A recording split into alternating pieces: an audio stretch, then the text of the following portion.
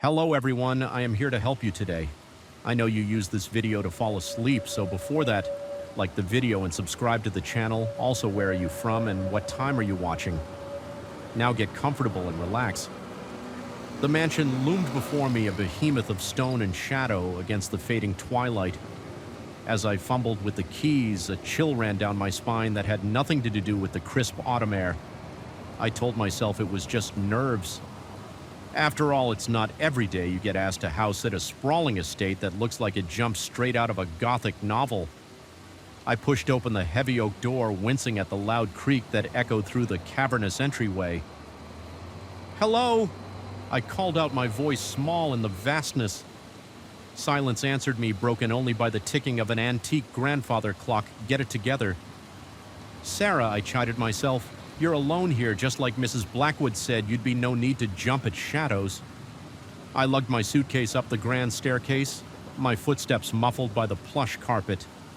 The bedroom Mrs. Blackwood had directed me to was larger than my entire apartment, with a four-poster bed that could easily sleep four. I unpacked quickly, eager to explore the rest of the house before it got too dark. Room after room revealed itself to me each more opulent than the last. A library with floor-to-ceiling bookshelves, a music room with a grand piano, gathering dust. A sunroom filled with exotic plants I couldn't name. It was like stepping into another world, one of old money and faded glamour.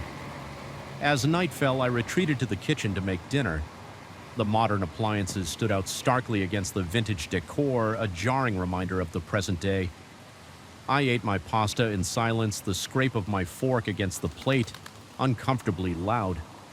That first night I slept fitfully. The house creaked and groaned around me, settling in ways my city apartment never did. Every noise had me sitting bolt upright, heart racing before I remembered where I was. By the time dawn broke, I felt more exhausted than when I'd gone to bed. The next day passed. Uneventfully, I worked remotely from the library. The Wi-Fi surprisingly good for such an old house. As the evening approached, I decided to run myself a bath in the clawfoot tub, hoping it would help me relax. I was just sinking into the steaming water when I heard it. A thud followed by the unmistakable sound of footsteps. My blood ran cold. I held my breath, straining to listen. There it was again, the slow, deliberate tread of someone trying to move quietly. It's just the house settling, I told myself, or your imagination running wild. But deep down, I knew better. With shaking hands, I got out of the tub and dressed quickly. I crept to the bathroom door and pressed my ear against it.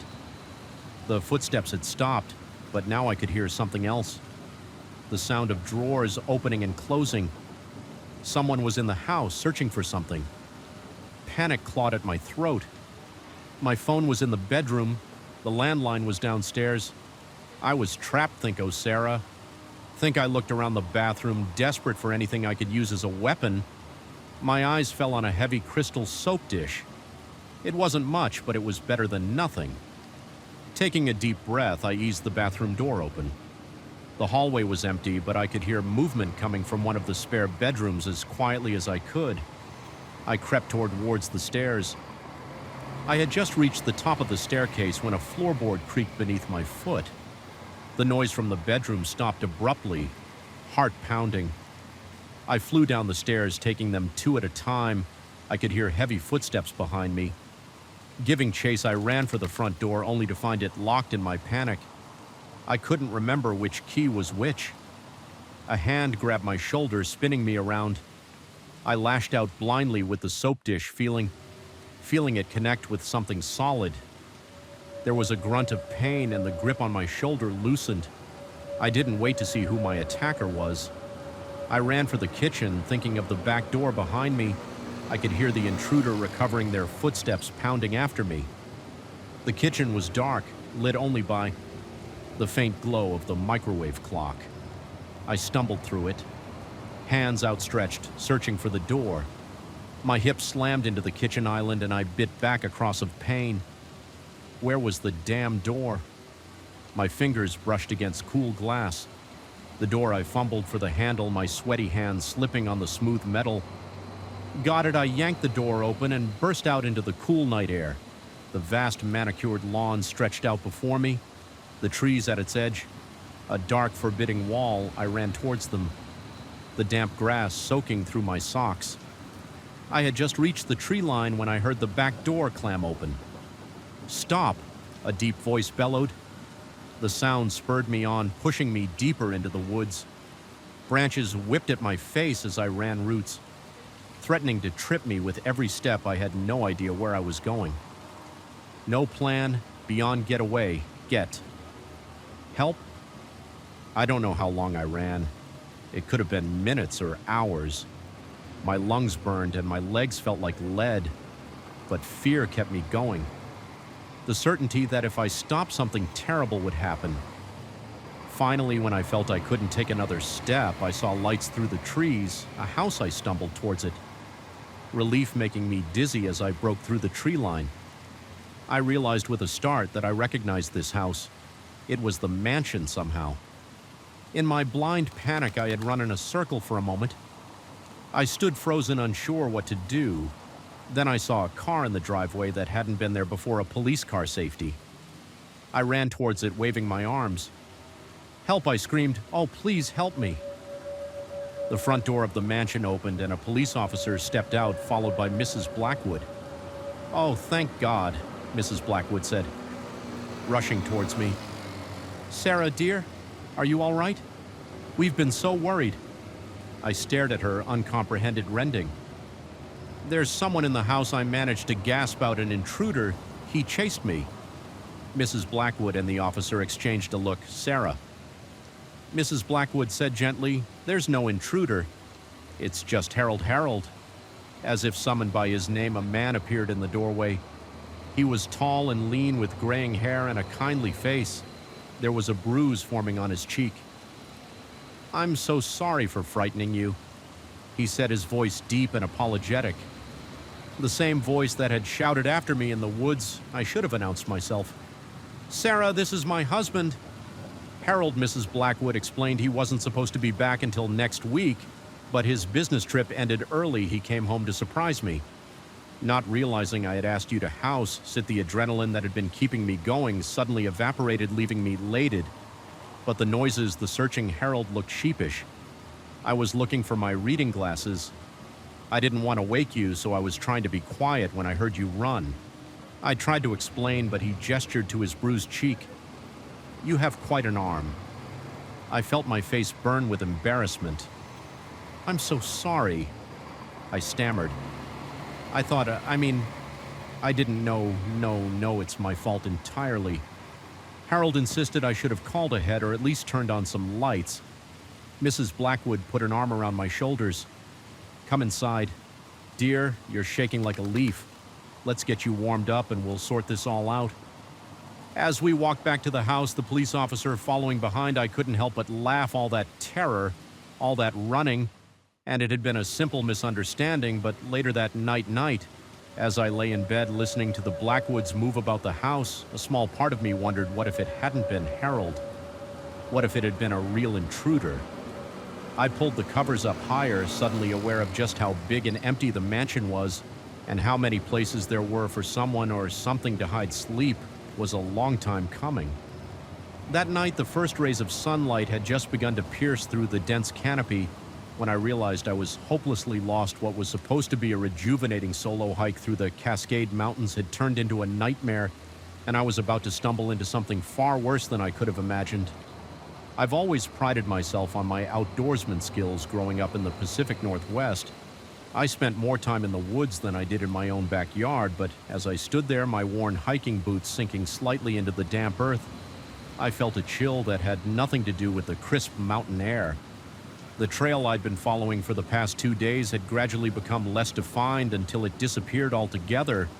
I pushed on, confident in my ability to navigate by the sun and my trusty compass, but now surrounded by towering pines and jagged rocks, everything looked the same.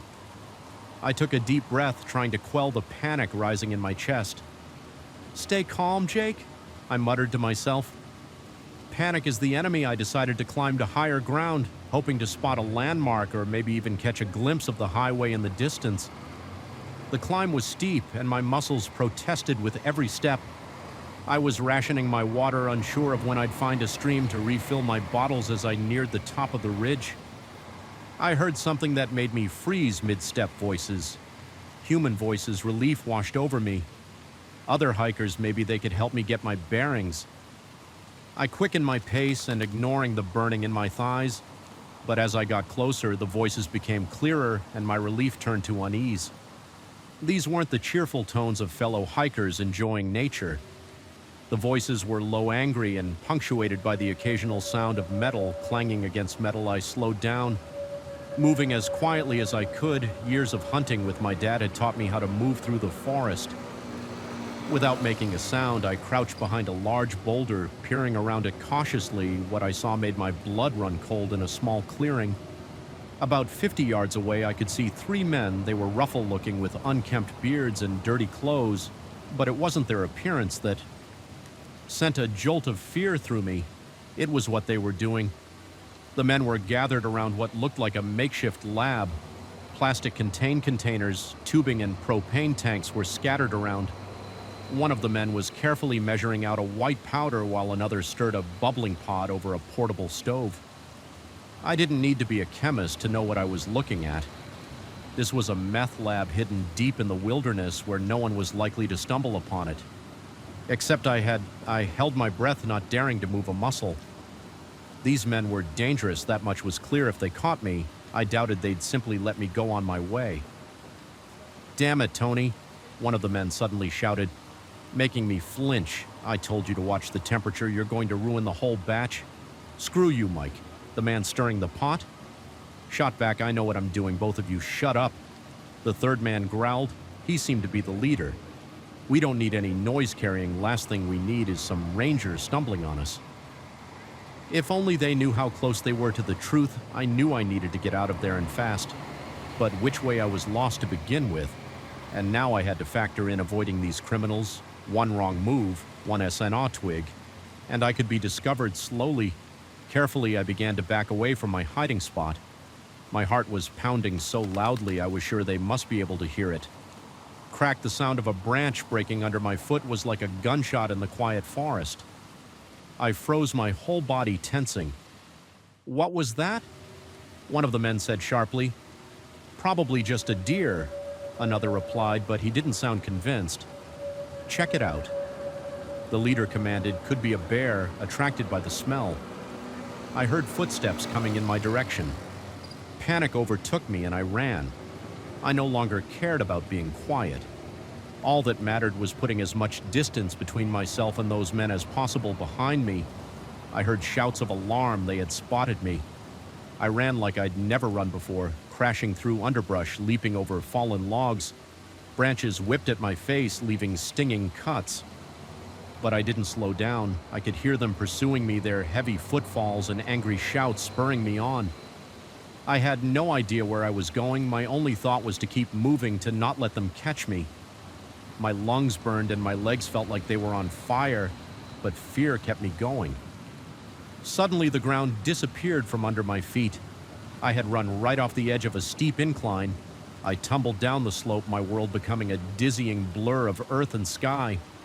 I came to a stop at the bottom. The breath knocked out of me for a moment. I lay there dazed and gasping for air. Then I heard the voices again, closer now. Ignoring the pain radiating through my body, I forced myself to my feet and started running again. The forest seemed to close in around me, the trees becoming a green blur as I ran. I had no idea how long I'd been running or how far I'd gone. My throat was raw, my mouth dry as dust. But still I pushed on. Just when I thought I couldn't take another step, I burst out of the tree line and onto a road, an actual paved road. I could have cried with relief, but I wasn't safe yet. I could still hear shouts in the distance. They were still after me. I looked up and down the road, praying to see a car, aim a truck, anything, but it was deserted, left with no other choice. I started running down the road. It had to lead somewhere. Right to civilization, to safety. I don't know how long I ran along that road. Road time seemed to lose all meaning. My whole world narrowed down to the rhythmic pounding of my feet on the asphalt and the burning in my lungs, and then like a mirage in the desert. I saw at a gas station. Never in my life had I been so happy to see one of those garish neon signs. I staggered into the parking lot, startling an old man filling up his pickup truck. Please? I gasped out my voice hoarse. I need help, call the police. The man took one look at me, wild-eyed, covered in cuts and bruises, gasping for breath, and hurried into the store. Moments later, he came back out with the clerk, who was already on the phone with 911. As I sank to the ground, my legs finally giving out, I heard the clerk describing my condition to the dispatcher. The old man draped his jacket over my shoulders, murmuring words of comfort. It wasn't until I heard the wail of approaching sirens that I finally allowed myself to relax. I was safe. I had made it. The aftermath was a blur of police statements and medical checks. I told the authorities everything I had seen, and they assured me they would investigate. They found the lab abandoned, but with clear evidence of recent activity. The men, however, had vanished into the vast wilderness. It took me a long time to feel comfortable in the woods again. After that, the forest, once my sanctuary, had become a place of terror. But slowly I found my way back. I still hike, still seek out the solitude of nature. But now I'm always aware that even in the most remote places, you're never truly alone, and sometimes that's not a comforting thought. At all, the flickering fluorescent lights cast an eerie glow over the empty corridors as I made my rounds. It was just another quiet night at Westfield Mall. Or so I thought. Little did I know that in a matter of hours I'd be fighting for my life against an unseen enemy in a place I once considered mundane. My name's Mike, and I've been the night security guard at Westfield for the past 3 years. It's usually a boring job. Walk around, check the locks, make sure no one's trying to camp out in the food court overnight, but that night was different. It started like any other shift. I arrived at 10 p.m. Just as the last of the cleaning crew was leaving, I nodded to Janice, the elderly woman who always stayed late to make sure the floors were spotless, all quiet tonight. "Mike," she said with a smile, "see you tomorrow." If only she knew I settled into the security office. A small room filled with monitors showing feeds from the mall's numerous cameras. I did a quick scan, nothing but empty doors and darkened corridors. Perfect. Around midnight, I started my first round of the night. The mall was eerily silent, my footsteps echoing off the tiled floors. I'd never tell anyone. But these walks always gave me the creeps, something about the mannequins and the store windows, their blank faces seeming to follow me as I passed. I was on the second floor, passing by the large fountain in the center atrium when I heard it. A faint noise, no like metal scraping against metal. I froze, straining my ears. There it was again. "Hello!" I called out, my voice sounding unnaturally loud in the empty space. No response. I pulled out my flashlight, sweeping its beam across the darkened stores. Nothing seemed out of place. Must be the old pipes, I muttered to myself, trying to shake off the uneasy feeling creeping up my spine. I continued my R, but now I was on high alert. Every shadow seemed deeper, every noise amplified. By the time I made it back to the security office, my nerves were frayed. I sank into my chair, eyes scanning the monitors. Everything looked normal, but I couldn't shake the feeling that something was off. That's when I saw it, a shadow moving quickly across one of the screens. I leaned in. Heart racing, it was gone as quickly as it appeared, leaving me wondering if I'd imagined it. I rewound the footage. Watching carefully, there in the corner of the screen, a figure darted past too fast to make out clearly. My mouth went dry. Someone was in the mall. I grabbed my radio, ready to call for backup, but hesitated. What if I was overreacting? I didn't want to be the guard who called the cops over a trick of the light. I decided to investigate myself first. Armed with my flashlight and a heavy wrench I kept in the office for emergencies, I ventured out into the mall. The corridor seemed different now. Menacing, every storefront could be hiding an intruder, every shadow concealing a threat. I moved cautiously, ears straining for any sound out of place. As I rounded a corner near the electronics store, I heard it again. That scraping sound, louder this time. It was coming from inside the store. I approached, rode slowly, flashlight beam trembling slightly. The store's security gate was intact, but as I got closer, I could see it wasn't fully closed. There was a gap at the bottom just big enough for someone to squeeze under. My heart was pounding so hard I could feel it in my throat. I should go back, call the police. But curiosity and a misplaced sense of duty pushed me forward. I ducked under the gate, wincing at the noise it made. The store was pitch black, the displays of TV and computers looming like silent sentinels. My flashlight beam seemed pathetically small in the darkness. "Security," I called out, trying to keep my voice steady. "Show yourself, silence." Then a crash from the back of the store. I swung my flashlight toward the sound, catching a glimpse of movement. Someone was definitely here. I moved deeper into the store, wrench gripped tightly in my sweaty hand. Another crash. A closer this time. I spun around but saw nothing. They were toying with me. I realized whoever they were enjoying this game of cat and mouse. Suddenly, the lights in the store flickered on. I blinked momentarily, blinded when my vision cleared. I saw them, 3 men dressed all in black, wearing masks that covered their faces. They were spread out, blocking my exit. One of them held a crowbar, another a knife. Well, the one in the middle," said his voice muffled by the mask. "Looks like we've got company, boys." I raised my wrench, trying to look more confident than I felt. "You're trespassing," I said, surprised at how steady my voice sounded. "Leave now and I won't call the cops." They laughed, a chilling sound that echoed through the store. "I don't think you understand the situation. Rant a cop." The leader said, "We're not going anywhere, and neither are you." They started to advance, spreading out to surround me. I backed up, mind racing. I was outnumbered and outarmed. I needed a plan fast. My back hit a display stand and an idea struck. I grabbed the laptop off the stand and hurled it at the nearest intruder. He ducked, and in that moment of distraction, I ran. I darted between the aisles, knocking over displays as I went to slow them down. I could hear them cursing, giving chase. I reached the security gate and slid under it.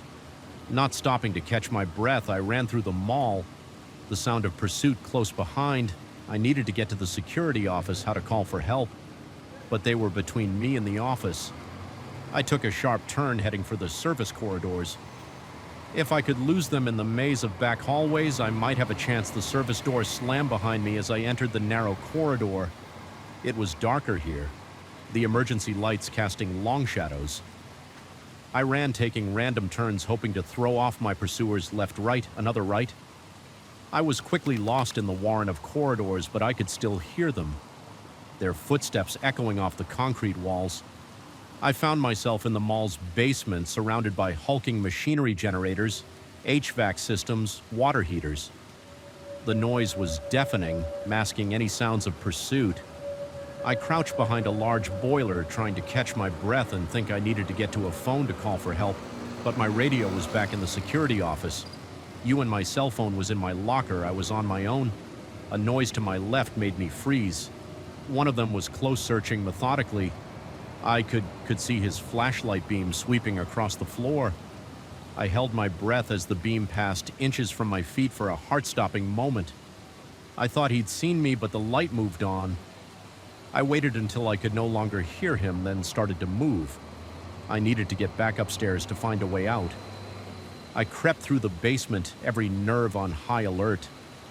I'd almost made it to the stairs when a hand grabbed my shoulder. I spun, swinging my wrench blindly. It connected with something solid, and I heard a grunt of pain. I didn't wait to see who I'd hit. I ran, taking the stairs 2 at a time. I burst back into the main mall. I could hear shouts behind me. They were all after me now. I ran faster than I ever had in my life, my lungs burning, legs pumping. I rounded a corner and saw it. The exit freedom. I slammed into the door at full speed already, imagining the cool night air on my face, but the door didn't budge. It was locked. Of course it was locked. I had locked it myself at the start of my shift. Panic threatened to overwhelm me as I fumbled for my keys behind me. I could hear them getting closer. My hands were shaking so badly I could barely get the key in the lock. Turn. Damn you, turn.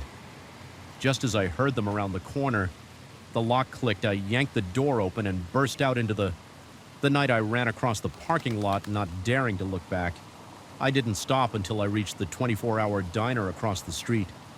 I burst in, startling the lone waitress called the police. I gasped. Please, the next few hours were a blur of police statements and questions. They searched the mall but found no sign of the intruders, just some broken displays in the electronics store and a crowbar left behind. I quit my job the next day. I couldn't face going back into that mall, couldn't shake the feeling of being hunted sometimes late at night. I still wake up in a cold sweat, the echo of footsteps in my ears, and I wonder what if I hadn't made it to that door in time. The crackling of our campfire did little to mask the eerie silence that had fallen over the forest, what had started as a peaceful getaway for me, and Sarah had turned into a nightmare as I stared into the darkness beyond our small circle of light. I couldn't shake the feeling that we were being watched. Little did I know our idyllic camping trip was about to become a desperate fight for survival. My name's Alex, and I've always loved the great outdoors. When I suggested to my girlfriend Sarah that we take a weekend camping trip to celebrate our anniversary, she was all for it. We picked a spot deep in the Ozarks, far from the usual tourist trails. We wanted solitude, a chance to reconnect with nature and each other. Be careful what you wish for. I guess the first day was perfect. We hiked through lush forests, the canopy above us alive. With birdsong, we set up our tent in a small clearing near a bubbling stream, the sound of the water a soothing backdrop to our quiet conversation. As night fell, we sat by our campfire, roasting marshmallows and pointing out constellations in the clear sky above. It was on the second day that things started to feel off. We were exploring a nearby ridge when Sarah stopped. Suddenly, did you hear that? She asked, her voice tight with tension. I listened, but heard nothing beyond the usual forest sounds. Hear what I thought I heard: voices. She said, her eyes scanning the trees around us like someone shouting. I strained my ears, but still heard nothing unusual. Probably just other hikers, I said, trying to sound reassuring, but a small knot of unease had formed in my stomach. We continued our hike, but the carefree mood of earlier had evaporated. I found myself jumping at every snapping twig, every rustle in the underbrush. Sarah kept close to me, her earlier enthusiasm replaced by nervous glances over her shoulder. As we made our way back to our campsite, I couldn't shake the feeling that we were being followed. Every time I turned to look behind us, I saw nothing but trees and shadows, but the feeling persisted, growing stronger with each step we reached our clearing. Just as the sun was setting, painting the sky in brilliant shades of orange and pink. But even the beautiful sunset couldn't dispel the unease that had settled over us. Maybe we should pack up and head back, Sarah suggested as we prepared dinner. I've got a bad feeling about this place. I was tempted to agree, but my pride got in the way. Let's stick it out one more night, I said. It's probably just our imaginations running wild. We came out here for an adventure, right? Sarah nodded, but I could see she wasn't convinced. Neither was I, if I'm being honest. As darkness fell, we huddled close to our campfire, the flames casting flickering shadows on the surrounding trees. We spoke in hushed tones, as if afraid of being overheard. Every snapping twig, every rustle of leaves had us on edge. It was just after midnight when we heard it, a long, low whistle, followed by an answering call from the other side of our clearing. Sarah grabbed my arm, her fingers digging into my skin. Alex, she whispered, her voice trembling. There's someone out there. Before I could respond, a figure stepped into the edge of our firelight. A man tall and lean with a scraggly beard and clothes that had seen better days. He was holding a hunting rifle. Well, he said, his voice rough. Looks like we've got company, boys, as if on cue. More men emerged from the darkness. I counted 5 in total. All armed, all looking at us with a mixture of curiosity and something darker, more predatory. I stood up slowly, pulling Sarah with me. We don't want any trouble, I said, trying to keep my voice steady. We're just camping. We'll pack up and leave right now if you want, the first man. Clearly, the leader laughed. It was not a pleasant sound. Oh, you're not going anywhere. He said, see, we've got ourselves a little operation out here, and we can't have you two running off and telling anyone about it. My mind raced. What kind of operation could they be running out here in the middle of nowhere? Then it clicked: drugs. We must have stumbled too close to their setup. We haven't seen anything. Sarah said, her voice high with fear. We don't even know where we are exactly. Please just let us go. The leader pretended to consider this for a moment, then shook his head. Can't take that risk, sweetheart. No, I'm afraid you'll be staying with us for a while. The other men started to move closer, forming a tight circle around us. I looked around desperately for a way out, but we were completely surrounded. That's when I saw it, a flash of metal in the fur light. One of the men had pulled out a length of rope in that moment. Survival instinct took over. I grabbed a burning log from the fire and hurled it at the nearest man. He yelled in pain and surprise as embers scattered across his chest. Run, I shouted at Sarah, pushing her towards the darkest part of the forest. We took off, crashing through the underbrush behind us. I could hear shouts of anger and the sound of pursuit. My heart was pounding so hard I thought it might burst out of my chest. We ran blindly through the dark forest, branches whipping at our faces, roots threatening to trip us with every step. I had no idea where we were going, only that we needed to put as much distance between us and those men as possible. Sarah stumbled and I caught her before she could fall. Keep going, I gasped, pulling her along. We can't stop. The sound of our pursuers seemed to be getting closer. They knew these woods better than we did, and they were gaining on us.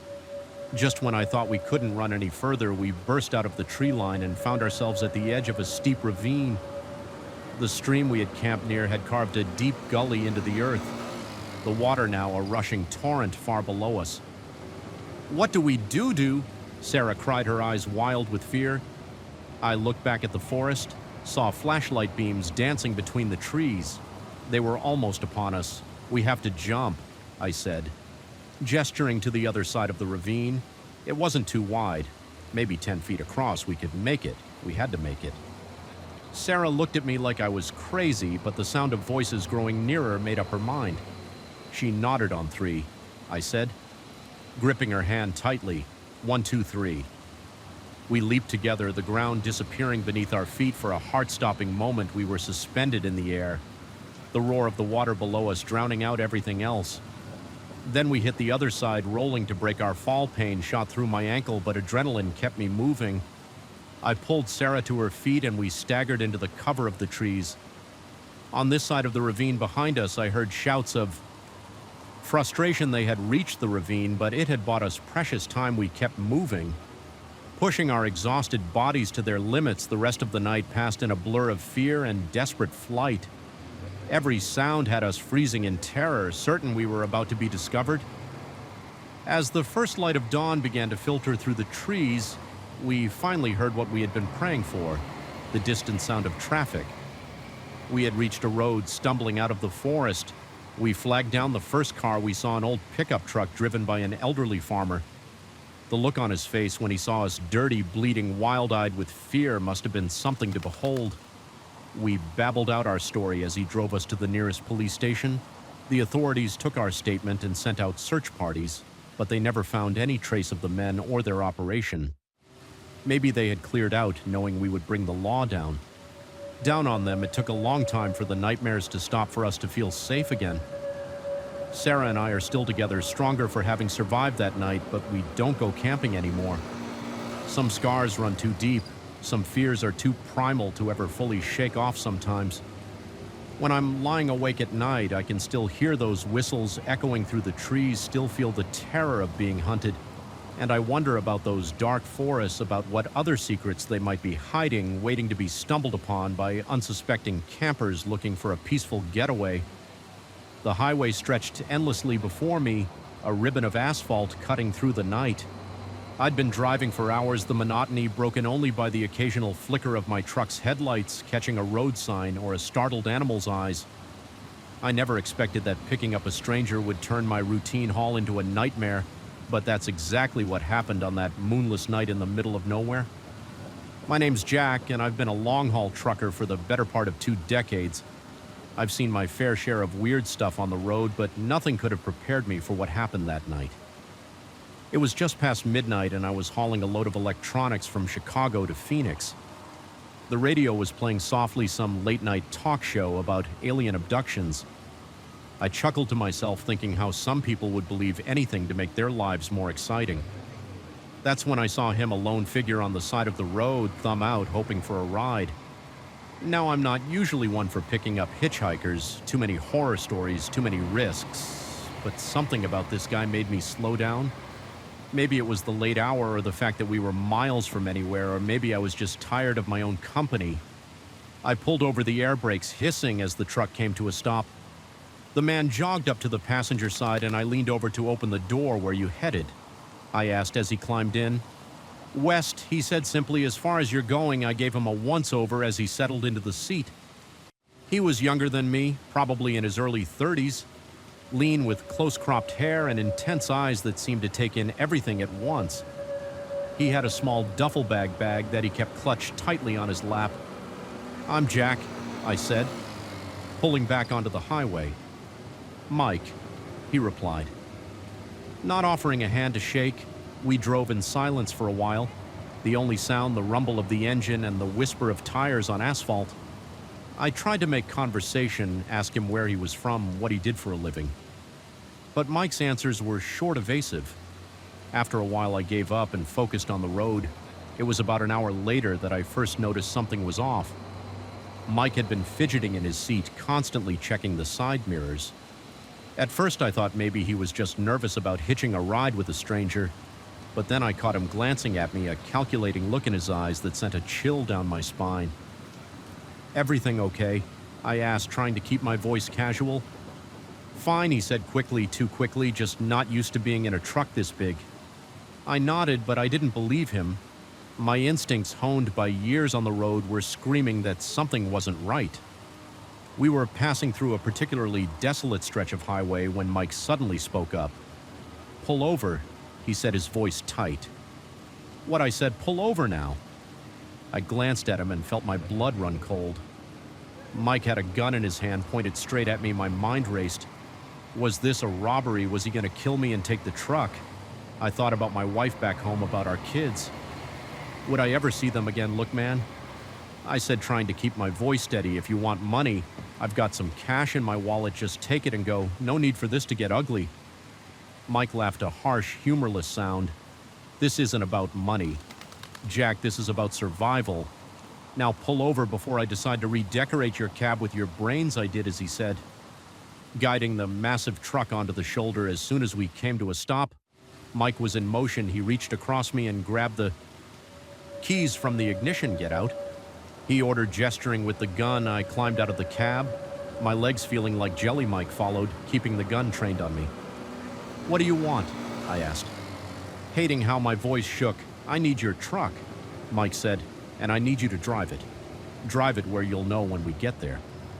Now get back in. You're driving." As I climbed back into the driver's seat, my mind was working overtime. I needed to find a way out of this situation.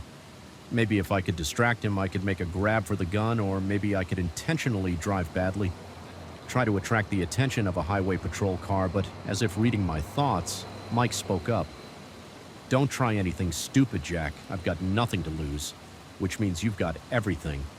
Everything to lose. Just drive normally and do what I say." So I drove hours past the landscape outside, changing as we headed west. All the while, Mike kept the gun trained on me, his eyes constantly scanning the road behind us. "Who are you running from?" I finally asked, unable to contain my curiosity any longer. Mike was quiet for so long, I thought he wasn't going to answer. "Then bad people," he said softly. "People who want me dead." Why, he laughed again, that same humorless sound, because I know things they don't want anyone to know. My mind raced with possibilities. Was he some kind of whistleblower, a witness to a crime? Whatever it was, I was now involved whether I wanted to be or not. As dawn began to break, painting the sky in shades of pink and gold, Mike suddenly tensed. He muttered, staring intently at the side mirror. I glanced in my rear-view mirror and saw a black SUV gaining on us. "Fast, drive faster." Mike ordered, his knuckles white around the gun. I pressed down on the accelerator, the engine roaring as we picked up speed, but the SUV was faster, sleeker. It pulled alongside us, and I saw the passenger window rolling down. "Get down!" Mike yelled just as the sound of gunfire erupted. I ducked instinctively, feeling the truck swerve as bullets pinged off the metal. Mike was returning fire, leaning out the window to shoot at our pursuers. The next few minutes were chaos. I struggled to keep the truck on the road while trying to stay low. The sound of gunfire was deafening in the confined space of the cab. Suddenly, there was a loud bang and the truck lurched violently. They had shot out one of our tires. I fought with the steering wheel, trying to keep us from jackknifing. There, Mike shouted, pointing ahead, "Pull into that rest stop." I saw the sign for the upcoming rest area and made for it. The truck swung dangerously on its blown tire. We skidded into the parking lot, coming to a stop in a cloud of dust and burning rubber. "Run," Mike yelled, already jumping out of the cab. I didn't need to be told twice. I was out of the truck and running before I even had time to think. I could hear car doors slamming behind us. Shouts of anger, Mike and I ran towards the small cluster of buildings that made up the rest. Stop, it was early and the place was deserted. We burst into the main building, startling a sleepy-looking attendant call the police. I gasped out, "Are there our men with guns?" But before I could finish, the door burst open again. 3 men entered, all holding weapons. The attendant screamed and ducked behind the counter. Mike shoved me behind a rack of snacks and opened fire. The men returned fire, and suddenly the quiet rest stop was transformed into a war zone. Chips bags exploded, sending a rain of potato shards everywhere. The acrid smell of gunpowder filled the air. I cowered behind the rack, my heart pounding so hard I thought it might burst out of my chest. This was insane.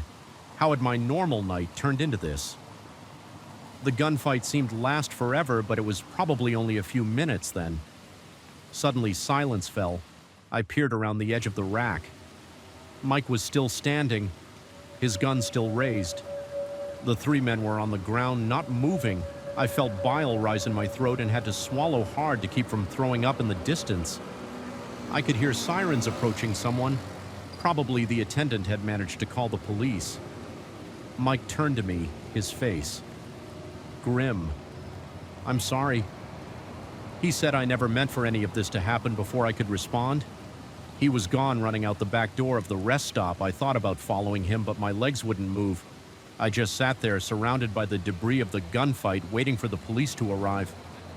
The aftermath was a blur of police statements and questions. I told them everything about picking up Mike, about the chase and the shootout. They seemed skeptical at first, but the evidence backed up my story.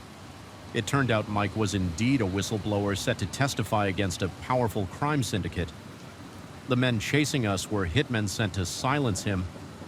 Mike was never found, having vanished into the desert. As for me, I was cleared of any wrongdoing.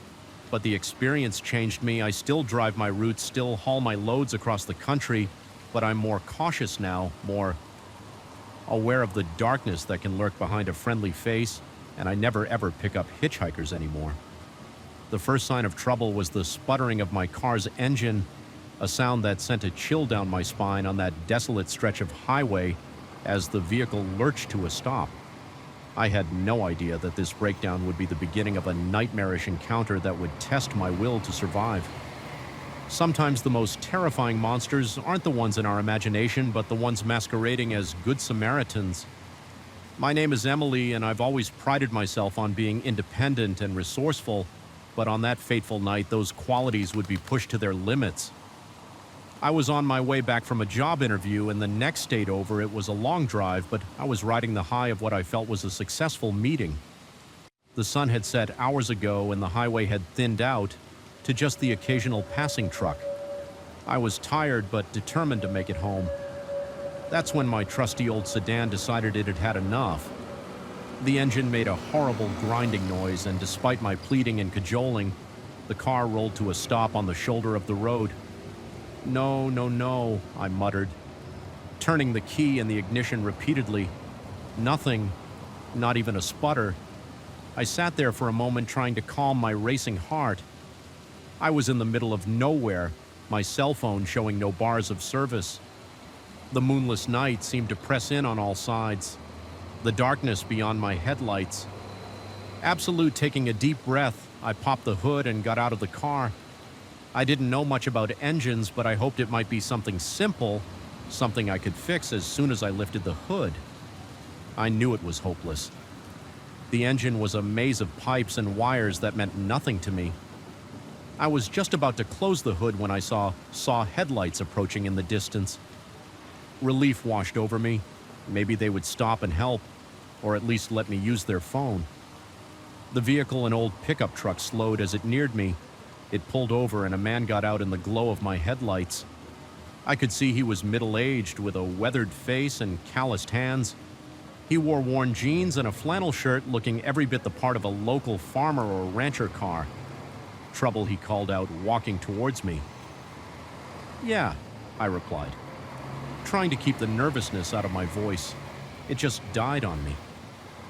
"I don't suppose you know anything about engines?" He chuckled. "I might know a thing or two. Mind if I take a look?"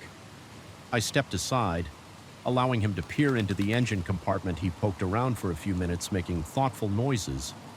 "Well, looks like your timing belt shot," he finally said. "Not something we can fix out here."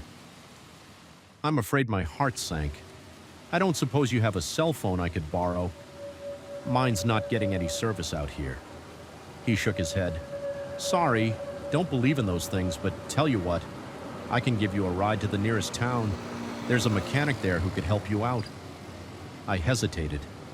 Every instinct was screaming at me not to get into a car with a stranger, especially out here in the middle of nowhere. But what choice did I have? I couldn't stay here all night, and who knew when another car might come along that would be great. "Thank you," I heard myself say. He smiled, but something about it didn't quite reach his eyes. "Happy to help. Name's Tom, by the way, Emily," I replied, grabbing my purse from my car as we drove. Tom kept up a steady stream of small talk. He asked about where I was from, where I was headed. I answered vaguely, not wanting to give away too much information. Something about him was making me increasingly uneasy, though I couldn't put my finger on why. We had been driving for about 20 minutes when I realized something was wrong. We should have reached a town by now, or at least seen some signs of civilization, but there was nothing but darkness outside the windows.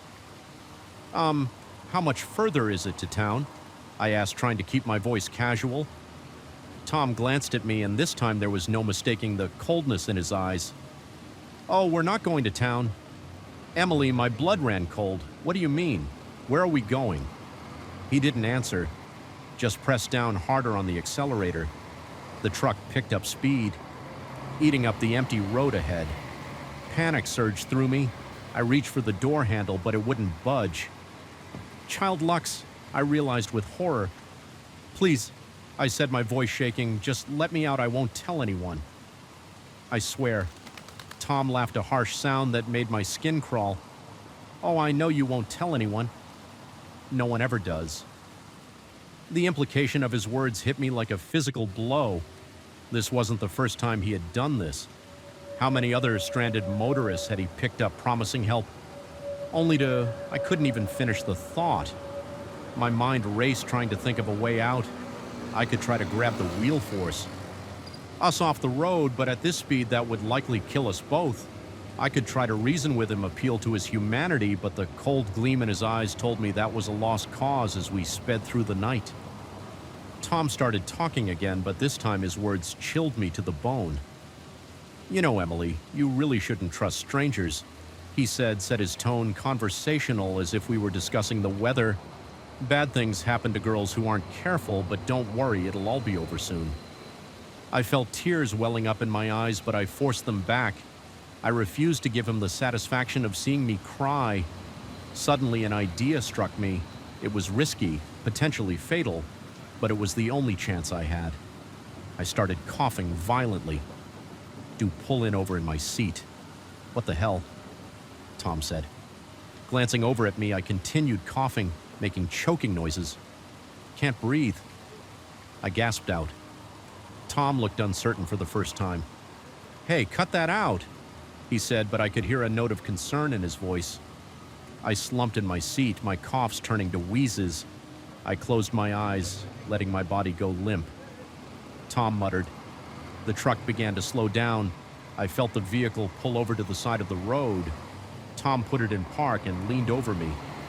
"Hey, wake up," he said. Shaking my shoulder roughly, this was my chance. My eyes snapped open and I drove my elbow into his face with all the strength I could muster. I felt his nose crunch under the impact and he reeled back with a howl of pain in his moment of distraction. I lunged for the keys in the ignition. I yanked them out and scrambled for the door, my fingers scrabbling at the lock. Tom recovered quickly, grabbing for me. His fingers tangled in my hair, yanking me back. I screamed more on rage than fear and twisted in his grip. My free hand found his eyes and I dug my fingers in without mercy. He let go with a scream of agony and I tumbled out of the truck onto the hard ground. Pain shot through my body, but adrenaline kept me moving. I staggered to my feet and ran. I could hear Tom behind me cursing and stumbling in the darkness. But I had the advantage now. My eyes had adjusted to the darkness, and I was younger, faster. I ran like I had never run before, my lungs burning. My legs pumping. I didn't know where I was going. Only that I had to get away. The keys were still clutched in my hand, cutting into my palm. I don't know how long I ran. It could have been minutes or hours. Eventually, I couldn't hear Tom anymore, but I didn't slow down. The night was alive with noises, the rustle of wind through grass, the hoot of an owl, the scurrying of small animals. But to my terrified mind, every sound was Tom coming to finish. What he had started just when I thought I couldn't take another step, I saw it. Lights in the distance, a town or at least a gas station civilization safety with a final burst of energy. I didn't know I possessed. I sprinted towards the lights as I got closer. I could make out the shape of a small gas station. A lone beacon in the darkness, I burst into the fluorescent-lit store. Startling the sleepy-looking clerk behind the counter, please. I gasped out. Call the police. There's a man, he tried to... I couldn't finish the sentence. The adrenaline that had kept me going suddenly drained away, leaving me shaky and weak. My legs gave out and I sank to the floor. The events of the night finally catching up with me. The clerk, to his credit, didn't hesitate. He grabbed the phone and dialed 911 while keeping a way eye on the door. The police arrived quickly, their flashing lights a welcome sight. I told them everything. Everything describing Tom and his truck in as much detail as I could remember.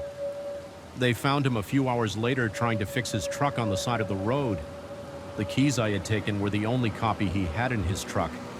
They found evidence linking him to several unsolved disappearances in the area.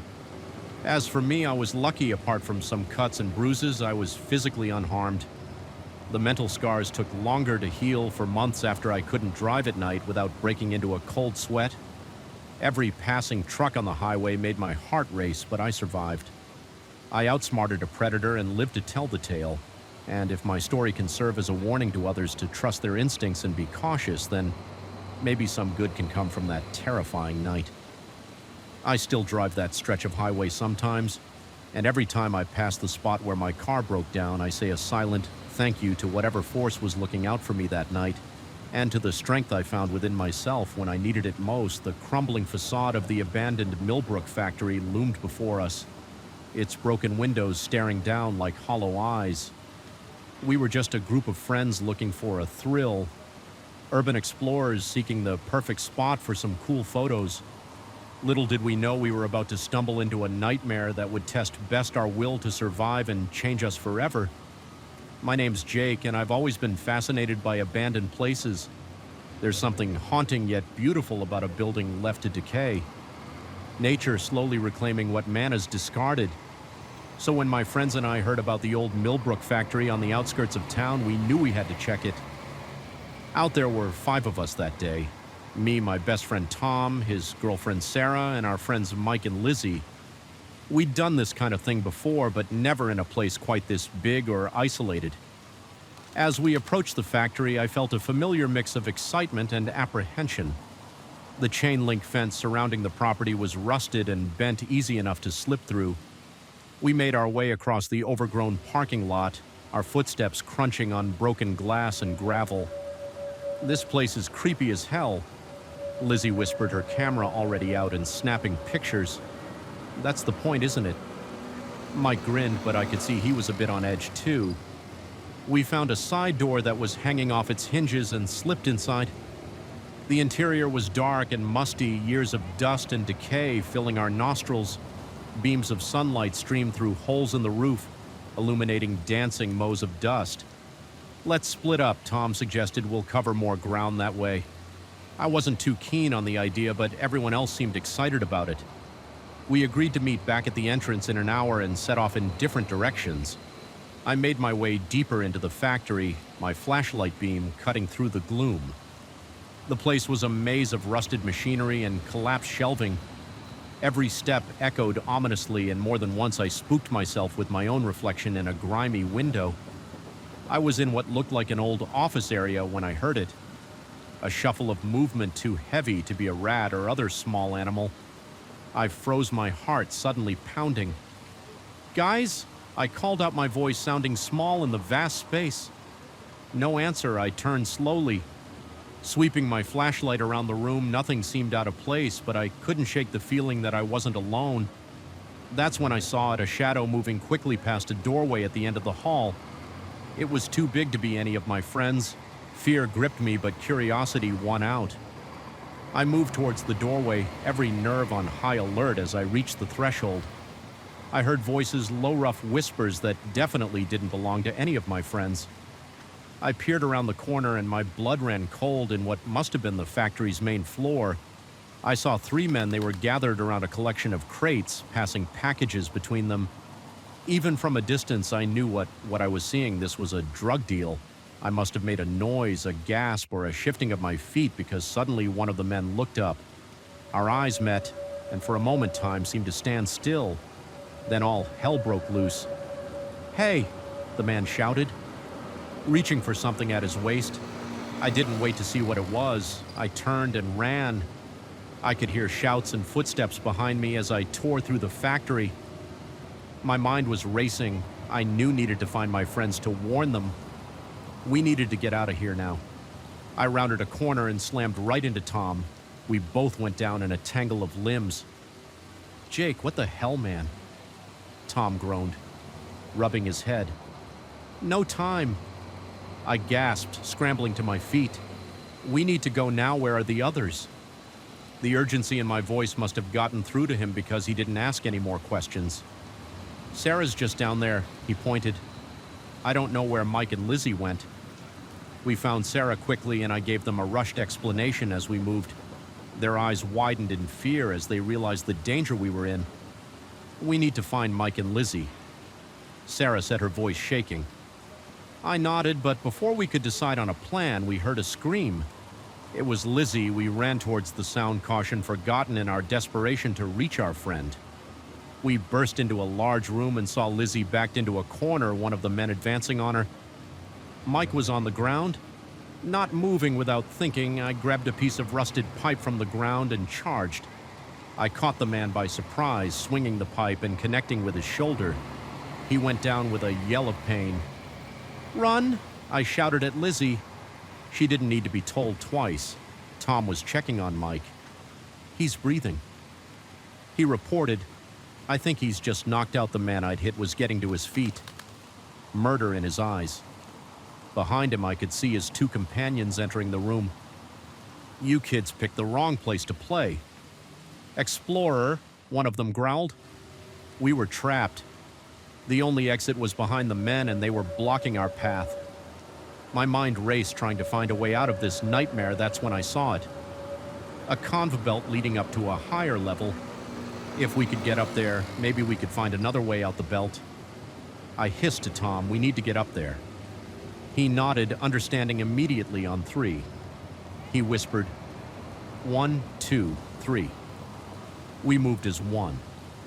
Tom and I grabbed Mike under the arms and ran for the conveyor belt. Sarah and Lizzie were right behind us. The men, caught off guard by our sudden movement, took a second to react, but that second was all we needed. We scrambled up the rusted conveyor belt, the sharp edges cutting into our hands. I could hear the men shouting, their footsteps pounding as they gave chase. We reached the upper level and found ourselves in a maze of catwalks and suspended walkways. The factory stretched out below us, a labyrinth of shadows and rusted metal. "Which way?" Sarah panted. I looked around frantically. There I pointed to a door on the far side of the room. It was marked with a faded exit sign. We ran across the catwalks, the whole structure shaking under our feet. Behind us, I could hear the men climbing up after us. We reached the door and I yanked it open, revealing a rusted fire escape without hesitation. We started down. We were about halfway down when I heard a gunshot. The sound echoed through the factory, making us all, "Flinch, keep moving," I shouted. We practically fell down. The last few flights, our feet clanging on the metal steps. As soon as we hit the ground, we ran. We didn't stop running until we reached Tom's car parked a few blocks away. We piled in, Mike still groggy but conscious now, and Tom peeled out of there like the devil himself was chasing us. It wasn't until we were miles away, the factory long out of sight, that we finally allowed ourselves to breathe. What just happened?" Lizzie asked, her voice barely above a whisper. I told them everything I had seen about the drug deal and the chase. As I spoke, the reality of what we'd just been through began to sink in.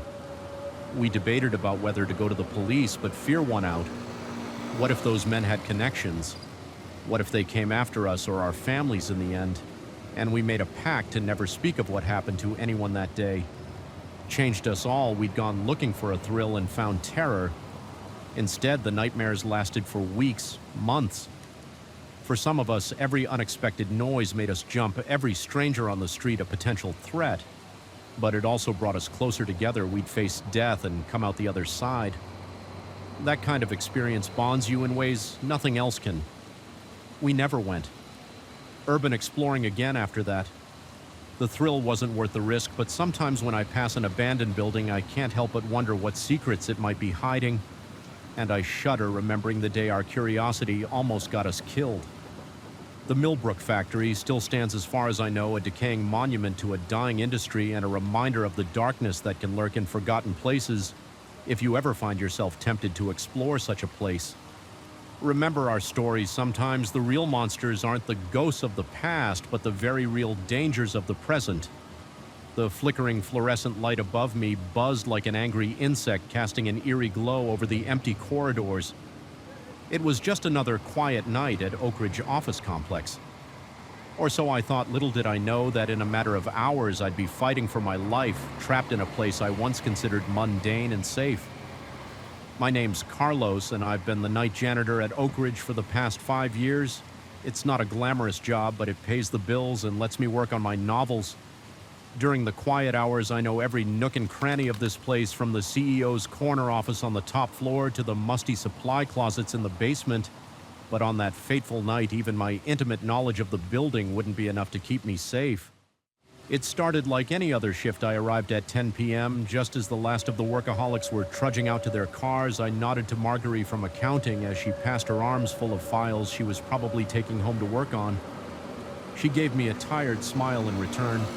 "Another late night, Marjorie?" I asked, holding the door open for her. "You know how it is during tax season, Carlos." She sighed. "See you tomorrow. If only I'd known." Those might be the last words we'd ever exchange.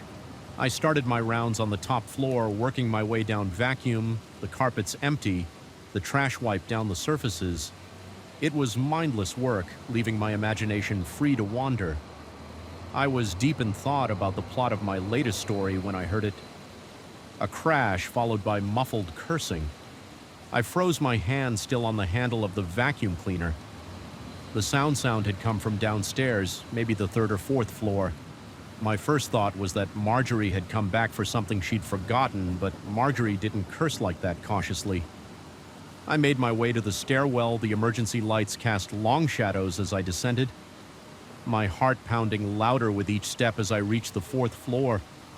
Landing, I heard voices, low, urgent. Whispers that definitely didn't belong to anyone who should be in the building at this hour.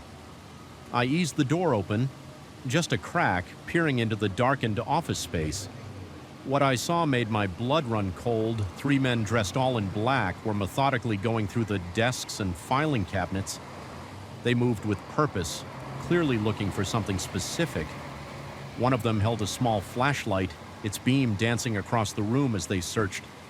Intruders, thieves, and here I was, alone in the building with them. I let the door close silently. My mind racing, I needed to call the police, but my cell phone was in my locker in the basement. The land. Lines on this floor would be useless. The phone system automatically shut down after hours to prevent long-distance abuse. I had to get to the security office on the ground floor. It had a separate phone line and direct access to the police as quietly as I could. I started down the stairs. I had just reached the third floor when I heard the stairwell door above me open. They were coming down. Panic surged through me. I yanked open the third floor door and ducked inside, praying they hadn't seen me. I could hear their footsteps echoing in the stairwell as they descended. "Check this floor," I heard one of them say. "We need to find those files." My heart was pounding so hard I was sure they'd hear it. I looked around frantically for a place to hide. The open office layout left few options, but then I spotted it. The supply closet. I darted across the room, wincing at every footfall that seemed to echo in the silence. I had just closed the closet door behind me when I heard them enter the floor, pressed against the back wall of the closet, surrounded by the smell of cleaning products and paper. I tried to steady my breathing through the slats in the door. I could see flashlight beams sweeping across the office. Nothing here. One of them growled after what felt like an eternity. "Let's try the next floor." I waited until I couldn't hear their footsteps anymore before allowing myself to breathe normally, but I knew I couldn't stay here. I had to get to that security office. Easing the closet door opened, I peered out into the darkness. The floor seemed empty. I crept towards the stairwell.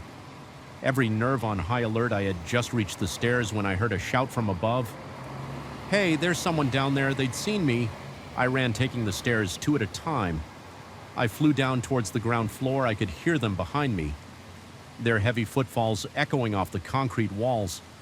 I burst out of the stairwell and into the main lobby.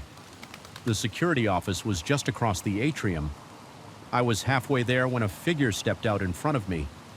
I skidded to a stop, nearly falling in my haste to change direction. The man lunged for me, but years of maneuvering around office furniture with my cleaning cart had made me nimble. I ducked under his grasp and sprinted for the elevators. I jabbed the call button repeatedly, knowing it was useless. The elevators were shut down for the night, but next to the elevators was a door marked maintenance. Beyond it, a ladder that led to the roof. I yanked the door open and started climbing my arms. Burning with the effort above me, I could hear the maintenance door slam open again. They were following me up. I reached the roof access hatch and pushed it open, gulping in the cool night air as I pulled myself up onto the gravel-covered roof. Stars twinkled overhead. Oblivious to the drama unfolding below them, I ran to the edge of the roof, looking for a way down. There was none. I was trapped. The hatch banged open behind me. I turned to see the three men climbing onto the roof, their faces twisted with anger and exertion. Nowhere to run now. One of them sneered. Advancing towards me, I backed up until I felt the low wall at the edge of the roof against my legs. "Look," I said, trying to keep my voice steady. "I don't know who you are or what you want, but I won't say anything. Just let me go." The man in the lead, a tall, broad-shouldered figure with a scar running down his cheek, laughed. "Sorry, pal, can't take that risk." He lunged at me in that moment. Time seemed to slow down. I saw his hand reaching for me, saw the malice in his eyes, and I made a decision. I vaulted over the low wall for a heart-stopping moment. I was in free fall, then my feet hit something solid. The window washing platform left in place by the crew earlier that day. I heard shouts of surprise from above as I frantically worked the controls. The platform lurched into motion, slowly descending the side of the building, but I wasn't safe yet. I could see one of the men leaning over the edge of the roof, taking aim with what looked like a gun.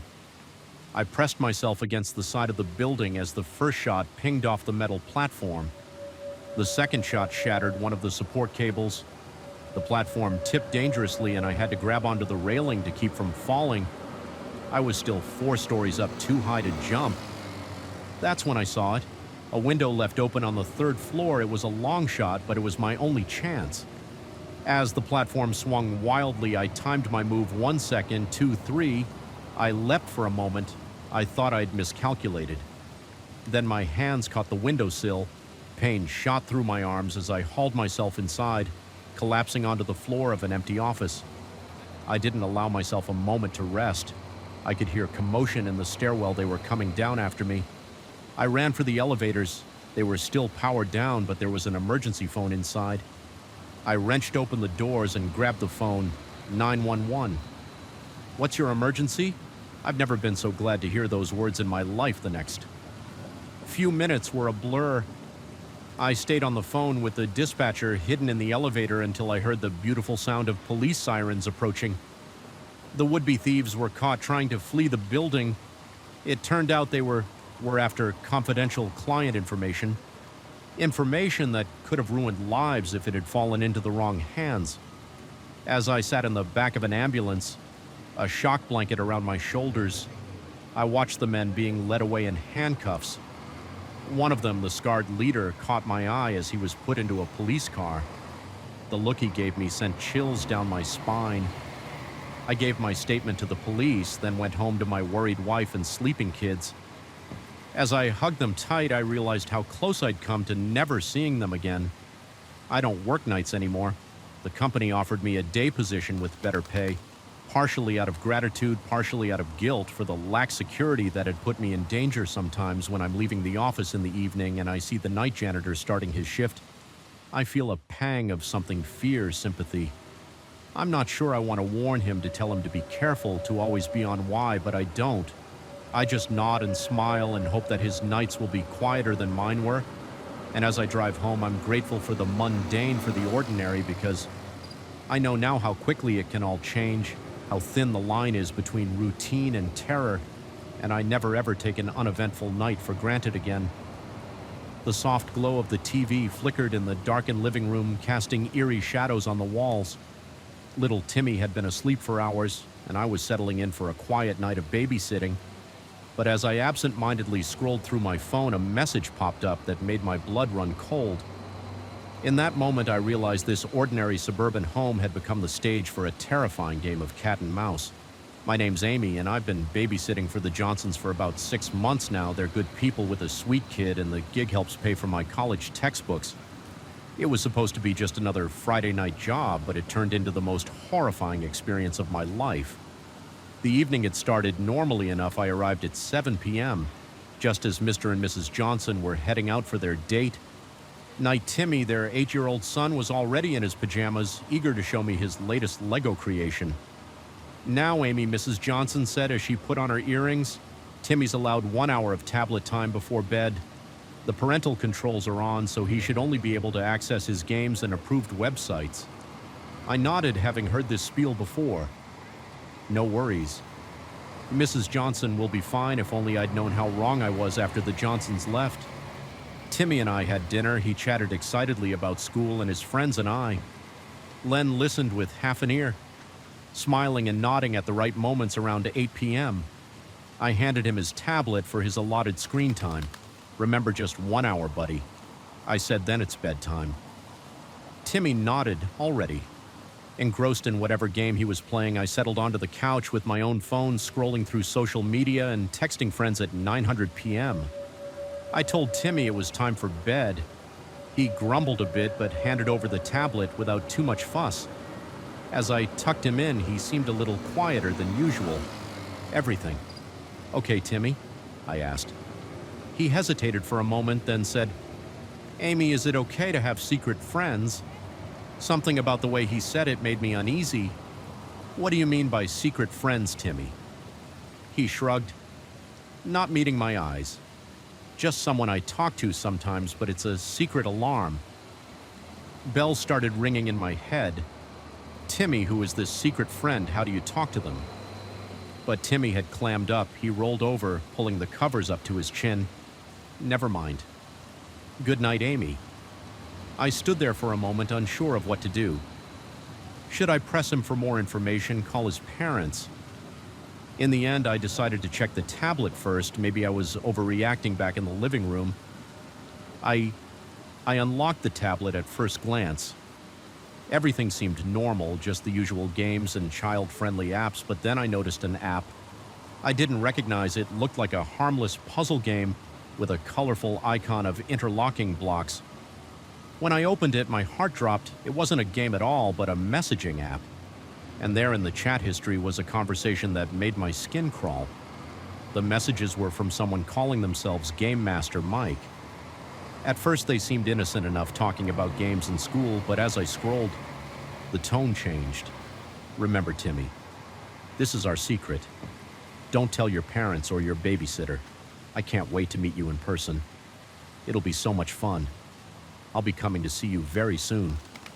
Maybe even tonight. My hands were shaking so badly, I nearly dropped the tablet. This wasn't just some online predator grooming a child from afar. This Mike was planning to come here tonight. I grabbed my phone ready to call the police when a message popped up on the screen. It was from an unknown number. Hello, Amy. Timmy's asleep now, isn't he? Why don't you let me in so we can surprise him? Terror washed over me in an icy wave. He was here outside at the house watching. I ran to the windows, making sure they were all locked. I could see nothing but darkness outside, but I felt exposed, vulnerable. I quickly drew all the curtains. My mind was racing. I needed to call the police. Wow, but what if he heard me? What if he decided to break in before help could arrive? Another message pinged on my phone. Come on, Amy, don't be rude. I've come all this way. I muted my phone. My heart pounding so hard I could feel it in my throat. I had to protect Timmy. I had to think. I crept upstairs, wincing at every creak of the floorboards. Timmy was still asleep, blissfully unaware of the danger. I gently shook him awake. Timmy, I whispered, trying to keep my voice calm. We need to play a game. It's called hide and seek, but we have to be very, very quiet. Okay, Timmy nodded, still half asleep. I led him to his parents' room, to the walk-in closet.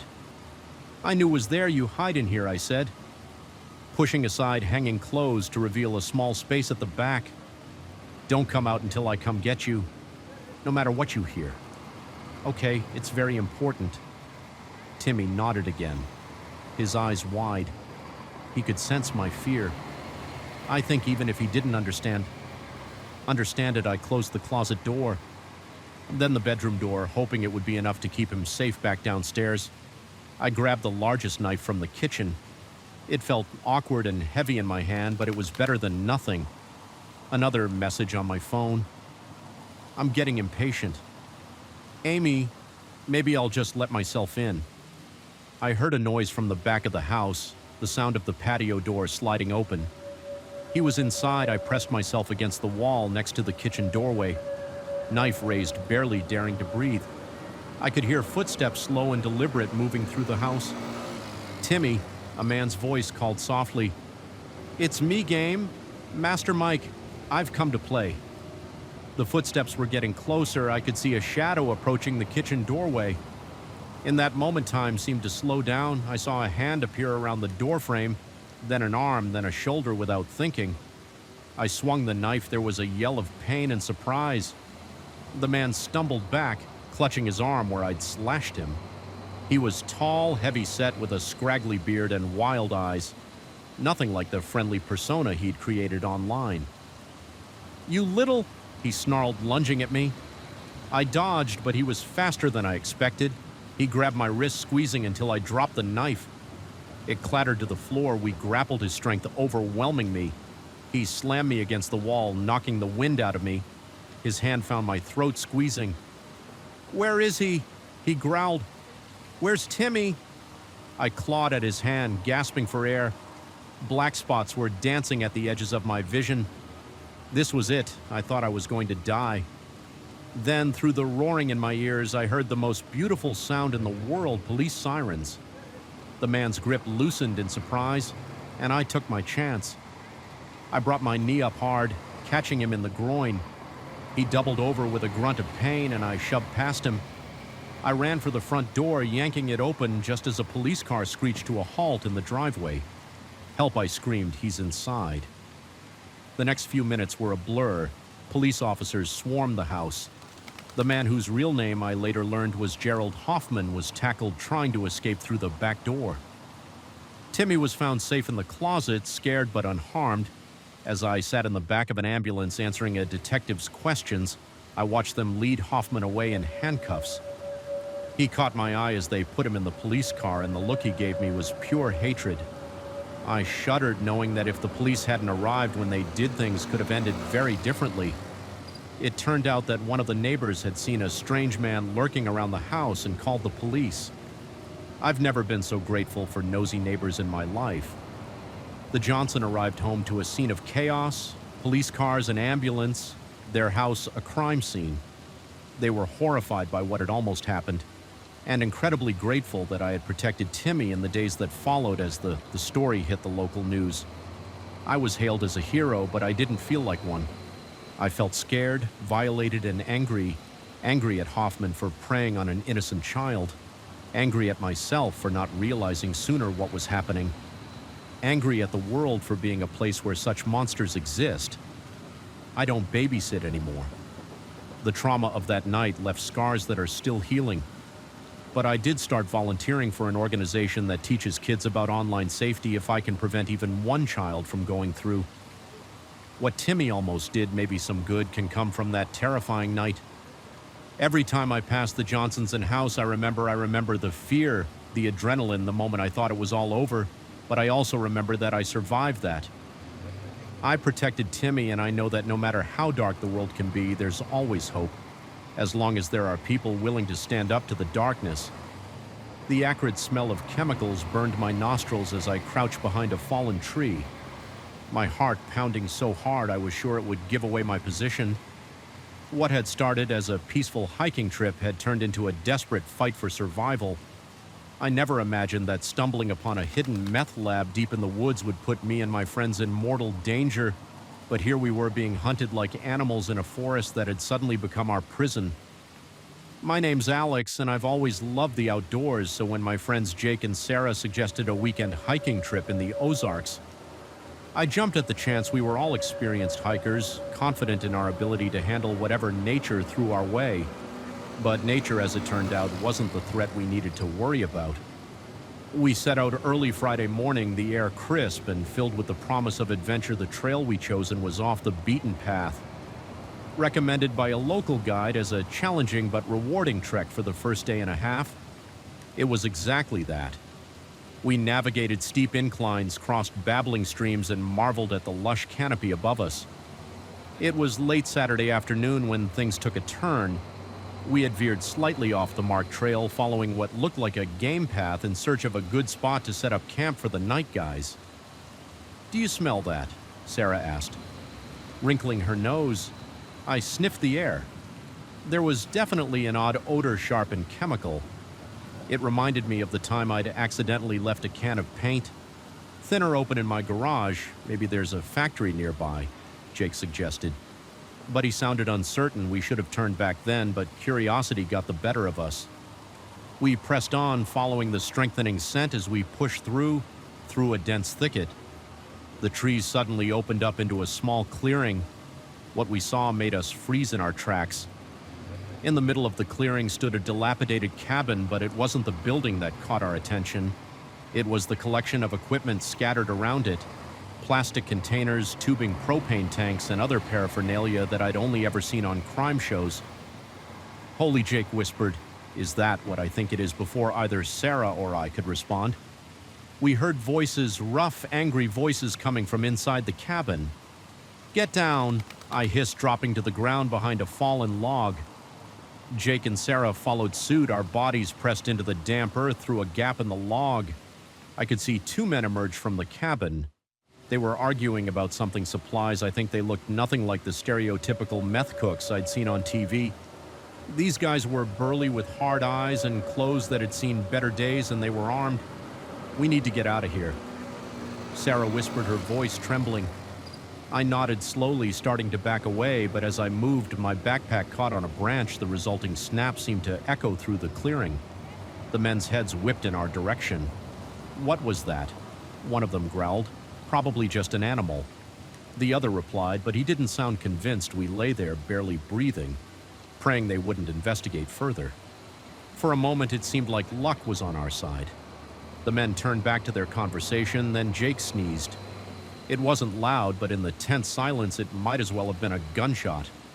"There's someone out there," one of the men shouted. We didn't wait to see what would happen next. We scrambled to our feet and ran crashing through the underbrush with no regard for stealth behind us. I could hear shouts and the sound of pursuit split up. I yelled to Jake and Sarah, "Meet back at the car." If you can, it was a risky move, but I hoped it would confuse our pursuers. I veered left while Jake and Sarah went right. I ran like I'd never run before, branches whipping at my face. Roots threatening to trip me with every step. My lungs burned and my legs felt like lead. But fear kept me going. I could hear someone behind me gaining ground. I risked a glance over my shoulder and saw one of the men, his face twisted with rage, not 20 yards behind me. In my moment of distraction, my foot caught on a root. I went down hard. Tumbling down a small incline, pain shot through my ankle as I tried to get up. "Got you now, you little bastard," the man snarled. Emerging from the trees above me in desperation, I grabbed a handful of dirt and leaves and threw it at his face. He cursed, momentarily blinded, and I used that moment to stumble to my feet and keep running. The pain in my ankle was excruciating, but adrenaline pushed me forward. I had no idea where I was going, no plan. Beyond getaway, as I ran, the forest seemed to close in around me. The trees were denser here, the undergrowth thicker. It was getting darker, too. The sun setting behind the mountains. I don't know how long I ran. It could have been minutes or hours. Every sound made me flinch. Was it my pursuer or just the natural noises of the forest? Finally, when I felt I couldn't take another step, I saw it. A small cave half hidden by a curtain of vines. Without hesitation, I dove inside. The cave was shallow. More of an overhang, really, but it was enough. I pressed myself against the back wall, trying to quiet my ragged breathing. Outside, I could hear movement, heavy footsteps, branches snapping. He was close. "I know you're around here somewhere." The man called out. His voice was closer than I expected, and I had to stifle a gasp. I closed my eyes, willing myself to become invisible. The footsteps drew nearer, then paused right outside my hiding spot for a moment that felt like an eternity. There was silence. I didn't dare breathe. Then, mercifully, the footsteps started to move away. I waited until I could no longer hear any sound before allowing myself to relax slightly, but I knew I couldn't stay here. I had to find Jake, and Sarah had to get help as quietly as I could. I eased myself out of the cave. The forest was dark now, the trees casting long shadows in the fading light. I had no idea which direction to go, but I knew I couldn't go back the way I'd come. I picked a direction and started walking, trying to favor my injured ankle. Every snapping twig made me jump, every rustling. Leaf had me looking over my shoulder after what felt like hours of aimless wandering. I heard something that made my heart leap. The sound of running water, a stream, and if I could find the stream, I might be able to find my way back to the trail. I followed the sound, hope giving me renewed energy. As I pushed through a dense patch of undergrowth, I suddenly found myself face to face with Sarah. We both stifled screams of surprise, then hugged each other fiercely. "Oh my God, Alex," Sarah whispered. I thought I didn't know if I'm okay. I assured her, though. Okay was a relative term at this point. "Have you seen Jake?" She shook her head. Tears in her eyes. "We got separated. I've been hiding, trying to figure out what to do together." We decided to follow the stream. It had to lead somewhere, and it was our best chance of finding our way out of this nightmare. We walked through the night, jumping at every sound, expecting to see one of our pursuers behind every tree. As dawn broke, we finally heard something that filled us with relief and dread. In equal measure, the distant sound of vehicles. Cautiously, we approached the sound through the trees. We could see a road, and on that road, a welcome sight. Police cars. It turned out that Jake had managed to find his way back to our car and had immediately driven to the nearest town to get help. The police had been searching for us all night as we were escorted to safety. I looked back at the forest. Somewhere in there were dangerous men and their illegal operation, but they'd be found soon enough. Our ordeal had ensured that the aftermath was a blur of police statements and medical checks.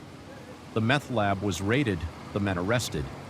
We were hailed as heroes by the local media, though it certainly didn't feel heroic at the time. It took a long time for the nightmares to stop for me to be able to hear a twig snap without flinching, but eventually I found my way back to the trails. The forest, once a place of peace and adventure, had shown me its darker side, but it had also shown me my own strength, my will to survive. Now when I hike, I carry with me the knowledge that danger can lurk in the most unexpected places, but I also carry the certainty that I can face that danger and overcome it. The forest may hide secrets, some of them deadly, but it can't hide the human spirit's capacity for survival. The golden light of sunset painted the forest in warm hues, but a chill ran down my spine that had nothing to do with the dropping temperature.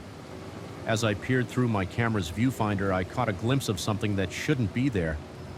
A pair of gleaming eyes watching me from the shadows.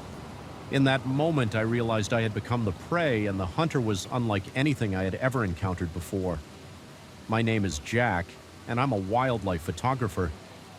I've spent years tracking and photographing some of the most elusive creatures on the planet, from the snow leopards of the Himalayas to the jaguars of the Amazon. I thought I'd seen it all, but nothing could have prepared me for what I was about to face in the remote wilderness of the Pacific Northwest. I'd come to this particular stretch of old-growth forest following rumors of an undocumented species. Local tribes spoke of a creature that walked on two legs but was covered in fur with eyes that glowed in the dark, most dismissed as folklore. But I've learned over the years that legends often have a kernel of truth for days. I'd been setting up camera traps and staking out promising locations. I'd seen nothing but the usual wildlife: deer, elk, the occasional black bear, but as the sun began to set on my fifth day in the forest, everything changed. I was perched in a tree blind, my camera ready, watching a small clearing where I'd noticed unusual tracks earlier. The light was fading fast, and I was considering packing up for the night when I heard it. A low guttural growl that seemed to come from everywhere and nowhere. At once my heart rate spiked, but years of experience kept me still. I raised my camera, scanning the tree line through my telephoto lens. That's when I saw them, two eyes reflecting the last rays of sunlight set in a face that was almost but not quite human. I snapped a series of shots instinctively, the camera's shutter sounding unnaturally loud in the hushed forest. As soon as I lowered the camera, the eyes were gone, but I could still feel its presence watching. Waiting with trembling hands, I checked the photos I'd just taken. Most were blurry, useless, but the last one was crystal clear. What I saw made my blood run cold.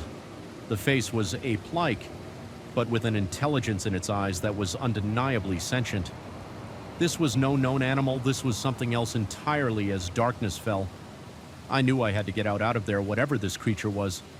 It was clearly aware of me, and I didn't want to find out if it was as curious about me as I was about it. I began to pack up my gear as quietly as possible, all too aware of the rustling sounds coming from the underbrush around me. Just as I was about to descend from my perch, a blood-curdling screech pierced the night. It was too close. I froze one hand on the tree trunk, the other clutching my camera bag. The forest had gone deathly quiet, as if every living thing was holding its breath. Then I heard the sound of something large moving through the forest, heading straight for my tree. Panic surged through me. I dealt with charging elephants and stalking tigers, but always from a safe distance or with guides nearby. Here I was alone, and whatever was coming was unlike anything in my experience. I scrambled down the tree no longer, caring about stealth as soon as my feet hit the ground. I ran. I had no plan, no direction in mind. Pure instinct drove me forward, crashing through undergrowth, leaping over fallen logs behind me. I could hear it pursuing. The creature moved with an eerie silence broken only by the occasional snap of a branch or rustle of leaves. It was toying with me, I realized with growing horror. It could have caught me at any time, but it was drawing in out the chase. My lungs burned and my legs felt like lead. But terror kept me moving in the darkness. I could barely see where I was going. Branches whipped at my face. Roots threatened to trip me with every step, but I didn't dare slow down. Suddenly, the ground disappeared from beneath my feet. I plunged forward, tumbling down a steep embankment. Pain shot through my body as I rolled, unable to stop my descent. When I finally came to a stop, I lay there for a moment, dazed and winded. The sound of rushing water filled my ears. I had landed near a river as I struggled to my feet. Wincing at the pain in my ankle, an idea struck me. The creature, whatever it was, seemed to rely heavily on scent. If I could cross the river, I might be able to throw it off my trail. I limped towards the sound of water. My eyes slowly adjusted to the darkness. The river loomed before me, a black ribbon cutting through the forest. It was wide and fast-moving, far more dangerous than I had hoped, but I could hear movement in the forest behind me. I was out of options, taking a deep breath. I waded in the icy water, took my breath away, but I pushed forward. The current tugged at my legs, threatening to sweep me away by the time I reached the middle. The water was up to my chest. My sea camera bag felt like it weighed a ton, dragging me down just as I thought I wouldn't make it. My feet found purchase on the other side. I dragged myself onto the bank, soaked and shivering, but I couldn't rest yet. I had to put more distance between myself and whatever was chasing me. I stumbled through the forest, my wet clothes clinging to me, my teeth chattering. Every shadow seemed to hide a threat, every sound a potential pursuer. But gradually I realized I couldn't hear anything following me anymore. As the adrenaline began to wear off, exhaustion set in. I needed to find shelter to rest and try to figure out where I was. In the dim pre-dawn light, I spotted a large hollow log. It wasn't ideal, but it would have to do. I crawled inside, curling up as best I could as I lay there shivering and aching. I thought about the photos in my camera. If I had managed to capture what I thought I had, it would change everything. But at what cost was any discovery worth this? Terror, I must have dozed off, because the next thing I knew, sunlight was streaming through the gaps in the log for a moment. I was disoriented. Then the memories of the night before came flooding back cautiously. I peeked out of my hiding place. The forest looked different in the daylight, less menacing, more familiar, but I knew appearances could be deceiving. Whatever had chased me last night could still be out there. I checked my GPS unit, relieved to find it. Had survived the river crossing. I was about 5 miles from my campsite. It would be a tough hike with my injured ankle, but I had no choice. I needed to get back to civilization to show someone the photos I had taken. The journey back was a blur of pain and paranoia.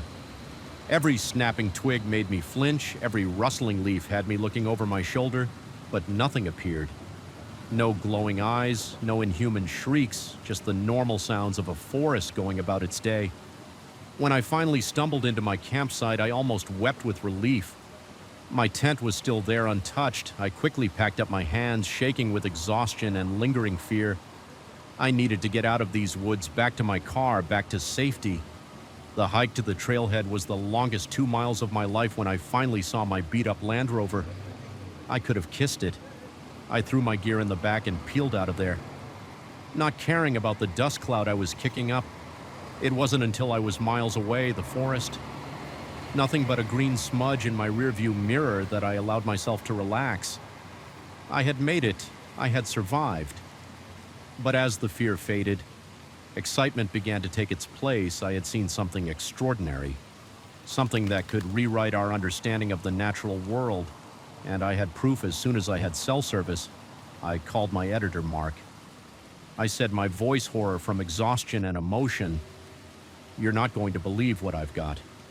The photos caused a sensation, of course. Scientists, cryptozoologists, and curiosity seekers descended on the forest. But despite EXT-ensive searches, no one ever found concrete evidence of the creature I encountered sometimes in the dead of night. I still wake up in a cold sweat, the echo of that unearthly shriek ringing in my ears. I've never gone back to those woods, and I never will. Some mysteries I've learned are better left unsolved, but I'll never forget the night I became the quarry, hunted by something that shouldn't exist. It changed me, reminded me that in the grand scheme of things, humans are not always the apex predator. And somewhere out there in the depths of the forest, something is watching, waiting, reminding us that there are still wild places in the world where we are not in control. The first scratch in the wall was so faint I almost missed it, but as I traced my fingers over the rough surface, a chill ran down my spine. Something was in the wall of this old cabin, something alive and moving. And as the sun began to set, casting long shadows across the room, I realized with growing horror that I was trapped here with whatever it was. My name's Daniel, and I've always been a bit of a loner, so when I inherited my great-uncle's cabin in the woods, it seemed like the perfect opportunity for some peace and quiet. I'd been feeling burnt out from my job in the city, and the idea of spending a few weeks surrounded by nature was incredibly appealing. The cabin was exactly as I remembered it from childhood visits. A small rustic structure nestled in a clearing miles from the nearest neighbor. As I pulled up in my rental car, a wave of nostalgia washed over me. I could almost smell Great Uncle Frank's pipe tobacco and hear his deep rumbling laugh. The first few days were blissful. I hiked during the day, marveling at the lush forest and the crystal clear streams. In the evenings, I'd sit on the porch with a book, listening to the chorus of crickets and watching the fireflies dance in the gathering darkness. It was on the fourth night that I first heard it, a soft scratching sound coming from inside the walls. At first I dismissed it as mice. The cabin was old after all, and it wasn't surprising that some critters might have made their home in it. But as I lay in bed that night, the scratching grew louder, more insistent. It seemed to be moving, traveling from one wall to another. This was no mouse. The next morning I examined the walls carefully. That's when I found the first scratch marks. Long, deep gouges in the wooden panels. They were too big to be from any rodent I knew of. I tried to rationalize it. Maybe it was a raccoon that had somehow gotten into the walls, but deep down I knew that didn't fit. The scratch were too deliberate, too purposeful. As the day wore on, I found myself jumping at every creak and groan of the old cabin. The scratching had stopped, but the silence felt oppressive, like the calm before a storm. That night I couldn't sleep. I lay in bed, every nerve on high alert, waiting for the sound to start again. When it did, it was different. Not just scratching now, but a soft thudding, like something heavy moving through the walls. I got up, grabbing a flashlight from the bedside table. My hands were shaking as I shone the beam along the walls. The scratching seemed to be coming from behind the old fireplace as I approached. The noise stopped abruptly. I stood there, heart pounding, straining my ears in the silence. Then I heard it, a sound that made my blood run cold, a low guttural growl coming from inside the wall. I stumbled back, nearly dropping the... Checking in for the night would be the beginning of a nightmare that would haunt me for years to come. Sometimes the most terrifying monsters aren't supernatural beings, but the seemingly ordinary people we encounter in our daily lives. My name's Sarah, and I've always been a bit of a restless soul. I was on a cross-country road trip trying to find myself, or whatever it is that people say doing when they don't know what to do with their lives. It was late, I was exhausted, and the Starlight Motel was the first place I'd seen in miles that looked like it might have a vacant room. The parking lot was nearly empty, just a couple of beat-up trucks and my own dusty sedan. As I killed the engine, I noticed a curtain twitching in the office window. Someone had been watching me pull in the office. Bell jangled. As I pushed open the door. Behind the counter stood a man who looked like he'd been carved from granite. All hard angles and cold eyes. His name tag read, "Earl, need a room?" I said, trying to sound more confident than I felt. Earl's eyes roamed over me in a way that made my skin crawl. "Just you?" He asked, his voice raspy, like he'd swallowed gravel. I nodded suddenly, wishing I wasn't alone. Got a single on the end, $30 cash. Only as I counted out the bills, I could feel Earl's eyes on me. When I looked up, he was smiling. It wasn't a pleasant smile. "Enjoy your stay?" he said, handing me a key attached to a plastic fob shaped like a star. My room was at the far end of the motel, away from the office and the other occupied rooms. As I unlocked the door, I couldn't shake the feeling that I was being watched. The room was about what you'd expect for $30 a night. A sagging double bed, a TV that looked older than me, and a bathroom that had seen better days, but it was a place to sleep, and that's all I needed.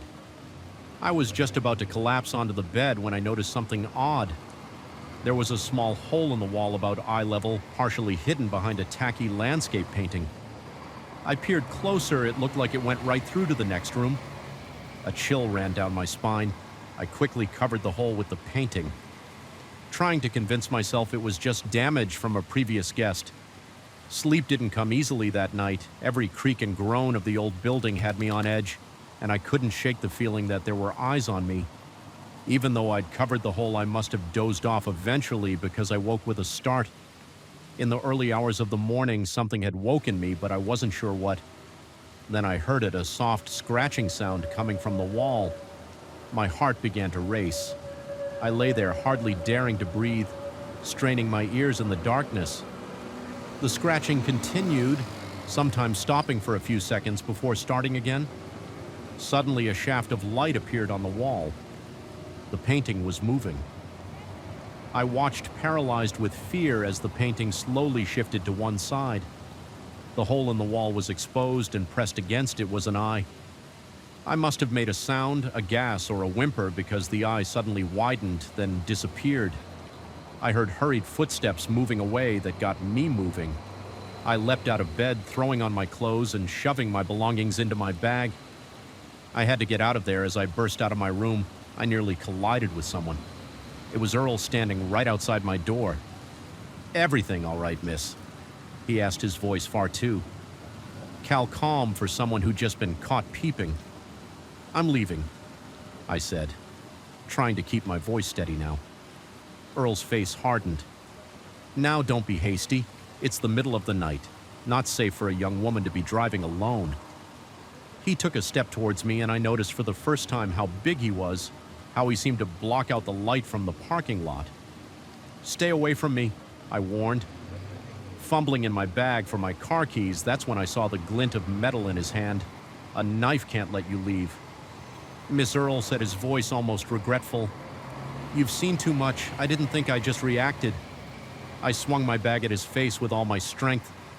He staggered back momentarily, stunned, and I ran. I could hear him behind me, his heavy footsteps pounding on the concrete. I reached my car, my hand shaking so badly I could barely get the key in the lock. Just as I wrenched the door open, a hand grabbed my shoulder, spinning me around. Earl loomed over me, his face twisted with rage. "You shouldn't have done that," he growled. I saw the knife coming towards me, and I did the only thing I could think of. I brought my knee up hard right between his legs. Earl doubled over with a grunt of pain, the knife clattering to the ground. I shoved him as hard as I could, sending him sprawling, and dove into my car. The engine roared to life, and I floored it, tires squealing as I peeled out of the parking lot in my rearview mirror. I could see Earl staggering to his feet, growing smaller as I sped away. I drove for hours, my heart pounding, jumping at every set of headlights. I saw it wasn't until the sun started to rise that I finally felt safe. Flashlight. This was no animal. At least no animal I'd ever encountered. I spent the rest of the night huddled on the couch, jumping at every sound. As soon as the first light of dawn broke, I was in my car driving towards town. The local diner was just opening when I arrived. I must have looked a sight. Pale, disheveled, with dark circles under my eyes.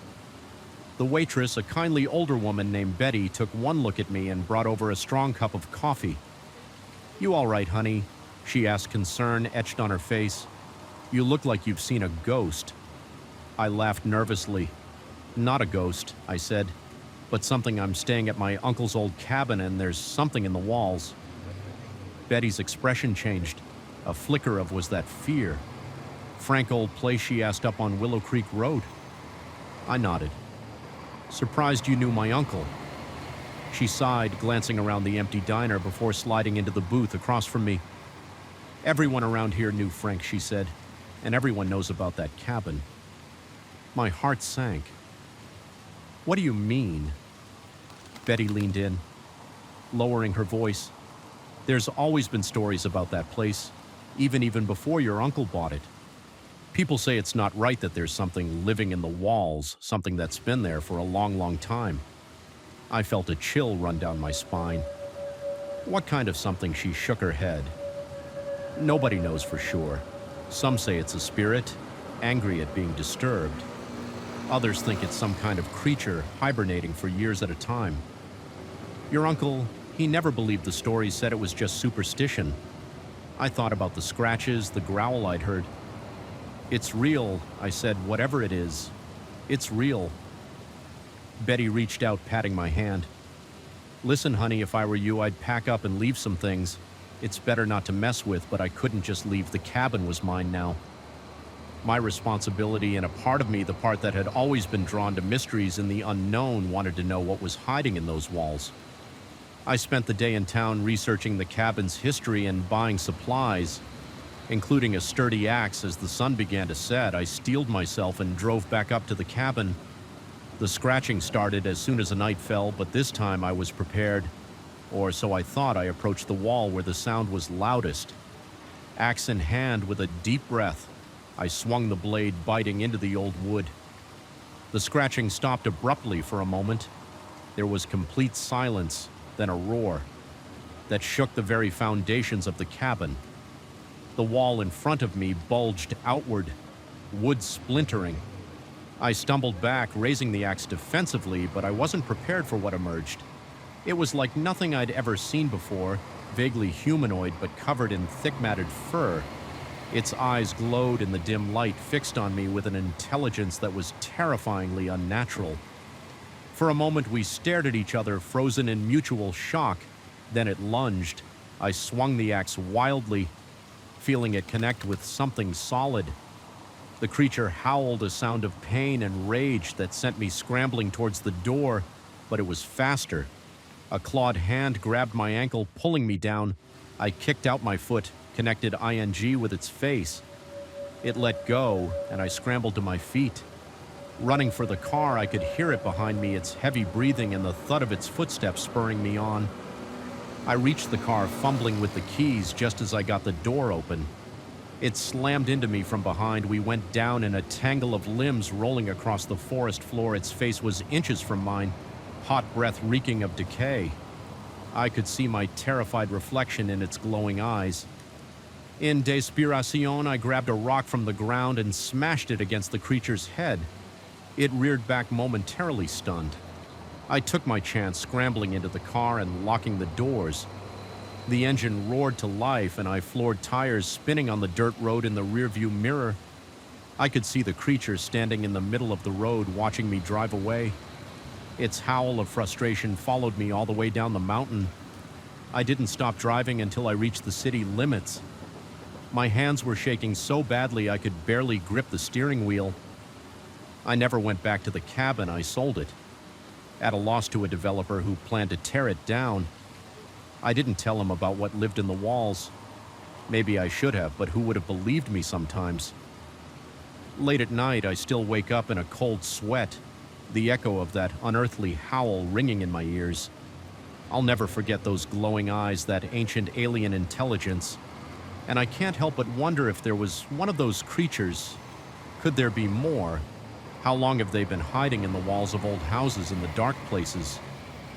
We never think to look. One thing's for certain, I'll never look at an old cabin in the woods the same way again, because now I know that sometimes the walls really do have eyes and claws and an appetite for unsuspecting visitors. The neon sign flickered ominously as I pulled into the parking lot of the Starlight Motel. Little did I know that. Enough to pull over at a busy truck stop. My hands were shaking as I picked up my phone to call the police. I told them everything about the hole in the wall, Earl's behavior, the knife they took, my statement, and assured me they'd investigate.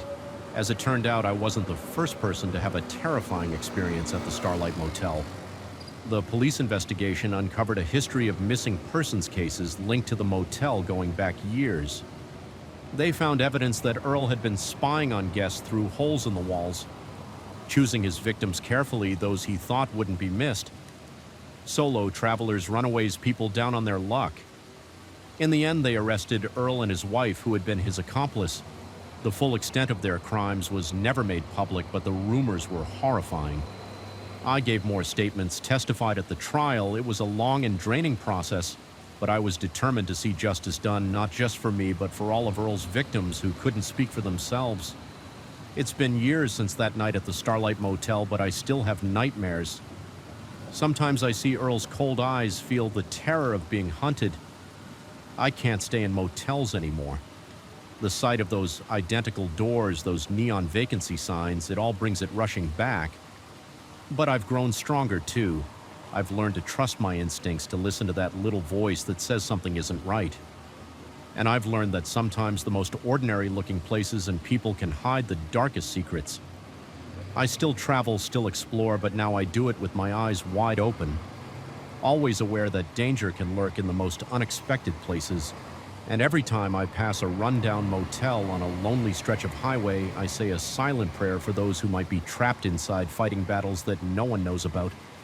Because the truth is, you never really know what's happening behind closed doors or who might be watching from the other side of the wall. The moment I saw the ornate mask, something deep within me screamed danger, but surrounded by the laughter and music of the Halloween party. I pushed the feeling aside, if only I'd listened to that instinct, because as the night wore on, I realized those masks weren't just hiding faces, they were concealing murderous intentions. My name's Alex, and I've always loved Halloween. The costumes, the atmosphere, the way reality seems to bend just a little on that one magical night. So when my friend Jen invited me to XP exclusive Halloween bash at some rich guy mansion, I jumped at the chance it's going to be epic.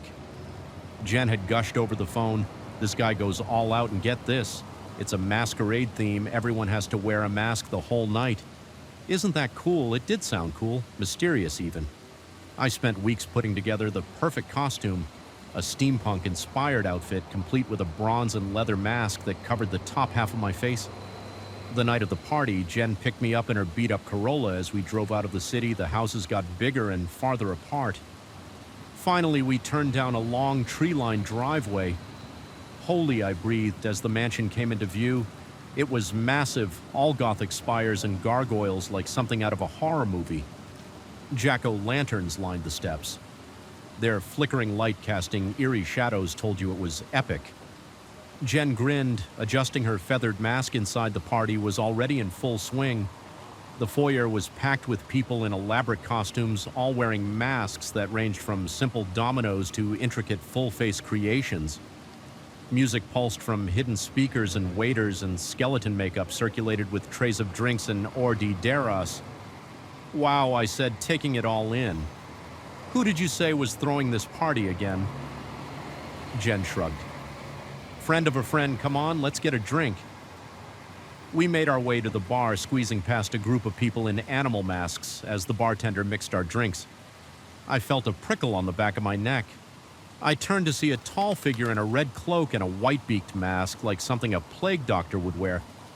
Staring at me, at least I thought they were staring. It was hard to tell with the masked, creepy costume. I muttered to Jen. She followed my gaze.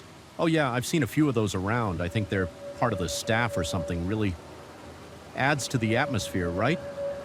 I nodded but couldn't shake the uneasy feeling. As the night went on, I started to notice more of the red-cloaked figures. They never spoke, never danced. They just watched every time I spotted one. That feeling of unease grew stronger. I was just about to suggest to Jen that we leave when the music suddenly cut out. The crowd fell silent as a man in an ornate golden mask stepped onto a small stage at one end of the room. "Welcome, honored guests," he said, his voice smooth and cultured. "I hope you're enjoying the festivities, but now it's time for the main event." A murmur ran through the crowd. This hadn't been mentioned on the invitation. As you may have noticed, the man continued. "Some of our guests are wearing rather special masks." He gestured to one of the red-cloaked figures. "These individuals have been chosen for a very important role in tonight's entertainment." The man clapped his hands, and suddenly the red-cloaked figures were moving. They converged on the crowd, grabbing people seemingly at random. I watched in horror as they dragged struggling partygoers towards the exits. "What the hell?" Jen gasped beside me before I could respond. I felt a hand clamp down on my arm. "Ayow, it are." I turned to see one of the red-cloaked figures looming over me. "No," I yelled, trying to pull away, but their grip was like iron. All around, chaos had erupted. People were screaming, running, trying to fight off the masked assaults, but there were too many of them, and they moved with a cold efficiency that spoke of planning and practice. I lost sight of Jen in the mayhem. The figure in the red cloak was dragging me towards a door I hadn't noticed before. Half hidden behind a tapestry, I fought every step of the way. But it was useless as we neared the door. I heard the man in the golden mask speak again, his voice cutting through the panic. "Don't be afraid," he said, sounding almost amused. "Think of it as a game, a very high-stakes game of hide and seek. If you can evade our hunters until dawn, you win your freedom. If not, well, let's just say the consequences will be rather permanent." My blood ran cold as the implications of his words sank in. This wasn't a party, it was a hunt, and we were the prey. The red-cloaked figure shoved me through the door. I stumbled, nearly falling down a narrow flight of stairs. When I looked back, the door had already slammed shut. I was in some kind of cellar dimly lit by flickering torches. Other partygoers were there too, all looking as terrified as I felt. Some were crying, others were pounding on the door we'd come through. "We have to get out of here." Someone said, their voice shaking, but how? Another responded, "They'll be guarding the exits," as if in answer. A section of the far wall ground open, revealing a dark passageway. "Your hunt begins now." The golden masked man's voice echoed from hidden speakers. "You have until dawn. Good luck for a moment." No one moved then, as if a spell had been broken. Everyone rushed for the passage. I hesitated, wondering if it was a trap, but what choice did I have? I plunged into the darkness, the sounds of panicked breathing and hurried footsteps all around me. The passage twisted and turned, sometimes splitting into multiple routes. I tried to keep track of where I was going, but it was hopeless. This place was a maze after what felt like hours of wandering. I found myself in a large circular room. Passages LED off in all directions, and in the center stood a fountain, dry and covered in cobwebs. I wasn't alone. A handful of other partygoers were there, all looking as lost and scared as I felt. One of them, a guy in a wolf mask, was examining the fountain. "I think I figured it out," he said. "As I approached this place, it's not just a basement, it's a whole network of tunnels and rooms, like a mini-city under the mansion." But why a woman in a butterfly mask asked why go to all this trouble before anyone could answer. We heard it, footsteps coming from one of the passages, and with them a sound that made my blood run cold. The soft metallic scrape of a blade being drawn. "Run," someone yelled, and we scattered, each diving for a different passage. I ran blindly, my heart pounding in my ear. Ears behind me, I could hear screams echoing through the tunnels. I wanted to help, but the instinct for survival overrode everything else. I don't know how long I ran or how many twists and turns I took. Eventually, I found myself in a small dead-end room. There was nowhere else to go. Panic threatened to overwhelm me, but I forced it down. I had to think. I looked around the room, desperate for anything that might help. That's when I noticed it, a small grate near the floor, just big enough for a person to squeeze through. I didn't hesitate. I pried the grate open and crawled inside. It was a tight fit and the metal was cold against my skin, but I didn't care. Anything was better than being caught by those masked killers. I crawled through the duct for what felt like miles, every sound making me freeze in terror. Finally, I saw light ahead. I emerged into what looked like a garage filled with expensive cars, and there, like a beacon of hope, was a door marked "Exit." I ran for it, half expecting it to be locked, but it opened easily, and suddenly I was outside, the cool night air hitting my face. I didn't stop running until I reached the main road. Only then did I allow myself to collapse, gulping in great lungfuls of air I had escaped. But as police sirens began to wail in the distance, I thought of all those still trapped in that underground maze. How many of them would see the dawn? The aftermath was a blur of police statements and news reports. The man behind it all, a wealthy recluse with a twisted sense of entertainment, was arrested, but many of his hunters were never caught. They never found Jen or many of the others who went missing that night. The tunnels under the mansion went on for miles. They said some bodies might never be recovered. I still have nightmares about that night, about masks hiding in human eyes, about running through endless dark tunnels. But mostly I dream about the ones I left behind, and I wonder if I'd been braver, could I have saved them? Halloween isn't fun for me anymore, because now I know that sometimes the monsters aren't just people in costumes. Sometimes they're all too real, and sometimes they win. The mist rolled across the lake, thick and impenetrable, as I cast my line into the inky black water. I'd come out here for solitude, for peace. Instead, I found a nightmare floating in the fog, a ghost ship that would turn my quiet fishing trip into a fight for survival against an unspeakable evil. My name's Mike, and I've been fishing these waters since I was a kid. Lake Erie might not be the most glamorous of the Great Lakes, but it's always been my sanctuary when life gets too hectic, too noisy. I come out here just me, my little fishing boat, and the vast expanse of water that night started like any other. I'd pushed off from the dock just as the sun was setting. Planning to do some night fishing, the weather report had mentioned fog rolling in. But I wasn't worried. I knew these waters like the back of my hand. As darkness fell, the fog grew thicker than I'd ever seen it. I could barely see the bow of my own boat. But I wasn't concerned. The fish were biting, and the eerie calm of the fog-shrouded lake was soothing in its own way. It was close to midnight when I first heard it, a low, mournful sound echoing across the water.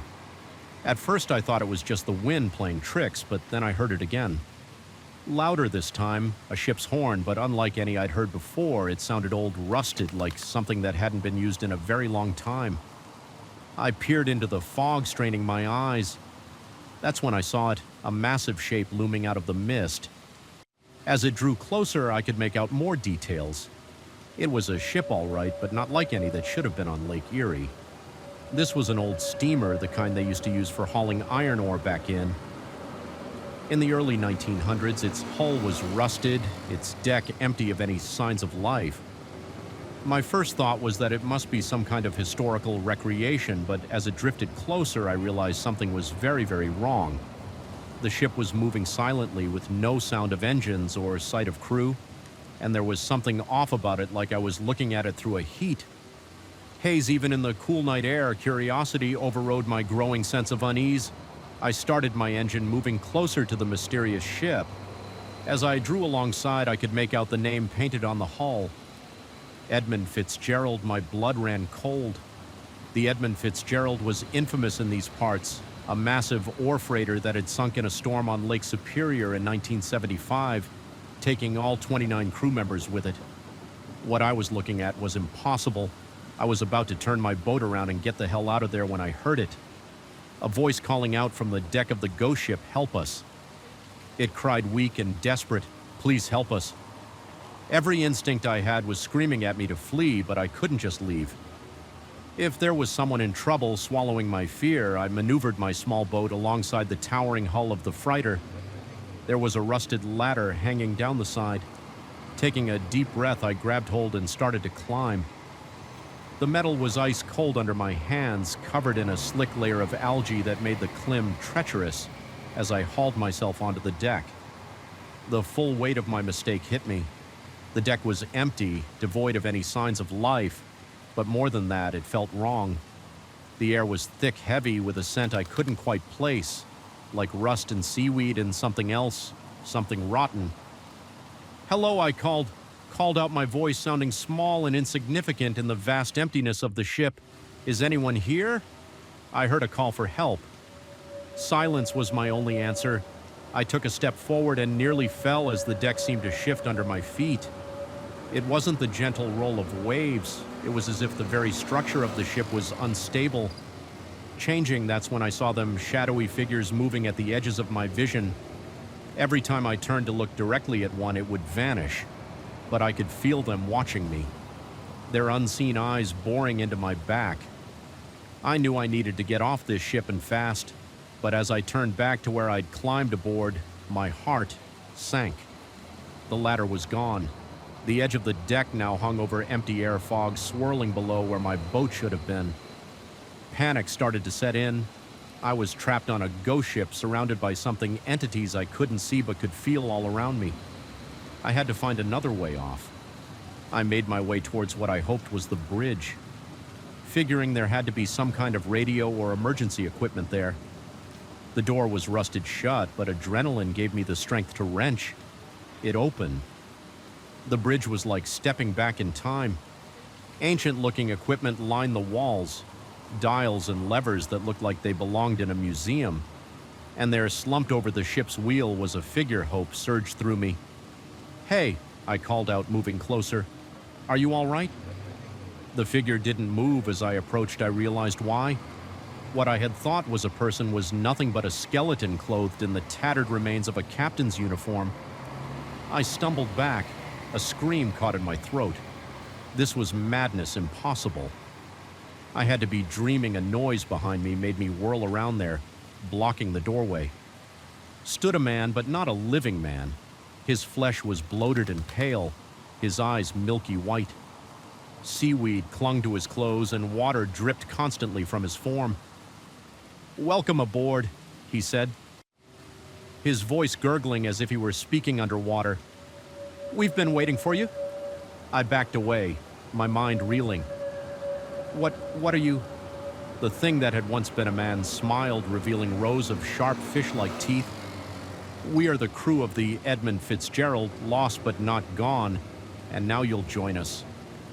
More figures appeared behind him, all in various states of decay. They began to advance into the bridge, their hands outstretched towards me in that moment. Survival instinct took over. I grabbed a heavy logbook from a nearby desk and hurled it at the lead figure. It passed right through him, but the action startled them enough for me to make a break for it. I shoved past them, their cold, wet hands grasping at me as I ran. I could hear them behind me, their waterlogged footsteps pounding on the deck. I ran without direction, taking random turns through the labyrinthine interior of the ship. Every door I passed through seemed to lead somewhere different than it should have, as if the internal geography of the vessel was constantly shifting. Finally, I burst out onto the deck again, but it wasn't the same deck I'd first climbed onto. This one was tilted at a sickening angle, water sloshing over one side with a jolt of horror. I realized the ship was sinking. The ghostly crew was still behind me, getting closer in desperation.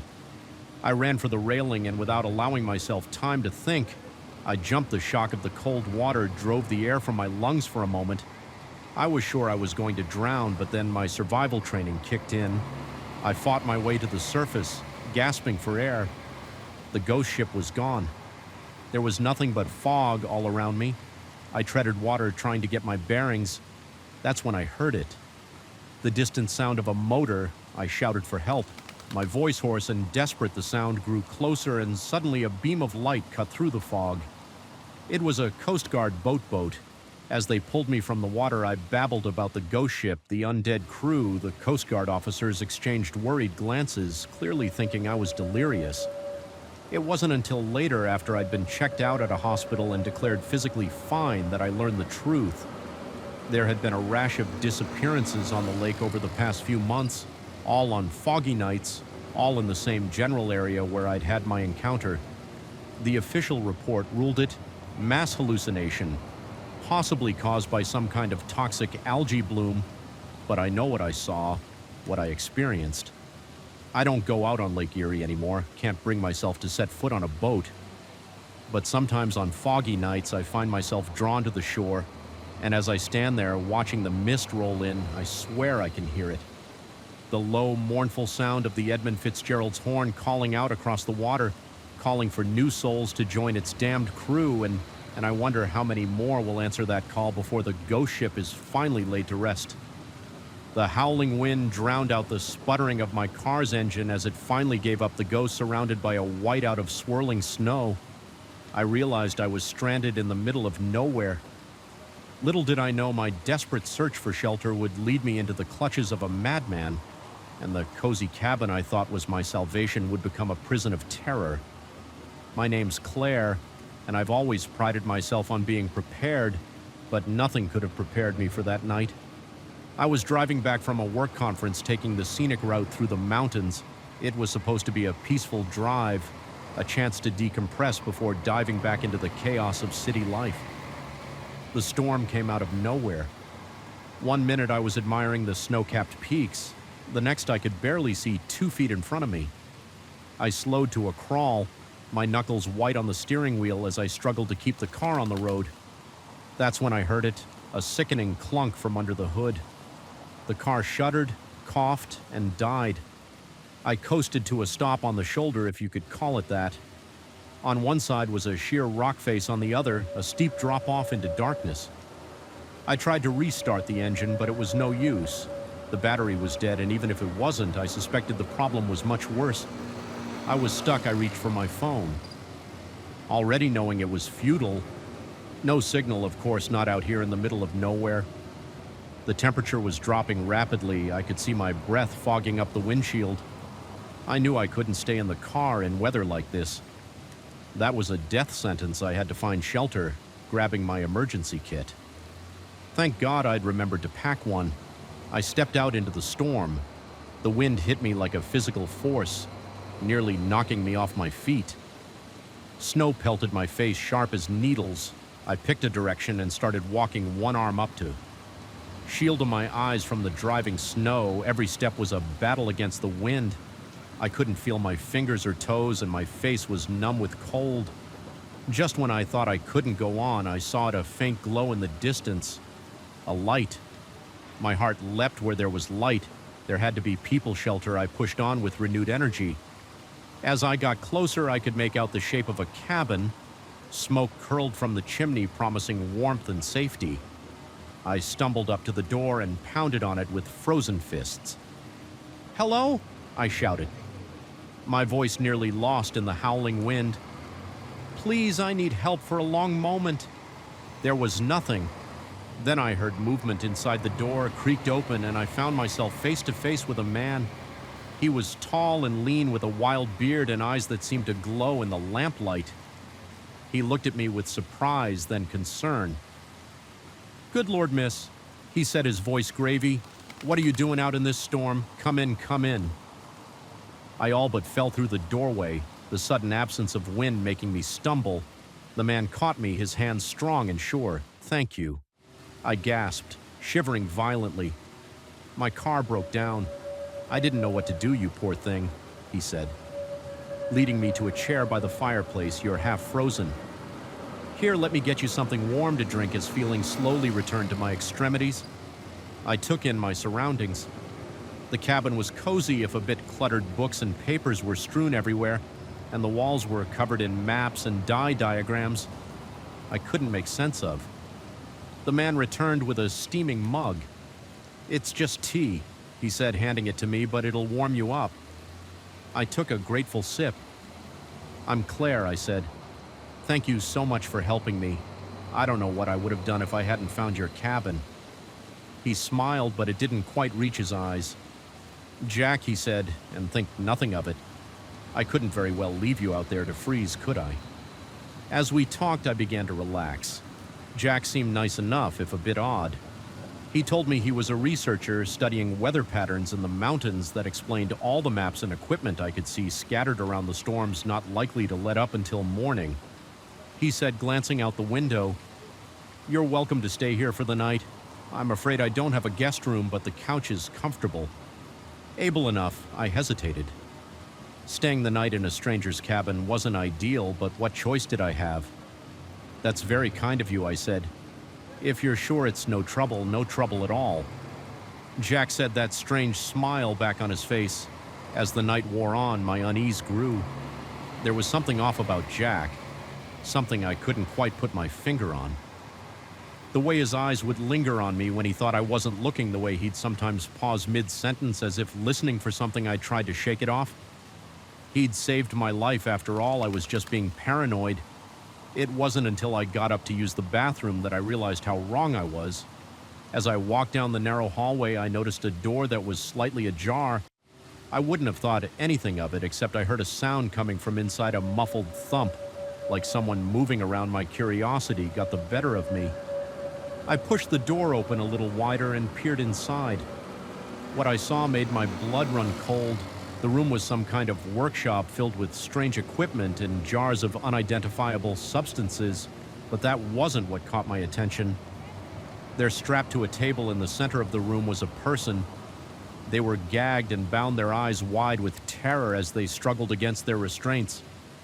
I must have made a sound because suddenly Jack was there, his hand clamping down on my shoulder now. "Now," he said, his voice eerily calm, "you shouldn't go poking around in other people's business, CLA." I tried to run, but his grip was like iron. He dragged me into the room, ignoring my struggles. "I really wish you hadn't seen this," he said. Forcing me into a chair, things could have been so much simpler as he tied me up. He kept talking, his voice taking on a manic edge. You don't understand, none of you understand the storms. They're not natural. There's something out there. Something in the mountains. I'm trying to stop it. Don't you see? I didn't see. All I saw was a madman, a monster wearing the face of my rescuer. Please. I begged, tears streaming down my face.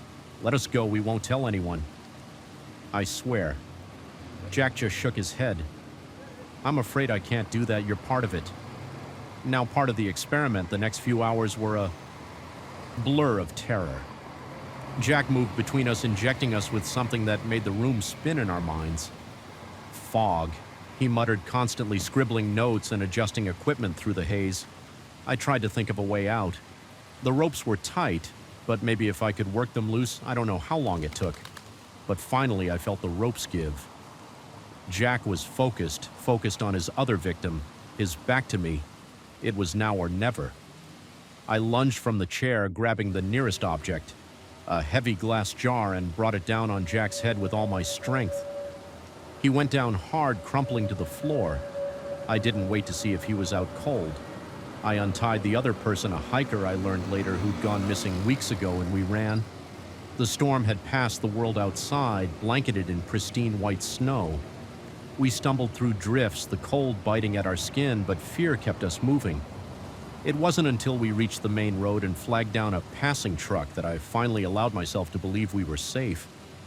The aftermath was a blur of police statements and hospital visits. They found Jack's cabin, but he was long gone. The things they discovered there, I try not to think about it. They never caught him sometimes when the wind howls outside my window. I imagine I can hear his voice, whispering about experiments and things in the mountains. I don't drive those back roads anymore. I don't go anywhere remote if I can help it, because now I know that sometimes the real monsters aren't in the storm outside. Sometimes they're waiting behind a friendly smile, ready to turn your salvation into a nightmare. And in those moments when you're most vulnerable, most in need of help, that's when they strike. So be careful who you trust in the dark and the cold. You never know what's really waiting behind that cabin door. The crack of a twig snapping underfoot echoed through the forest. Freezing us in our tracks, we'd come to these woods for a peaceful camping trip, but in that moment I realized we'd stumbled into a deadly game of cat and mouse. The hunters had become the hunted, and our fight for survival was about to begin. My name's ER, and I've always loved the great outdoors, so when my boyfriend Tom suggested a weekend camping trip deep in the Ozark National Forest, I jumped at the chance. We'd been planning this getaway for months, poring over maps and plotting the perfect route to take us far from the usual tourist trails. We set out early on a crisp Friday morning, our backpacks loaded with supplies and our hearts full of excitement. The first day was everything we'd hoped for, challenging hikes through pristine wilderness, breathtaking views, and the kind of solitude you can only find miles away from civilization. As the sun began to set, we found the perfect spot to make camp, a small clearing near a babbling brook sheltered by towering pines. We set up our tent, built a fire, and sat down to enjoy a simple dinner of trail mix and dehydrated camping meals. "This is perfect," Tom said, his face glowing in the fur light. "Just us and nature, no cell phones, no internet, no distractions." I nodded, taking in the peacefulness of our surroundings. The stars were starting to come out brighter than I'd ever seen them in the city. It was magical. We were just about to turn in for the night when we heard it. Voices carried on the wind. At first I thought it might be other campers, but something about the tone made the hair on the back of my neck stand up. Tom must have sensed it too. "Stay here," he whispered, grabbing our flashlight. "I'm going to check it out." I wanted to protest, to tell him we should both go, or neither of us should. But before I could say anything, he disappeared into the darkness. Minutes ticked by, each one feeling like an eternity. The voices grew louder, then suddenly cut off. The silence that followed was deafening. Just as I was about to go looking for Tom, he burst back into our campsite, his face pale with fear. "We need to go," he said, already starting to break down the tent. "Now what did you see?" I asked. My heart racing, Tom's hands were shaking as he stuffed our sleeping bags into their sacks. "Poachers." He said, "At least 3 of them. They've got guns. Sarah, big ones, and they didn't look like the type to ask questions first. My blood ran cold. Poaching was a problem in these parts. But I'd never thought we'd actually run into any. Did they see you? I asked, helping Tom pack up our gear as quietly as possible. He shook his head. I don't think so, but they're too close. We need to get out of here. We doused our fire and shouldered our packs. Tom took one last look at our GPS before stowing it away. There's a ranger station about 10 miles north of here. He said if we push hard, we can make it by morning. With only the dim light of the moon to guide us, we set off into the forest. Every shadow seemed to hide a threat, every rustle of leaves a potential enemy. We moved as quickly and quietly as we could, but in the darkness it was slow going. We'd been walking for maybe an hour when we heard the unmistakable sound of voices and heavy footsteps behind us. The poachers had found our campsite and now they were on our trail run. Tom whispered, grabbing my hand. We took off. No longer caring about stealth branches whipped at our faces as we crashed through the underbrush, I could hear the men behind us, their voices angry and getting closer. Suddenly, the ground disappeared from under my feet. Tom and I tumbled down a steep embanked beament, landing hard at the bottom. Pain shot through my ankle as I tried to stand. I think it sprained. I gasped, leaning heavily on Tom. He looked back up the slope, his face grim. We can't outrun them now. We need to hide. Tom helped me limp to a dense thicket of bushes. We crawled inside, pulling our dark-colored packs in after us. I bit my lip to keep from crying out as Tom gently examined my ankle in the dim light. It's swollen, he whispered, but I don't think it's broken. We'll need to wrap it once we're safe. The voices were getting closer. I held my breath as flashlight beams swept the area where we'd fallen. They've got to be around here somewhere. One of the men growled, "Find them, we can't let them report." OS, my heart was pounding so hard I was sure they'd hear it. Tom's arm tightened around me and I buried my face in his chest, afraid even my breath might give us away. The poachers searched for what felt like hours, their lights probing every shadow, their voices growing more frustrated by the minute. Finally, they moved on the sound of their footsteps. Fading into the distance, we waited until we couldn't hear them at all before daring to move. Tom helped me out of the thicket, his face etched with worry in the pre-dawn light. "We need to keep moving," he said. "They'll be back once the sun's up, using a branch as a makeshift crutch." I hobbled along as Tom led the way. We stuck to the densest parts of the forest, using every bit of cover we could find. Every snapping twig, every bird call made us freeze, certain we were about to be discovered as the sun rose, painting the forest in shades of gold and green. We heard the poachers again. They were spread out now, sweeping the area in a system of IC search. We were running out of places to hide there, Tom whispered, pointing to a rocky outcropping ahead. If we can make it up there, we might be able to see the ranger station. It was a difficult climb, made worse by my injured ankle. Tom practically carried me the last few yards, but when we reached the top, the view took my breath away. Miles of unbroken forest stretched out before us, and there in the distance was a plume of smoke, rising above the trees that has to be. I said, hope surging through me for the first time since this nightmare began. But our relation was short-lived. A shout from below told us we'd been spotted. The poachers were coming and we were trapped. "We'll have to climb down the other side." Tom said, his voice tight with tension. "It's steep, but it's our only chance." The descent was terrifying. Loose rocks slid under our feet, and more than once I thought we were going to fall, but somehow we made it to the bottom. We could hear the poachers cursing as they tried to follow us down. It bought us precious time, but we knew it wouldn't be long before they caught up. The ranger station seemed to get no closer. No matter how fast we moved, my ankle was on fire, each step sending jolts of pain up my leg, but the sound of pursuit kept me going. We burst out of the tree line into a small clearing. The ranger station stood before us, a simple wooden structure that looked like salvation. "Help!" Tom shouted, pounding on the door. "Please, someone help us for a heart-stopping moment." There was no response. Then the door flew open, revealing a startled-looking ranger. "What in the world?" he began, but Tom cut him off. "Poachers," he gasped. They're right behind us. They've got guns." The ranger's expression hardened. He ushered us inside and locked the door, then grabbed a rifle from a rack on the wall. "Stay here," he said. Moving to the window, I've called for backup, but it'll take time for them to get here. The next few minutes were tense. We could hear the poachers approaching, their voices raised in anger as they realized where we'd gone. The ranger stood his ground, ordering them to drop their weapons for a moment. I thought there would be a shootout, but faced with an armed official, the poachers' nerve broke. They fled back into the forest, just as the sound of approaching vehicles echoed through the trees.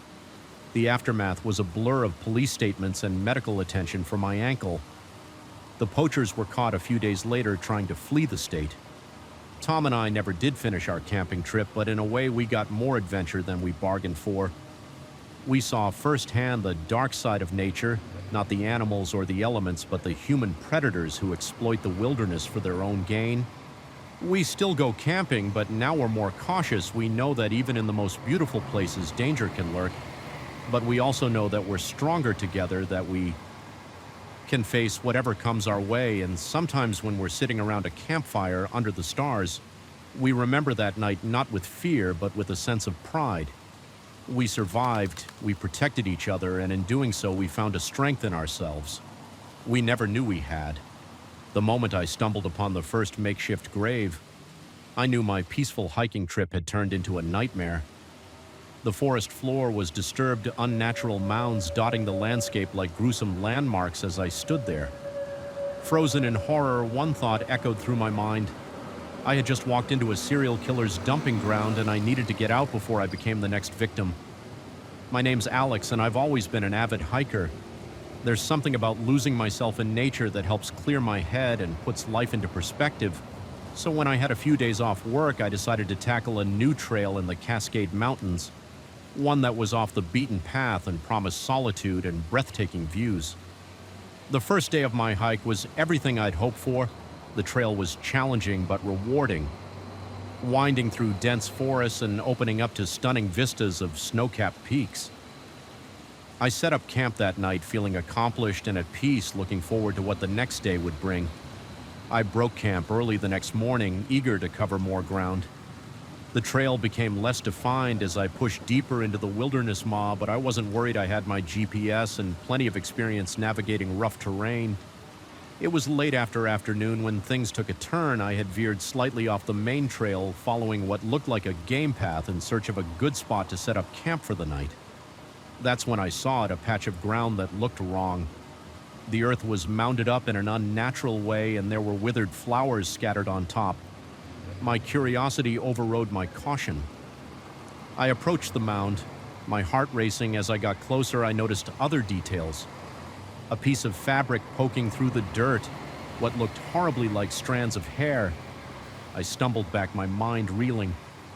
This was a grave, a fresh one, and it wasn't alone. As I looked around with new eyes, I could see other mounds scattered throughout the area, some older and more overgrown than others.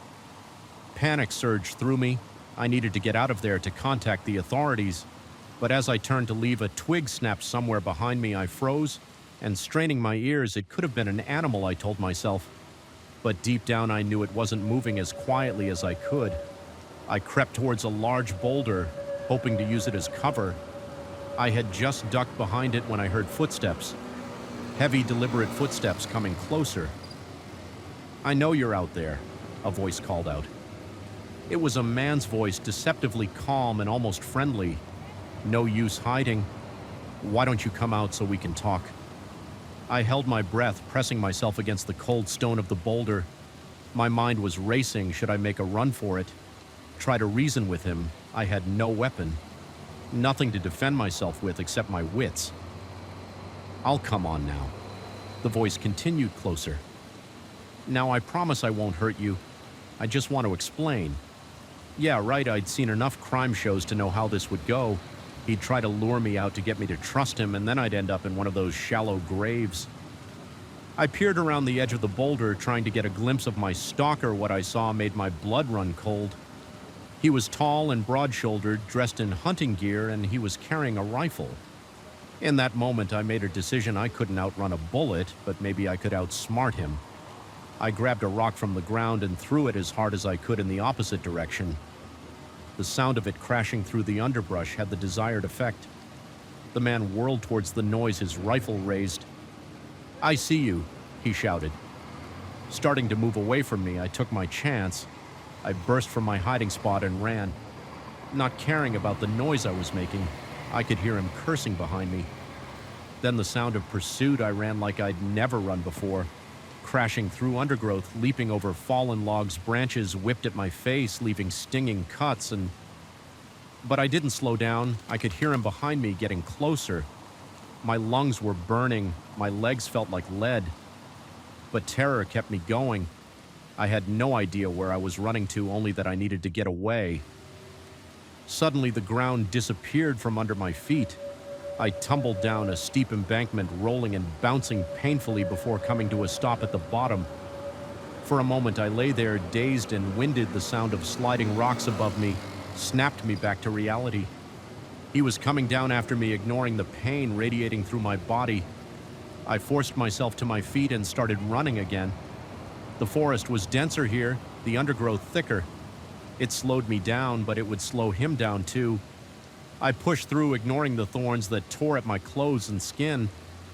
I don't know how long I ran. Time seemed to lose all meaning, but eventually I burst out of the tree line and found myself on a road, an actual paved road. Hope surged through me. Where there was a road, there had to be people, civilization, safety. I turned in what I hoped was the direction of the nearest town and started running again. Every few seconds, I glanced over my shoulder, expecting to see my pursuer emerging from the trees after what felt like hours, but was probably only minutes.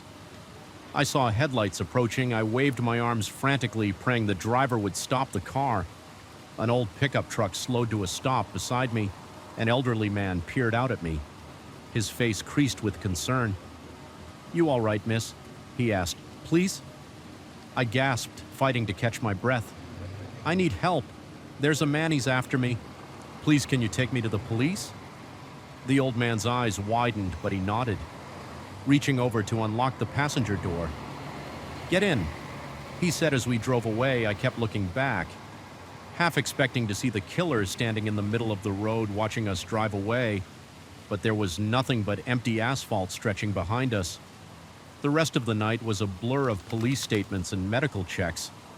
I told them everything about the graves, the chase, the terror of thinking I was going to die out there in the wilderness. They found the site I described, uncovering multiple bodies in various states of decomposition. They told me the work of a serial killer who had been active in the area for years. They never caught him, though he vanished into the vast wilderness, leaving behind only his grisly handiwork and the nightmares of those who encountered him. I don't go hiking alone anymore. Can't bring myself to it. Not after what happened, the forest. Once a place of peace and solitude, for me now feels full of hidden dangers. Every snapping twig, every rustle in the undergrowth sets my heart racing. But I haven't given up on nature entirely these days.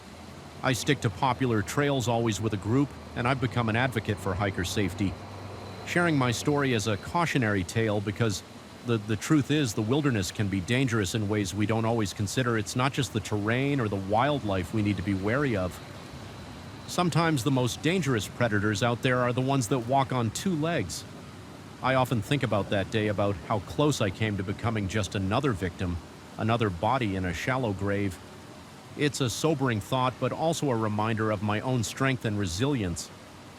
I survived, I outsmarted killer, and lived to tell the tale. And while the experience left its scars, both physical and emotional, it also taught me something important. Life is precious, and every moment is a gift. I don't take anything for granted anymore. Each sunrise, each breath, each step on a trail, they're all reminders that I'm alive, that I made it out of those woods when others didn't. So I keep walking, keep exploring, always with one eye on the path ahead and the other watching my back, because you never know what's lurking just beyond the next bend in the trail. The first time I saw the girl with the haunted eyes, I knew something was terribly wrong. But I never imagined that my night shift at a remote truck stop would thrust me into the dark underbelly of human trafficking as I stood behind the counter watching the steady stream of truckers and late-night travelers. I had no idea that I was about to uncover a sinister operation that would change my life forever. My name's Jack, and I've been working the graveyard shift at Big Rig's truck stop for about 6 months now. It's not the most glamorous job, but it pays the bills and gives me plenty of quiet time to work on my novel. At least that's what I thought it would do. The night everything changed. Started like any other. I clocked in at 11 p.m., nodding to Dave, the day shift guy, as he headed out. The first few hours were uneventful, a steady trickle of truckers coming in for coffee, snacks, and a chance to stretch their legs. It was around 2 a.m. When I first saw her, a young girl couldn't have been more than 16 or 17. Walked in with a much older man, something about the way she moved, the way she kept her eyes down, set off alarm bells in my head. The man marched her straight to the restrooms at the back of the store. "Wait here." I heard him growl before he came up to the counter pack of smokes. He grunted, not meeting my eyes as I turned to grab the cigarettes. I caught a glimpse of the girl in the security mirror. She was standing exactly where the man had left her, but her eyes were darting around frantically like a cornered animal looking for escape. I handed the man his cigarettes, trying to keep my voice casual as I asked, "Everything okay with your daughter?" His head snapped up, eyes narrowing, "Mind your own business." He snarled, snatching the pack from my hand and stalking back to the girl I watched as he roughly grabbed her arm and dragged her out of the store. My stomach churned. Something was very, very wrong over the next few weeks. I saw more girls like her, always young, always with older men who treated them more like property than people. I started paying closer attention. Noticing patterns, the same trucks would show up at odd hours, men would exchange hushed words and knowing glances. I knew I had to do something, but I was scared. What if I was wrong? What if I was seeing things that weren't there? And even if I was right, what could a simple night clerk do against what was clearly a large organized operation? It was a quiet Tuesday night when things came to a head. A big rig pulled in around 3 a.m. and I recognized the driver as one of the regulars I'd been watching. He came in alone, but when he left, he had 2 young girls with him. They looked drugged, barely able to walk straight. My heart was pounding as I watched them climb into the truck. This was it. I couldn't stand by any longer with shaking hands. I picked up the phone and dialed 911. "What's your emergency?" I took a deep breath. I think I've uncovered a human trafficking ring operating out of Big Rig's truck stop on Highway 20. The dispatcher's voice sharpened. "Can you elaborate, sir?" I told her everything I'd seen over the past few weeks, describing the girls, the men, the patterns I'd noticed as I spoke. I kept my eyes on the security cameras, watching the parking lot units are on their way. The dispatcher assured me, "Is there anything else you can tell us?" Just then, I saw movement on one of the screens. A van had pulled up and men were ushering more girls into it. "They're moving them now," I said urgently. "There's a van." Suddenly, the bell over the door jangled. I looked up to see one of the men I'd been watching. Walk in our eyes met, and I knew he'd heard me. "I have to go," I whispered into the phone, hanging up quickly. The man's eyes narrowed as he approached the counter. "Who are you talking to?" He demanded. "Just my girlfriend." I lied, trying to keep my voice steady. "She worries if I don't check in." He didn't believe me. I could see it in his eyes. "Come out from behind the counter," he said, his hand moving to his waistband where I caught a glimpse of a gun. My mind raced. I couldn't let him take me outside. I'd seen enough crime shows to know I'd never come back at. "If I did look," I said, raising my hands, "I don't want any trouble. I don't know anything, and I haven't seen anything." "Okay." He smirked, a cold, humorless expression. "Oh, I think you've seen plenty now, move, or I'll—" He never finished the sentence at that moment. The parking lot lit up with red and blue flashing lights. The man's head whipped around his face, contorting with rage. "You little rat," he snarled. Reaching for his gun, I didn't think I just reacted. I grabbed the pot of hot coffee from behind me and hurled it at him. He screamed as the scalding liquid hit his face. When stumbling backwards, I vaulted over the counter and ran for the door outside. It was chaos. Police cars had swarmed the parking lot. Officers were shouting orders. Their guns drawn, the van I'd seen earlier was trying to back out, but a police cruiser blocked its path. I burst out of the store, my hands raised. I'm the one who called. I shouted as several officers turned their weapons towards me. One of them rushed over quickly, ushering me behind a police car. "Stay down," he ordered before running back towards the store from my position. I could see everything. The men were being arrested, pulled from their trucks in the van, and the girls. God, there were so many of them. Some looked dazed. Others were crying. A few tried to run, only to be gently but firmly stopped by female officers. It was over in minutes, but it felt like hours when the dust settled. One of the detectives came to take my statement as I talked. I watched paramedics treating the girls, wrapping them in blankets and leading them to waiting ambulances. "You did good, son," the detective said when I'd finished. "Real good. We've been trying to crack this ring for months. Your information was the break we needed." I nodded. Feeling numb, the adrenaline was wearing off, leaving me shaky and exhausted. "What's going to happen to the girls?" I asked. The detective's face softened. "They'll get help, counseling, medical treatment. Whatever they need. It's going to be a long road, but they've got a chance now." Thanks to you, in the days that followed, the full scope of the operation came to light. It wasn't just big rigs. The ring had been operating out of truck stops across 3 states. Dozens of girls were rescued, some of whom had been missing for years. I gave more statements, testified in court. The truck stop's owner was arrested too. He'd been turning a blind eye in exchange for a cut of the profits. I was offered a reward, but I couldn't take it. Instead, I asked for it to be donated to organizations that help trafficking survivors. I don't work at big rigs anymore, couldn't stand to be there after everything that happened. But I didn't give up on my dream of being a writer. In fact, I found my story. I'm writing about what happened, about the girls, about the dark world that exists right under our noses. Sometimes I think about that first. Girl, the one with the haunted eyes. I never found out what happened to her specifically, but I like to think she's out there somewhere free, maybe even happy. And on the nights when the memories keep me awake, when I see those girls' faces in my dreams, I hold on to that thought, because that's the thing about evil. It thrives in the shadows, in silence and complacency, but it only takes one person to shine a light, to speak up. One person can make a difference. I'm not a hero. I'm just a guy who was in the right place at the right time and chose not to look away. And if my story teaches people anything, I hope it's this: pay attention, look out for each other, and if you see something wrong, say something. You never know whose life you might save. The crumbling facade of Ravenswood Asylum loomed before me, its broken windows staring down like hollow eyes. I'd come here looking for thrills, for that perfect creepy photo to boost my urban exploration blog.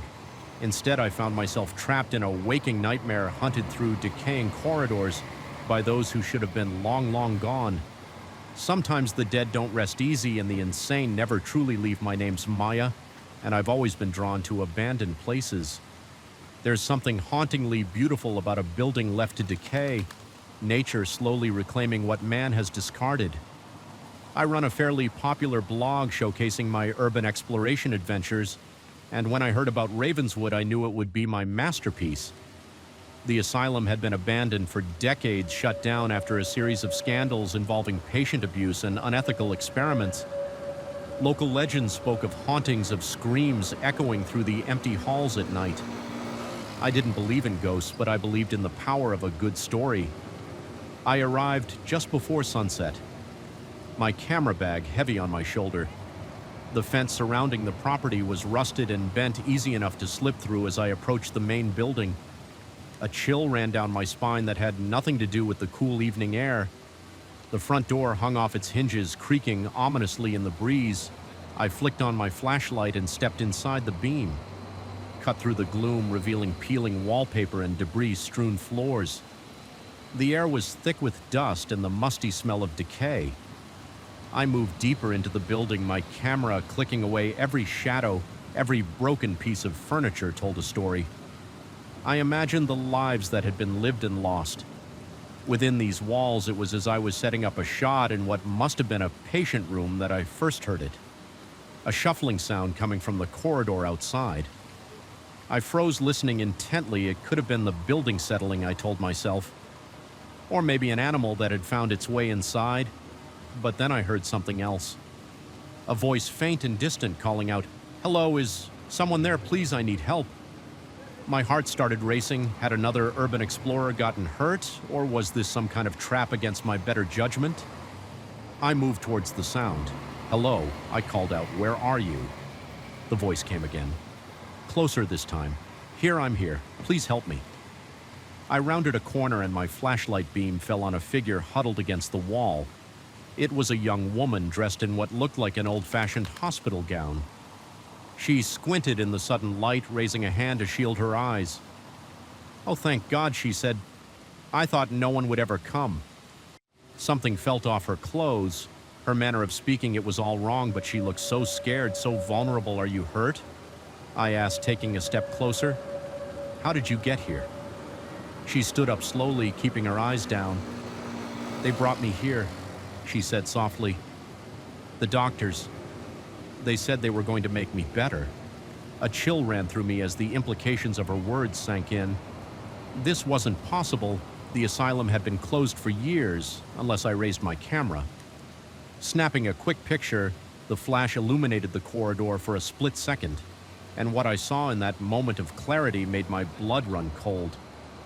The woman was transparent. I could see the wall behind her through her body. I stumbled backward, my heart pounding. "What are you?" I gasped. Her head snapped up and I saw her eyes were completely black. A terrible smile spread across her face, revealing rows of sharp teeth. "We're the ones they left behind," she said. Her voice suddenly deep and inhuman. "And now you're going to join us?" I ran. I didn't think. Didn't plan. Just turned and fled back the way I'd come behind me. I could hear her laughing, the sound echoing off the walls as I raced through the corridors. More voices joined hers. Whispers and screams seemed to come from everywhere at once. Shadows moved at the edge of my vision, figures darting just out of sight. I burst into what must have been the main hall, a vast space with a grand staircase leading to upper floors, and there, blocking my path to the exit, stood a group of people. Some wore patient gowns, others the uniforms of orderlies and nurses. All of them had the same black eyes, the same terrible smiles. "Welcome home," one of them said, a tall man in a doctor's coat. "We've been waiting for you." I backed away, my eyes darting around for another escape route. "This isn't real," I said, more to myself than to them. "You're not real." The doctor laughed, a chilling sound. "Oh, we're very real, my dear, more real than you can imagine. We've been trapped here for so long, waiting for someone like you, someone to set us free." They began to advance, their movements jerky and unnatural. I turned and ran for the stairs, taking them two at a time. I could hear them behind me, their footsteps thundering on the old wood. The upper floors were a maze of corridors and rooms. I ran blindly, no longer sure which way was out. Every turn brought me face to face with more of them, patients with vacant eyes, nurses with bloody uniforms, doctors wielding rusted scalpel. I found myself in what must have been a treatment room. Old electroshock machines stood. Silent witness to past horrors, the only way out was a small window, barely big enough for a person to fit through as I struggled to open the rusted latch. The door burst open behind me, the spirits poured in, their cold hands reaching for me with a final desperate shove. The window gave way. I didn't hesitate. I dove through the opening. Feeling the old glass scrape against my skin, for a heart-stopping moment I was falling. Then I hit the overgrown shrubbery below the impact, knocking the wind out of me. Ignoring the pain, I scrambled to my feet and ran. I didn't stop until I reached the fence, practically diving through the gap I'd used to enter. Only when I was back in my car, doors locked and engine running, did I allow myself to breathe. My hands were shaking so badly I could barely grip the steering wheel. As I sped away, I glanced in the rearview mirror. Ravenswood Asylum stood silhouetted against the night sky, and there in one of the upper windows I saw a figure watching me leave. Even from this distance, I could see its eyes gleaming in the darkness. I didn't stop driving until I was back in the city, surrounded by the comforting sounds of traffic and normal living people. It wasn't until I got home that I remembered my camera. With trembling hands, I downloaded the photos. Most were what I expected. creepy shots of abandoned rooms and corridors, but then I came to the one I'd taken of the ghost woman. My breath caught in my throat there. She was as solid as you or me, but her eyes were completely black just as I'd seen them, and behind her, reflected in a broken mirror, were faces. Dozens of faces, all with the same black eyes and terrible smiles. I deleted the photos, all of them, then I threw my camera away for good measure. My urban exploration days were over. I still have nightmares about Ravenswood, about black eyes and reaching hands and the feeling of being trapped in endless decaying corridors sometimes. When I'm alone at night, I think I can hear whispers, can see shadows moving just at the edge of my vision. I never wrote about Ravenswood on my blog, never told anyone what really happened that night who would believe me, but I know the truth. I know that sometimes the dead don't rest easy, that there are places in this world where the veil between life and death is thin, where the insane and the tortured linger long after their bodies have turned to dust. And I know that Ravenswood is waiting for the next curious explorer, the next thrill seeker looking for a good scare, waiting to welcome them home just as it had welcomed me. So if you're ever driving down a lonely road and see a crumbling old building in the distance, think twice before exploring. Because you never know what might be exploring you right back, and once you enter places like Ravenswood, you might find that you never truly leave.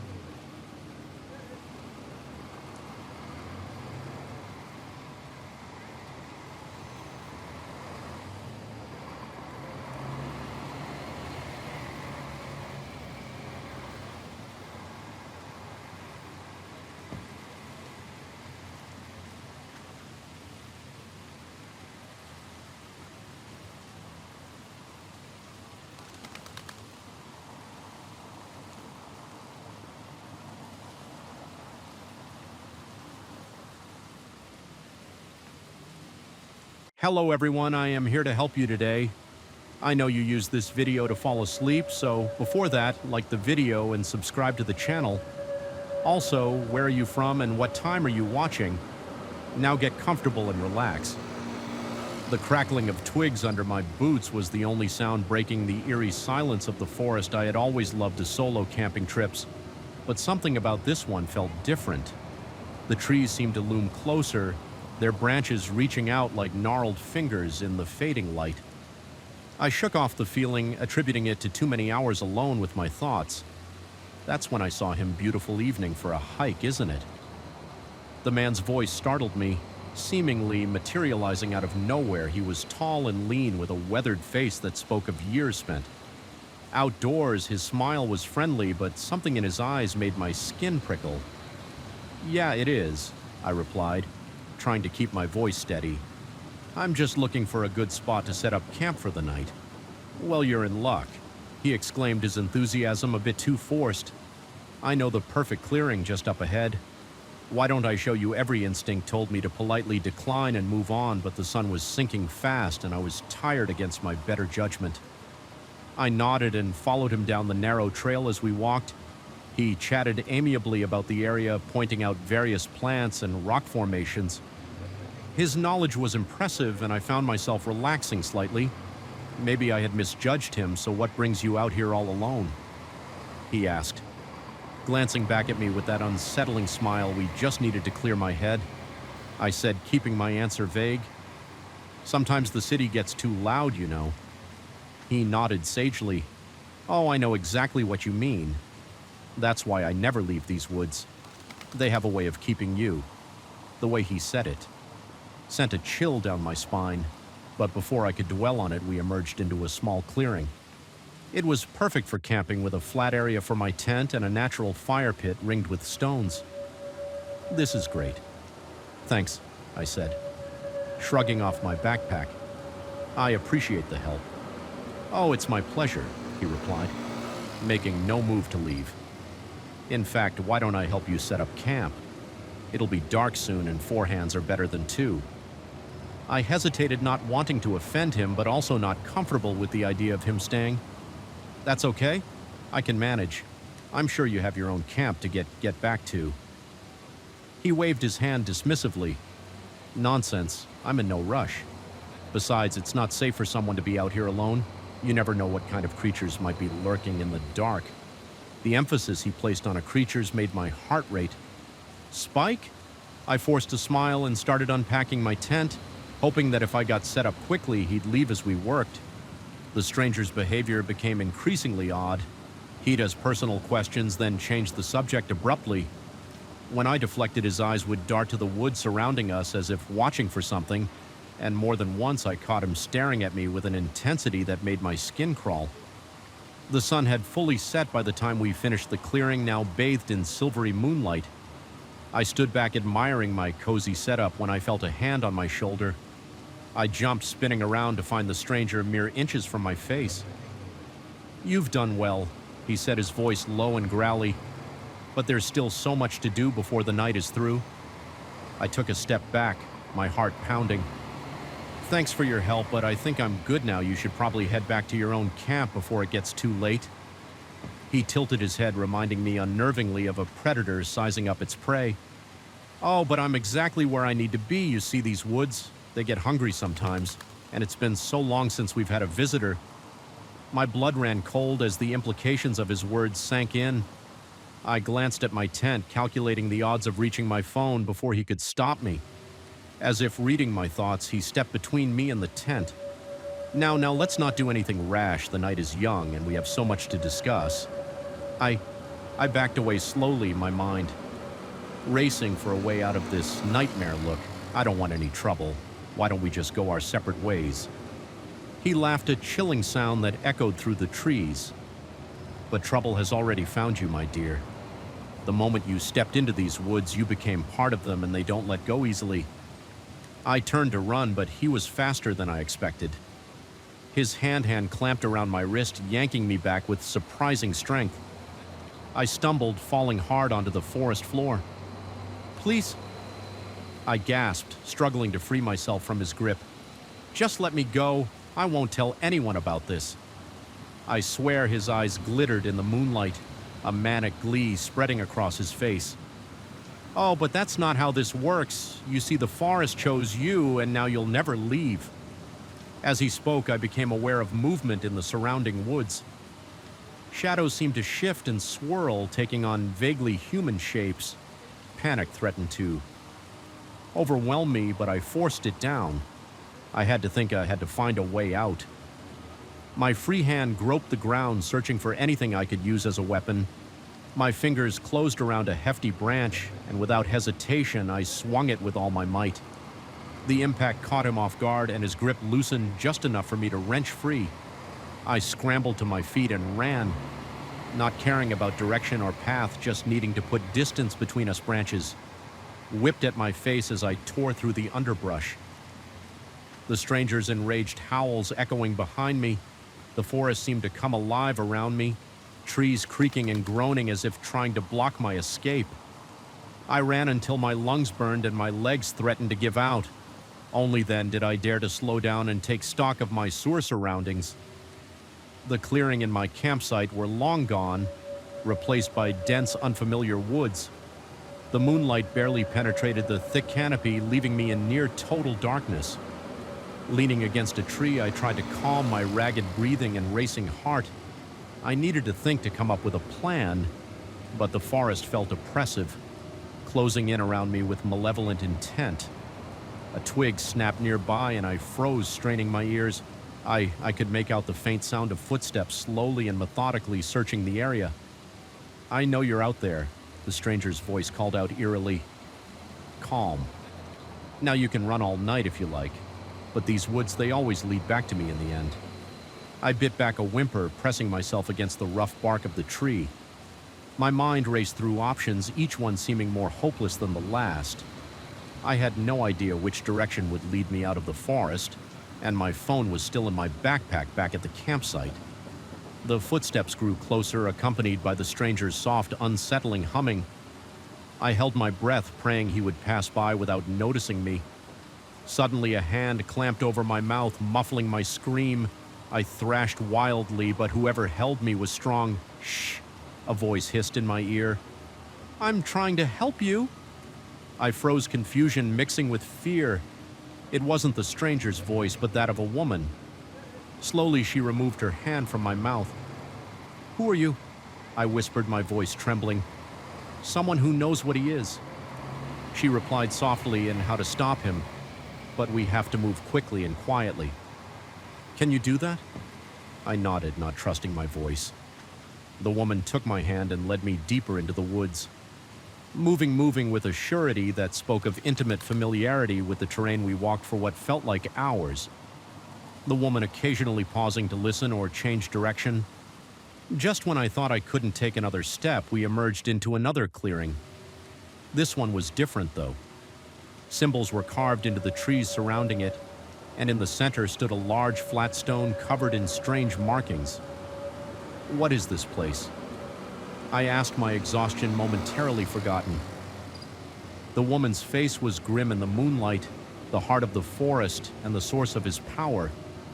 She quickly explained how the stranger was bound to the forest, drawing strength from it to lure and trap unsuspecting hikers, but the bond worked both ways, and if we could sever it, we might have a chance to escape. As she spoke, a bone-chilling howl echoed through the trees. He had found our trail. "We're out of time," the woman said, her voice tight with urgency. "Whatever happens, don't let him touch the stone." The clearing erupted into chaos as the stranger burst through the tree line, his face contorted with rage. He lunged for the stone, but the woman intercepted him, grappling fiercely. I stood frozen for a moment, overwhelmed by the surreal scene before me, but as the stranger began to overpower the woman, I knew I had to act. Spotting a sharp rock near my feet, I scooped it up and charged forward with all my strength. I brought it down on the strange symbols carved into the stone. The effect was immediate and terrifying. A deafening crack split the air, and the ground beneath our feet began to tremble. The stranger let out an inhuman shriek, his body contorting as if being torn apart from the inside. "Run," the woman shouted. Grabbing my arm and pulling me towards the trees, we ran blindly through the woods, the earth shaking violently beneath us. Trees groaned and toppled around us, and I was certain we would be crushed at any moment, just when I thought we couldn't go on. We burst out of the tree line onto a paved road. A car screeched to a halt in front of us. The driver's shocked face visible through the windshield as we climbed into the car. I looked back at the forest. A thick, unnatural mist was rising from the trees, obscuring everything from view. The last thing I saw before we drove away was a twisted, inhuman shape emerging from the mist, its agonized howl fading into the night. I never went camping alone again. After that night, the wilderness held a new terror for me. Now one that no amount of rationalization could erase. Sometimes in my dreams, I still hear the stranger's voice calling out to me, promising that one day, the forest will reclaim what it lost. And on those nights, I wake up in a cold sweat, grateful for the solid walls around me and the distance between myself and those dark, hungry woods. The streetlights flickered ominously as I pulled up to the curb, the app on my phone pinging to confirm my passenger's location. It was well past midnight, and the usually bustling streets of downtown were eerily empty. I had been driving for rideshare services for months now, but something about tonight felt off. I spotted my passenger immediately, a tall, lean man in a dark coat, his face partly obscured by the brim of a fedora as he approached the car. I forced a smile and unlocked the doors. Just another late-night fare, I told myself, nothing to worry about. "Evening," I said as he slid into the back seat, heading to Oakwood Avenue. "Right," he nodded silently, his eyes meeting mine in the rearview mirror. There was something unsettling about his gaze, a coldness that sent a shiver down my spine. I pulled away from the curb, the silence in the car thick and oppressive. Usually I'd try to make small talk with passengers, but something told me to keep quiet. We'd been driving for about 5 minutes when he finally spoke. "You do this often, drive at night?" His voice was low and growly with an accent I couldn't quite place. "Yeah, a few nights a week," I replied, trying to keep my tone casual. It helps pay the bills. He hummed thoughtfully, "Must meet all sorts of interesting people." I nodded my eyes, flicking to the rearview mirror. He was staring intently at the back of my head, and I quickly looked back at the road. "So what's your story?" he asked, leaning forward slightly.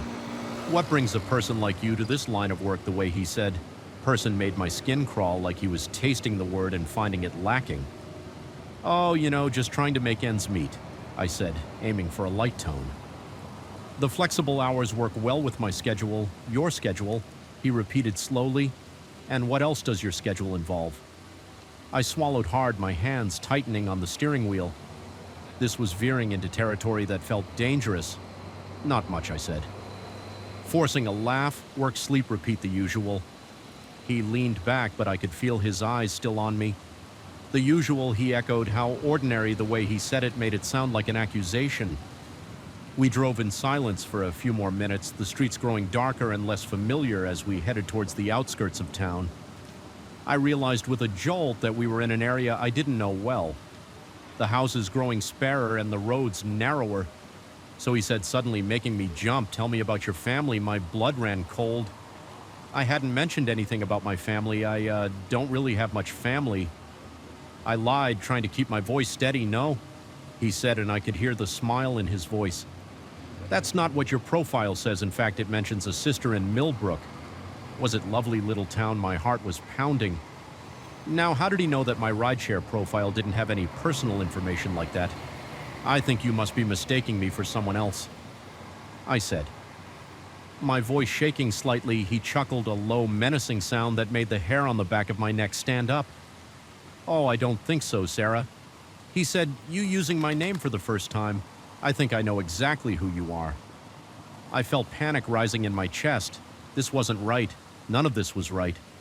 "I think there's been some kind of mistake," I said, trying to keep my voice calm. "Maybe we should end the ride here." "Keep driving," he said, his voice suddenly hard and cold. "We're not finished yet." I glanced in the rearview mirror and saw him reaching into his coat. My heart leapt into my throat as I imagined what he might be pulling out in that moment. I made a split-second decision. I slammed on the brakes, the car screeching to a halt. The sudden stop threw him forward, and I used that moment of confusion to unbuckle my seat, bell and fling open the driver's door. I ran my feet pounding on the pavement. Not daring to look back, I could hear him shouting behind me. The car door slamming shut. The starry street was dark and unfamiliar, houses looming on either side with no lights on. I darted between two buildings, my breath coming in ragged gasps. I could hear his footsteps behind me getting closer. I pushed myself harder, my lungs burning. Suddenly, I stumbled, my foot catching on an uneven patch of ground. I went down hard, scraping my hands and knees on the rough pavement before I could get up. A hand grabbed my ankle, yanking me back. I screamed, kicking out wildly, but his grip was like iron. He flipped me over, looming over me in the darkness in the faint moonlight. I could see his face clearly for the first time. His eyes were wild, a manic grin spreading across his features now. Now he said, his voice mockingly gentle, "That wasn't very nice, darn Sarah. We were having such a lovely conversation." I struggled against his grip, but he was too strong. "How do you know my name?" I gasped. "What do you want?" He tilted his head, regarding me with an almost curious expression. "I know everything about you, Sarah, your hopes, your fears, your dirty little secrets." He leaned in closer, his breath hot on my face, and what I want is to play a game. My mind raced, trying to figure out how to escape. I needed to keep him to talking by myself sometime. What kind of game?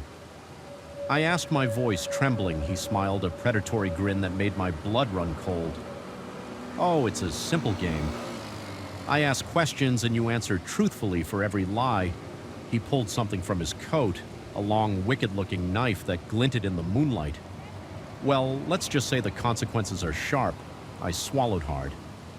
My eyes fixed on the knife, and if I refused to play, his grip on my arm tightened painfully. "That's not an option." "Sarah, the game has already begun." I closed my eyes, trying to steady my breathing. I needed to think to find a way out of this nightmare. "First question," he said, his voice taking on a sing-song. "Quality. Why did you really start driving at night?" I hesitated. My mind racing. The truth was embarrassing, but lying seemed far more dangerous. I was trying to avoid someone. I admitted an ex who wouldn't leave me alone. I thought working nights would make it harder for him to find me. He nodded, seeming pleased. "Very good. Sarah, honesty suits you. Next question, what's your biggest fear?"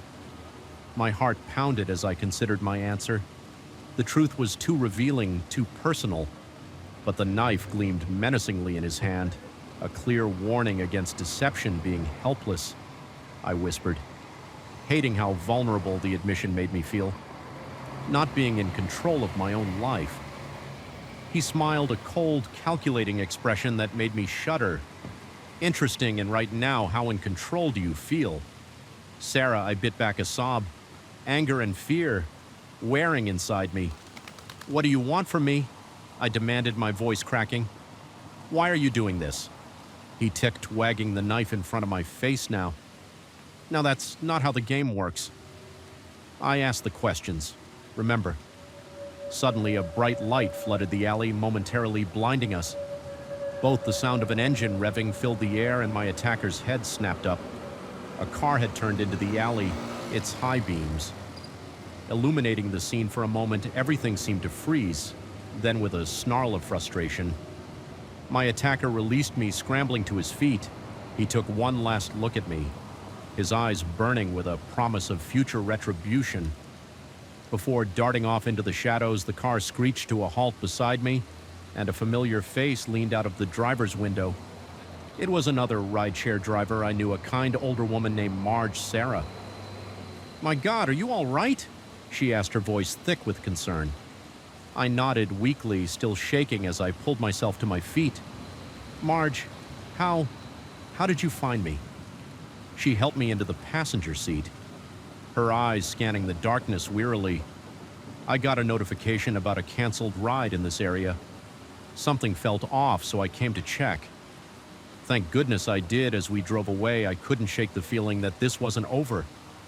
The man's last look haunted me, a clear message that our game was merely postponed, not ended. In the days that followed, I gave a statement to the police, changed my phone number time, and moved to a new apartment. I stopped driving at night, too afraid of who might get into my car, but even now, months later, I can't shake the fear. Every time I see a man in a dark coat or hear footsteps behind me at night, my heart races. I know he's out there somewhere waiting for our paths to cross again. And when they do, I fear the game will begin anew with stakes higher than I can imagine. The moment we pulled into the driveway of our new home, I felt a chill that had nothing to do with the crisp autumn air. The house was beautiful, a charming Victorian with wraparound porch and gabled windows, but something about the way the neighbors' curtains twitched, the sudden silence that fell over the previously bustling street, made my stomach churn with unease. "Home sweet home," my husband Mark announced cheerfully as he cut the engine. Our kids Lily and Tom bounced excitedly in the back seat, eager to explore their new territory. I forced a smile, trying to shake off the growing sense of dread as we unloaded the car. I couldn't shake the feeling of being watched. Every few moments I'd catch glimpses of faces in windows, quickly disappearing when I turned to look directly. It was probably just curiosity about the new neighbors. I told myself nothing. Sinister about that, the first few days were a whirlwind of unpacking and settling in. The neighbors seemed friendly enough, stopping by with casseroles and welcome baskets, but there was something off about their smiles, a tightness around their eyes that spoke of hidden tension. It started with small things. I'd come home to find our trash cans meticulously organized, though I was certain I'd left them haphazardly by the curb. The garden beds, which I hadn't had time to tend, were suddenly weed-free and freshly mulched. At first I was grateful for the help, assuming it was just neighborly kindness, but as the days went on, the attention became unsettling. One afternoon, I was in the kitchen when I noticed Mrs. Johnson from next door standing in our backyard, peering intently through our window. When she saw me, she waved cheerily as if this was perfectly normal behavior. I waved back weakly, my hand shaking slightly as I closed the curtains that night at dinner. I broached the subject with Mark. "Don't you think the neighbors are a bit over-friendly?" I asked, trying to keep my voice casual. He laughed, spearing a piece of chicken with his fork. "Honey, after living in the city for so long, you're just not used to small-town hospitality. It's nice that people care, isn't it?" I nodded, not convinced, but not wanting to push the issue. Maybe he was right. Maybe I was just paranoid. But as the weeks went by, the feeling of being constantly observed only intensified. I'd wake up in the middle of the night to see shadows moving across our lawn, hear whispered conversations just outside our windows that would abruptly stop when I approached. The children started to notice too. Lily came home from school one day, her face pale and drawn. "Mom," she whispered, "the other kids say we shouldn't be here. They say this house is cursed." I tried to reassure her, but her words sent a chill down my spine that night. I couldn't sleep, my mind racing with questions. What had happened to the previous owners? Why had they left so suddenly, leaving behind furniture and personal belongings as if they'd fled in the middle of the night? Determined to get answers, I decided to do some digging. The next day, while Mark was at work and the kids at school, I headed to the local library. The librarian, a wizened old woman with thick glasses, eyed me suspicious. Lie as I asked about the history of our house. "Why do you want to know?" she asked, her voice quavering slightly. "Just curious," I replied, trying to sound nonchalant. "We're the new owners, and I thought it would be interesting to learn about its past." She stared at me for a long moment before sighing heavily. "Very well, but don't say I didn't warn you." She led me to a back room filled with dusty archives and old newspapers. For hours, I pored over yellowed clippings and faded photographs. What I found made my blood run cold. Our house, it seemed, had a dark history over the past century. Family after family had moved in, only to disappear mysteriously within a year. The articles were vague about the details, but there were whispers of cult activity, of sacrifices made to ensure the town's prosperity. As I read, pieces started falling into place, the over-attentive of the neighbors, their constant watching. They weren't being friendly, they were keeping tabs on us, waiting for something. I left the library in a daze, my mind reeling with the implications of what I'd learned. As I walked home, I noticed the stares of the town's people more acutely. Their smiles seemed more like grimaces, their eyes cold and calculating. I burst through the front door ready to tell Mark everything, only to find him sitting in the living room surrounded by neighbors. They all turned to look at me as I entered, their faces eerily blank. "Ah, there you are, honey," Mark said, his voice strangely flat. "We were just discussing the upcoming town festival. The neighbors think we should host it here." I stood frozen in the doorway, my heart pounding. This wasn't right. None of this was right. I don't think that's a good idea, I stammered, backing away slowly. Mrs. Johnson stood up, her movements stiff and unnatural. "Oh, but we insist," she said, her voice dripping with false sweetness. "It's tradition, you see, the newest family always hosts." I looked at Mark silently, pleading for him to see the danger we were in, but his eyes were glazed over, a placid smile fixed on his face. "Where are the kids?" I asked, trying to keep the panic out of my voice. They're playing at the park with the other children," Mr. Thompson from across the street said. "Don't worry, they're in good hands." The way he said it made my skin crawl. I knew then that I had to get us out of there and fast. I need to lie down," I said, faking a yawn. "Long day at the library. Why don't you all continue without me?" I hurried upstairs, my mind racing. I had to get the kids, had to convince Mark, had to get us all out of this town before it was too late. I threw some clothes and essentials into a bag, my hands shaking so badly I could barely zip it closed. As I was about to leave the room, I heard footsteps on the stairs, heavy, deliberate footsteps that didn't belong to my husband or children. I looked around frantically for a weapon, anything I could use to defend myself. My eyes fell on a heavy brass lamp on the bedside table. I unplugged it, gripping it tightly as I positioned myself behind the door. The footsteps stopped outside the room. I held my breath, my heart pounding so loudly I was sure they could hear it. The door creaked open slowly. I raised the lamp, ready to strike Mom. Lily's voice made me freeze. I lowered the lamp, relief flooding through me as my daughter stepped into the room, but something was off. Her movements were too stiff, her eyes unfocused. "Honey, are you okay?" I asked, reaching out to her. She smiled, but it wasn't her smile. It was too wide, too forced. "Everything's fine, Mom. The neighbors say it's time we need to go downstairs now." I backed away, my relief turning to horror. "Lily, sweetie, listen to me. We need to leave now." Her head tilted at an unnatural angle. "But Mom, we can't leave. We're home now forever." I heard more footsteps. Saw shadows moving in the hallway. They were coming for us in that moment. Survival instinct took over. I grabbed the bag, pushed past Lily, and ran down the stairs, through the kitchen, out the back door. I could hear shouts behind me.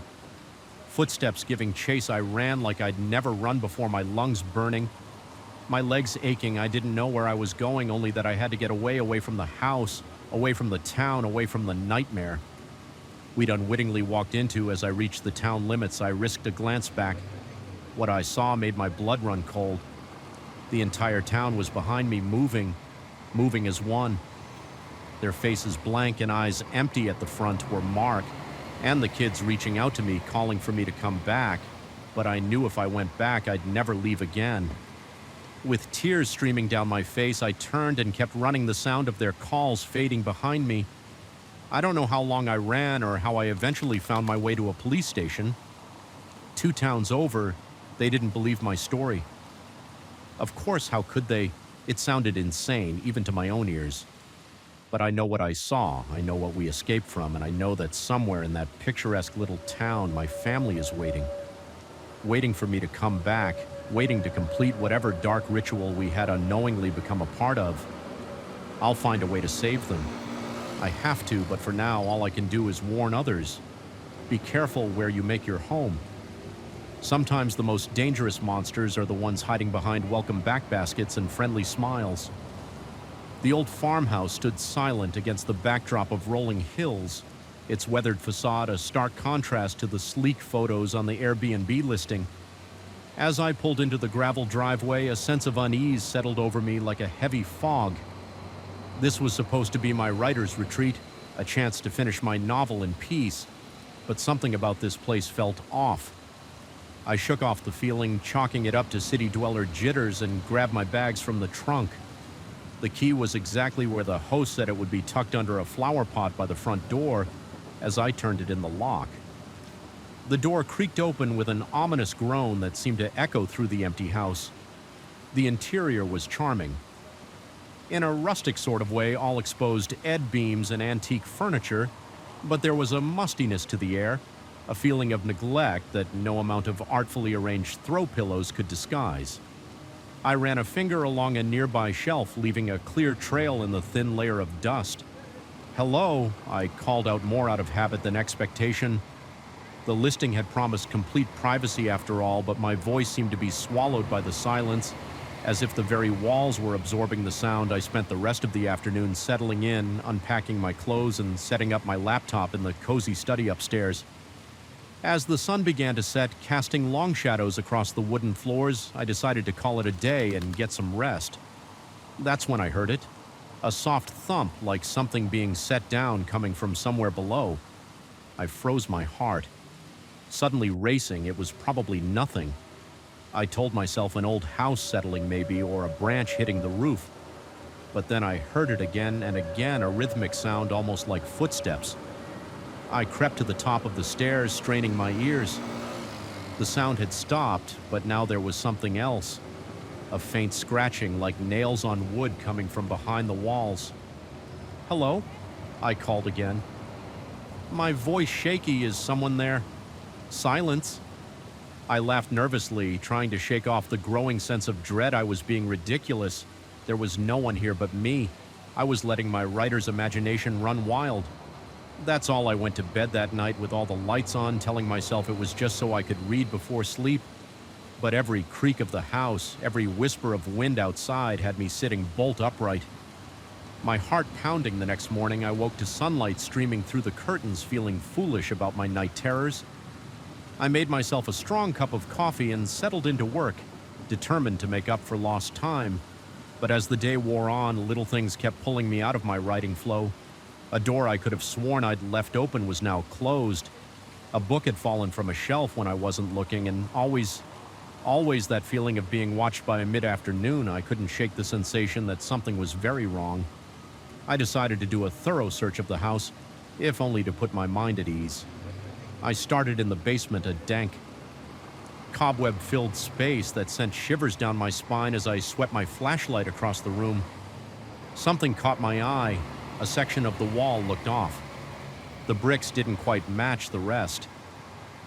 Heart pounding, I approached it up close. I could see that the moor was newer, not as weathered as the surrounding area. With trembling hands, I pressed against it. To my horror, it moved slightly. I stumbled back, my mind reeling what was behind that wall, and more importantly, who had sealed it up. I raced back upstairs, my thoughts a jumble of terror and curiosity. Should I call the police, the Airbnb host? But what would I say that I had a hunch there was something sinister hidden in the basement? As night fell, I paced the living room, debating my next move. That's when I heard it again, the footsteps. But this time they weren't coming from below, they were coming from the attic. My blood ran cold. I knew I should run, should get in my car and drive as far away from this place as possible. But something held me back. I need to know, to understand what was happening in this house. With shaking hands, I grabbed a heavy candlestick from the mantel and made my way to the attic stairs. Each step creaked under my weight, announcing my presence to whatever waited above the attic. It was pitch black, the beam of my flashlight barely penetrating the gloom dust. Moe's danced in the light, stirred up by my presence and by something else there in the far corner. Something moved, a shadow darker than the surrounding darkness, shifting and writhing. "Who's there?" I called out, my voice barely above a whisper. The shadow stilled. Then slowly it began to take shape. A figure, hunched and twisted, turned to face me. I caught a glimpse of pale, sunken eyes, of skin stretched tight over bone. I screamed, stumbling backward. My foot caught on something, sending me crashing to the floor. The candlestick clattered away. Rolling into the shadows, the figure moved towards me, its movements jerky and unnatural. I scrambled backwards, my hand closing around something cold and metal. The flashlight, I swung it up the beam, catching the figure full in the face. What I saw made my blood run cold. It wasn't a person. Not anymore. Its face was a grotesque mask of decay. Skin mottled and peeling, but its eyes were alive, filled with a hunger that turned my insides to ice. "You shouldn't be here." It rasped, its voice like sandpaper on stone. I couldn't move, couldn't breathe. This couldn't be real. It had to be a nightmare, a hallucination brought on by stress and lack of sleep. The creature took another step forward, its joints cracking with each movement. "This is our home," it hissed. "You're not welcome here." Our home? The words echoed in my mind, and suddenly, horribly, I understood the walled-up section in the basement, the constant feeling of being watched. This thing, whatever it was, wasn't alone. As if in response to my realization, I heard more movement from the shadows from behind the boxes and old furniture. More figures emerged, each as twisted and decayed. As the first, I found my voice, then a scream tearing from my throat. As I scrambled to my feet. I ran blind with terror, stumbling down the attic stairs and through the house behind me. I could hear them, the shuffle of feet, the rasp of labored breathing they were following, hunting me through the house that was supposed to be my sanctuary. I reached the front door, yanking at the handle. It wouldn't budge. Locked when had it locked. I fumbled with the deadbolt, my fingers clumsy with fear. They were getting closer. I could feel their cold breath on the back of my neck, hear their nails scraping against the walls. Finally, mercifully, the lock gave way. I burst out into the cool night air, not daring to look back as I ran to my car. The engine roared to life, and I peeled out of the driveway, gravel spraying behind me in my rearview mirror. I caught one last glimpse of the farmhouse figures stood in every window, their pale faces watching as I fled. I drove through the night, not stopping until the sun began to rise. Only then, in the harsh light of day, did I allow myself to think about what had happened. I never went back to that farmhouse. I left a vague review on Airbnb, warning others about strange noises and unsettling atmosphere, but how could I explain the truth sometimes? Late at night, I still hear those footsteps, still feel those eyes watching me from the shadows, and I wonder with a chill that goes bone deep, if maybe I didn't escape after all. If maybe somehow I brought a piece of that house's horror home with me. Because in those moments between sleep and waking, when the world is at its quietest, I swear I can hear a voice rasping, hungry, and all too familiar. "You're not welcome here." The first thing I noticed when the lights went out was the silence. One moment, the hum of the refrigerator and the software of my laptop. Fan filled the air, the next nothing. Just the sound of my own breathing, suddenly loud in the darkness. I fumbled for my phone, the screen's glow momentarily. Blinding me, 9:47 p.m. No signal, great. "It's fine," I muttered to myself, trying to quell the unease growing in my chest.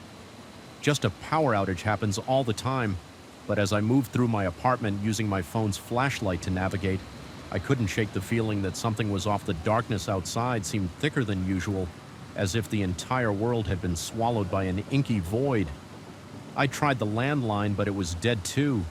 No dial tone, not even a crackle of static, just silence. That's when I heard it, a soft scratching at the front door, so faint I almost missed it. I froze, my breath catching in my throat. It could be anything, I told myself. A tree branch, a stray cat. But deep down, I knew it wasn't. The scratching came again. Louder this time, more insistent than a thud, as if someone or something had thrown their weight against the door. My heart was pounding now. Blood rushing in my ears, I backed away. Slowly, my eyes fixed on the door. The thewing continued, growing more forceful with each impact. I retreated to my bedroom, locking the door behind me. My hands were shaking so badly I could barely hold my phone. No signal, no way to call for help. The assault on the front door stopped abruptly for a moment. Silence reigned again, then footsteps, slow, deliberate, moving through my living room. I clapped a hand over my mouth to stifle a whimper. This couldn't be happening. It had to be a nightmare. But the cold sweat on my skin, the trembling in my limbs, it all felt too real. The footsteps drew closer, pausing outside my bedroom door. I held my breath, praying that whoever, whatever was out there would move on. A soft chuckle broke the silence, sending chills down my spine. "I know you're in there," a voice called out, low and raspy. "Why don't you come out and play?" I backed away from the door, my mind racing the window. It was my only chance. I moved towards it, trying to be as quiet as possible. The doorknob rattled now. Now the voice cried, "Don't be rude, I've come all this way to see you." My fingers fumbled with the window light match. It was old, stiff from disuse. I pushed harder, panic giving me strength. The door shuddered as something heavy slammed against it. Once, twice, the window finally gave way, sliding up with a groan that seemed deafening in the quiet apartment. Cold night air rushed in, carrying with it the scent of rain and something else, something rotten. I was halfway out the window when the bedroom door splintered in the dim light from my discarded phone. I caught a glimpse of my intruder, tall, unnaturally thin, with eyes that glowed like embers in the darkness. I didn't wait to see more. I scrambled out onto the fire escape, the metal grating. Cold against my bare feet, I could hear it moving behind me. Its breathing harsh and excited. I ran down the stairs, the old structure creaking and swaying beneath me. My foot slipped on a wet step and I nearly fell. A hand grabbed at my shirt finger like ice grazing my back. Panic gave me wings. I flew down the remaining stairs, jumping the last few feet to the alley below the impact. Jarred my bones, but I didn't stop. I couldn't. I ran blindly through the dark streets. The sound of pursuit close behind the entire city seemed deserted. Every window dark, every door closed. Where was everyone? A car. I needed to find a car. My keys were in my pocket. I always kept them there, a habit. Born from late nights at the office. If I could just find my car, I could escape.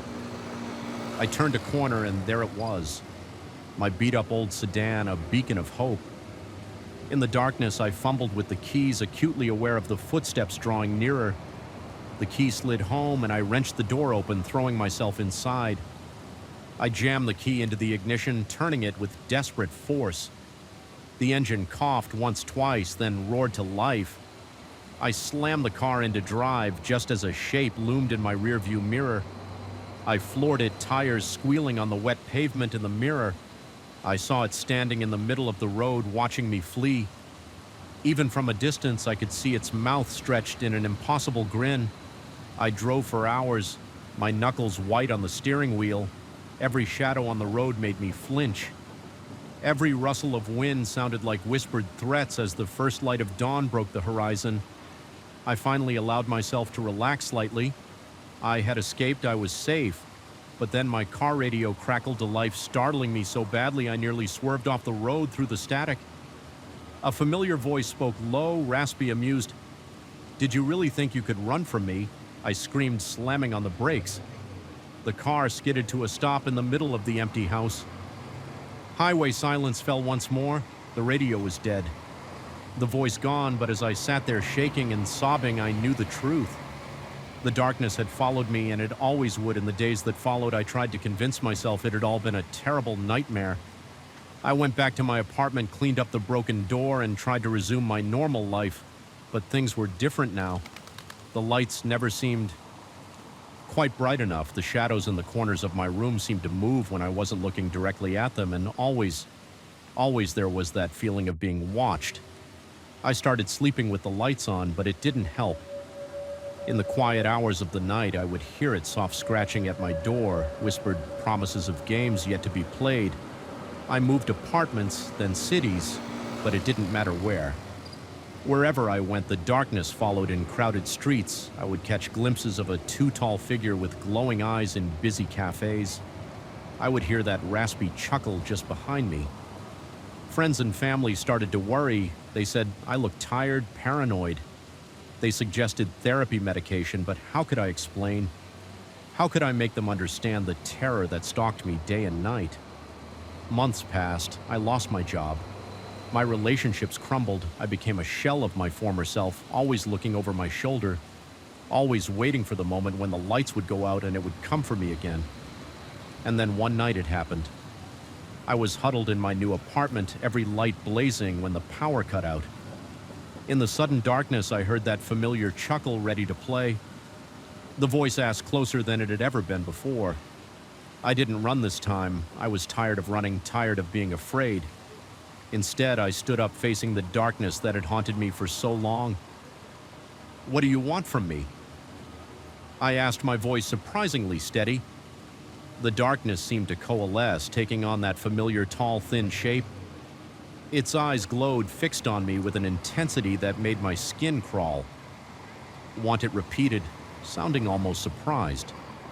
"My dear, I don't want anything from you. I am you, the part of you that you've always tried to ignore, the darkness you've always feared," as it spoke. I felt a chill of recognition. The voice, it was mine, distorted and twisted, but undeniably mine. "No," I whispered, but even as I denied it, I knew it was true.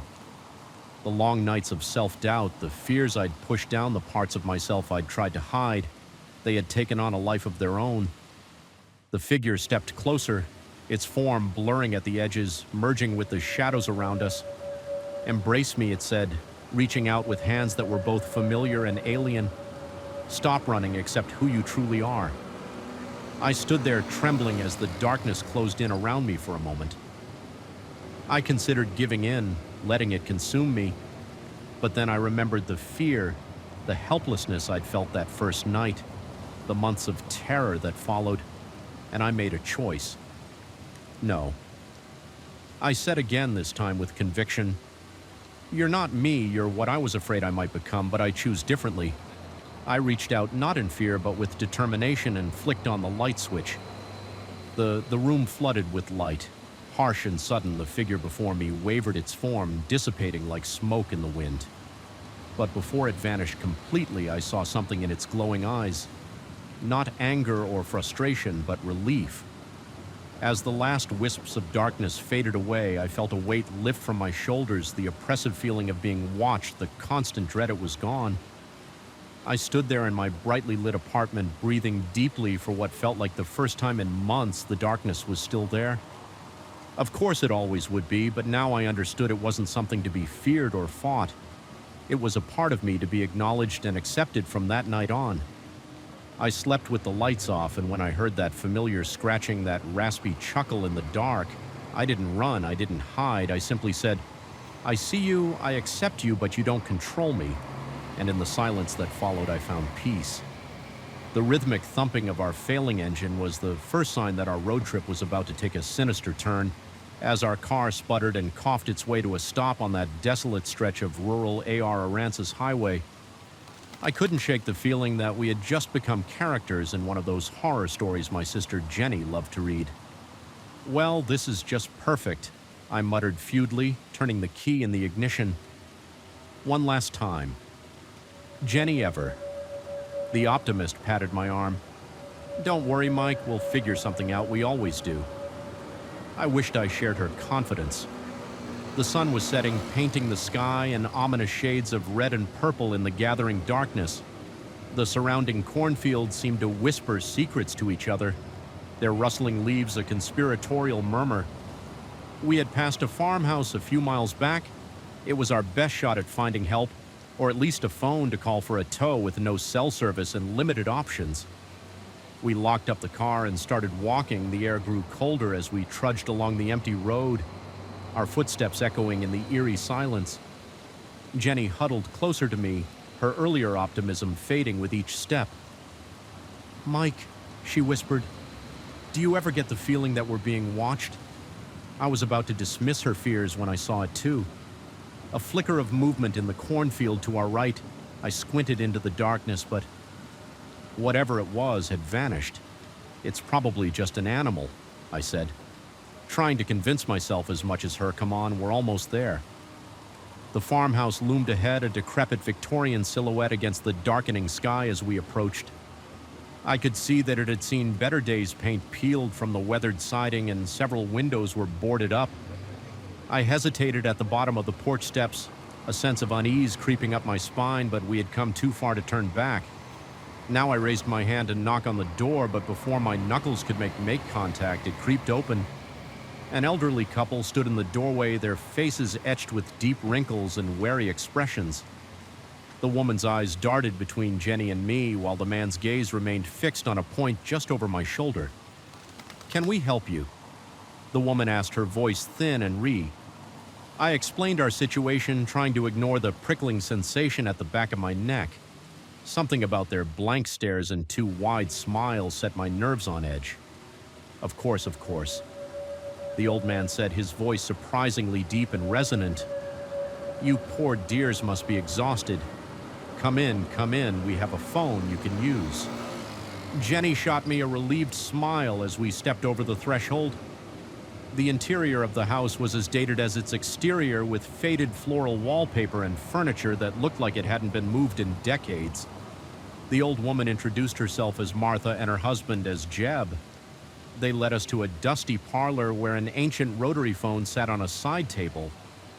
"I'm afraid the phone lines have been acting up lately," Jeb said apologetically. "But you're welcome to try in the meantime.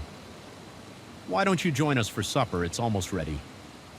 I opened my mouth to decline, but Jenny spoke first. "That would be lovely." "Thank you," as Martha shuffled off to the kitchen. Jeb settled into a worn armchair, his roomy eyes fixed on us with an unsettling intensity. So he said, leaning forward slightly, "What brings you young folks to these parts?" We explained about our road trip, how we were heading to visit family in Little Rock. As we talked, I couldn't shake the feeling that something was off. The room felt too still, the air too thick, and Jeb's gaze never wavered even when Martha called him to help in the kitchen. Left alone, Jenny and I exchanged glance. "Maybe we should just try the phone and go," I whispered. She nodded, looking relieved, but when I picked up the receiver, there was no dial tone, just dead silence.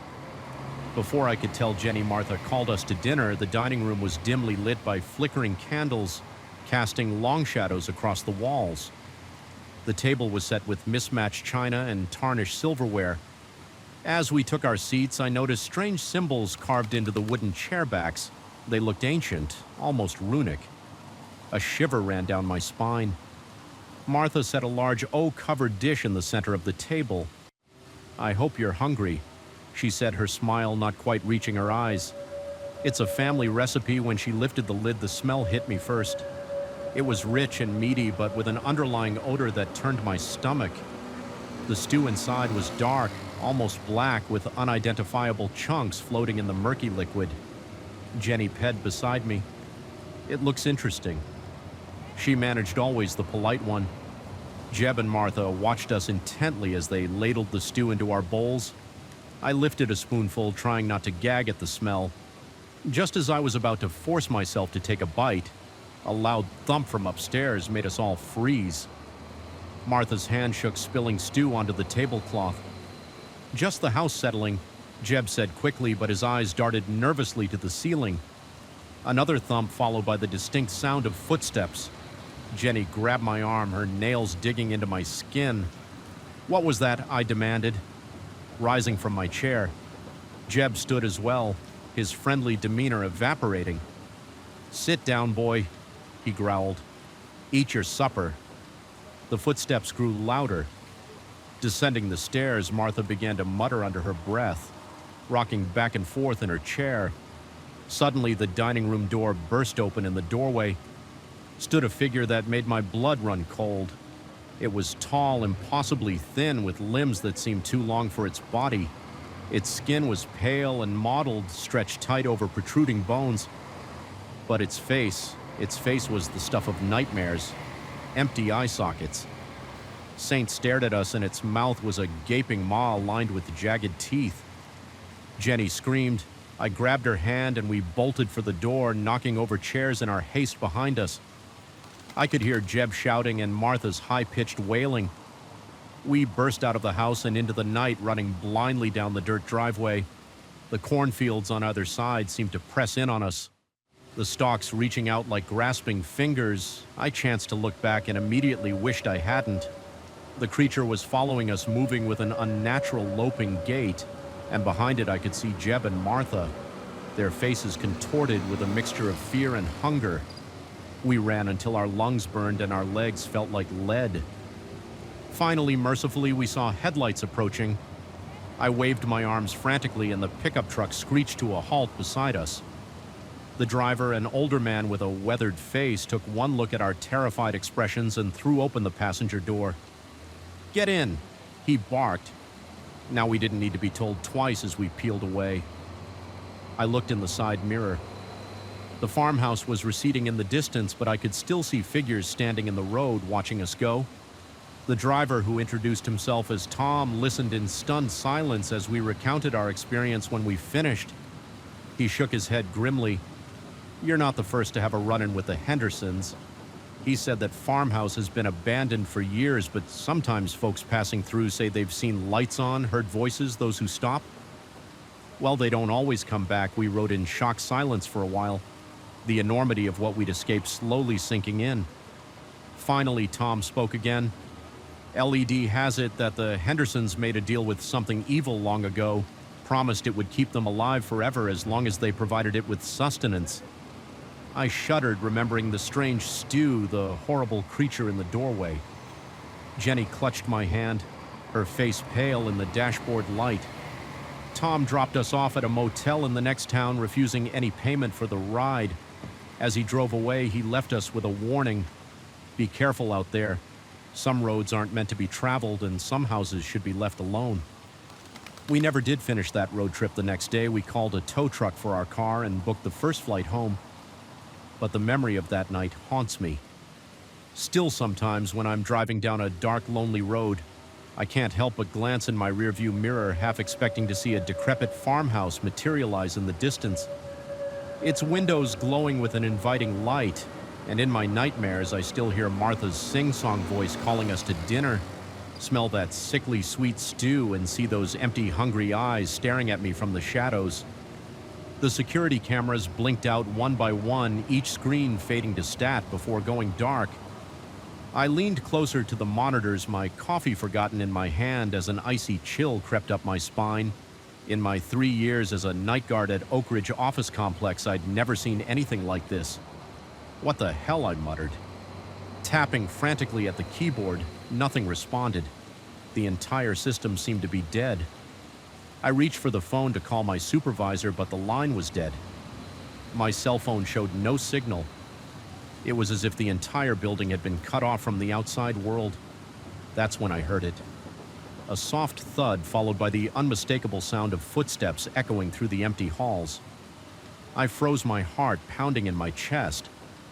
The building was supposed to be empty. I was the only one here tasked with watching over 20 floors of darkened offices and conference rooms. The footsteps grew louder, more purposeful. They weren't coming from the lobby or the elevators, but from deeper within the building. Impossible. I had locked everything down myself. At the start of my shift, I stood up, my legs shaky beneath me. Protocol dictated that I should investigate any unusual activity, but every instinct screamed at me to run, to get out of the building as fast as I could. "Hello!" I called out, my voice embarrassingly weak. "This is security? Identify yourself." Silence, then a low chuckle that seemed to come from everywhere and nowhere. At once, I grabbed my flashlight and stepped out of the security office, my heart hammering so hard I could feel it in my throat. The hallway stretched before me, a dark tunnel punctuated by the dim glow of emergency exit signs. As I moved down the corridor, I became acutely aware of how loud my footsteps were, how heavily I was breathing. I swept my flashlight back and forth, its beam cutting through the darkness. Like a knife. The air felt different somehow. Heavier, charged with a strange electricity that made the hair on my arms stand on end. I reached the elevator bank and hesitated. The smart thing would be to leave to call for backup. But curiosity and a sense of duty pushed me forward. I pressed the call button more out of habit than expectation. To my surprise, the elevator dinged its doors, sliding open with a soft whoosh. I stepped inside, my finger hovering over the floor buttons where had the sound come from. I tried to recall, to pinpoint its origin, the 10th floor. I decided that's where I'd start the ride. Up was agonizingly slow, each floor ticking by with excruciating deliberation. When the doors finally opened, I half expected to see someone or something waiting for me, but the 10th floor was as dark and silent as the lobby had been. I stepped out my flashlight beam, dancing across empty cubicles and closed office doors. Everything looked normal, undisturbed. Maybe I had imagined the whole thing, maybe a door slammed somewhere to my left, the sound like a gunshot in the silence. I whirled around, my heart leaping into my throat. "Who's there?" I called out, trying to keep my voice steady. "This is your last warning. Identify yourself or I'm calling the police." Another chuckle closer this time, then a voice low and raspy. "Oh, I don't think you'll be calling anyone, friend." I spun around, my flashlight beam cutting through the darkness for a split second. I caught a glimpse of a figure at the end of the hall, tall, unnaturally thin, with eyes that seemed to glow in the dark. Then it was gone, ducking into one of the offices. My mind raced. This wasn't a typical intruder. Something was very, very wrong here. I should leave, I thought, get out, call for help. But what if this thing got away? What if it hurt someone else against my better judgment? I moved down the hallway, my free hand reaching for the pepper spray on my belt. I approached the office where I'd seen the figure disappear, my heart pounding so hard I was sure it could be heard throughout the entire floor. With a deep breath, I pushed open the door. The office was dark, seemingly empty. I swept my flashlight around, illuminating a desk, some filing cabinets. The beam caught something reflective, too. Something's eyes. I stumbled backward, fumbling with the pepper spray, but before I could raise it, a hand shot out of the darkness, knocking it from my grasp. The flashlight clattered to the floor, its beam spinning crazily around the room in the strobing light. I caught glimpses of my attacker, pale skin stretched tight over an elongated face, a mouth full of teeth that were far too sharp to be human, and those eyes glowing with an inner light that spoke of something ancient and malevolent. I turned to run, but it was faster, impossibly fast. Its hand closed around my arm, its grip like now it said, its voice, a rasping whisper. "Don't you want to play?" I struggled, panic giving me strength. I didn't know I had. I managed to wrench free. Bolting out of the office and down the hallway behind me, I could hear it laughing. The sound echoing off the walls, I ran for the stairs, not trusting the elevator as I burst through the stairwell door. I heard it again. "Closer now, you can run it." Called out, but you can't hide. This is my playground now. I took the stairs 2 at a time, my lungs burning, my legs screaming in protest. I didn't know where I was going, only that I had to get away. I emerged on another floor, the 15th thrower according to the sign, and ran down the hallway looking for somewhere to hide. Most of the offices were locked, but I finally found one that opened. I ducked inside, closing the door as quietly as I could in the darkness. I fumbled for a hiding spot, eventually crawling under a large desk for what felt like hours. I sat there trying to control my breathing, straining my ears for any sound of pursuit. The silence was oppressive, broken only by the pounding of my own heart. Then footsteps, slow, deliberate, moving down the hallway outside. They paused outside the office door, and I held my breath, praying it would move on. The doorknob turned. I closed my eyes as if not seeing the danger could somehow make it go away. "I can smell your fear," the voice said. "Closer now, it's intoxicating." I opened my eyes to see a pair of legs standing in front of the desk. Slowly, painfully slowly, it crouched down, its face coming into view in that moment, looking into its inhuman eyes. I understood true terror. This wasn't just an intruder or some psychopath. This was something else entirely, something that shouldn't exist in our world. It smiled, revealing rows of needle-sharp teeth. "Found you," it said. What happened next is a blur. I remember screaming, lashing out with all my strength. I remember running again through hallways that seemed to stretch on forever. I remember the thing always behind me, always just a step away, laughing at my futile attempts to escape. Somehow I made it to the lobby. The front doors were locked. When had they been locked? But in my desperation, I grabbed a chair and smashed through the glass. I ran into the night, not stopping until I collapsed on a busy street corner. Several blocks away, people gathered around me, concerned faces asking if I was okay. I couldn't speak. couldn't explain what had happened. The police came then, paramedics. They took me to the hospital, treating me for cuts and bruises I didn't even remember getting. I told them my story, but I could see the disbelief in their eyes. They thought I was crazy or on drugs or both. The next day, detectives came to take my statement. They told me they'd searched the building but found nothing out of the ordinary. The security cameras showed no intruder, just me running through the halls in a panic fighting against something that wasn't there. I quit my job that day. I couldn't face going back to that building, couldn't risk encountering that thing again for weeks afterward. I jumped at every shadow, flinched at every unexpected sound. Even now, years later, I can't shake the memory of those glowing eyes, that inhuman smile, sometimes late at night. I swear I can hear that rasping chuckle as if it's right outside my window. I don't work night shifts anymore. I avoid tall buildings and empty offices, but no matter where I go, no matter what I do, I can't escape the feeling that someday, somehow it will find me again, and next time I might not be so lucky. The map crumpled in my shaking hands as I squinted at it in the fading light. This wasn't right. The trail should have looped back to the campsite hours ago. Instead, I found myself in a dense part of the forest I didn't recognize, with shadows growing longer and the air taking on an ominous chill. I've always prided myself on my sense of direction, but as the reality of my situation sank in, pride gave way to a gnawing fear I was lost completely and utterly lost, in a wilderness that seemed to grow more menacing with each passing minute. Keep it together. Alex, I muttered to myself, trying to quell the panic rising in my chest. I took a deep breath, inhaling the scent of pine and damp earth. Think logically, retrace your steps. Find higher ground, but as I turned to head back the way I came, I realized with a jolt that I couldn't remember which direction that was. The trees all looked the same, their branches reaching out like gnarled fingers in the dimming light. That's when I heard it, a twig snapping, followed by the rustle of leaves. My heart leapt into my throat. "Hello?" I called out, my voice embarrassingly shaky. "Is someone there?" Silence. Then another snap closer. This time every instinct screamed at me to run, but I forced myself to stay still. It was probably just an animal. I reasoned a deer maybe, or a raccoon, nothing to be afraid of, but as the sounds drew nearer, I couldn't shake the feeling that whatever was out there was too big to be any woodland creature I was familiar with, and it was moving with purpose towards me.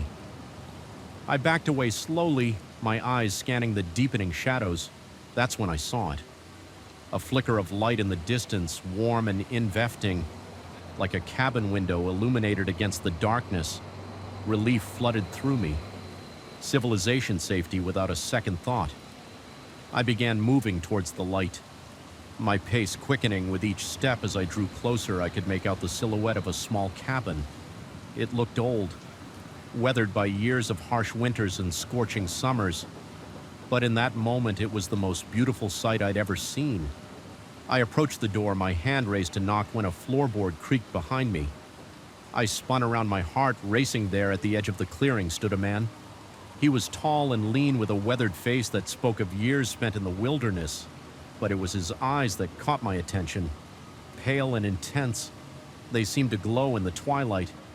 "You look lost," he said, his voice growly and low. I nodded, trying to keep the tremor out of my voice.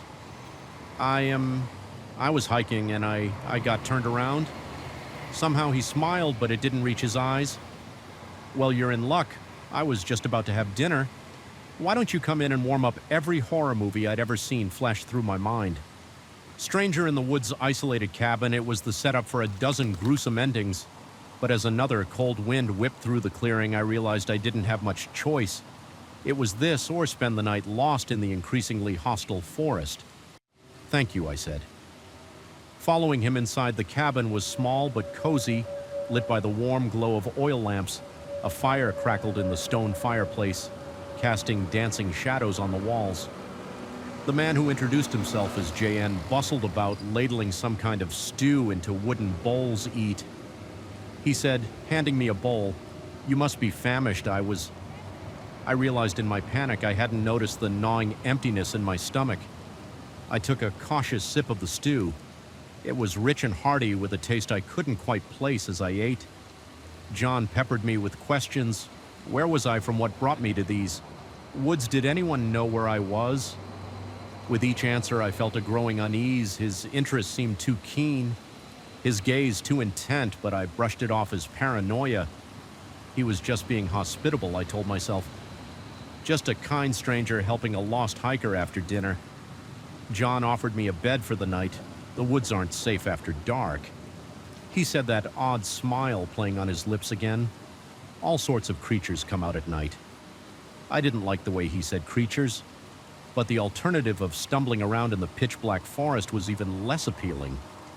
I accepted his offer with as much gratitude as I could muster. The bedroom was small, with a narrow bed pushed against one wall as JN showed me in. I noticed scratch marks on the inside of the door, deep gouges in the wood, as if something had tried desperately to get out what happened to the door. I asked, trying to keep my voice casual. Jay's expression darkened for a moment before that unsettling smile returned. Raccoons, he said. Crafty little beasts, always trying to get in where they don't belong. I nodded, not believing him for a second, but what choice did I have? I was miles from anywhere in a stranger's cabin with night falling fast. Sleep, well, John said as he left, closing the door behind him. I heard the distinct click of a lock turning. My heart began to race. I was trapped. I rushed to the window, but it was nailed shut. The scratches on the door suddenly took on a new horrifying meaning. They weren't from something trying to get in. They were from someone trying to get out. I spent the night huddled in a corner, clutching my backpack like a shield. Every creak of the old cabin, every gust of wind outside sent my imagination into overdrive. What was gone? Planning. Why had he locked me in? As the first light of dawn crept through the window, I heard footsteps approaching. The lock turned and the door swung open. John stood there, that eerie smile still plastered on his face. Sleep well, he asked, as if locking guests in their rooms was perfectly normal behavior. I nodded, not trusting my voice. I had to get out of here, but I needed to play along until I could find an opportunity to escape. Escape breakfast is ready, John said, gesturing for me to follow him as we ate. I tried to steer the conversation towards my departure. I really appreciate your hospitality, I said, forcing a smile. But I should probably get going. My friends will be worried about me. John's smile faltered for a moment. Friends, I thought you said you were alone. I realized my mistake too late. I mean, the people at the campsite, they'll notice. I'm missing. JN leaned forward, his pale eyes boring into mine now. Now he said, his voice taking on a dangerous edge. There's no need to lie. We both know no one's looking for you. I stood up abruptly, my chair scraping against the floor. I need to leave now. John stood as well, blocking my path to the door. I'm afraid I can't let you do that. He said, you see, it gets awfully lonely out here, and it's not often I have guests. The way he said guests made my blood run cold. I realized with horrifying clarity that I wasn't the first person to stumble upon this cabin, and if I didn't act fast, I wouldn't be the last. In a moment of desperation, I grabbed my bowl and hurled its contents at John's face. He yelled in pain and surprise. Momentarily blinded by the hot stew, I took my chance and ran. I burst out of the cabin, my lungs burning as I gulped in the cool morning air behind me. I could hear John shouting his heavy footsteps, giving chase. I ran faster than I ever had in my life, crashing through underbrush, leaping over fallen logs. Branches whipped at my face, leaving stinging scratches. But I didn't slow down. I could hear John behind me getting closer just when I thought my legs would give out. I broke through the tree line. There in the distance, I saw a road civilization's safety with a final burst of energy. I sprinted towards it. A car appeared on the horizon, and I waved my arms frantically, screaming for help. The car slowed, then stopped. An older couple peered out at me, their faces etched with concern. I didn't wait for them to speak, just yanked open the back door and threw myself inside. Drive, I yelled, please, just drive. As we sped away, I dared to look back. There at the edge of the forest, I saw John. He stood perfectly still, watching the car disappear. Even from a distance, I could see that terrifying smile and never went hiking alone again. After that, the police searched the area but found no trace of the cabin or John sometimes late at night. I still wake up in a cold sweat, convinced I can hear his growly voice calling out to me from the darkness, and on those nights I lie awake until dawn, grateful for locked doors and the safety of civilization, knowing that somewhere out there in the deep dark woods, JN is still waiting for his next guest. The package sat on my doorstep, innocuous and brown, addressed to someone I'd never heard of. Sarah Mitchell, the name meant nothing to me, but the return address sent a chill down my spine. 1313.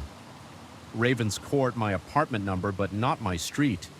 I stood there, key in hand, staring at the parcel as if it might suddenly spring to life. I should have left it there, should have called the post office. Explained the mix-up, but curiosity, that damned human trait, got the better of me. I picked up the package, unsurprisingly heavy for its size, and brought it inside. My apartment felt different somehow, as if the very air had changed with the introduction of this mysterious box. I set it on the kitchen counter, eyeing it wearily as I went about my evening routine, but my gaze days kept drifting back to it. Questions swirling in my mind. Who was Sarah Mitchell? Why did the return address match my apartment number, and what was inside? It was past midnight when I finally gave in. Temptation, I told myself I was just checking for a phone number, some way to contact the real recipient, but deep down I knew I was lying to myself. The tape gave way easily under my knife. I peeled back the brown paper, revealing a plain cardboard box beneath. My heart was pounding. As I lifted the lid, inside, nestled in crumpled newspaper, was a small wooden box, intricately carved with symbols I didn't recognize. Alongside it was a folded piece of paper. With trembling hands, I opened it. "Sarah, the time has come. You know what must be done. R." The cryptic message sent a shiver down my spine. I turned my attention to the wooden box, my fingers tracing the strange symbols. It was locked, a tiny keyhole barely visible among the carvings. That's when I heard it, a soft scratching sound coming from inside the box. I dropped it like it was on fire. Stumbling back from the counter, the scratching continued, growing more insistent. Whatever was inside wanted out. Panic seized me. I grabbed the box, intending to throw it out the window to rid myself of this nightmare, but as my fingers closed around it, a jolt of electricity shot through my body. Images flashed before my eyes. A dark room, candles flickering, hooded figures chanting in a language I didn't understand. I came to on the floor, the box clutched to my chest. The scratching had stopped, but I could feel a faint pulse, like a tiny heartbeat, emanating from within. My phone rang, making me jump. Unknown number. I let it go to voicemail too, shaken to speak. A moment later, a message notification pinged. "We know you haven't opened the box. Complete the ritual or suffer the consequences." My blood ran cold. How did they know? Who were they? And what ritual? I spent the next few days in a state of paranoid frenzy. I didn't leave my apartment, didn't answer my phone. The box sat on my coffee table, a constant reminder of the madness that had invaded my life sometimes. Late at night, I'd hear the scratching again. Soft and insistent. On the third day, there was a knock at my door. I froze, hardly daring to breathe through the peephole. I saw a man in a delivery uniform holding another package delivery for Sarah Mitchell. He called out. My heart raced. I didn't answer. Praying he'd go away, after a few moments I heard him sigh and set the package down. His footsteps receded down the hallway. I waited an hour before cracking open the door. The package was there, identical to the first. This time I didn't hesitate. I tore it open. Right there. In the hallway inside was a key, small, ornate, and unmistakably designed for the wooden box. Along with it was another note: "Time is running out. Open the box, speak the words, or we'll come for you." I slammed the door shut, leaning against it as I tried to calm my ragged breathing. This was insanity. I should go to the police and tell them everything. But who would believe me? And what if these people, whoever they were, made good on their threats that night? I sat on my couch, the box in front of me, the key in my hand. The scratching had started again, more frantic than ever. I could feel the pulse of the body lock quickening. Matching the rapid beat of my own heart with shaking hands, I inserted the key. It turned smoothly, the lock clicking open with a sound that seemed to echo in the quiet apartment. I hesitated, my hand on the lid. Did I really want to see what was inside? Did I have a choice? I opened the box. A blinding light erupted from within, filling the room with an otherworldly glow. I shielded my eyes, feeling a rush of wind that seemed to come from everywhere and nowhere at once. When I lowered my arm, I gasped. Hovering above the open box was a small pulsating orb of energy. It thrummed with power, sending waves of heat and cold, washing over me in alternating bursts, and somehow impossibly I could hear it whispering. Speak the words, it hissed in a voice that was 1,000 voices. Complete the ritual. Fulfill your destiny. I stumbled back, knocking over a lamp in my haste to get away. The orb followed. Growing larger, its whispers becoming a deafening chorus. Speak the words, but I didn't know the words. I wasn't. Sarah Mitchell. This wasn't meant for me. The orb pulsed angrily, tendrils of energy lashing out, scorching the walls and furniture. The temperature in the room skyrocketed. Sweat pouring down my face as I cowered in the corner. You are the chosen. The voices screamed. You must complete the ritual. In that moment of terror and confusion, a memory surfaced, the vision I'd had when I first touched the box. The hooded figures, the chanting without thinking. I began to repeat the words I'd heard, a language I didn't understand pouring from my lips. The orb flared brightly, expanding to fill the room. I felt myself being lifted off the ground, suspended in the pulsing energy. The chant grew louder, my voice joining with the thousands of others, and then suddenly silence. I found myself standing in the middle of my destroyed living room, the box lying open and empty at my feet. The orb was gone, but I could feel its energy thrumming through my veins. I knew with a certainty that terrified me that I had changed, that the world had changed. A knock at the door made me jump. I approached cautiously. Peering through the peephole, a group of people stood in the hallway dressed in dark robes. The one in front smiled, and I recognized him as the delivery man from earlier. Well done, Sarah, he said, though the door was still closed, or should I say vessel of the ancients, it's time to fulfill your true purpose. I stood there frozen as the reality of my situation sank in. I wasn't Sarah Mitchell. I had never been Sarah Mitchell, but I had opened the box. I had spoken the words, and now for better or worse, I had become her as I opened the door to face my new destiny. One thought echoed in my mind: never ever open a package that isn't addressed to you. You never know what kind of Pandora's box you might be unleashing.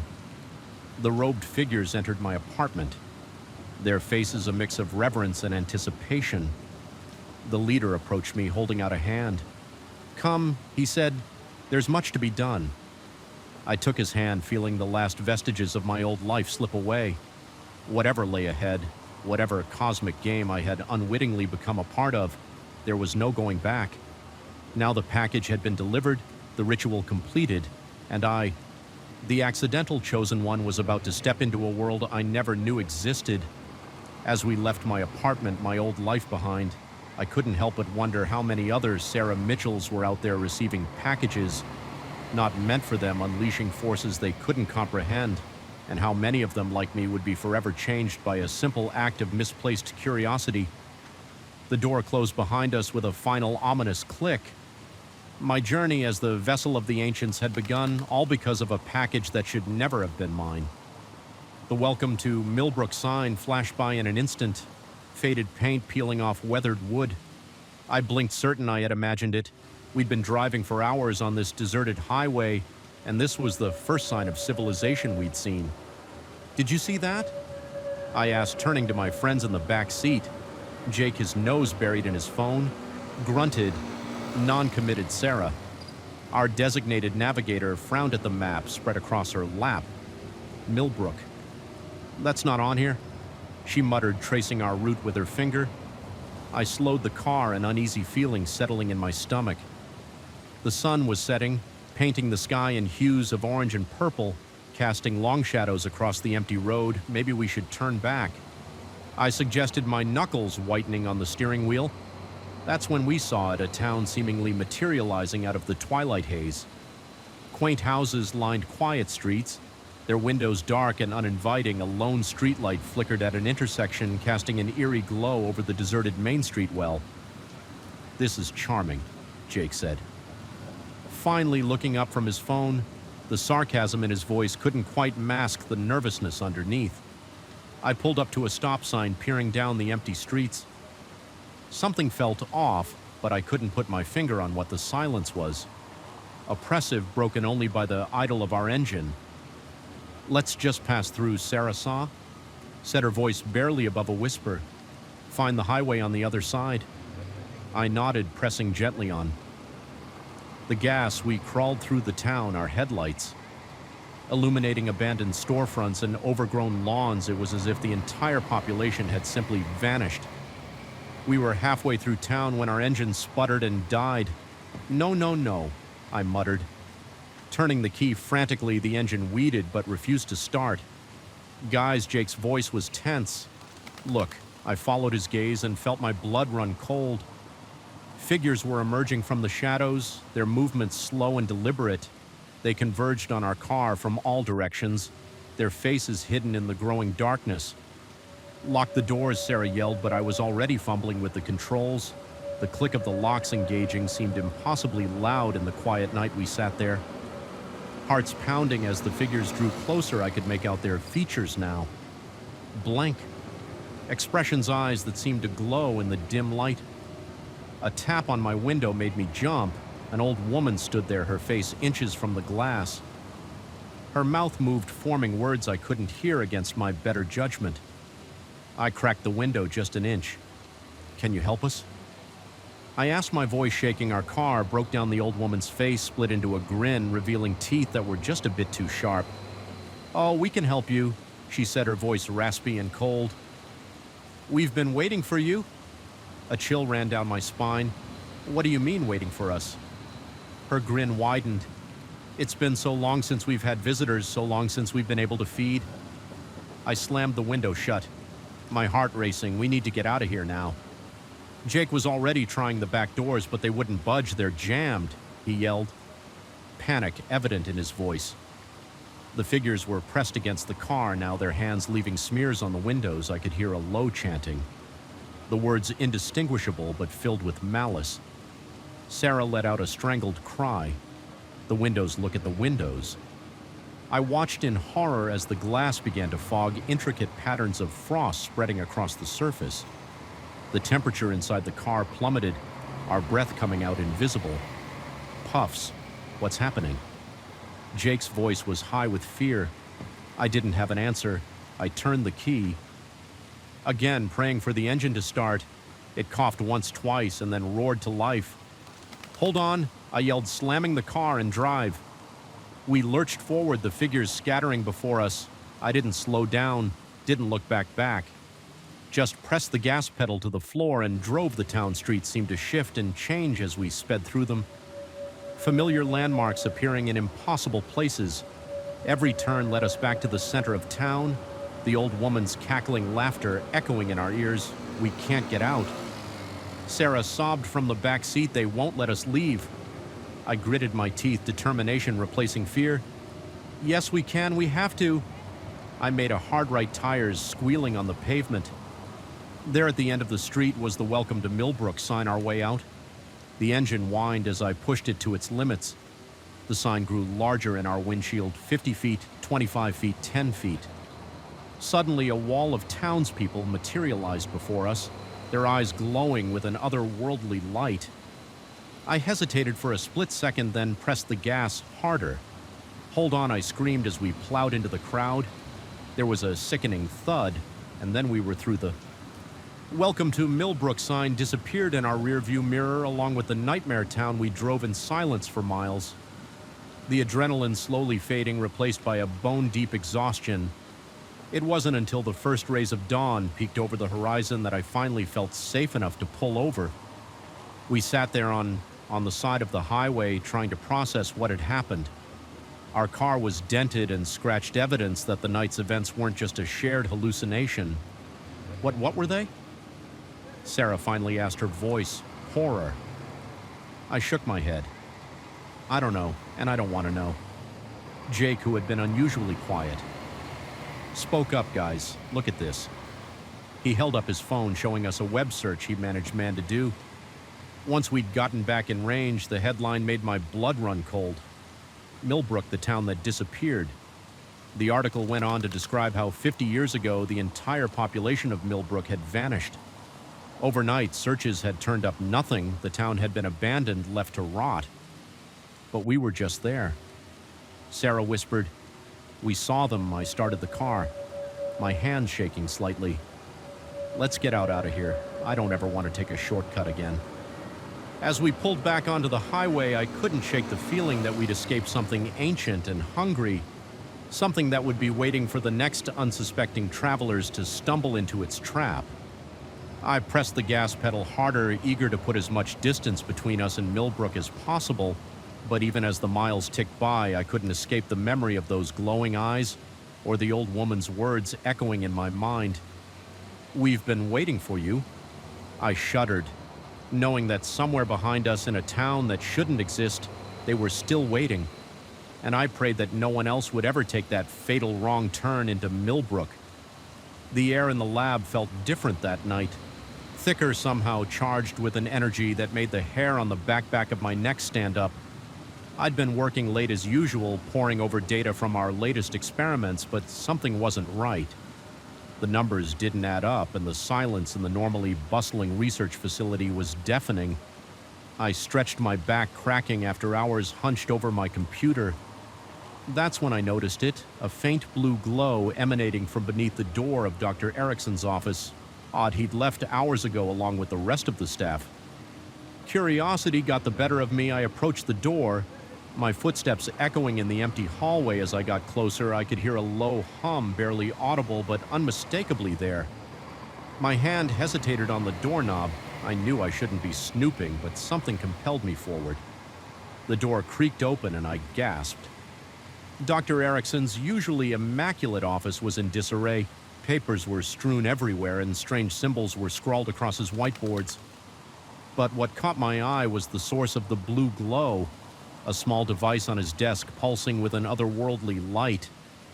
I stepped closer, transfixed. The device looked like nothing I'd ever seen before. It was roughly the size of a softball, covered in intricate etchings that seemed to shift and change. As I watched, the humming grew louder as I approached, and I could feel a strange vibration in the air without thinking. I reached out to touch it the moment my fingers made contact. A jolt of electricity shot through my body. Images flashed before my eyes. Strange landscapes, bizarre creatures, advanced technology beyond my wildest imagination. And then darkness. I came to on the floor, my head throbbing. How long had I been out? I checked my watch and felt my stomach drop. 3 hours had passed, all on, but it felt like only seconds. Scrambling to my feet, I looked around wildly. The device was gone. In its place was a note written in Dr. Erickson's messy scrawl. "If you're reading this, I'm sorry you were never supposed to see this run before they find you too." My mind raced. Who were all they? What had I stumbled into? I didn't have time to ponder these questions. A noise from the hallway made me freeze. Footsteps, steps heavy and purposeful, were approaching. I ducked behind Dr. Erickson's desk, my heart pounding so loudly I was sure it would give me away. The door opened and 2 men entered. Their voices were low, but I could make out snippets of their conversation, compromised. "We need to contain this. What about the girl? The new researcher, she knows too much. Take care of it." I clapped a hand over my mouth to stifle a gasp. They were talking about me. I had to get out of there as quietly as I could. I crawled towards the window. It was a long drop to the ground, but I didn't have a choice. Just as I was about to make my move, a hand clamped down on my shoulder. I spun around, coming face to face with one of the men. His eyes were cold, devoid of any emotion, going somewhere. He asked, his voice chillingly calm. I reacted on instinct, driving my elbow into his solar plexus. He grunted, his grip loosening just enough for me to break free. I bolted for the door, adrenaline coursing through my veins. The hallway was a blur as I ran, alarms blaring in my wake. I could hear shouts behind me, footsteps giving chase. I took random turns hoping to lose them in the mosaic layout of the facility. I burst through a set of double doors and found myself in the main laboratory. Rows of experiments lined the walls, each more bizarre than the last, but I didn't have time to contemplate the strangeness of it all. I needed a way out. That's when I saw it. In the corner of the lab, partially hidden behind a large piece of equipment, was a door I'd never noticed before. It was unmarked with no visible handle or lock, but as I approached it, slid open silently without hesitation.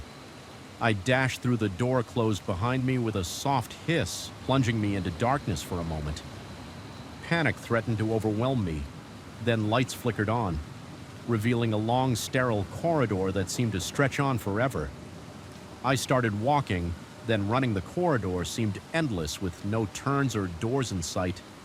Just as I was beginning to think I'd made a terrible mistake, I saw something ahead, another door, this one glowing with the same eerie blue light as the device in Dr. Erickson's office. I reached for the handle, my hand trembling as my fingers touched the cool metal. That same jolt of electricity coursed through me. More visions flashed before my eyes, but this time I understood them. They weren't just random images, but information, knowledge about things beyond our world, beyond our understanding of science and reality. The door swung open, revealing not another room or hallway, but a swirling vortex of energy. I stood on the threshold, my mind reeling from the influx of information and the impossible sight before me. I knew with a certainty that terrified me that stepping through that portal would change everything. I would never be able to return to my old life, my old understanding of the world, but staying meant capture, possibly worse. The sound of approaching footsteps made the decision for me. I took a deep breath and stepped into the unknown. The sensation was indescribable. It felt like I was being torn apart and put back together. Molecule by molecule, colors I had no names for swirled around me. Equations and formulas danced across my vision, explaining the very fabric of the universe, and then suddenly it was over. I found myself standing in a vast chamber unlike anything I'd ever seen. The walls were made of a material that seemed to shift and change, sometimes solid, sometimes translucent. Strange machines hummed and pulsed, their purpose beyond my comprehension. "Welcome, Dr. Levine," a voice said behind me. I spun around to see Dr. Erickson standing there, but he looked different, older yet somehow more vital. His eyes held a wisdom and sadness that hadn't been there before. Before, what is this place? I asked, my voice barely above a whisper. "What's happening?" He smiled, but it didn't reach his eyes. "This, my dear, is where we truly push the boundaries of science, where we explore realities beyond our own," as he spoke. More people entered the chamber. Some looked human, others decidedly not. They all regarded me with a mixture of curiosity and apprehension. "You weren't supposed to find out about this." Dr. Erickson continued, "Not yet, but now that you're here, you have a choice to make." He gestured to a device on a nearby pedestal. It looked like a more advanced version of the one I'd touched in his office. "You can go back, we'll wipe your memory, and you can return to your old life, or I prompted, my heart racing, "or you can stay, join us. Help us unlock the secrets of the multiverse, but know this, if you choose to stay, there's no going back your old life. Everyone you've ever known or loved will be lost to you forever." I stood there, my mind reeling. Part of me wanted to run back through that portal to forget everything I'd seen and return to the comfortable ignorance of my former life. But a larger part, the part that had always pushed me to question, to explore, to seek out the unknown, knew there was only one real choice. I took a deep breath and stepped towards the device. Where do we start? Dr. Erickson's face broke into a genuine smile. This time, "Welcome to the team. Dr. Levine, we have so much to show you." As the others gathered around, eager to begin my initiation into this new world of endless possibilities.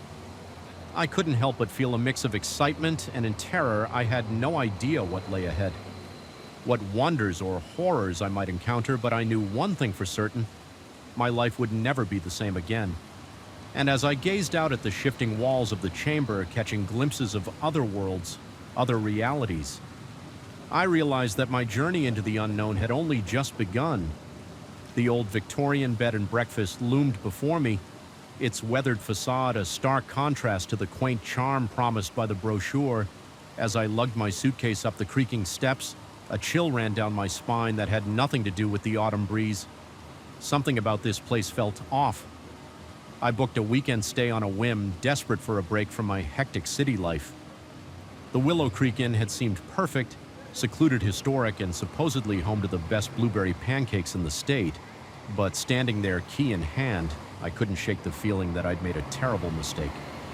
The door swung open before I could insert the key, revealing a petite woman with silver hair and piercing blue eyes.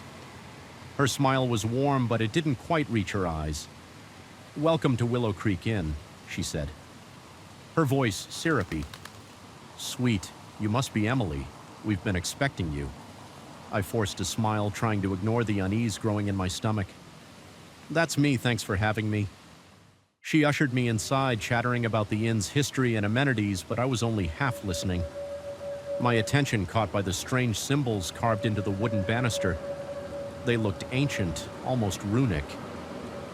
"Your room is on the 3rd floor," the innkeeper, who introduced herself as Mrs. Holloway, said, snapping me back to the present last door. "On the right, dinner is at 7 in the main dining room. Don't be late." There was something in her tone, a hint of threat. I shook my head, chiding myself for being paranoid. I was here to relax, not invent mysteries where there were none. As I climbed the stairs, I couldn't help but notice how quiet the inn was. Weren't there supposed to be other guests? The brochure had mentioned the place being fully booked this time of year. My room was small but cozy, with floral wallpaper and a 4-poster bed that looked like it belonged in a museum. I unpacked quickly, eager to explore the grounds before dinner. The gardens behind the inn were beautiful, a riot of autumnal colors. But as I wandered deeper into the property, I noticed something strange. Hidden among the trees and bushes were small stone statues, their features worn. Smoothed by time, they all seemed to be facing the in their blank eyes. Somehow accusing a twig snapped behind me, and I whirled around. A man stood there, tall and lean, with a gardener's apron tied around his waist. His smile was friendly, but there was something unsettling about his eyes, enjoying the gardens. "Miss?" he asked, his voice growly. I nodded, trying to keep my voice steady. "They're lovely. Those statues are interesting." His smile faltered for a moment. "Ah, yes, family heirlooms. Those best not to pay them too much mind." Before I could ask what he meant, the dinner bell rang. The gardener's smile returned too wide and too bright. "Best hurry along now. Mrs. Holloway doesn't like to be kept waiting." I made my way back to the inn, my mind whirling with questions. As I entered the dining room, I was surprised to see other guests already seated. There were 5 of them, all middle-aged or older, all watching me with an intensity that made my skin crawl. Mrs. Holloway appeared at my elbow, guiding me to an empty seat. "So glad you could join us." "Emily, we were just about to begin. The meal was delicious, but I barely tasted it." The conversation around the table was stilted and odd, full of inside jokes and meaningful glances that excluded me, and every time I tried to ask a question about the inn or the other guests, the subject was quickly changed. As dessert was served, a blood-red sorbet that Mrs. Holloway insisted was her special recipe. I noticed the other guests watching me expectantly. The room seemed to hold its breath as I took my first bite. The flavor exploded on my tongue, unlike anything I'd ever tasted before. It was delicious, but there was an underlying bitterness that made me uneasy as I swallowed. A wave of dizziness washed over me. "Are you all right, dear Mrs. Holloway?" asked her voice, sounding distant and distorted. Perhaps you should lie down?" I tried to stand, but my legs felt like lead. The room spun around me, the faces of the other guests blurring into grotesque masks. The last thing I saw before darkness claimed me was Mrs. Holloway's smile, no longer warm but predatory. Woke with a start, my head pounding. I was back in my room, though I had no memory of how I'd gotten there. The clock on the bedside table read 3:33 a.m. As my eyes adjusted to the darkness, I realized with a jolt that I wasn't alone. Shadowy figures stood around my bed, their features indistinct in the gloom. I tried to scream, but no sound came out. I was paralyzed, unable to move or speak as the figures leaned closer. One of them spoke its voice, a dry whisper that seemed to come from everywhere and nowhere. At once she's perfect, the ritual can begin. Panic surged through me, breaking whatever spell had held me immobile. I bolted upright, scrambling out of the bed and towards the door, but it was locked. The key nowhere in sight. The shadows advanced their forms, shifting and writhing in impossible ways. I pressed myself against the wall, desperately searching for a way out. That's when I saw it. A small trapdoor in the ceiling, almost hidden by the room's ornate molding. Without thinking, I grabbed the desk chair and climbed up, pushing at the trapdoor with all my strength. It gave way with a groan, and I pulled myself up into a dark, musty attic space. I could hear the shadows below their whispers growing angry and insistent. I crawled through the darkness, cobwebs clinging to my face and arms, until I found another trapdoor. This one opened into a hallway I didn't recognize. The inn seemed to have transformed in the night. The hallways twisted and turned in ways that defied logic, and the paintings on the walls seemed to watch me as I ran past. I could hear chanting now coming from somewhere deep within the building. I turned a corner and found myself at the top of the main staircase. The front door was just below my chance at escape, but as I started down the steps, I saw them Miss Holloway. The gardener and the other guests standing in a circle in the foyer. They were wearing robes now. Deep crimson with those strange symbols embroidered in gold. Mrs. Holloway looked up her eyes. Meeting mine, the kindly innkeeper was gone, replaced by something ancient and hungry there. "You are my dear," she said, her voice resonating with power. "We've been waiting for you. It's time to take your place in the circle." I turned to run back up the stairs, but the shadows were there blocking my path. I was trapped. "Why are you doing this?" I asked, my voice shaking. "What do you want from me?" The gardener stepped forward, his face twisted into a cruel smile. "We need new blood, fresh energy to keep our little arrangement going. And you, my dear, are perfect." As they closed in around me, I realized with horror that the symbols on their robes were moving, slithering across the fabric like living things. The chanting grew louder, and I could feel a pressure building in the air, like the moment before a thunderstorm. In desperation, I lashed out, pushing past Mrs. Holloway and making a break for the door. But as my hand closed around the knob, a searing pain shot through my arm. I looked down to see one of those symbols burning itself into my skin. The door swung open, but instead of the gardens and the road beyond, there was only swirling darkness. I stood on the threshold, the chanting reaching a fever pitch behind me, the darkness beckoning before me. In that moment, I understood that I had a choice to make. I could surrender to whatever ritual they had planned, become a part of this twisted place, or I could step into the unknown, facing whatever horror lurked in that swirling void, with one last look at the grotesque faces of my would-be captors. I made my choice. I stepped forward, letting the darkness envelop me. I'd like to say that I escaped, that I found my way back to my normal life. But the truth is, I'm not sure where I am or what I've become. Sometimes I catch glimpses of other places, other realities, and sometimes in quiet moments I can still hear the chanting. All I know for certain is this: be careful where you choose to stay. Some ends cater to more than just weary travelers, and some vacations can last an eternity. The first thing I noticed when I entered my new apartment was the silence, not the peaceful quiet of a well-insulated building, but an oppressive stillness that seemed to swallow every sound. My footsteps, usually echoing on hardwood floors, were muffled as if I were walking on cotton.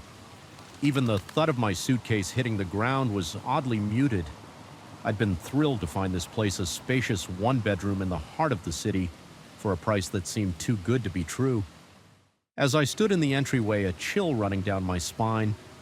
Despite the summer heat outside, I began to wonder if it was get a grip, Sarah, I muttered to myself, my voice sounding strange in the quiet. It's just an apartment, I began to unpack, trying to shake off the unease that had settled over me. The previous tenant had left some furniture behind a battered couch, a rickety dining table, and a large antique mirror that dominated one wall of the living room. As I passed by it, I could have sworn I saw something move in its reflection, just at the edge of my vision, but when I turned to look, there was nothing there. That night, I tossed and turned, unable to sleep. The silence was deafening, broken only by the occasional creak of settling wood that seemed far too loud in the stillness around 3 a.m. I heard it a soft tapping like fingernails on glass. It seemed to be coming from the living room. Heart pounding, I crept out of bed. The tea-in grew louder as I approached the living room. In the dim light filtering through the curtains, I could see the source. The mirror, something was moving inside it. A dark shape that didn't match my reflection. I froze, unable to look away as the shape grew more distinct. It was a face gaunt and pale with eyes that seemed to glow in the darkness, a hand pressed against the glass from the other side. Long fingers sped as if trying to push through. I screamed, the sound shockingly loud in the quiet apartment. The face in the mirror twisted into a grotesque smile and then vanished as quickly as it had appeared.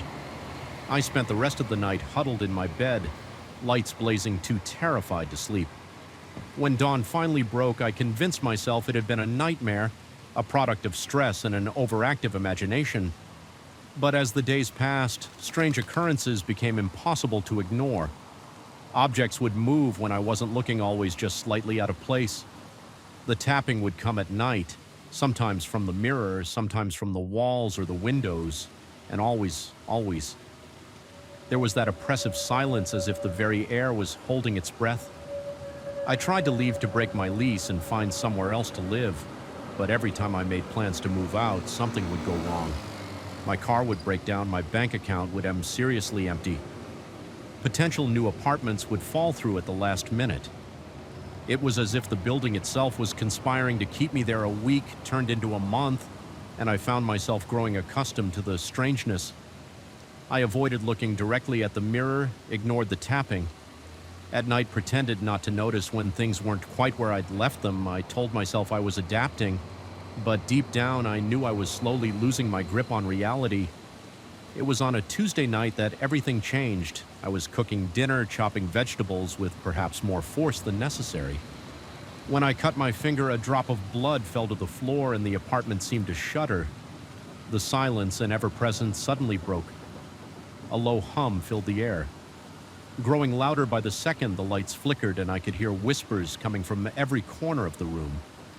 I ran to the living room, drawn by an urge I couldn't explain.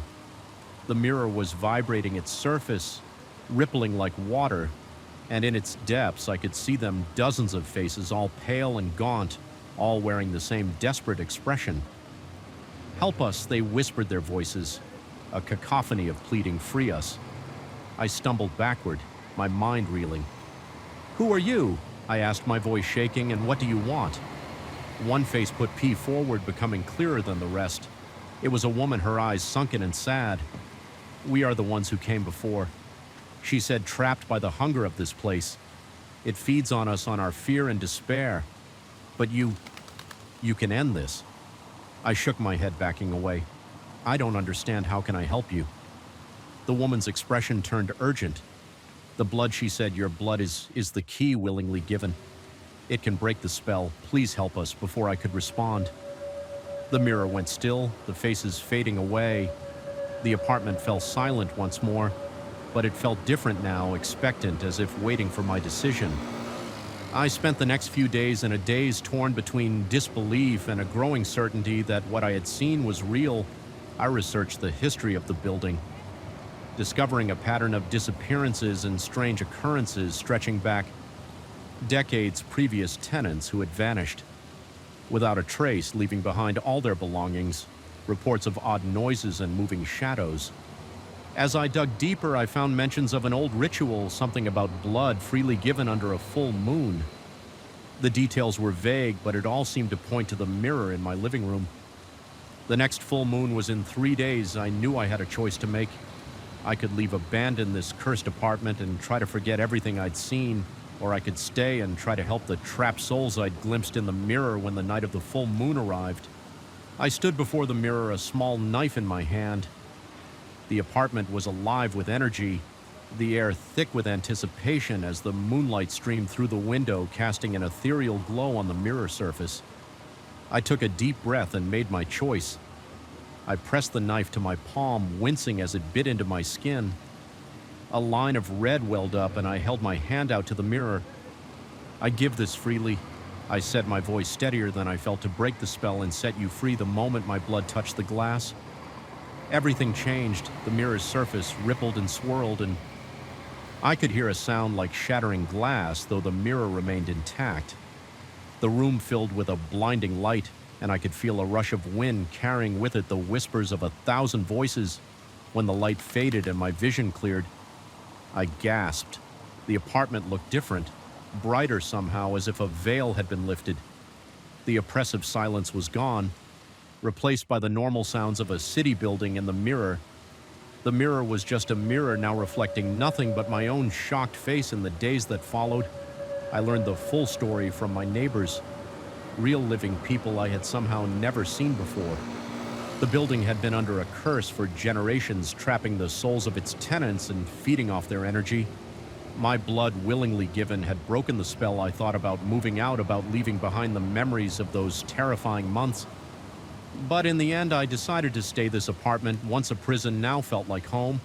And sometimes when the light hits the mirror just right, I catch a glimpse of smiling faces, the ones I set free, thanking me for breaking their chains. As I write this, I can't help but wonder how many other buildings out there are hiding dark secrets.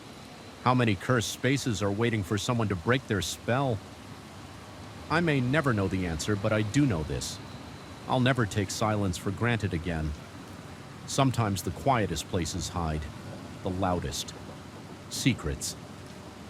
The neon sign of the 24-hour diner flickered weakly in the pre-dawn darkness, a beacon of artificial light in an otherwise desolate stretch of highway.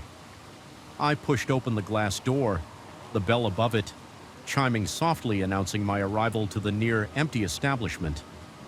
It was my third night shift this week at the round-the-clock cafe, and already the place was starting to feel more familiar than my own apartment. As I tied my apron around my waist, I noticed them again. The regulars, always the same. 5 people, always at the same table in the far corner. They were there every night I worked from open to close, nursing cups of coffee that never seemed to empty. There was something off about them, something I couldn't quite put my finger on. Maybe it was the way they never seemed to eat, or how their hushed conversations would abruptly stop whenever I approached their table, or perhaps it was their eyes always watching, always following my every move with an intensity that made my skin crawl. "Hey, Sarah," my coworker Jake called from behind the counter. "You're just in time for the graveyard." "Special." I forced a smile, trying to shake off the unease that had settled over me. "Great, let me guess, more burnt coffee and stale donuts." Jake chuckled, but it sounded hollow in the quiet diner, you know it. "Hey, have you noticed anything weird about those guys?" He nodded towards the corner table. I hesitated, relief flooding through me at the realization that I wasn't the only one who felt it. "Yeah, actually, they're here every night, aren't they?" Jake leaned in closer, his voice dropping to a whisper. "Not just every night, they never leave." I asked Marge about it. She works the day shift, says she's never seen them come or go. They're just always here. A chill ran down my spine. That's impossible. The diner closes for cleaning every Sunday morning. They can't just... The bell above the door chimed. Cutting me off, a truck driver walked in, rubbing his blurry eyes. Jake straightened up, plastering on his customer service smile. "We'll talk later," he muttered as the night wore on. I found my gaze continually drawn to the corner table the regulars sat in. Eerie stillness, their coffee cups perpetually full, despite never being refilled. Once I could have sworn I saw one of them, a gaunt man with deep-set eyes flicker like a faulty hologram. But when I blinked, he was solid again around 3 a.m. The diner emptied out, leaving just me, Jake, and the regulars. The silence was oppressive, broken only by the soft hum of the fluorescent lights and the occasional clink of a coffee cup being set down. "I'm going to take out the trash," Jake announced, his voice unnaturally loud in the quiet diner. I nodded, grateful for the chance to be alone with my thoughts as soon as the back door swung shut behind Jake. One of the regulars stood up. It was a woman, her hair a shock of white against pale skin. She moved towards the counter with an unnatural grace, her feet seeming to glide across the linoleum floor. "Sarah," she said, her voice a dry whisper that somehow carried across the room. "We need to talk." I froze, my heart pounding in my chest. How did she know my name? I never wore a name tag. I'm sorry, but I don't. You've noticed us. She interrupted now, standing directly in front of me, this close. I could see that her eyes were completely black. No whites or irises visible. You felt it, haven't you? The wrongness of this place. I swallowed hard, unable to look away from those bottomless eyes. What are you talking about? Who are you people? She smiled, revealing teeth that were just a bit too sharp to be human. We are the Watchers, the Guardians, and you. Sarah have been chosen before I could respond. The lights flickered violently in that moment of darkness. I felt a cold hand grasp my wrist when the light stabilized. I found myself standing in the middle of the diner, surrounded by the 5 regulars. Jake was nowhere to be seen. "Got what's happening?" I asked, my voice shaking. "Where's Jake?" The gaunt man I'd seen flicker earlier stepped forward. "Jake is no longer with us. He served his purpose." A wave of nausea washed over me as the implications of his words sank in. You killed him." The white-haired woman shook her head. "Not killed, transformed as you will be."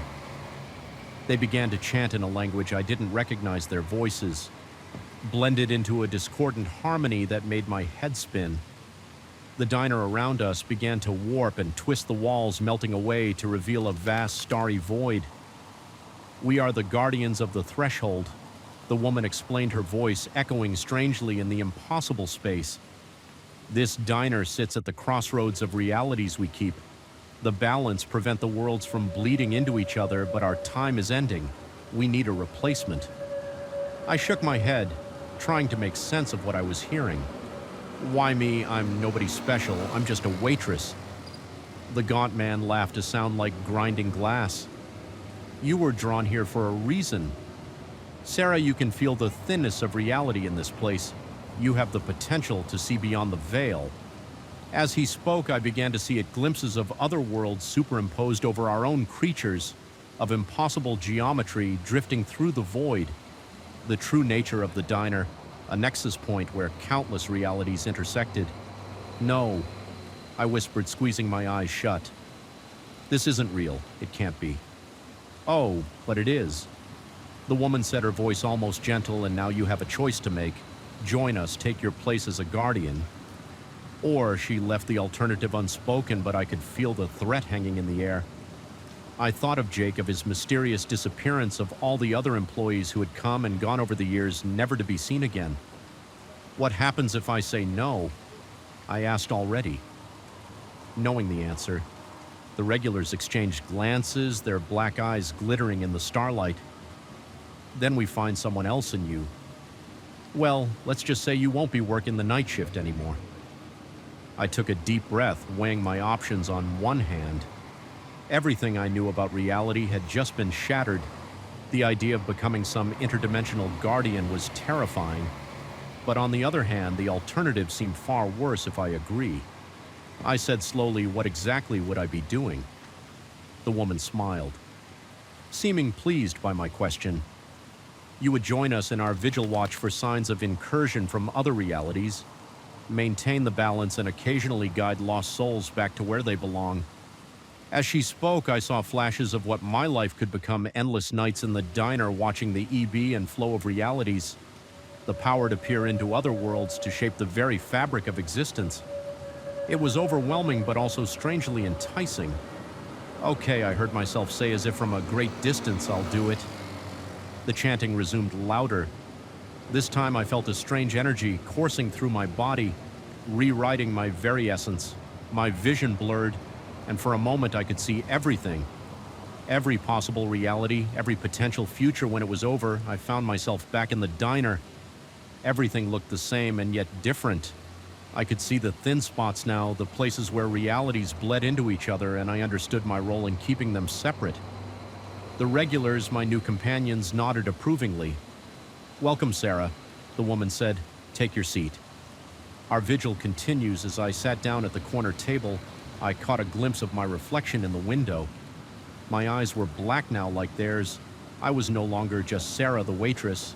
I was a guardian of reality, a watcher at the crossroads.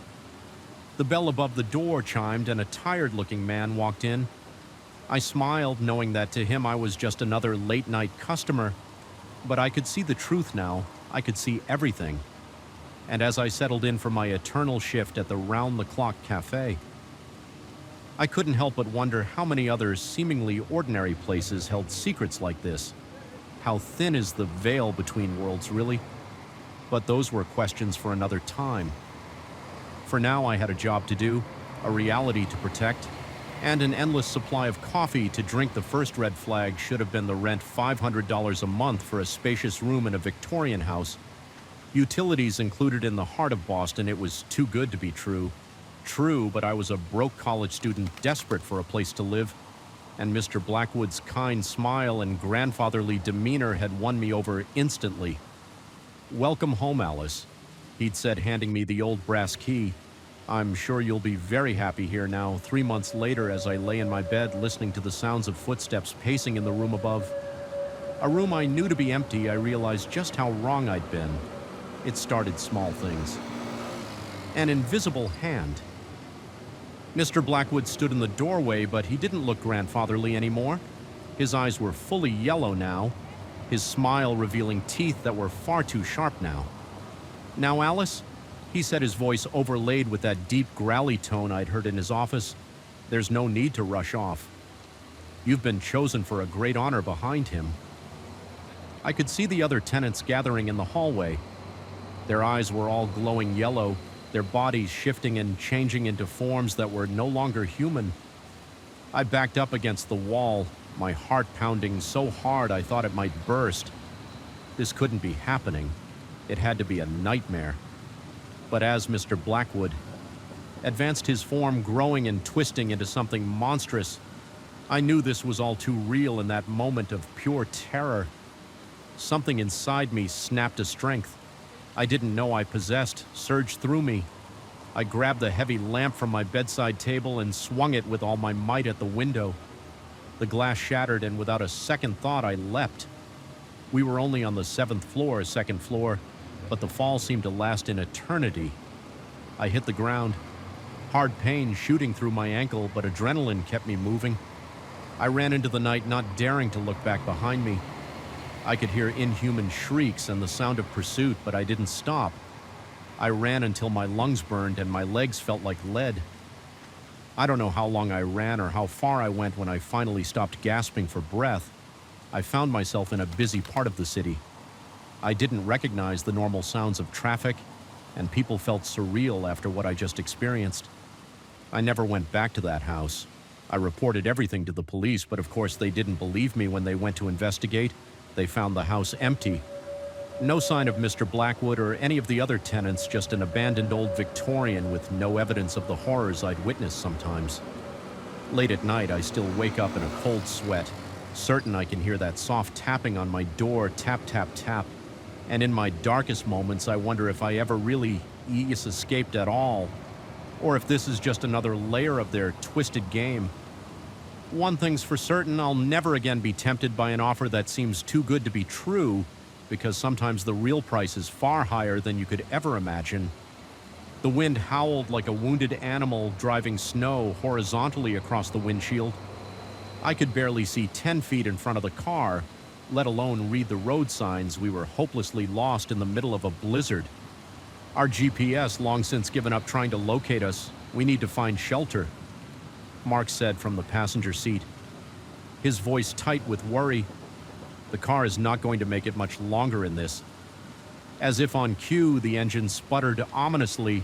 I gripped the steering wheel tighter, squinting into the whiteout conditions. That's when I saw it, a faint glow in the distance, barely visible through the swirling snow. Look, I pointed, hope surging through me. Lights, there must be a building over there.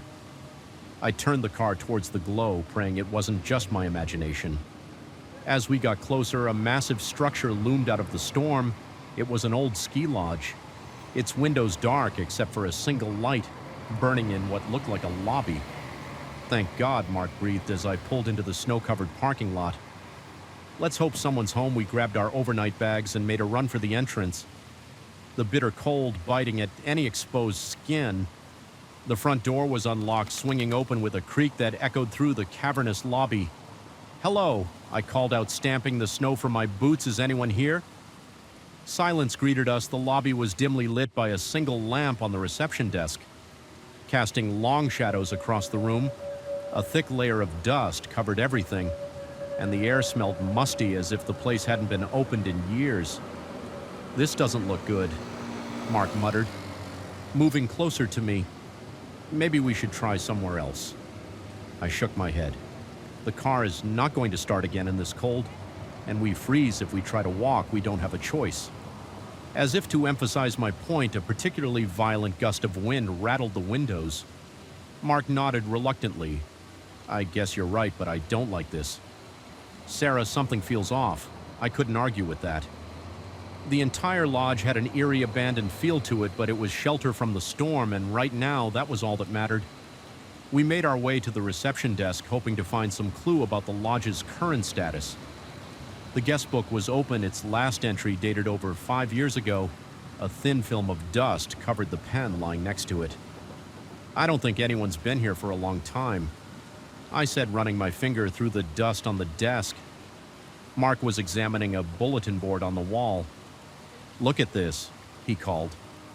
I joined him, squinting at the faded notices pinned haphazardly to the cork.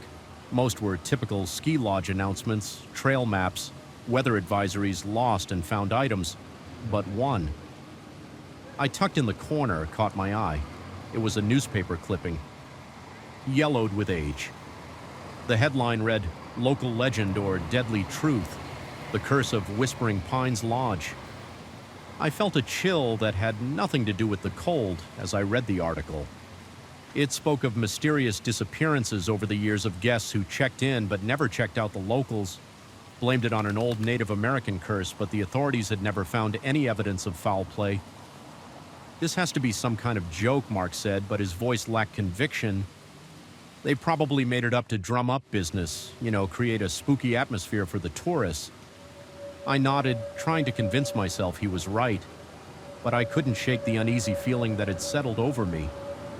We decided to find a room for the night, figuring we'd sort everything out of in the morning when the storm had passed. The key rack behind the desk was full, so we picked one at random and headed up the grand staircase to the second floor. The room was basic but clean, with 2 twin beds and a small bathroom. It looked like it hadn't been touched since the lodge closed, perfectly preserved, like some kind of time capsule. "Well, it's not the Ritz, but it'll do," Mark said, forcing a smile. "Let's get some sleep. Things will look better in the morning." I wasn't so sure about that, but I was exhausted. We settled into our separate beds, the howling wind outside serving as an eerie lullaby. I don't know how long I slept before the noise woke me. At first I thought it was just the storm, but as I became more alert, I realized it was coming from inside the lodge. Footsteps moving down the hallway outside our room. I sat up, my heart pounding. "Mark," I whispered, "do you hear that?" He stirred, then sat up quickly. Footsteps, but I thought we were alone here. The steps grew closer, then stopped right outside our door. We held our breath, staring at the doorknob. Slowly, it began to turn. Mark was out of bed in an instant, pressing his weight against the door. "Who's there?" he called out, his voice shaky. No answer, just more turning of the doorknob. More insistent now, I joined Mark at the door, adding my weight to his. "We're armed," I lied, hoping to scare off whoever was out there. "Leave us alone." The pressure on the door suddenly stopped. We listened intently, but could hear nothing but the wind outside. After what felt like an eternity, we heard footsteps again. This time, moving away from our door, we stayed there, pressed against the door for several more minutes before daring to move. "What the hell was that?" Mark whispered. I shook my head too, shaken to speak. We spent the rest of the night huddled together on one bed, jumping at every creak and groan of the old building. As the first light of dawn filtered through the curtains, we made a decision, storm or no storm. We had to get out of there. We packed our bags quickly and quietly, then crept out into the hallway. The lodge looked different in the pale morning light. Somehow more sinister shadows seemed to move in the corners of our vision, and I could have sworn I heard whispers coming from behind closed doors. We were halfway down the grand staircase when we saw them, footprints in the dust leading from the front door and up the stairs. They weren't ours. "Run," Mark said, his voice tight with fear. We bolted down the stairs and out the front door, not daring to look back. The storm had passed, leaving behind a landscape transformed by snow. Our car was buried under a thick white blanket. Forget the car. I gasped, fumbling for my phone. We need to call for help, but as I pulled out my phone, I froze. The screen showed the date. 3 days later than it should have been. We'd been in the lodge for 3 days, not one night. A noise from inside the lodge made us both jump without a word. We started running, plowing through the deep snow towards the main road. We were picked up an hour later by a passing snowplow. The driver looked at us strangely when we told him where we'd been. A Whispering Pines lodge. He said, frowning, "That place burned down years ago. There's nothing left but ruins." Mark and I exchanged horrified glances. What had we experienced? Where had we really been for those missing days? As we drove away, I looked back one last time through the trees. I could just make out the lodge, standing tall and imposing against the snow-covered mountains, and in one of the upper windows I saw a figure watching us leave. I blinked and it was gone. In its place stood the charred ruins the snowplow driver had described to this day. I don't know what happened to us at Whispering Pines Lodge, but sometimes on cold winter nights when the wind howls outside my window, I swear I can hear distant whispers calling me back to that impossible place where time stands still and the dead walk among the living. And I know with a certainty that chills me to my core that someday, somehow I'll find myself back there, because some places, once they've claimed you, never really let you go. The GPS blinked out just as I turned onto the unmarked dirt road. One moment it was confidently guiding me through the winding back roads of rural Pennsylvania, and the next nothing static filled the screen, then went dark. I tapped it frustratedly, but the device remained stubbornly lifeless. "Great," I muttered, peering through the windshield at the dense forest. Surrounding me, the late afternoon sun filtered weakly through the trees, casting long shadows across the narrow road. I was already running late for my cousin's wedding, and now this I considered turning back. But the thought of retracing the last hour of complicated turns was daunting. Surely this road had to lead somewhere. I pressed on, hoping to find a town or at least someone who could point me in the right direction. The trees grew thicker as I drove, their branches forming a canopy that blocked out most of the fading daylight. An uneasy feeling settled in the pit of my stomach. Something about this place felt off. The forest was too quiet, devoid of the usual chirping of birds or rustling of small animals. Just as I was about to give up and turn around, the trees suddenly parted, revealing a small town nestled in a clearing. Relief washed over me as I pulled onto the main street lined with quaint storefront that looked like they belonged in another century. A few people milled about on the sidewalks, all dressed in oddly old-fashioned clothing. They turned to stare as I drove past, their expressions a mixture of curiosity and was that fear. I parked in front of what looked like a general store and stepped out of the car. Stretching my legs, the air felt different here, heavier somehow, with a faint metallic tang that made me wrinkle my nose. "Excuse me," I called out to an elderly man sweeping the storefront. "Could you tell me where I am? My GPS stopped working and I'm a bit lost." The man froze, his broom clattering to the ground. He stared at me with wide, frightened eyes before hurrying inside the store, slamming the door behind him. Bewildered, I turned to see a small group of townspeople had gathered. Watching me intently, their gazes made my skin crawl. A woman stepped forward, her long skirt swishing against the dusty road. "Welcome to Millbrook," she said, her voice carrying a strange accent I couldn't place. We don't get many visitors here, I can see that. I replied, trying to keep my tone light despite the growing sense of unease. I'm just passing through. Could you point me towards the highway? I'm trying to get to Pittsburgh. The woman's brow furrowed. Pittsburgh. I'm afraid I don't know of such a place, but you're welcome to stay here in Millbrook. We always have room for one more alarm. Bells were ringing in my head now. How could she not know Pittsburgh? And the way she said, always have room for one more, it sent a chill down my spine. That's very kind, I said, backing towards my car, but I really should be going. My family's expecting me. As I reached for the door handle, I felt a hand on my arm. A man had appeared beside me, his grip unnaturally strong now. Now he said, his smile not reaching his eyes. There's no need to rush off. Why don't you join us for dinner? We're always eager to hear news from the outside world. I tried to pull away, but his grip tightened. Please, I said, my voice shaking. I need to leave. The crowd had grown larger now, pressing in around me. Their faces were a mix of hunger and anticipation, like predators cornering their prey. Panic surged through me.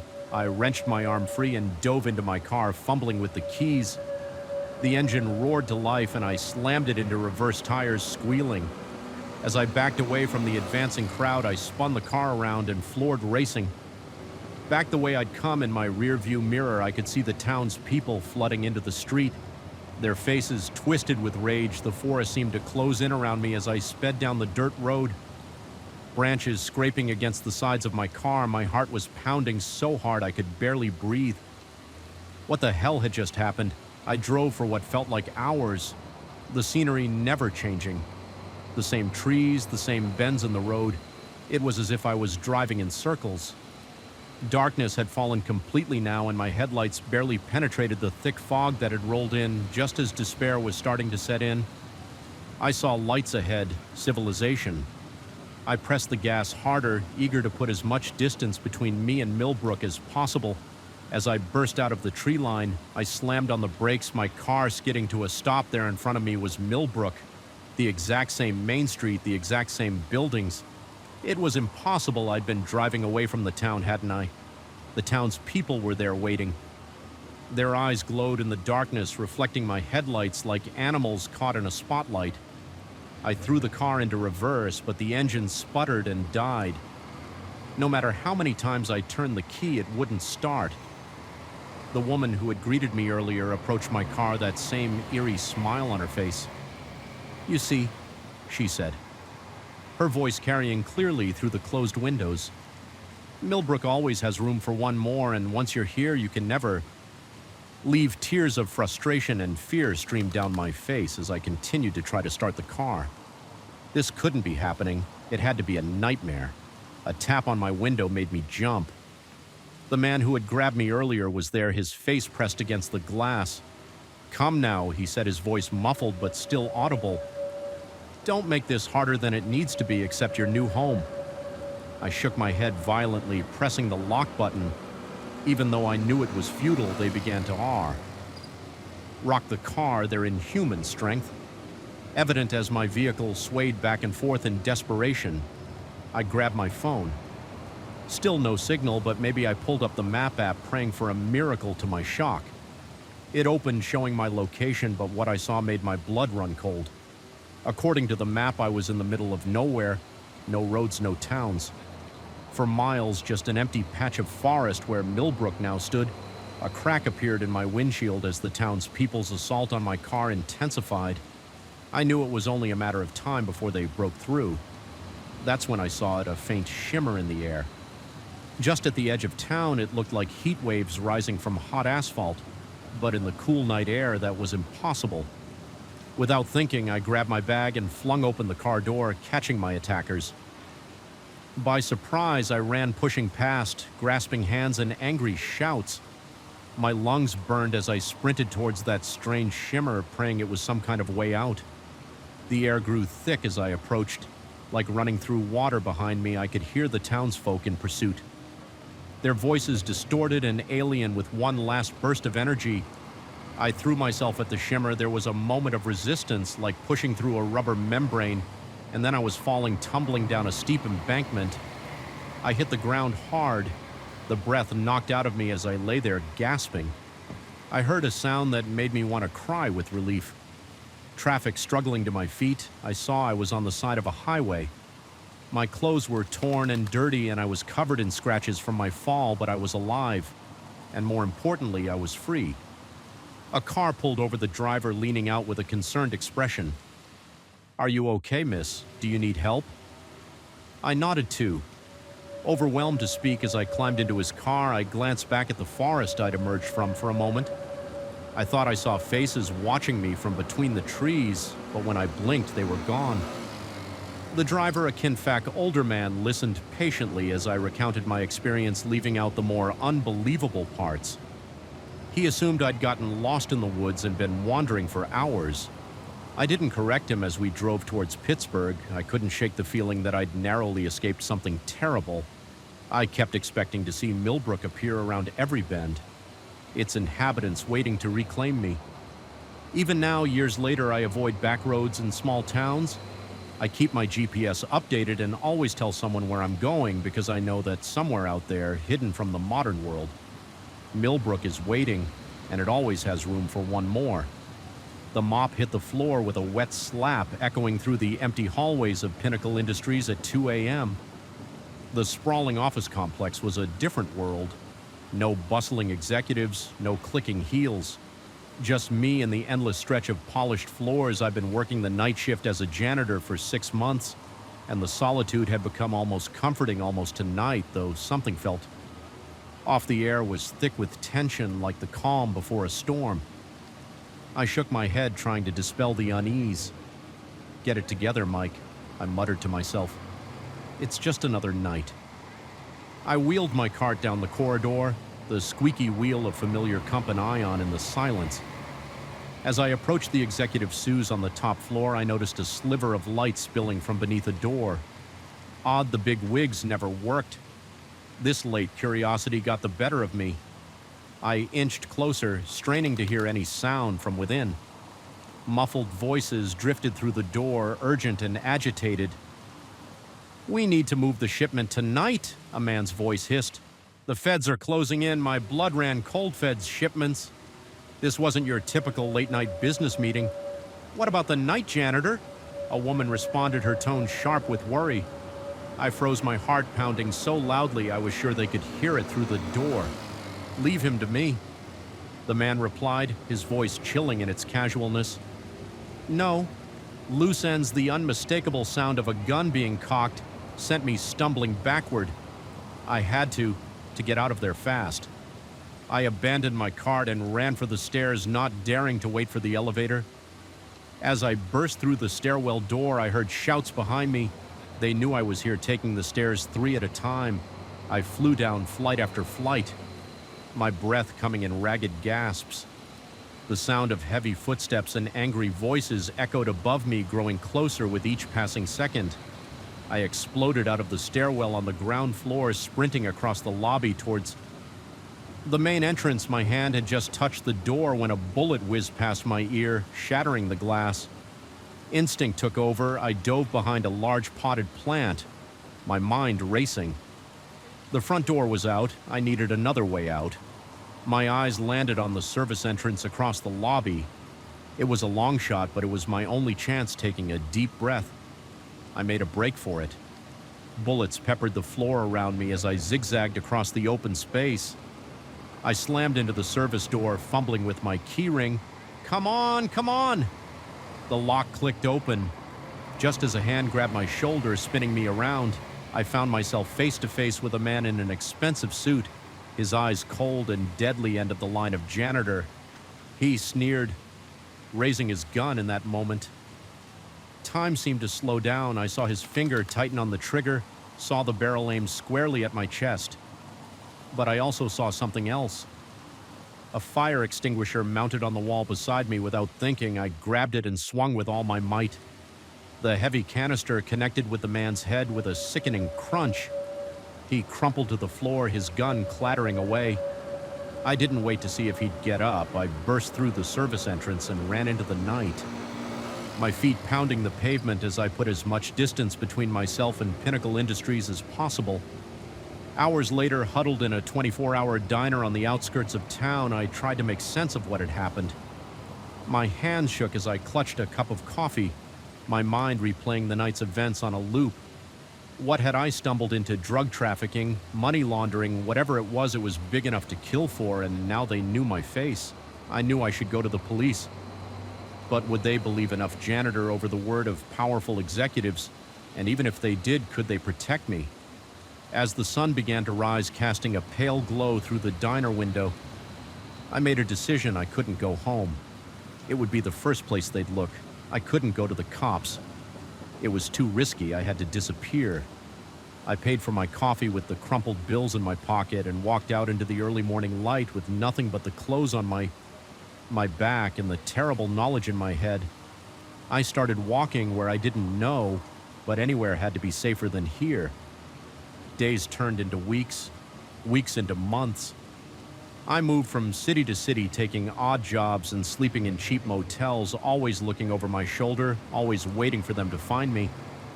I tried to convince myself that they'd given up, that I was no longer a threat, but deep down I knew better. A corporation willing to kill to protect its secrets wouldn't just let a witness walk away. It was in a small town in the Midwest, nearly a year after that fateful night that my past finally caught up with me. I was working as a dishwasher in a local diner, keeping my head down and saving up enough money to move on to the next town. The bell above the door jingled and I glanced up out of habit. My heart stopped there. Scanning the room with predatory eyes was the woman I'd heard that night at Pinnacle Industries. Our eyes met, and in that instant I knew my time was up. I bolted for the back door, ignoring the shouts of my confused co-workers. As I burst into the alley behind the diner, I heard the woman's cold voice. "He's running. Take him alive if you can, but don't let him get away." I ran like I'd never run before, my feet pounding the pavement as I weaved through back alleys and side streets, but they were always one step behind. No matter how many turns I took or how fast I ran, just when I thought my lungs would burst, I saw at a bus station its neon open sign, a beacon of hope in the gathering dusk. I pushed myself harder, praying I could reach it before they caught up. I burst through the doors and startling the board. Looking ticket agent, 1 ticket, I gasped, slamming all the money I had onto the counter. "Anywhere. The next bus out, please." The agent blinked at me in Serp R, but began typing on her computer. "There's a bus leaving for Chicago in 5 minutes. She said I'll take it," I said. Snatching the ticket from her hand, I ran to the platform. Just as the bus was preparing to depart, as I climbed aboard, I saw my pursuers enter the station, their eyes scanning the crowd. The doors closed and the bus pulled away. I sank into a seat, my heart pounding. I'd bought myself some time, but I knew this was far from over as the bus merged onto the highway, carrying me towards yet another uncertain future. I couldn't help but laugh at the bitter irony. All those months ago, I'd been a simple night janitor, invisible to the world of corporate power and corruption. Now I was a man with no name, no home, and a target on my back. I leaned my head against the cool glass of the window, watching the familiar landscape of my life disappear into the rearview mirror. I didn't know where this road would lead, but I knew one thing for certain: there was no going back. The night I picked up that mop at Pinnacle Industries was the night my old life ended. And this endless chase began as the miles ticked by. I closed my eyes, allowing myself a moment of rest. Tomorrow would bring new challenges, new dangers, but for now, on this bus full of strangers, I was just another faceless traveler. And in that anonymity, I found a small measure of peace. The chase would resume soon enough, but for now I was safe.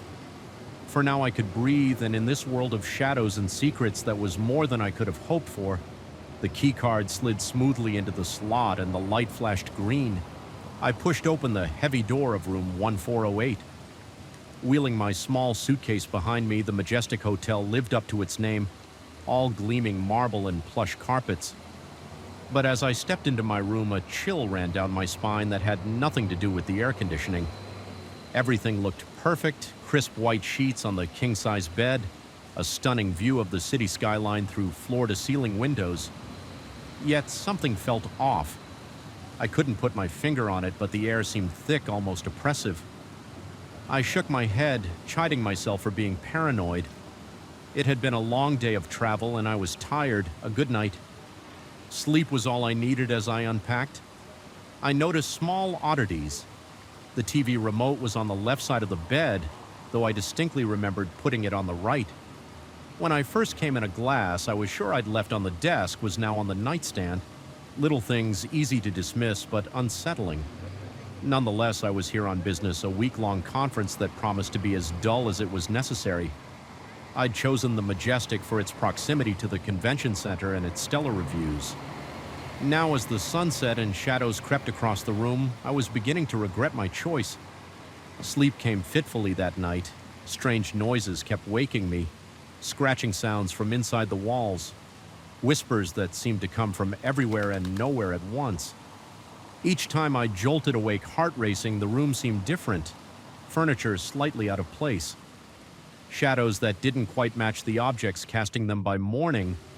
I was exhausted and on edge, but in the harsh light of day, my fears seemed silly. Old hotels made noises. Housekeeping probably moved things while cleaning. There had to be logical explanations. The conference was as mind-numbing as expected, but I welcomed the distraction. It wasn't until I returned to my room that evening that the strangeness resumed the moment I opened the door. I knew someone or something had been there. Nothing was obviously disturbed, but the air felt different, charged somehow. And there on the pristine white duvet lay a single red rose. My blood ran cold. I hadn't ordered room service. I hadn't told anyone my room number. I snatched up the phone to call the front desk, but the line was dead static. Filled my cell phone when I tried to use it instead. That's when I noticed the mirror. My reflection stared back at me, but something was wrong. It didn't match my movements exactly. There was a lag, almost imperceptible, but definitely there, and its eyes, they seemed to glow with an inner light that wasn't my own. I backed away, my heart pounding. This was impossible. I had to be hallucinating overtired and imagining things. I splashed cold water on my face, took deep breaths, tried to calm myself when I looked back at the mirror. My reflection was normal, but now the room behind me was different. Older somehow. The modern furnishings were replaced with antiques. Gaslight flickered where electric lamps had been. I spun around, but the room remained as it always had been. Modern, sleek, normal, it was only in the mirror that it had changed. A knock at the door made me jump. Housekeeping called. A cheerful voice relief washed over me. Another person, someone real and normal. I yanked open the door ready to pour out my bizarre experiences to whoever was there. The hallway was empty, hands shaking. I closed and locked the door. This wasn't happening. It couldn't be happening. I was losing my mind. I decided to take a shower, hoping the hot water would clear my head. As steam filled the bathroom, I could have sworn I heard music, old-fashioned, tiny-like, from a gramophone. It faded in and out, sometimes drowned by the sound of the wall water. Sometimes crystal clear. When I stepped out of the shower, the mirror was fogged up. As I wiped away, the condensation words appeared as if written by an unseen hand. "Welcome home, darling, we've been waiting for you." I scrambled out of the bathroom, my wet feet slipping on the tile. The bedroom had transformed. Gone were the modern furnishings, replaced by heavy Victorian pieces. Gaslights flickered on the walls, and there, seated at a vanity that hadn't been there before, was a woman. She turned to face me, her pale face framed by elaborately styled dark hair. Her dress was from another century, all lace and corsets, but it was her eyes that captivated me, deep, dark, and utterly inhuman. "There you are," she said, her voice echoing strangely. "We've been so lonely without you." I tried to scream, but no sound came out. I lunged for the door, but my hands passed right through the knob. The woman laughed, a sound like breaking glass. "Oh, darling," she said, standing and gliding towards me. "Don't you remember you checked in long ago? 1898 to be precise. You can never leave, none of us." Ken, the room spun around me. Glimpses of other times. Other versions of this same room flashed before my eyes. I saw myself dressed in clothes from every decade of the past century, living and dying in this room over and over again. I remembered now the curse, the deal I'd made with something old and patient and hungry. I'd been trapped here for over 100 years, reliving the same week over and over. My memories wiped clean each time, only to be restored at the end. The woman, my wife, my jailer both reached for me, her cold hands cupping my face. It's time to start again. My love, shall we? The room blurred and shifted. I felt myself fading, my memories slipping away like sand through an hourglass. The last thing I saw before darkness took me was the woman's smile, cruel and beautiful. I blinked, disoriented. I was standing in the hallway of the majestic hotel, my suitcase beside me. I must have zoned out for a moment. Shaking my head to clear it, I slid my keycard into the lock of room 1408. The light flashed green and I pushed open the door as I stepped inside. A chill ran down my spine that had nothing to do with the air conditioning. Everything looked perfect, but something felt off. I shook my head, chiding myself for being paranoid. It had been a long day of travel and I was tired. A good night's sleep was all I needed. As I unpacked, I noticed small oddities. The TV remote was on the left side of the bed, though I distinctly remembered putting it on the right when I first came in a glass. I was sure I'd left on the desk was now on the nightstand. Little things easy to dismiss, but unsettling. Nonetheless, I was here on business, a week-long conference that promised to be as dull as it was necessary. I'd chosen the Majestic for its proximity to the convention center and its stellar reviews. Now, as the sun set and shadows crept across the room, I was beginning to regret my choice. In the corner of my eye, I caught a flicker of movement in the mirror, but when I turned to look, there was nothing there but my own reflection, tired and wary for a moment. Just a moment, I thought I saw something else in those familiar eyes, something old and patient and hungry. I blinked and it was gone, just my imagination. I told myself just another night in another hotel room, but as I turned away from the mirror, I couldn't shake the feeling that I'd done this all before, that I would do it all again, and somewhere in a place I couldn't quite reach. I heard the echo of a woman's laughter, like the sound of breaking glass. The crunch of leaves beneath my boots was the only sound breaking the eerie silence of the forest I'd been hiking for hours. The sun now dipping below the tree line, casting long shadows that seemed to reach for me with gnarled fingers. This was supposed to be a simple day hike, a chance to clear my head and enjoy the autumn colors. But as the light faded and the trail markers became harder to spot, a gnawing fear began to creep up my spine. I was lost. I pulled out my phone, hoping against hope that I'd somehow get a signal. Nothing. The battery icon blinked ominously, reminding me that I had maybe an hour left before even that lifeline was gone. Panic started to set in as I realized the gravity of my situation. No one knew exactly where I was. I hadn't told anyone. My specific plans, just that I was going for a hike. Stupid. So stupid. The temperature was dropping rapidly, and I wasn't equipped for a night in the woods. I had a light jacket, a nearly empty water bottle, and a granola bar. Not exactly survival gear. Just as I was contemplating my options, none of which seemed particularly promising, I spotted a flicker of light through the trees. Hope surged through me. Civilization, or at least another person who might be able to help. I veered off the trail, pushing through the underbrush towards the light. As I got closer, I could make out the shape of a cabin. It was old, the wood weathered and gray, but there was definitely a warm glow coming from the windows.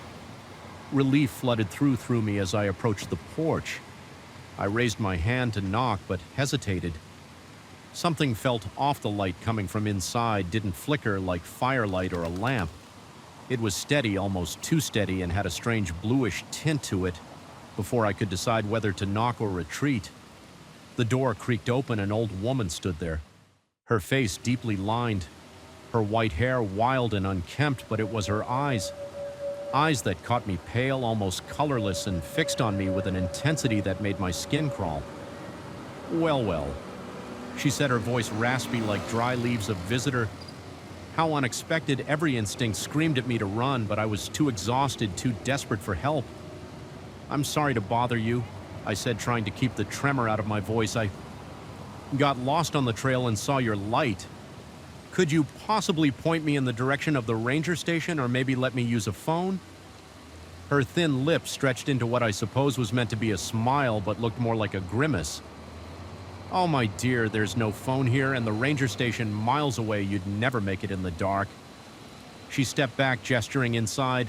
Come in. You can stay the night, and we'll sort you out as in the morning." I hesitated, torn between my fear of this strange woman and my fear of spending the night alone in the increasingly dark and cold forest. In the end, practicality won out. I stepped inside. The interior of the cabin was odd. It was a single room sparsely furnished with ancient-looking pieces that seemed to belong in a museum, but scattered among the antiques were incongruous items, a digital alarm clock, a modern laptop, things that looked wildly out of place in this rustic setting, and everywhere covering every surface were mirrors. Mirrors of all shapes and sizes, from tiny hand mirrors to full-length ones leaning against the walls. They reflected the room back at me from every angle, creating a dizzying kaleidoscopic effect. Sit," the old woman said, ushering me to a rickety chair. "I'll make us some tea," as she busied herself at an old wood stove. I tried to gather my thoughts. Something about this place, about her, felt wrong, but I couldn't put my finger on what exactly was causing my unease. She returned with 2 steaming mugs, handing one to me. The liquid inside was dark, almost black, with an oily sheen on the surface. It smelled strange, not like any tea I'd ever encountered. "Drink up," she said, her pale eyes boring into mine twice. "It'll warm you right up." I raised the mug to my lips, more out of politeness than any desire to actually drink the concoction. But as the liquid touched my tongue, a wave of dizziness washed over me. The room began to spin, the reflections in the mirrors blurring and swirling. What did you give me?" I slurred. Struggling to stand, my legs felt like lead, and the edges of my vision were growing dark.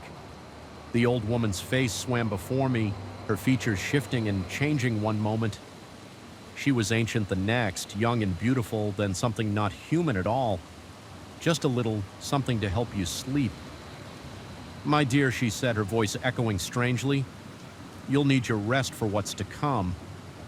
I tried to fight the encroaching darkness, but it was a losing battle. The last thing I saw before consciousness took me was my own reflection in one of the mirrors, but it wasn't me. Not really. The face looking back was older, gaunt, with eyes that held a lifetime of terror. I woke with a start, my head pounding for a moment. I couldn't remember where I was or how I'd gotten there. Then it all came flooding back. The hike, getting lost, the strange cabin, the old woman, the tea. I sat up, realizing I was on a narrow cot in a corner of the cabin. Sunlight streamed through the window's dust. Moe's dancing in the beams. The old woman was nowhere to be seen. I stood on shaky legs, my body feeling oddly stiff, as if I'd slept for far longer than one night.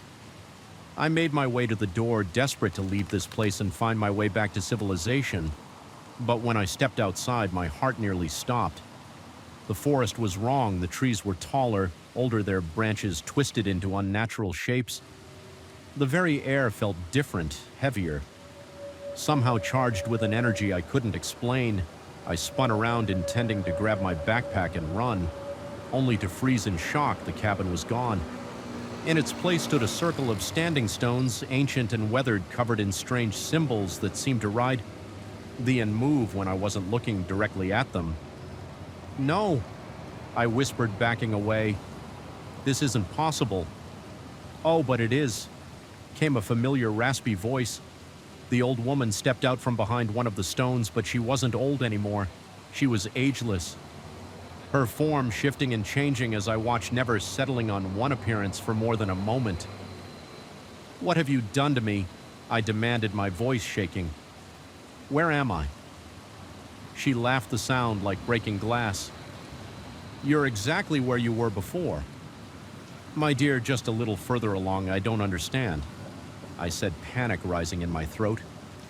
"Time is a funny thing," she said, circling me slowly, so rigid for most, but so very fluid for some. "You've taken a little trip that's all about, 50 years or so into the future." I shook my head, refusing to believe it. "That's impossible. You're insane. I need to leave to get home." Her eyes flashed suddenly cold and hard. Home, oh my sweet summer child. This is your home now. Just as it has been for the past 5 decades. As she spoke, memories began to flood my mind.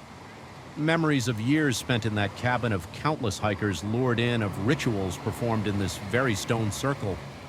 Memories of learning secrets. No human was meant to know of extending my own life. At the cost of others, I saw my reflection in a pool of water at my feet, and a strangled cry escaped my lips. The face. Looking back at me was my own, but aged, worn, with eyes that held the weight of unspeakable things. No, I whispered, falling to my knees. This can't be real. I'm not you. I would never ever. But even as I denied it, I knew it was true. Somehow, impossibly, I had become the very thing that had trapped me. I was the old woman in the cabin, luring in lost hikers, perpetuating a cycle that had no end. Don't fight it. My older self said, her voice almost gentle. Now it gets easier in time, and we have all the time in the world. As the sun set over the twisted forest, I felt the last vestiges of my old self slipping away. The circle of stones hummed with power, and I knew that soon another lost hiker would stumble upon a cabin in the woods seeking help from a strange old woman, and the cycle would begin anew. In that moment, standing in a future I never wanted, I realized the true horror of my situation. I wasn't just lost in the woods, I was lost in time, trapped in an endless loop of my own making. And as the stars came out ancient and uncaring, I understood that my hike had ended long ago. This was my trail, now winding endlessly through the dark woods of eternity. The neon sign of the gas station flickered weakly in the midnight gloom, a lone beacon on the desolate stretch of highway. I pulled my beat-up Chevy into the lot, the engine sputtering ominously. The fuel gauge had been hovering on empty for the last 10 miles, and I silently thanked whatever deity was listening that I'd made it this far. As I stepped out of the car, a gust of wind whipped across the empty parking lot, carrying with it the scent of rain and something else. Something I couldn't quite place. The hair on the back of my neck stood up, and I shivered. Though not entirely from the cold, the station looked like it had seen better days. Paint peeled from the walls, and half the lights in the convenience store were out, but beggars can't be choosers. And right now I was definitely begging. I needed gas, and I needed it. Now I approached the pump, credit card in hand, when I noticed the faded sign taped to it. Cash only, great, just great, with a sigh. I turned towards the store. As I reached for the door handle, I caught my reflection in the grimy glass. I looked as rough as I felt. 3 days of stubble, dark circles under my eyes, clothes rumpled from too many hours on the road. This cross-country trip was supposed to be a fresh start, a chance to leave behind the mess my life had become. But standing here in the middle of nowhere, I felt more lost than ever. The bell above the door jangled discordantly. As I entered, the interior was dimly lit and smelled of stale cigarettes, and something vaguely metallic. Behind the counter stood an old man, his face deeply lined, his eyes hidden behind thick glasses that reflected the flickering fluorescent lights. Evening, I said. Approaching the counter, fill up on pump 3, please. The old man didn't respond, didn't even look at me. He just stood there staring at something behind me. I turned half expecting to see another customer, but the store was empty. Excuse me? I tried again. I need to pay for some gas. Slowly, so slowly, it was almost imperceptible. The old man's head turned towards me, his glasses slipped down his nose, and I found myself looking into eyes that were completely white. No iris, no pupil, just a milky blankness that sent a chill down my spine. "You shouldn't be here," he said. His voice a dry whisper that seemed to come from everywhere and nowhere. At once, "It's not safe, they're coming." I took an involuntary step back. "What, who's coming? Look, I just need some gas and I'll be on my way." The old man's hand shot out, gnarled fingers grasping my wrist with surprising strength. "Listen," he hissed, "you need to leave now before it's too late." A loud bang from outside made us both jump. I spun around to see a group of people emerging from the darkness, approaching the store with slow, deliberate steps. There was something off about their movements, something not quite human. "Oh, God," the old man moaned. "They're here, we're too late." My heart was pounding now, adrenaline coursing through my veins. Who are they? What's going on? But the old man was already moving faster than I would have thought possible for someone his age. He shoved me towards a door marked employees. Only go, he said, through there out the back. Run, don't stop. Don't look back, just run. I hesitated for a split second, torn between fear and confusion, but another bang, louder this time, made the decision for me. I bolted through the door, finding myself in a narrow hallway that led to a back exit, and as I burst out into the night air, I heard glass shattering behind me. Screams, inhuman, terrifying screams, filled the air. I ran, my lungs burning, my legs pumping furiously. I didn't know where I was going, only that I had to get away. I don't know how long I ran. It could have been minutes or hours. The landscape blurred around me, trees and rocks mere shadows in the darkness. Finally, my body gave out and I collapsed to the ground, gasping for air as I lay there trying to catch my breath and make sense of what had happened. I became aware of a sound, a low pulsing hum that seemed to be coming from everywhere at once. I sat up looking around wildly. That's when I saw them, lights in the sky moving in impossible patterns. They were too fast, too agile to be any aircraft I'd ever seen, as I watched, paralyzed with a mixture of awe and terror. One of the lights detached from the group and began to descend. I scrambled to my feet, ready to run again, but found I couldn't move. Some unseen force held me in place as the light grew closer, brighter, until it was all I could see, and then darkness. I woke up on the side of the highway, the sun beating down on my face. For a moment, I was disoriented, unsure of where I was or how I'd gotten there. Then the memories came flooding back: the gas station, the old man, the chase, the lights. I sat up, wincing at the stiffness in my muscles. My clothes were torn and dirty, as if I'd been running through the woods. But that was impossible. The gas station had been in the middle of a barren stretch of highway, nowhere near any forest. I looked around, trying to get my bearings in the distance. I could see a familiar sign, the gas station. My heart began to race as I approached it, unsure of what I'd find, but the station looked normal. Fresh paint, all lights working, a few cars at the pumps, nothing like the rundown place I remembered from the night before. Confused and more than a little freaked out, I entered the store. Behind the counter stood a young woman who smiled brightly as I approached. "Good morning, morning. What can I get for you today?" I stared at her, then at the spotless interior of the store. I was here last night. There was an old man. Something happened. The woman's smile faltered slightly. "I'm sorry, sir, but that's not possible. I worked the night shift last night, and I can assure you nothing unusual happened. Are you feeling all right? Would you like me to call someone for you?" I shook my head, backing away. No, I'm fine. Sorry to bother you." I practically ran back to my car, my mind reeling. Had it all been a dream? Some kind of hallucination brought on by exhaustion, but it had felt so real. As I slid into the driver's seat, something caught my eye. There on the passenger seat was a small metallic object I'd never seen before. It was about the size of a corn coin, covered in strange symbols that seemed to shift and change. As I looked at them with trembling hands, I picked it up.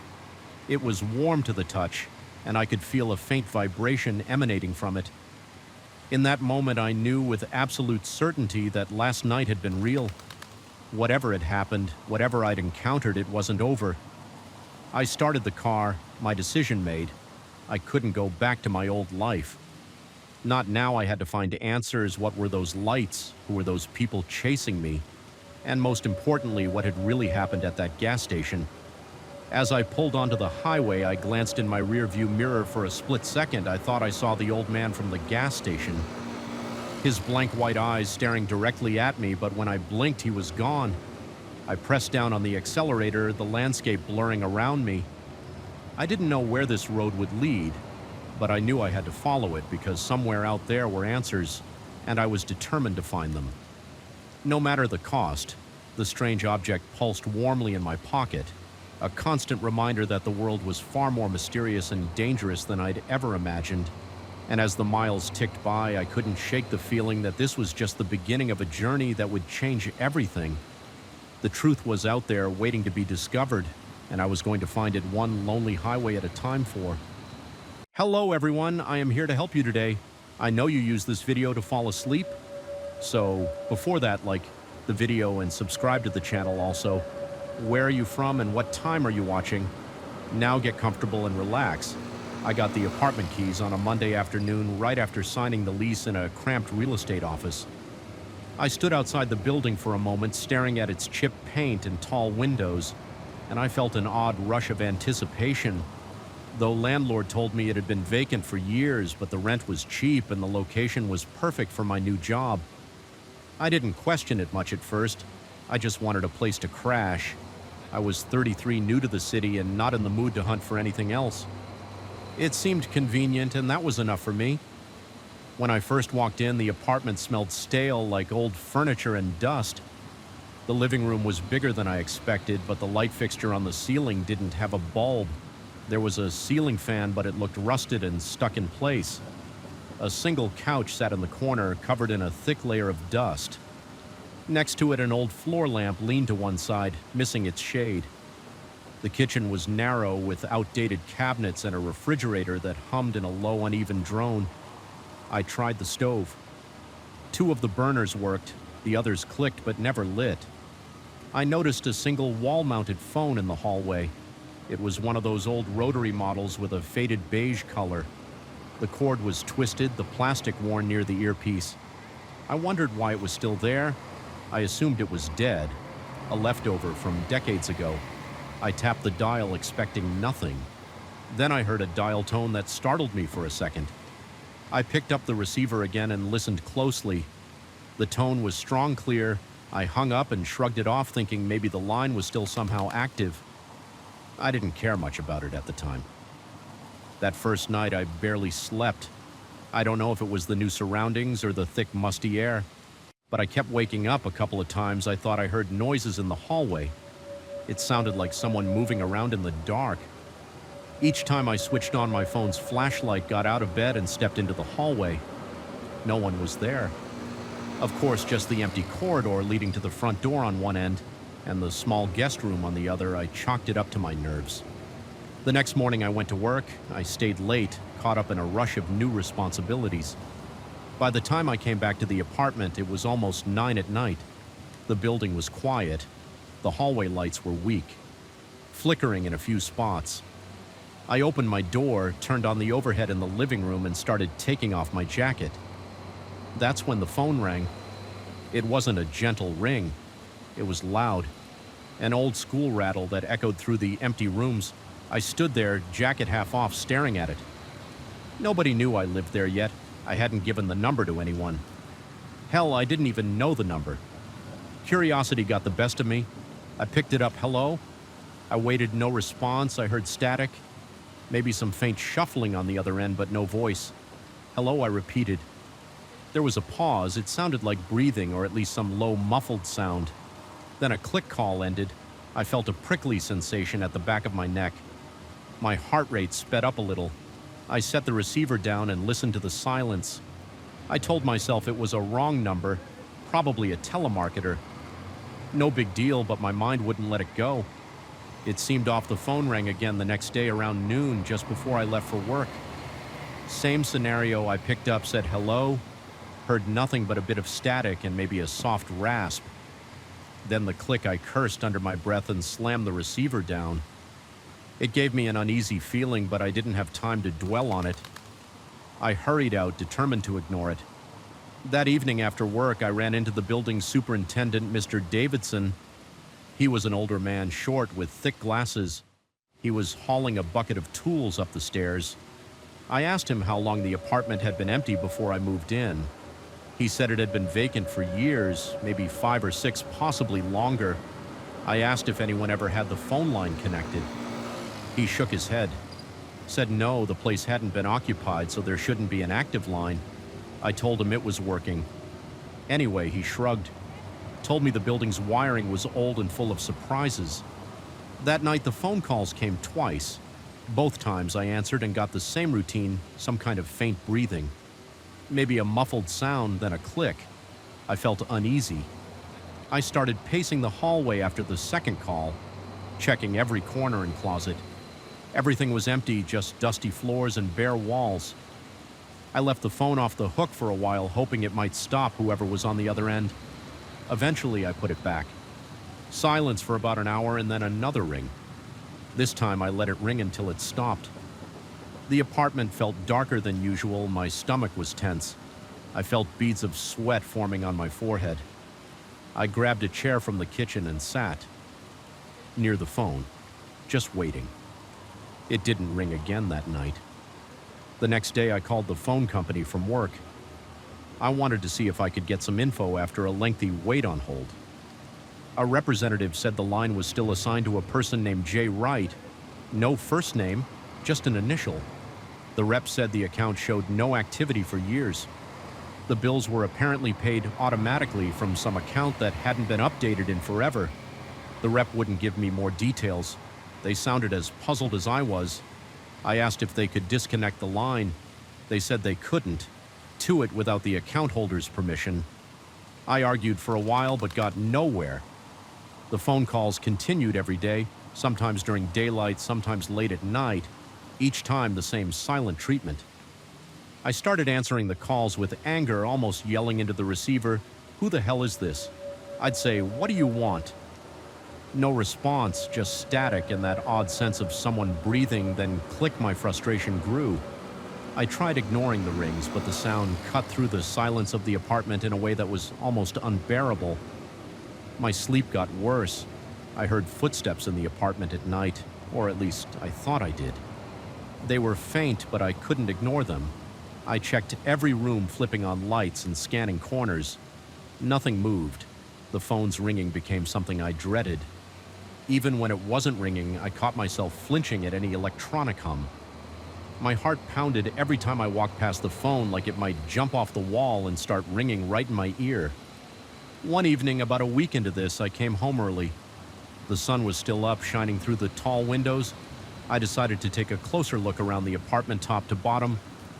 I opened every cabinet, checked every closet, looked for any sign that someone else had access. The bathroom was grimy with cracked tiles and a mirror that never looked clean. I found nothing. No secret doors, no hidden passages, just old empty spaces. I called Mr. Davidson again and asked about the key situation. He insisted that all sets of keys were accounted for. I even changed the lock on my front door just in case. That night the phone rang at around 11 p.m. I was lying on the couch dozing off with the TV. On the ring startled me. I shot up, heart racing. I stared at the phone. My hands felt clammy. I answered it with a trembling voice, same static, same breathing, same click. I felt anger flood my body. I gripped the receiver until my knuckles turned white. My temples throbbed. I caught myself yelling into the deadline. Nothing. I hung up and turned on all the lights in the apartment. I sat in the living room with a lamp pointed toward the phone. Like I was interrogating a suspect. I didn't sleep at all that night. A few days later, I managed to track down the real estate agent who leased me the place. I asked her if she knew anything about the previous tenant. She looked surprised that I was digging around. She said the last recorded occupant was some older man. She didn't know if that was Jay Wright or someone else. She told me that the person had disappeared. No notice, no forwarding address. The apartment stayed vacant. No one had tried to rent it in years. Then the listing came up through the property's owners, who offered a discount to get it rented fast. She shrugged, said that was all she knew. I told her about the phone calls. She looked uncomfortable, but she didn't show much reaction. She said maybe it was a line glitch or a neighbor's call redirecting. She suggested I call a technician. That was the end of our conversation. I left feeling frustrated. I tried calling a phone repair service. They sent a guy who arrived in the late afternoon. He was tall, wore a tool belt, and seemed competent. He unscrewed the phone. Jack in the hallway fiddled with the wiring. He confirmed that the phone was indeed active. He said the line led out of the building into the main junction box, and from there it was a standard connection, but he couldn't tell me who was calling. He tested the line, dialed a few numbers, told me everything was normal. He offered to replace the phone with a more modern one. I declined. I wasn't sure if that would solve the problem he left, and I felt like nothing had changed that evening. I tried something new when the phone rang. I picked it up and didn't speak. I just held the receiver to my ear. Listening for several seconds, there was nothing. Then I heard that muffled breathing again, like someone was pressing the phone against their mouth. My stomach turned. I could feel sweat forming on the back of my neck. My throat felt dry. I tried to focus on any detail I could pick up. Was there background noise? Was there a radio or TV? I only heard static, a few crackles, and that breathing. I whispered, "Who are you?" Silence, then a click. My hands were shaking when I hung up. The calls became more frequent, sometimes 5 or 6 times in an evening. It became impossible to ignore my work performance suffered because I was constantly on edge. I started to dread coming home. The apartment felt colder at night, even though the heaters were on. I kept checking the thermostat and it would read a normal temperature, but my skin felt clammy and my breath felt heavier, like the air was thicker. I told Mr. Davidson about the calls again. He gave me the same shrug, said it was strange, but he had no explanation. He offered to come up and check the place. We did a quick walkthrough. He tested the phone himself, calling his cell phone. It worked normally. "See," he said. As if that proved everything was fine. I couldn't argue with his logic. The calls that bothered me weren't happening in front of him. I started unplugging the phone at night. That helped me get some rest, even though I felt a bit uneasy about it. During the day, I'd plug it back in half, hoping it was over. The phone would ring again sooner or later, and I'd feel that same surge of stress and confusion. No matter what I did, I couldn't trace the calls. I couldn't talk to whoever was calling the phone. Company wouldn't shut off the line. It felt like I was trapped in someone else's unfinished business. I began to suspect that the old tenant Jay, Wright, or whoever it was, might be behind this. But that didn't make sense if they had disappeared. Maybe some friend or relative still had the number, but why breathe into the phone and hang up? Why call so many times a day? It felt malicious, like someone wanted to mess with my head. I checked the locks, constantly made sure my windows were closed. I heard noises in the corridor sometimes, but whenever I looked, it was empty. One night around midnight, the phone rang again. I answered, feeling my heart pound. "Hello," I said. I heard that ragged breathing. I swallowed and forced myself to speak calmly. "Listen, I don't know who you are, but I want this to stop." I waited. The breathing continued, heavy and close. My palms were sweaty against the receiver. "Talk to me or stop calling." I heard a faint mumble, like a voice trying to form a word. Then a harsh burst of static, followed by the usual click. My knees felt weak. I steadied myself against the wall. Something about that mumble gave me chills. It reminded me of someone trying to say my name, but I wasn't sure I left the phone on the hook this time. Partly out of defiance and partly out of exhaustion, I paced the living room waiting for another ring, but it didn't come. The next morning, I woke up early feeling agitated. I grabbed a coffee at the corner shop and headed to work. I told a coworker about the calls. He shrugged it off, said I should just get rid of the phone. I tried to explain I didn't control the account, but he didn't get it. I felt alone in this problem when I came home that night. I realized I was shaking as I unlocked my door. The hallway was quiet. I set my stuff down and waited a few minutes. Later, the phone rang. I picked it up, heart thudding. No one spoke. Then I heard what sounded like a faint sigh. Click. I slammed the phone down and almost threw it across the hallway. I wanted to rip it out of the wall.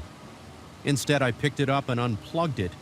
I coiled the cord around it, stuck it in the closet, and shut the door. That was it. I decided I wasn't dealing with it anymore. If someone wanted to call, they could call. I wouldn't hear it. I don't know what will happen next. Every time I walk by that closet, I half expect to hear a muffled ring from behind the door. Part of me wants to leave the apartment and find another place. Another part of me feels stubborn. I paid for this lease. I'm not running still. I can't relax. It's like I'm waiting for the moment that the phone rings, even when it's not plugged in. I keep thinking about that possibility and it makes my mouth go dry. My heartbeat jumps. Just imagining it, I'm still here. I haven't answered another call since I tossed the phone in the closet, but every night I sit in my living room hearing the low hum of the refrigerator and the creaks in the old walls, wondering if the calls will come back. I don't know if there's a real person behind it or if it's something else entirely.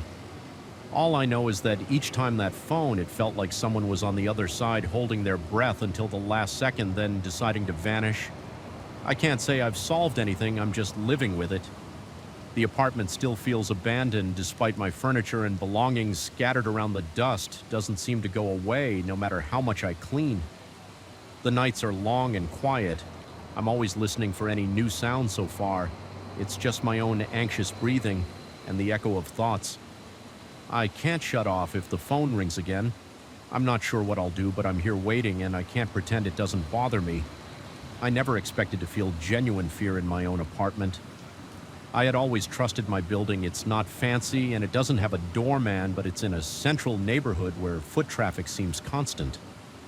I live on the top floor, which I've always told myself is an advantage because there are fewer people passing by.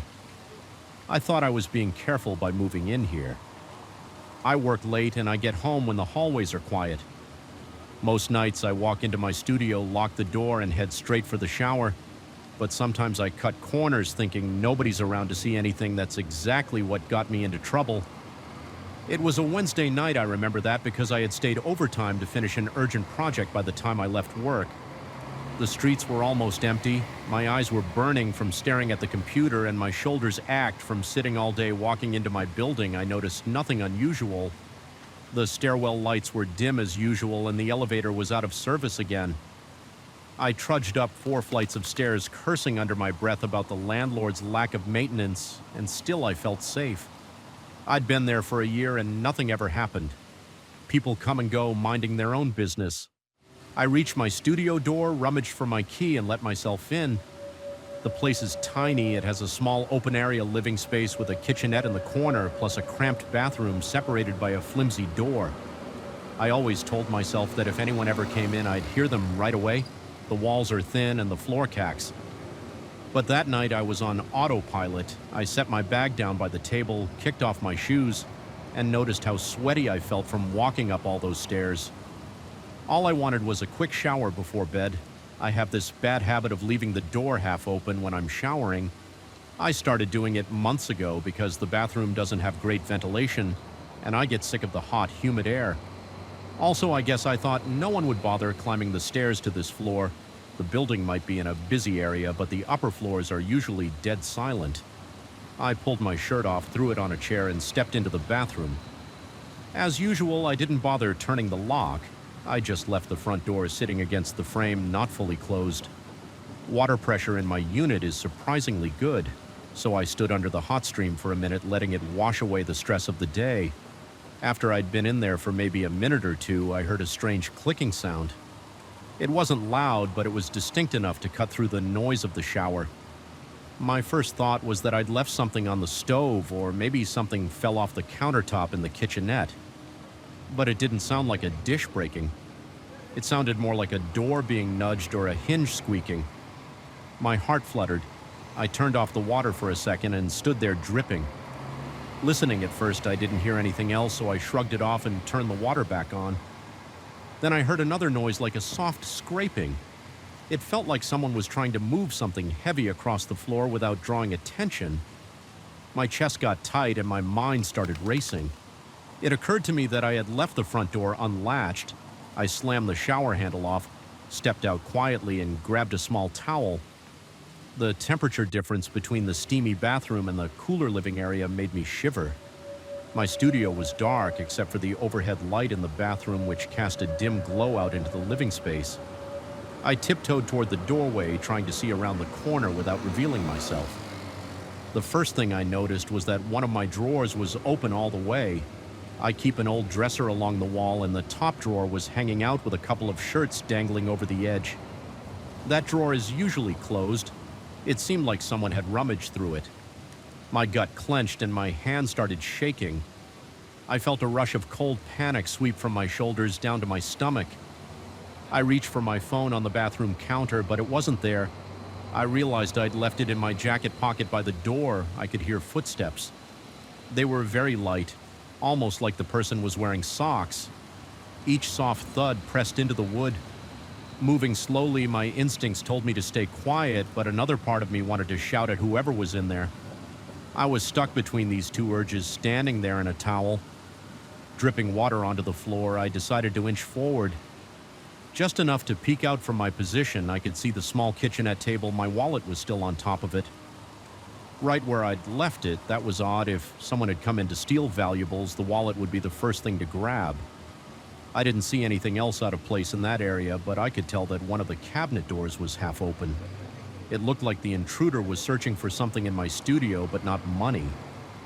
My heart was pounding so hard I could hear it pulsing in my ears. My towel felt like it was about to slip. I kept adjusting my grip, trying to hold it in place. I took a few more careful steps forward, my feet sticking slightly to the damp bathroom tiles. I leaned around the corner, expecting to see someone standing near the dresser or behind the small couch I have by the wall. But I didn't see a person. I did see more evidence of a search. My second drawer was ajar and a pair of socks was on the floor. The top of the dresser was cleared and some papers I usually keep there were scattered. I heard more light footsteps, but I couldn't pinpoint their location. Suddenly, there was a tiny click from the kitchen area, like something being set down on the countertop, or maybe the fridge handle. Moving, my pulse spiked again. I wanted to call for help, but I didn't want to startle the intruder. I wondered if they were armed. I thought about the things in my drawers, just closed spare cables, maybe an old phone charger. Nothing that would interest a thief unless they were looking for something specific. I had no idea what they could be after keeping low. I edged toward the intercom on the wall beside the kitchen entrance. I didn't have a great line of sight on the living area from that angle, so I kept checking over my shoulder. My hands were wet and shaking. I reached the intercom panel, which is an older system with a simple dial to reach the superintendent's line. I turned the dial carefully, hoping it wouldn't squeak before I pressed the button. I paused to listen. The footsteps were behind me. Now maybe on the other side of the couch, my finger hovered over the intercom button. My mind was racing with a million scenarios. Should I try to confront them? Should I run outside for help? The hallway was pitch black at that hour, and I'd be half naked. That didn't feel like a great option. I pressed the intercom button, and the unit let out a faint buzz. I waited, but no one responded right away. The footsteps in the living area stopped. My breath caught in my throat. It felt like the intruder heard the buzz and froze. I pressed the button again and tried to speak as quietly as I could, but my voice still echoed in my head. I whispered, "Hey, it's me in 402. There's someone in my apartment pickup." It took a moment, but the superintendent or syndico answered with a groggy voice. I could tell I'd woken him up. I whispered again, "There's someone inside. I heard them." "I'm not kidding. Can you come up?" he asked. "Right now, are you sure there's someone there?" I was so tense I could barely speak. I hissed back, "Yes, please." While I was still on the intercom, I noticed something. The rustling sounds and footsteps stopped. I didn't hear anything at all. My apartment was suddenly silent. I wondered if the intruder had left while I was focused on the call. That would have meant walking right behind me to get to the door, which seemed impossible. The superintendent mumbled that he'd be right up. I hung up. I stood there for a few seconds, holding my breath, straining to hear any movement. Nothing. My towel was starting to slip from my waist, so I tightened it. My skin was cooling down, and I began to feel goosebumps on my arms. The hairs on the back of my neck stood up as if expecting a sudden grab from behind. My entire body was tense. I decided to edge back into the main living space and see if the intruder was gone. I stepped in front of my dresser and looked around. The drawers were definitely messed up. I saw shirts, socks, and papers spilled on the floor. I turned toward the small coffee table near my couch. It looked normal. The wallet was still on the kitchen table. Then I noticed the curtains by the window moving slightly. There was no breeze in the room, but the window was open just a crack. It had been closed earlier. I felt a jolt in my chest. That window leads out onto a narrow ledge that wraps around part of the building. It's not a real balcony, just a ledge. Wide enough for maintenance workers. I stared at that open window, trying to see if the intruder had climbed out. Was it possible they were on the ledge, or had they moved to another apartment? I swallowed hard. My throat felt dry. I approached the window, moving slowly, afraid to look out. The ledge was dark, and all I could see were some old cigarette butts and a dusty surface. If the intruder had climbed out, I had no idea where they could have gone next. It wouldn't be hard to move along that ledge to a neighboring unit, especially if they were desperate.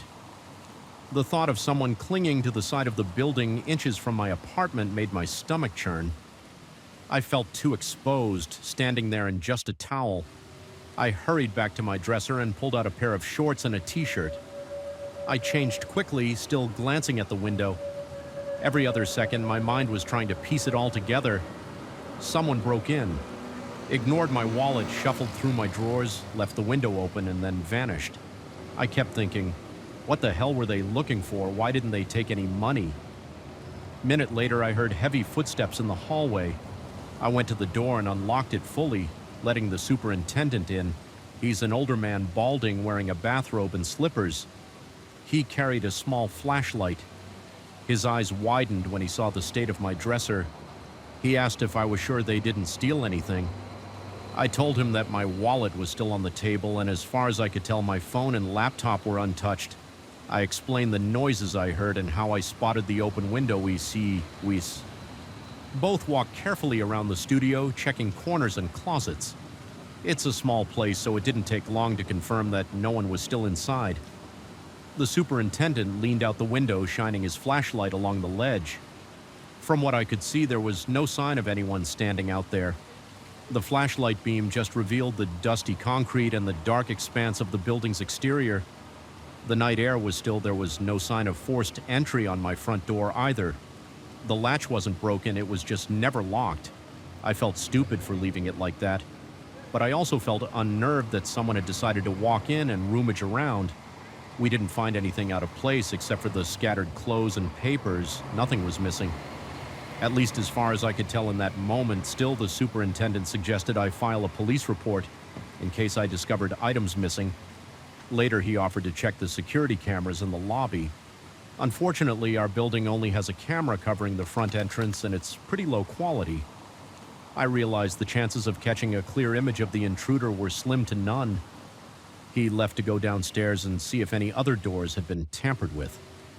I locked my door this time. I also slid the chain lock across for extra security. I grabbed my phone from my jacket pocket and noticed a text from a coworker. But that was from earlier in the evening. No new messages, no missed calls. I thought about calling the police right away, but I also felt too shaky to handle it. I didn't know what to tell them, that someone had come in, looked around and left without taking anything. It sounded bizarre. Still, it was real. My hands were still trembling. I decided to check every drawer and closet more thoroughly. I wanted to confirm nothing was missing. I found my passport, my old watch, and some random documents all intact. My laptop was untouched under a pile of clothes on the couch. Everything of obvious value seemed to be there. The only disturbing detail was that someone had obviously gone through my personal items. I could see the signs of rummaging things out of place, certain shirts and pants pulled out and left on top, old receipts scattered. It wasn't random chaos, it looked like a search. But I couldn't imagine what they'd been looking for after triple checking the apartment.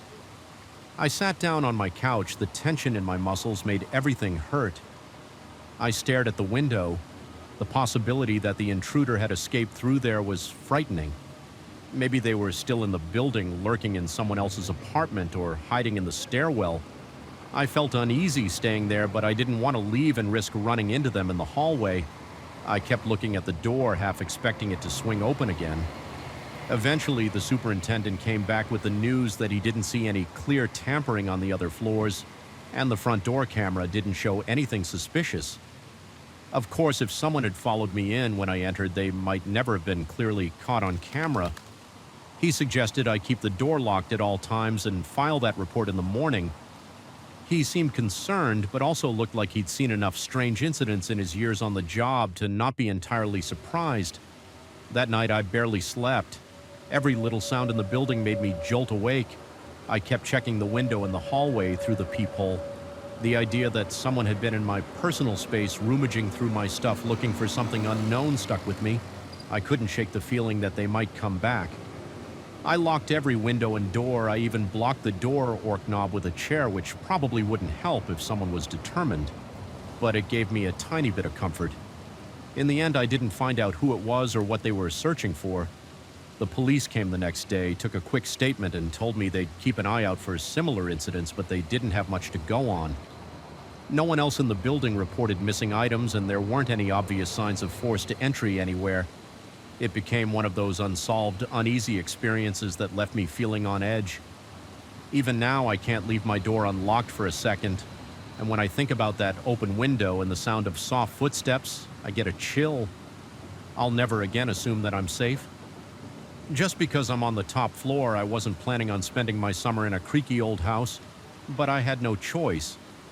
Once I found out I inherited the place from an uncle I never really knew on the day I arrived, I felt uneasy. The exterior looked sturdy, but I couldn't ignore the strange atmosphere inside. It smelled like old wood and stale air. The halls were narrow and the rooms felt cramped, even though they had plenty of space. I remember thinking something didn't add up. The layout of the walls seemed off. Some hallways were too short and one closet stuck out at an odd angle. It was like there was space behind that closet, but it didn't show up on any visible plan of the house. I walked around, tapping on the walls and floors, searching for hollow spots. I felt a strong urge to explore. Every inch, something was telling me the place wasn't as simple as it looked. I placed my bags in what used to be my uncle's bedroom. The furniture was large and heavy, with a solid wooden bed frame and a bulky dresser. I opened the dresser drawers to see if he had left anything behind. Mostly I found old clothes and a few moth-eaten blankets. Nothing unusual. The wardrobe smelled a bit musty, but that's normal in an old house. There were no pictures or personal items around, no diaries or letters. The walls were bare except for a coat of faded paint. The windows rattled a bit in the wind, and there was a persistent draft. Even though I closed everything, I noticed the corner of the room was slightly darker than the rest, but I didn't see any mold on the surface. Still, the air felt heavier there, almost like I was stepping into a different space. Whenever I went close to that corner, I spent my first night trying to get comfortable. The bed creaked every time I turned over, and the darkness made the house's sounds more pronounced. I heard a drip from somewhere, but I couldn't locate it. Floorboards settled and groaned. In the night, I got up once to check the hallway. I stepped on a loose plank near the bedroom door, and the sudden noise gave me a jolt. My mouth felt dry, so I grabbed a glass of water in the kitchen on my way back. I passed by that odd closet that I'd noticed earlier. I paused and just stared at it. I was half asleep, but I swore. I felt a bit of cool air coming through the cracks around the frame. It made me think that there might be some hidden area behind that wall. I tried to forget it and went back to bed, but the curiosity stayed with me the next morning. I inspected that closet more carefully. It was about 3 feet deep, with a rod for hanging coats. There were 2 shelves and an overhead space that was too high for me to see without a stool. I grabbed a small flashlight from my bag and shined it on every angle. The wood paneling was solid, but showed a few scuff marks near the edges, like someone had been pulling at it or scraping it. I knocked on it a few times. The sound was hollow. I took a step back and looked at the corridor behind. If I imagined the floor plan, there should have been no space left behind that wall.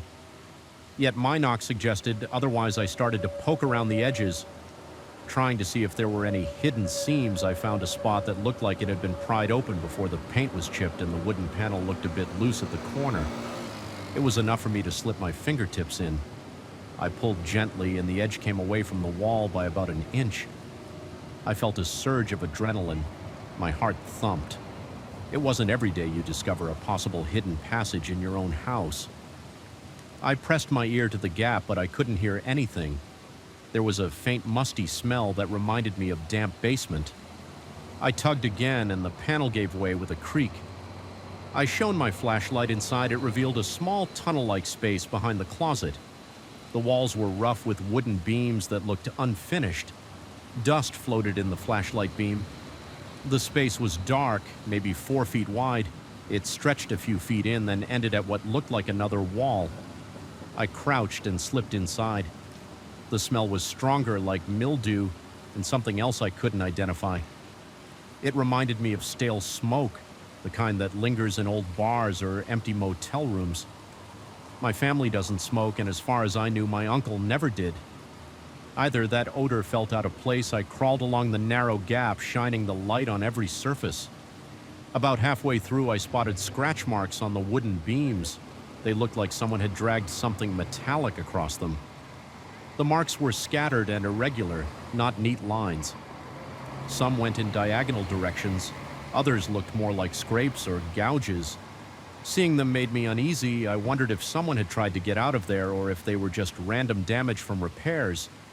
I also noticed crumpled plastic wrappers on the floor.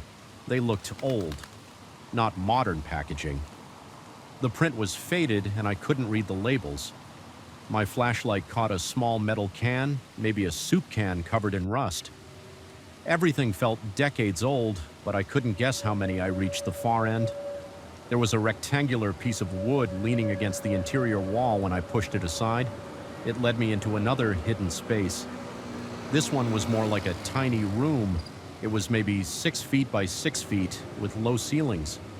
There was no furniture. There was a single dusty light bulb fixture above, but no chain or switch.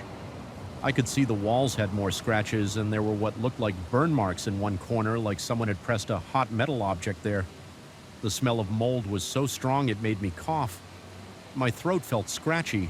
I shone my flashlight around trying to see if there was any sign of who had been in here. I saw a pile of old newspapers in one corner, folded up with some empty tin cans. Next to those cans were cigarette butts. Some were half smoked, others were just filters. It was all ancient, layered in dust. I felt my stomach tighten. The idea that someone used this space as a hiding spot or a living area disturbed me.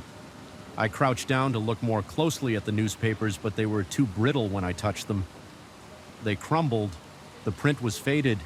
I could only make out a few letters here and there. One of the cans had a label that looked like it might have been from the 1970s or earlier. I remembered my uncle mentioning that the house was built by his grandfather, so it had been in the family for a long time. Maybe someone used this hideaway for storage. But the presence of cigarette butts and those scratch marks made me think it was more than that. I felt goosebumps rising on my arms, and the back of my neck felt prickly. The air was stale breathing. Felt harder in that cramped room. My flashlight's beam revealed more scuff marks on the floorboards, as if a heavy object had been pushed around. I felt an urge to leave, but curiosity pushed me to keep examining everything. I found a metal rod leaning in a corner. It was about 2 feet long with a jagged edge. At one end, it looked like a broken curtain rod or part of a fireplace poker holding. It made me uneasy. I pictured someone sitting in that cramped area, smoking cigarette after cigarette, scraping that rod against the walls. My heartbeat got louder in my ears. The place felt claustrophobic. My head started to pound, and I thought I might be breathing in mold spores. I decided to step back out into the main corridor for some fresh air when I turned around, though I felt a chill run down my spine like I was being watched.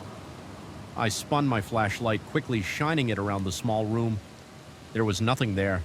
I told myself I was alone, but I couldn't shake that creepy sensation once I crawled back through the narrow passage and emerged into the closet. I felt relief. I took a deep breath of the hallway's air, which was stale in its own way, but nowhere near as suffocating as that hidden chamber. My hands shook a bit. I slid the panel back in place, then stood up. My clothes were dusty and my knees felt stiff. I looked down at my fingers and saw smudges of dirt and a few small splinters. The closet door was still open, revealing the empty space where I'd just gone. I quickly shut the door, more out of instinct than anything else. I spent the rest of the day trying to focus on practical chores. I cleaned up the kitchen, made sure the plumbing worked, and tested the lights in every room. But I couldn't stop thinking about that hidden area. I debated whether to seal it up for good. Part of me wanted to forget it existed. Another part wanted to document everything. Maybe call someone to investigate. Then I realized I didn't even know who to call the police. Wouldn't come for something like this unless I had a reason to suspect a crime.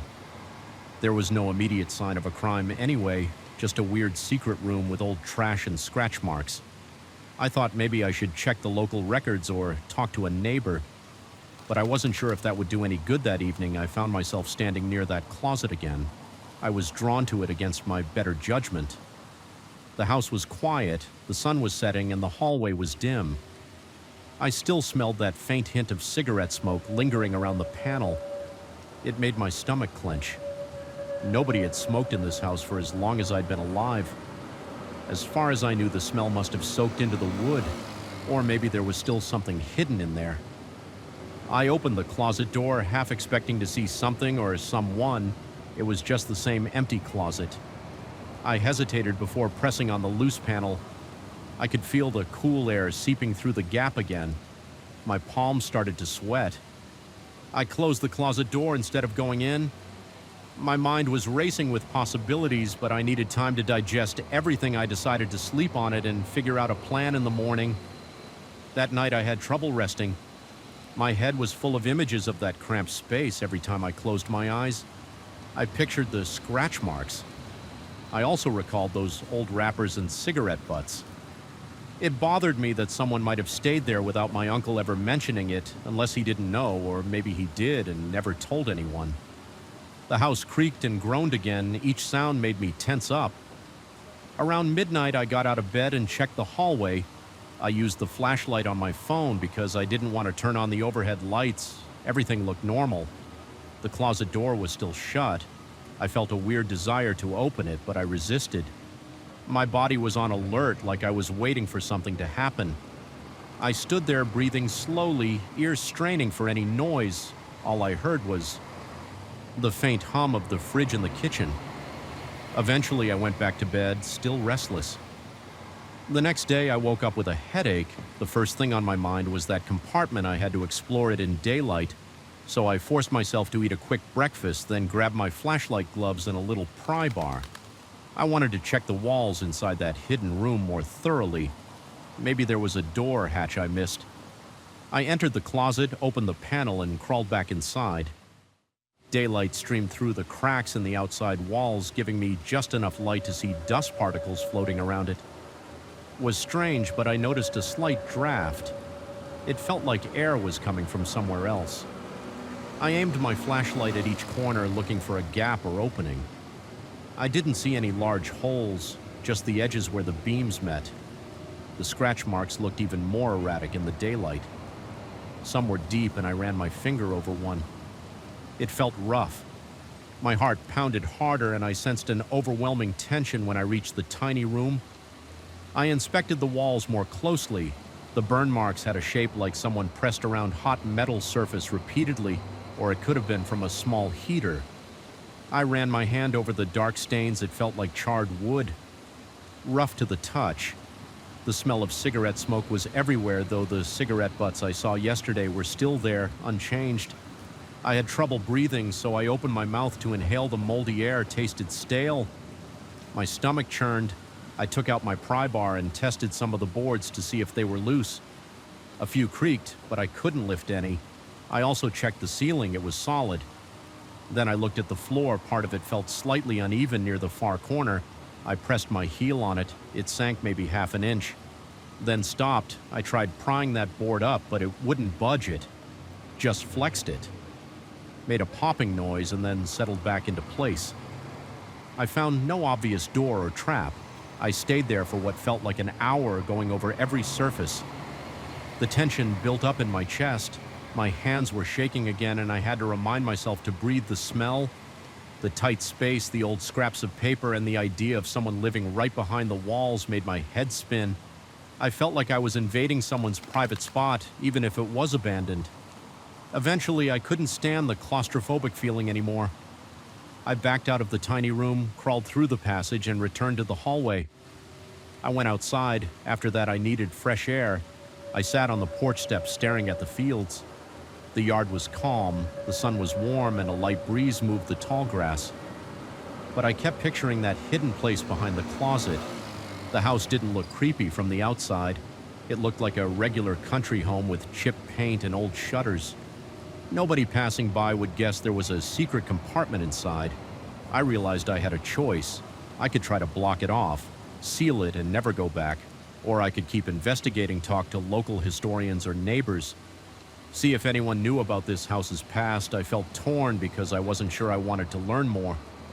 The scratch marks and the cigarette smell hinted at something unsettling. Part of me worried someone still had a key, someone who might come back and find me there, but I also knew I couldn't pretend this didn't exist that evening. I tried to relax, but every noise in the house set me on edge. I kept glancing at the corridor. I thought about nailing the panel shut. But then I thought, what if whoever used that space is still around with nailing it shut? Piss them off. I shook my head. It sounded ridiculous, but my nerves were shot. My main plan now is to search the house records at the town hall, see if there are any mentions of modifications or hidden compartments. Maybe I can learn who built that false wall and why, but that will take time. Meanwhile, I'm staying here sleeping in a place that feels wrong. The smell of stale smoke clings to my clothes. Now my nose itches and my throat feels irritated. It's like the mold or dust is slowly affecting me. Every time I think about that hidden room, I feel a tightness in my chest. I can picture someone crouched in there smoking cigarettes in the dark, leaving scratch marks on the walls for reasons I can't guess. I keep expecting to hear movement behind the panels at night.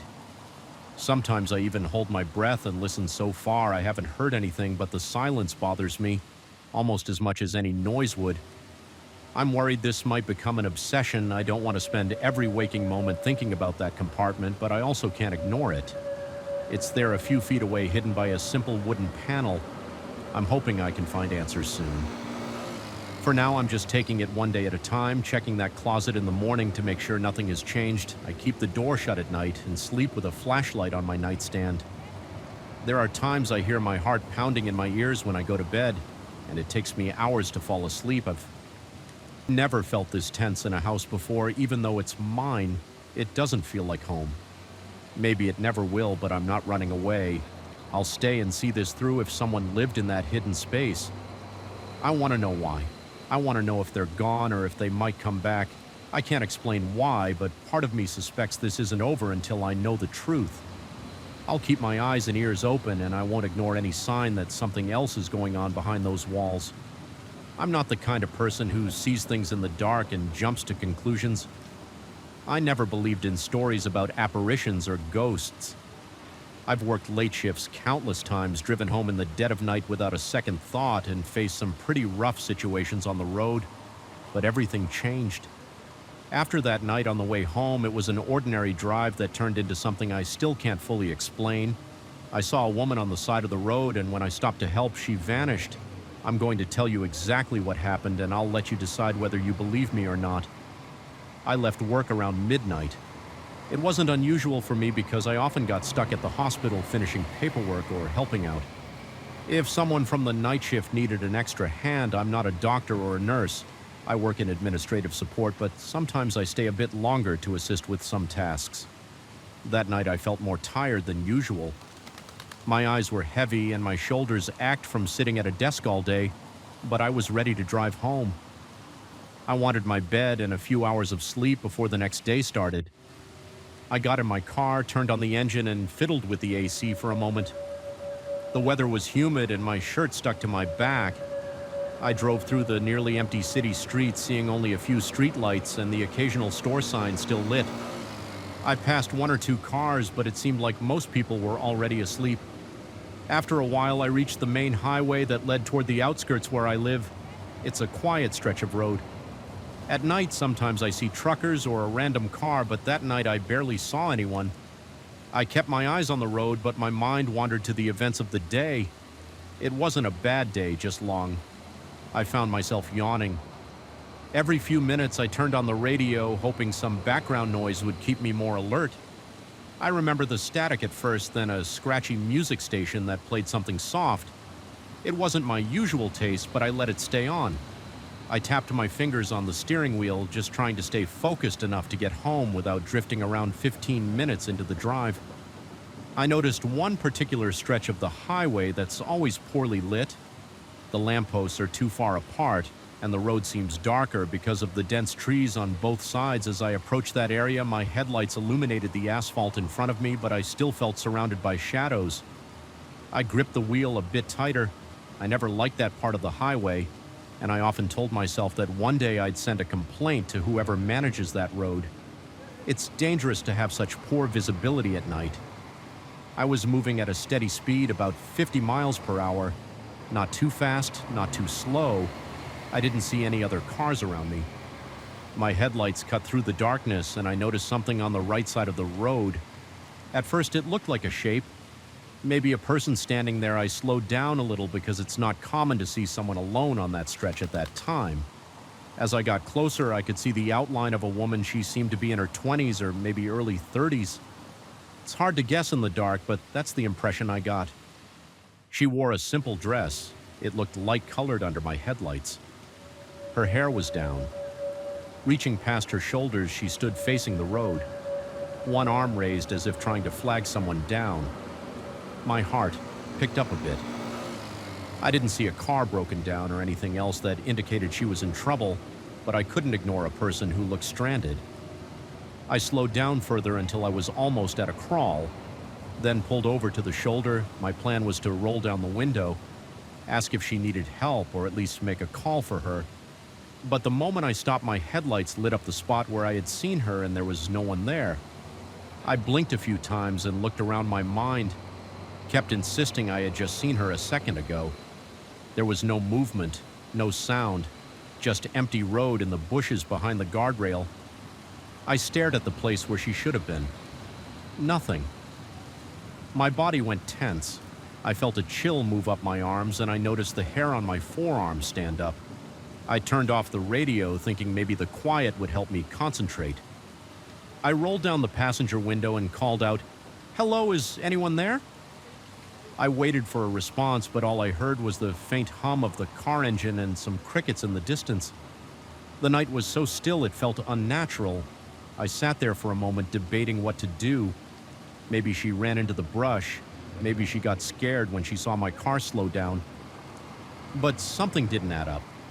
There's not much cover there, just some tall grass and a thin line of trees.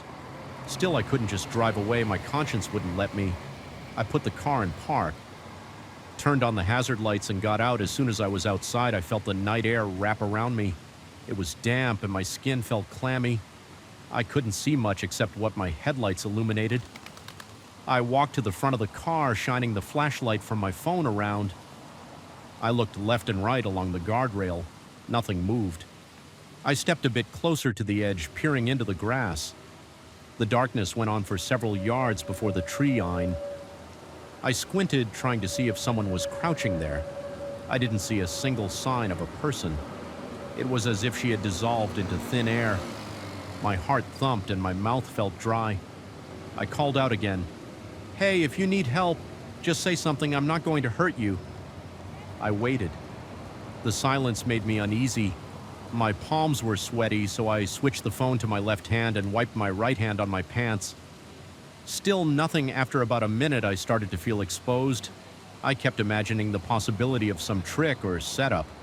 Like maybe someone wanted to lure me out of my car, but if that was the case, why didn't anyone show themselves? I stood there for another minute scanning the area.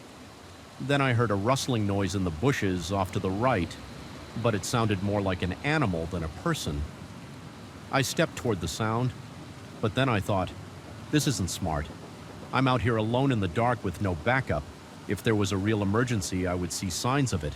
I didn't want to become a victim of a robbery or something worse, so I backed away, keeping my light on the bushes, but nothing came out. I got back in my car, shut the door, and locked it. I took a deep breath, let it out slowly, and tried to clear my head. I thought maybe I was just exhausted and maybe I imagined the whole thing, but it felt too real. I saw her arm raised her dress, the shape of her face. I can't forget those details. I turned off the hazards, pulled back onto the highway, and continued driving. The rest of the drive felt endless. My chest was tight and I kept looking in my rearview mirror, half expecting to see a figure appear in the back seat. I turned the interior light on for a second just to be sure no one was there. Of course it was empty. My hands were shaking and I had to focus on keeping the car steady. I was relieved when I started seeing lights from the small town near my neighborhood. As soon as I got home, I locked the door behind me and went straight to the kitchen for a glass of water. My pulse was racing, my throat felt constricted, and my stomach was in knots. I barely slept that night. Every time I closed my eyes, I pictured that woman on the side of the road. I kept thinking about her expression, though I only had a fleeting look at her face. It looked neutral, but her eyes seemed focused on me, like she wanted me to stop. I kept replaying the scene one moment. She was there the next, she was gone. It made no sense. My rational mind told me I was just tired and seeing things, but I couldn't shake the lingering feeling that something strange had happened the next day at work. I was distracted. My coworkers asked me if I was okay. I just said I didn't sleep well. I didn't want to tell them the real story. I was afraid they'd think I was losing my grip or that I was making something up for attention, but it bothered me so much that I ended up telling one close friend during our lunch break. He listened quietly, then shrugged. People see weird stuff at night. He said, "Your eyes play tricks on you, especially when you're tired." I agreed with him out loud, but inside I still felt unsettled that evening. I worked late again, but I made sure to leave earlier than the previous night. I didn't want to face that road in the same conditions, yet a part of me was curious, like I needed closure. I wondered if I'd see her again or if there'd be some clue about what happened. The drive home was quieter than ever. Every time I approached that dark stretch of highway, my heart sped up. I was tense, gripping the wheel with both hands. My eyes flicked to the shoulder of the road as I passed the spot where I saw her. It looked the same as always. Maybe a little more foreboding because of my memory. There was no one there. After that, I started changing my route. I figured I could take a different road. Even if it meant adding 10 or 15 minutes to my trip, I found myself looking for excuses to avoid that particular part of the highway. Sometimes I told myself I needed to stop for groceries on a different side of town. Other times I said I was just exploring new routes, but I knew the truth. I didn't want to see that apparition again. It freaked me out in a way nothing else ever has. I wasn't ready to deal with another night of restless sleep and sweaty nightmares over the next few weeks. I kept playing the event in my head. I asked myself if it could have been a real person who disappeared into the bushes. That would be possible if she was fast or if I looked away at the exact moment she ran, but I don't think that's what happened. I'm certain I would have heard movement or picked up some clue of a person hiding there. It didn't feel right. There was no sign of anyone, and the whole area was silent. I also considered that I might have hallucinated the whole thing. I was tired. I'd been under a lot of stress at work, but I've never experienced any kind of hallucination before, or since it was too detailed to be a random trick of the eyes. I saw her clothes, her posture, her face. I can still remember the length of her hair and the way she held her arm out. That memory stuck with me. Sometimes late at night, I'd see that image again in my mind.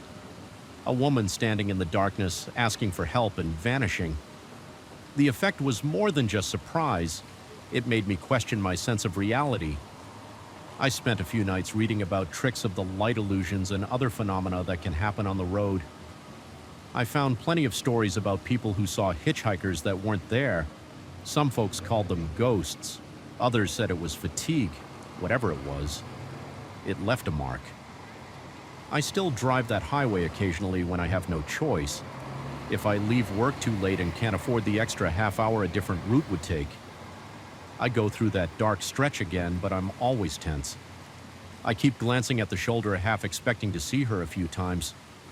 I noticed something out of the corner of my eye, but whenever I looked, it turned out to be a road sign or just a patch of weeds. My heart pounds every time, and I feel that chill again. Recalling the night I stopped for someone who wasn't there to this day, I can't explain it. My routine changed because of it. I don't like passing that spot at night. Even if someone tries to wave me down, I'm not sure I'd have the courage to pull over again. The thought of stepping out of my car and finding nothing there scares me. It's not fear of danger, it's fear of that complete emptiness that doesn't make sense. It's the kind of experience that makes you question what you see and what you think. You know, when people ask why I avoid that part of the highway, I usually joke about it, saying the road conditions are bad or that it's out of the way, but inside I remember how my heart hammered, how my skin felt cold, and how my flashlight showed nothing but tall grass and darkness. I remember driving the rest of the way home in a state of alert, checking my mirrors like I expected a passenger to appear in the back seat. I've seen a lot of strange things while driving at night. Animals crossing debris on the road, broken down cars, but nothing compares to that. It's not something that can be dismissed easily. It's the reason I'm still cautious. Every time I pass a lone figure on the side of the road, I always slow down, but I don't always stop. I can't help remembering that moment when the figure just disappeared. I feel guilty if I leave someone behind who might be in real trouble, but I'm torn because of what happened. The doubt creeps in. Is it real, or is it another vision? That's the story. I don't expect everyone to believe me, but I know what I saw. I still feel that knot in my gut. When I think about it, I still remember gripping the steering wheel, scanning the darkness, and wondering if I had crossed into some area of reality I wasn't supposed to see. It wasn't a dream. It wasn't a random thought. It was an actual moment on a deserted stretch of highway with a woman standing there raising her arm for help, and in a split second, she was gone now. Whenever it gets late, I keep my eyes on the road and I keep my mind as clear as possible, but I'll always have that memory and I'll always avoid that area if I can because I have no desire to see her again, standing in the shadows waiting for me to stop. And if I do see her again, I'm not sure what I'll do. Maybe I'll floor it and get out of there, or maybe I'll stop one more time, but I'm hoping I never have to make that choice again. I froze the second I saw the footprints. I just pushed open the main gate to my grandfather's old workshop, a place I hadn't set foot in for months. And there they were, clean recent sneaker prints on a layer of thick dust. My throat went dry. I glanced around at the empty street. It was late, the sky was dark, and there weren't many lights on in this rundown neighborhood. The gate creaked in the quiet air. I stepped inside and let the gate swing shut behind me. I stood still for a moment, watching the footprints trail across the concrete floor. I inherited this workshop about a year ago, right after my grandfather passed it down. I'd never found a reason to keep it active, so I locked it up. I didn't bother selling it because it held some sentimental value, and I liked knowing it was still there. If I ever needed a place to tinker, the space was small with an office up front and a larger area in the back for mechanical work. My grandfather used to fix car engines here, build custom parts, and keep a stock of old metal scraps. Now it was dark, quiet, and layered with dust. At least it was supposed to be. I stared at those footprints. They started at the entrance, right where I stood and led. Straight to the back of the workshop, each step was distinct. The prints were spaced out in a way that told me whoever made them was walking calmly, not running or sneaking around. I tried to guess the shoe size, probably not too big, maybe around a men's size 9 or 10, hard to tell, under the dim overhead bulb that still worked near the entrance. The rest of the workshop was mostly shadows. The ceiling lights didn't all function anymore, and I hadn't bothered replacing the bulbs. A musty smell hung in the air, mixed with old engine oil and rust. My pulse felt heavy in my temples. I wasn't sure if I wanted to investigate or just grab my old tools and leave, but I couldn't ignore it. Someone had been in here, or maybe they still were. I pressed the light switch on the wall. Nothing happened that didn't surprise me. I took out my phone, turned on the flashlight, and stepped deeper inside. I could hear my footsteps scuffing the dust. There was a slight echo from the concrete walls. My phone's light cut through the darkness, and I followed the footprints carefully as if they might vanish. If I looked away, the prints went straight to the back corner near the shelves where I used to store spare parts. There was a door in the back that led to a small fenced area behind the building. That door was usually locked. It led to a tiny yard filled with leftover metal scraps, old rims, and crates. Nobody had a reason to go back there. I felt the weight of the silence pressing on me. My ears picked up the faint buzzing of a distant street lamp outside. I stopped at the row of shelves. The footprints turned slightly, then headed to that back door. My phone's beam showed scuffed dust near the threshold, like the person might have paused there. I tried the doorknob. It was locked just like always. I jiggled it a few times. It didn't budge. I shined my phone down at the door's base. There was no sign of forced entry. The small metal lock looked intact. It was an old deadbolt. It could only be locked or unlocked from the inside with a key, and I had that key on my keychain. Nobody else should have had one. My heart started beating harder. I glanced around, checking the walls, the corners of the ceiling. The footprints led here, but they didn't go anywhere else. There weren't any footprints leading away from the door. That made no sense. I squatted down to take a closer look, my eyes sweeping over the floor. The dust was thick, but the prints were unmistakable. I tried to see if maybe they turned around or doubled back, but the prints just stopped at the door. I stood up slowly, feeling sweat on my neck. The silence felt heavier. I decided to check the side door. That door opened to a narrow alley. I had locked it a while back and placed a padlock on the inside. For good measure, I walked over, shining my phone along the way. The rest of the workshop floor was covered in an even layer of dust. No tracks, just these footprints that seemed to appear out of nowhere and vanish at the back door. I felt my stomach tighten. I reached the side door and tested it. The padlock was still there, latched. Everything looked normal. I pushed on the door. It didn't budge. I hadn't seen or heard anyone. I told myself maybe the footprints were older than I thought, but they looked fresh. There was a crisp outline in the dust, almost no blur on the edges. I tried to steady my breathing, but my heart kept racing. My hand felt sweaty around my phone. I walked back to the center of the workshop, scanning the wide-open space. My eyes roamed over the old workbench, a few leftover car parts on the floor, empty shelves and the metal cabinets where we used to store tools. Everything looked exactly how I remembered it, except for those footprints I felt exposed in the middle of that big open room. So I moved over to the workbench. I tried to see if anything looked disturbed. Most of the tools were gone, except for a few large wrenches and a rusted screwdriver. The top of the bench was coated in dust, except for a spot near the edge that looked a little cleaner. It seemed like someone might have put a hand down there recently. I ran my finger across it. The dust was definitely thinner there. My chest tightened again. I swallowed. Noticing my mouth was dry, I was about to grab the old wrenches I came for when I heard a faint metal clank. It sounded like something tapping or banging. Just once my entire body tensed. It came from somewhere behind the shelves near the corner where we used to keep steel pipes. I aimed my phone that way, trying to keep my hand steady. I didn't see movement. I stood there listening, holding my breath. Another soft clank echoed like a piece of metal being nudged. The hair on the back of my neck stood up. I wanted to call out, but my throat felt locked. After a few seconds, I forced myself to speak. "Hey, is someone there?" My voice came out quieter than I expected.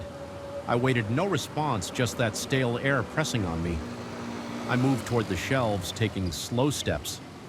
Phone raised. I tried to breathe. Steady, my boot scraped against the concrete. I reached the corner and swept the light over the pipes.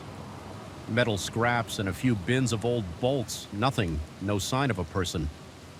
I stood there for a moment, trying to listen for any breathing or rustling. The silence made my ears ring. I slowly checked behind each shelf, stepping around crates, lifting the phone high and low. No one was there. I was alone, or at least I couldn't see anyone. I felt a chill on my arms. Even though it wasn't cold, I rubbed my sleeve. Trying to calm down, I turned around, scanning the entire workshop again. My eyes landed on a small office door near the front. It was a wooden door with a foggy glass panel. That office used to be where my grandfather kept his records and receipts. I realized I hadn't checked it yet. If someone was hiding, that was another possible spot. Part of me wanted to grab my tools and bolt, but I felt this urge to make sure I wasn't missing something. I walked to the office door, reaching out with one hand for the knob. My phone's light shook a bit in my other hand. I turned the knob. It was unlocked. I pushed the door open.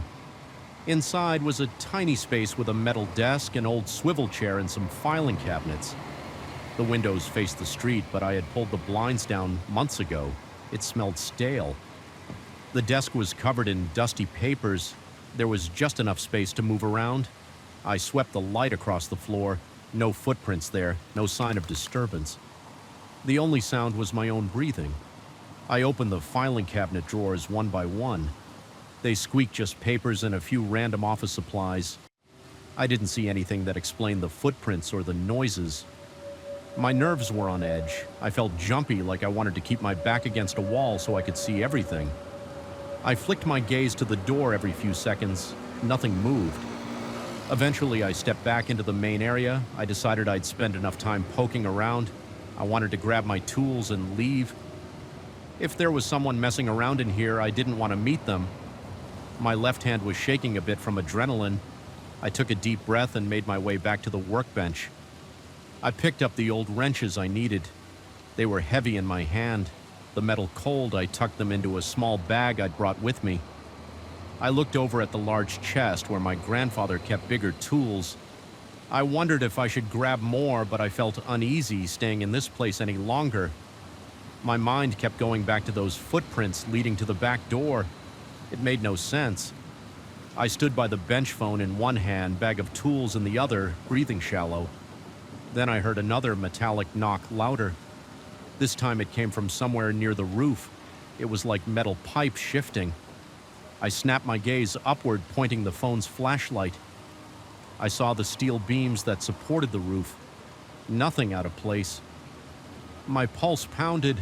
I exhaled, told myself it was probably just the old structure settling. Or maybe something had shifted in the rafters. The workshop wasn't in great shape, and sometimes metal components groaned when the temperature changed. I didn't want to stay and find out if I was right. I walked quickly toward the front door. My boots left their own tracks in the dust, and I could see them intersecting with the footprints that weren't mine. That gave me a weird feeling when I reached the door. I turned around for one last look. The workshop was dark, mostly quiet, except for the faint buzzing from the exterior lamp. The footprints still shone in my phone's light, leading to that locked back door. A wave of unease rippled through my chest. I swallowed and stepped outside. The air felt slightly fresher. I locked the front door behind me, tugging on the handle to make sure it was secure. I walked out to the street, my footsteps echoing on the pavement. The neighborhood was empty. A couple of houses had lights on, but it was close to midnight, so it was mostly silent. I crossed to my car, which I'd parked a few doors down. My shoulders felt tense. I got in, shut the door, and locked it. I placed the tool bag on the passenger seat and started the engine. As soon as I pulled away from the curb, I caught myself checking the rear-view mirror, half expecting to see someone dart out of the workshop behind me, but there was no one on the drive home. I kept thinking about those footprints. I tried to go through every possibility. Maybe a homeless person forced their way in, but that wouldn't explain the locked doors and the intact padlock. Maybe I was seeing older footprints that somehow stayed fresh-looking, but the dust pattern didn't lie. They were recent, and they ended at that locked back door. Whoever it was, they found a way to leave no trace of an exit, or they were still in there somehow. By the time I reached my driveway, I felt drained. My jaw was sore from clenching it the whole way. I turned off the car and sat there for a minute, glancing at the tools in the passenger seat. I realized my palms were sweaty, so I wiped them on my pants. I got out, locked the car, and went inside my house. I dropped the bag on my kitchen table, turned on the lights, and took a deep breath. I was safe at home now, but my thoughts kept returning to the eerie silence of that workshop. I didn't want to overreact. It could have been some random trespasser who managed to sneak out before I arrived. Maybe they climbed out through a small window or found a gap somewhere that I didn't notice. The building wasn't in perfect shape. It had old vents, some boarded up windows near the ceiling, but every scenario I came up with made me uneasy. I remembered that banging metal sound, like something or someone moving around it. Didn't sound accidental. I tossed my keys on the kitchen counter and paced around my living room a bit. Trying to calm down, my heart rate was still elevated. My skin felt clammy. Whenever I closed my eyes, I pictured those footprints ending at the locked door. It left me with this lingering sense that I'd witnessed something impossible. I kept telling myself that it had to be a normal explanation. Maybe a friend of my grandfather's had a key, but I couldn't recall giving copies to anyone. My grandfather never mentioned distributing extra keys, and the place had been closed for so long. I eventually forced myself to sit on the couch and turned on the TV for some background noise. I needed to ground myself. The tension sat in my stomach like a knot. I tried to shake off the unease, but it clung to me. My mind kept replaying the scenario, the footprints, the locked doors, the metallic bangs, the musty air, and the feeling that someone was standing just around a corner. Even now, with the bright lights of my living room, I felt a chill when I remembered that workshop's darkness. I'm not sure if I'll go back soon. I still have the key. I could check it in daylight and see if I missed something obvious. Part of me wants to do that, just to confirm there's no hidden door or hole in the wall. But part of me doesn't want to set foot in there again. It's my grandfather's old place, and it should feel familiar, but it doesn't. It felt strange and occupied by some unseen presence. Maybe it's just my nerves. I don't know. All I know is that last night I saw footprints that shouldn't exist. I heard metal clanking when no one was there. The workshop was locked tight from inside, but somebody managed to move around without leaving any sign of forced entry. The place felt off. I can't explain it any better than that. I grabbed my tools and left, but it felt like I was being watched the entire time. I don't know who it was, and I don't know what they wanted, but I'm sure someone else was there, or maybe they're still there waiting in the dark behind the shelves or up in the rafters.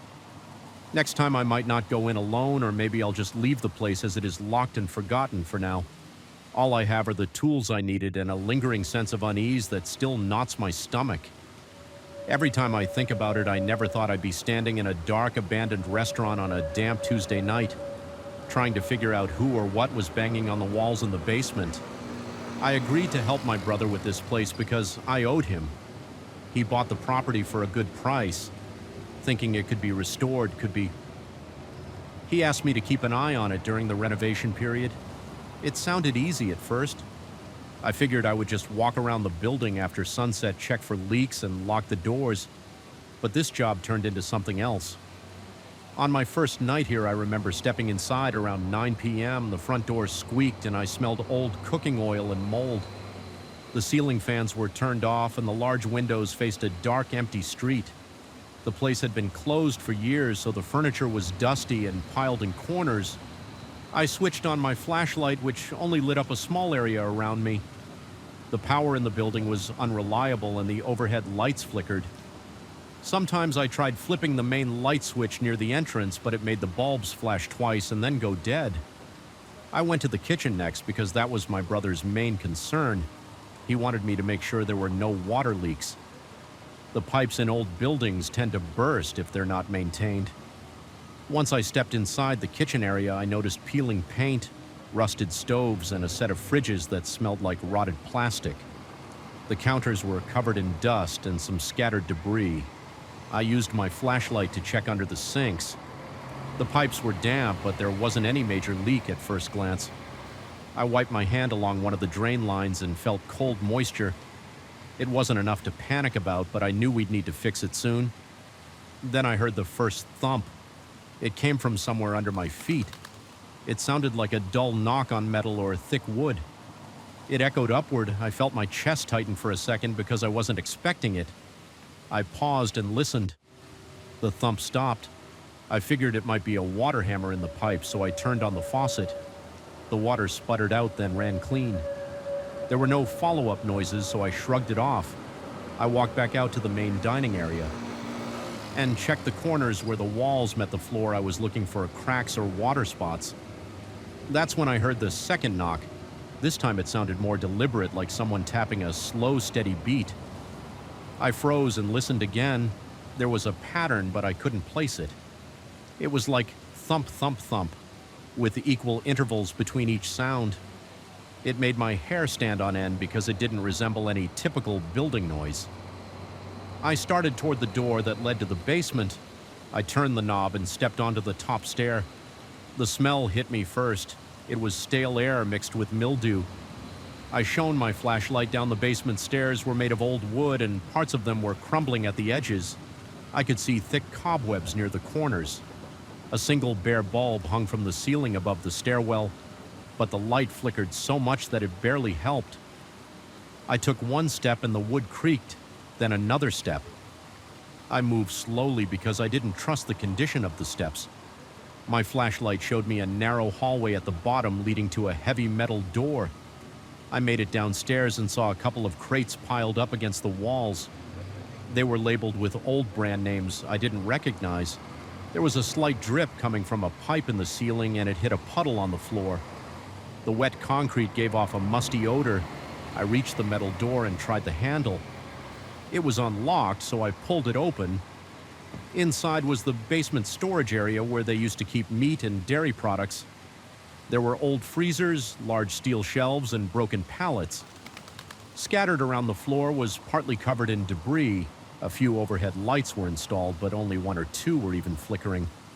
Most didn't work at all as soon as I stepped in. My flashlight started to dim, I tapped it, and the beam got a little stronger. That's when I heard the banging again. It was louder now, and it seemed to come from the far corner near a massive walk-in freezer door. It was the kind of freezer that has a thick latch and used to hold large amounts of food. The rhythmic knocks continued. They had an almost mechanical pace, like someone tapping a metal pipe with a steady beat. I aimed my flashlight toward the freezer door. I didn't see any movement. The door was slightly ajar, but it looked stuck in place. I called out, "Hello? Anyone there?" My voice echoed in the concrete space. I didn't expect an answer, but I felt compelled to say something. The knocking stopped the moment I spoke. Silence filled the basement except for the dripping water behind me. My stomach felt tight and my hands were a little shaky. I approached the freezer, each step careful and slow. The floor was slick in places because of condensation. I reached the freezer door and shined my flashlight inside. It was empty. The shelves inside were rusty and there was a dark stain on the floor that could have been anything, oil, old food residue. I wasn't sure. I stood there waiting. Nothing happened, no sound, no motion. I felt the hair on my arm standing up. My heart was pounding. I walked away from the freezer, scanning the room. I checked behind some large cardboard boxes. They were discolored and warped from years of humidity. I shone my flashlight in every corner. There was no one there. It was just me in the basement, standing near a broken equipment and old storage racks. The lights in the basement flickered a few times, then stabilized. I decided to head back upstairs. As soon as I turned toward the stairs, I heard the knocks again. My pulse jumped. I turned around and aimed my flashlight everywhere. The noise sounded like it was coming from the far wall, but it wasn't consistent. It felt like it was following me or reacting to where I pointed my light. I walked toward the noise and it would shift to another corner. I paused and stayed quiet. Then the knocks came from right behind me. I spun around, shining my light on the floor and up to the ceiling. Nothing was there. I felt a bead of sweat rolling down my temple. I decided to pull out my phone. I wanted to record the sound to show my brother every time I pressed the record button. The knocking stopped. I would stand there. Phone in hand, feeling my heart thud in my chest, I would wait 10 or 15 seconds. Nothing, silence. As soon as I ended the recording, the knock started again. It felt like some kind of sick joke. I tried 2 or 3 times. Each time the sound vanished the moment I tried to capture it. Then as soon as I stopped recording, it came back steady and rhythmic. I felt anxious and annoyed. My legs were tensing up, my breathing got faster. I thought maybe it was the old ventilation system turning on and off, so I walked around and checked for vents. The restaurant had a few ducts, but none were running. The entire place was quiet. No fans, no air conditioning. Nothing. I looked at the walls. Checking for any mechanical system that might cause a repeated knock, I found nothing but old pipes. I tapped one of them with my knuckles to see if I could replicate the sound. It produced a dull clang, not the exact rhythmic beat. I'd heard I gave up on that idea and looked around for other explanations. The basement walls were thick. The building was old, so the foundation was made of stone in some places, concrete in others. Water sometimes seeped in. But I didn't see any major leaks here. There were some rusted brackets in a few places where the wall was cracked, but I couldn't find anything that explained the steady knocks. I decided to take a quick walk outside to see if maybe passing trucks or some external force was causing vibrations. I climbed back upstairs, making sure to watch my step in the main dining room. The air felt a bit fresher, but the tension in my shoulders wouldn't go away. I reached the front door, stepped outside, and listened. The street was empty. No cars, no pedestrians, just silence. There was a street lamp about half a block away flickering. That was it. I re-entered the restaurant, locked the door behind me, and flipped on my flashlight again because the overhead lights were still worthless. I hesitated, thinking about going back down there. I didn't really want to, but I couldn't just ignore it. My brother expected me to check everything thoroughly. I sighed and made my way back down to the basement. The air felt heavier this time, like it was clinging to my skin. I noticed a small trickle of water running down one wall near the stairwell. It looked recent. I reached out to touch it. It was cold. The knock returned before I even crossed into the main storage area. It was fainter, more distant. I walked toward the big freezers again. I stood near the largest one and listened. The knocks sounded like they were behind the walls or maybe underneath the concrete floor. It had a pattern of 3 knocks, then a pause, then 3 more knocks. I tested the phone recording again. Same result the moment I hit. Record it went silent. The second I stopped, it came back. I felt my throat tighten, my heart was pounding harder, my scalp tingled. I wiped sweat from my forehead with my sleeve. I looked around for a fuse box or circuit board. I found an old electrical panel on the basement wall. I opened it hoping maybe the breaker was causing some weird repetitive clicking. The panel was dusty and had cobwebs. I flipped a few switches back and forth, but everything seemed normal. The knocking continued. I could feel it vibrating through the floor. Sometimes the entire situation made my stomach churn. I took a step toward the corner of the room where I noticed an old door that I hadn't opened yet. It was smaller, probably a closet or another storage section. The door was made of wood with a corroded doorknob. I tried turning the knob, but it was stuck. I pulled harder. It gave way with a scrape, like it was jammed from years of disuse behind that door. There was a cramped space with shelves and crates. I aimed my flashlight in and checked every inch. I saw some jars and cans all expired long ago. The ceiling in that area was low and the smell was stale. I didn't hear anything coming from that closet. No knocks, no tapping. It was just an old storage nook. I backed out and let the door close again. The knocking seemed to resonate in the center of the room. Now it was the same pattern of 3 knocks and a pause. I placed my hand on the concrete wall to see if I could feel a vibration. My palm tingled with each knock like the building was carrying the sound. My skin was clammy and I could feel my heart in my ears. I scanned around the floor for any kind of trapdoor or extra hatch, something that might lead to a sub. The restaurant was old enough that it could have hidden spaces. I kicked aside some broken wood and found nothing but cracked concrete. I tried talking out loud again, even though I felt ridiculous. "I know someone's here," I said. My voice echoed. The knocking paused, then it came back. Same pattern over and over. It was calm and steady like a drum beat. Every time it paused, I held my breath waiting for it to stop completely, but it didn't. It kept going even when I was silent when I talked. It sometimes paused for a moment, then resumed my phone. Battery was draining faster than normal, probably because I had the flashlight on.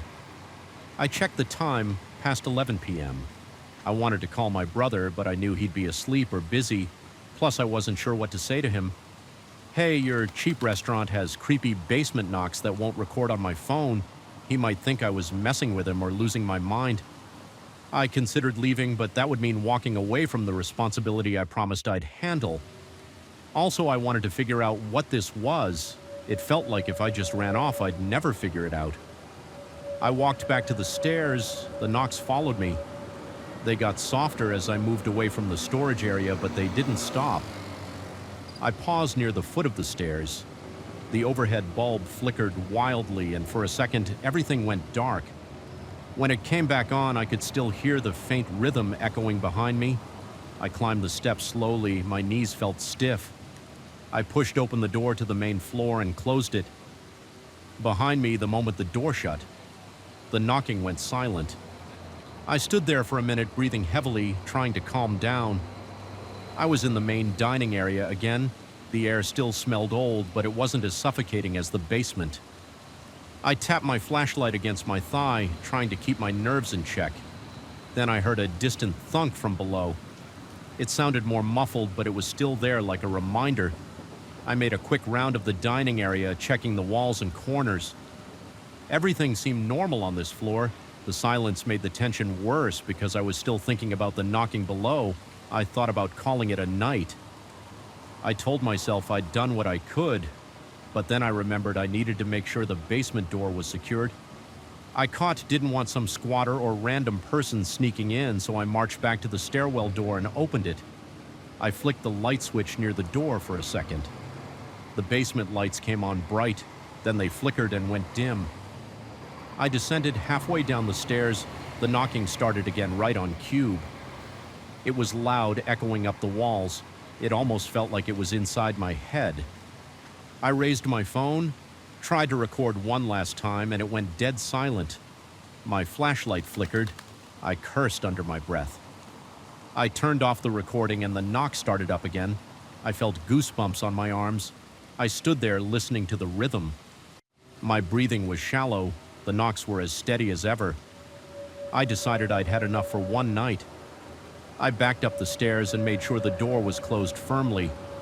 I locked it from the main floor side and tested the handle. It seemed secure. Then I wiped more sweat off my forehead and took a final look around the restaurant. Everything else was quiet.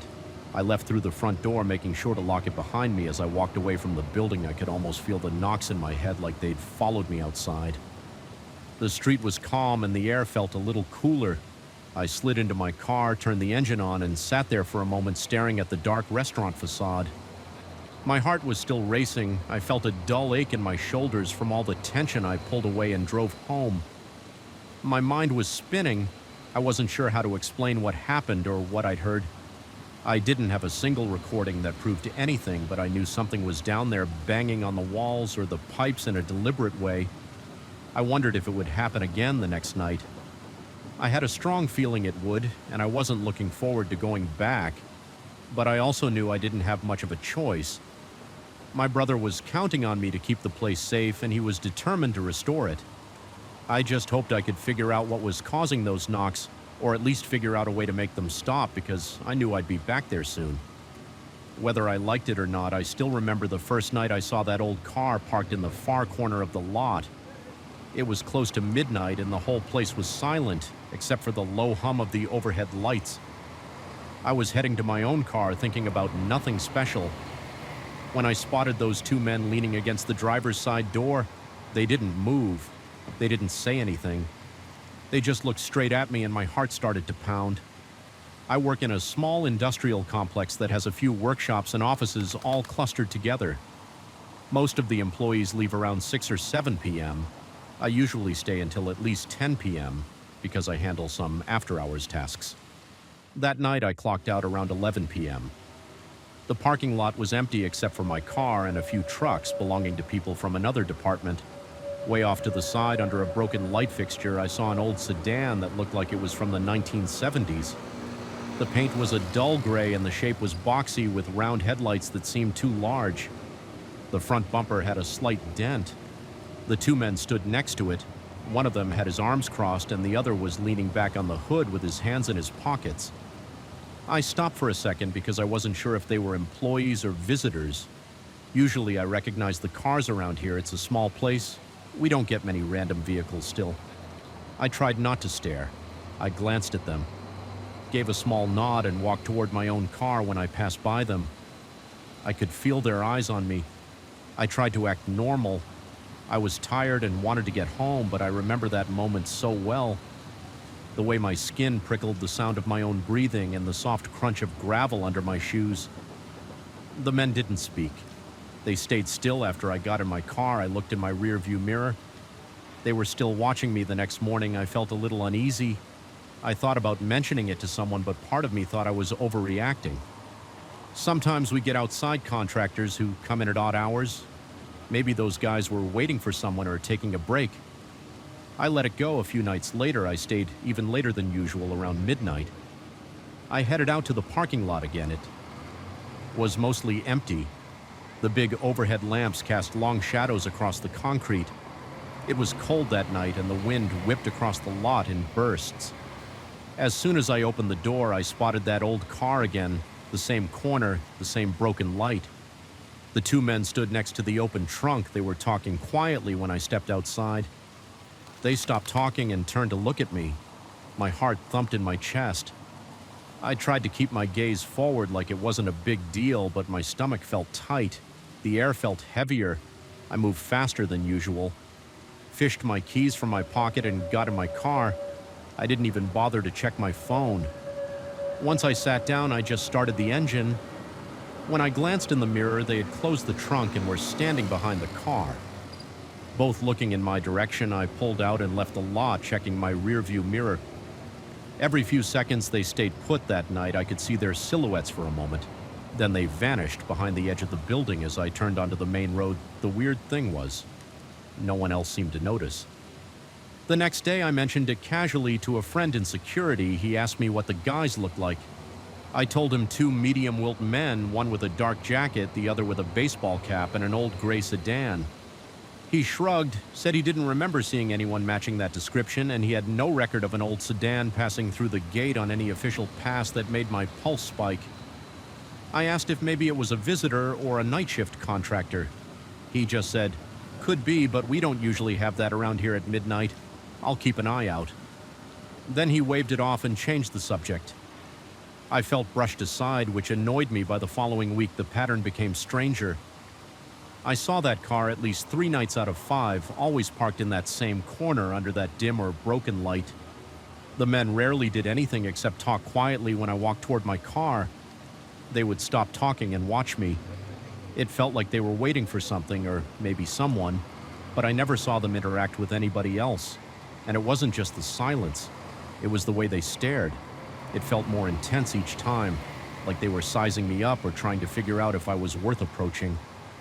My mind started to race with questions. Who were they? Why park so far from the main building? And why show up so often?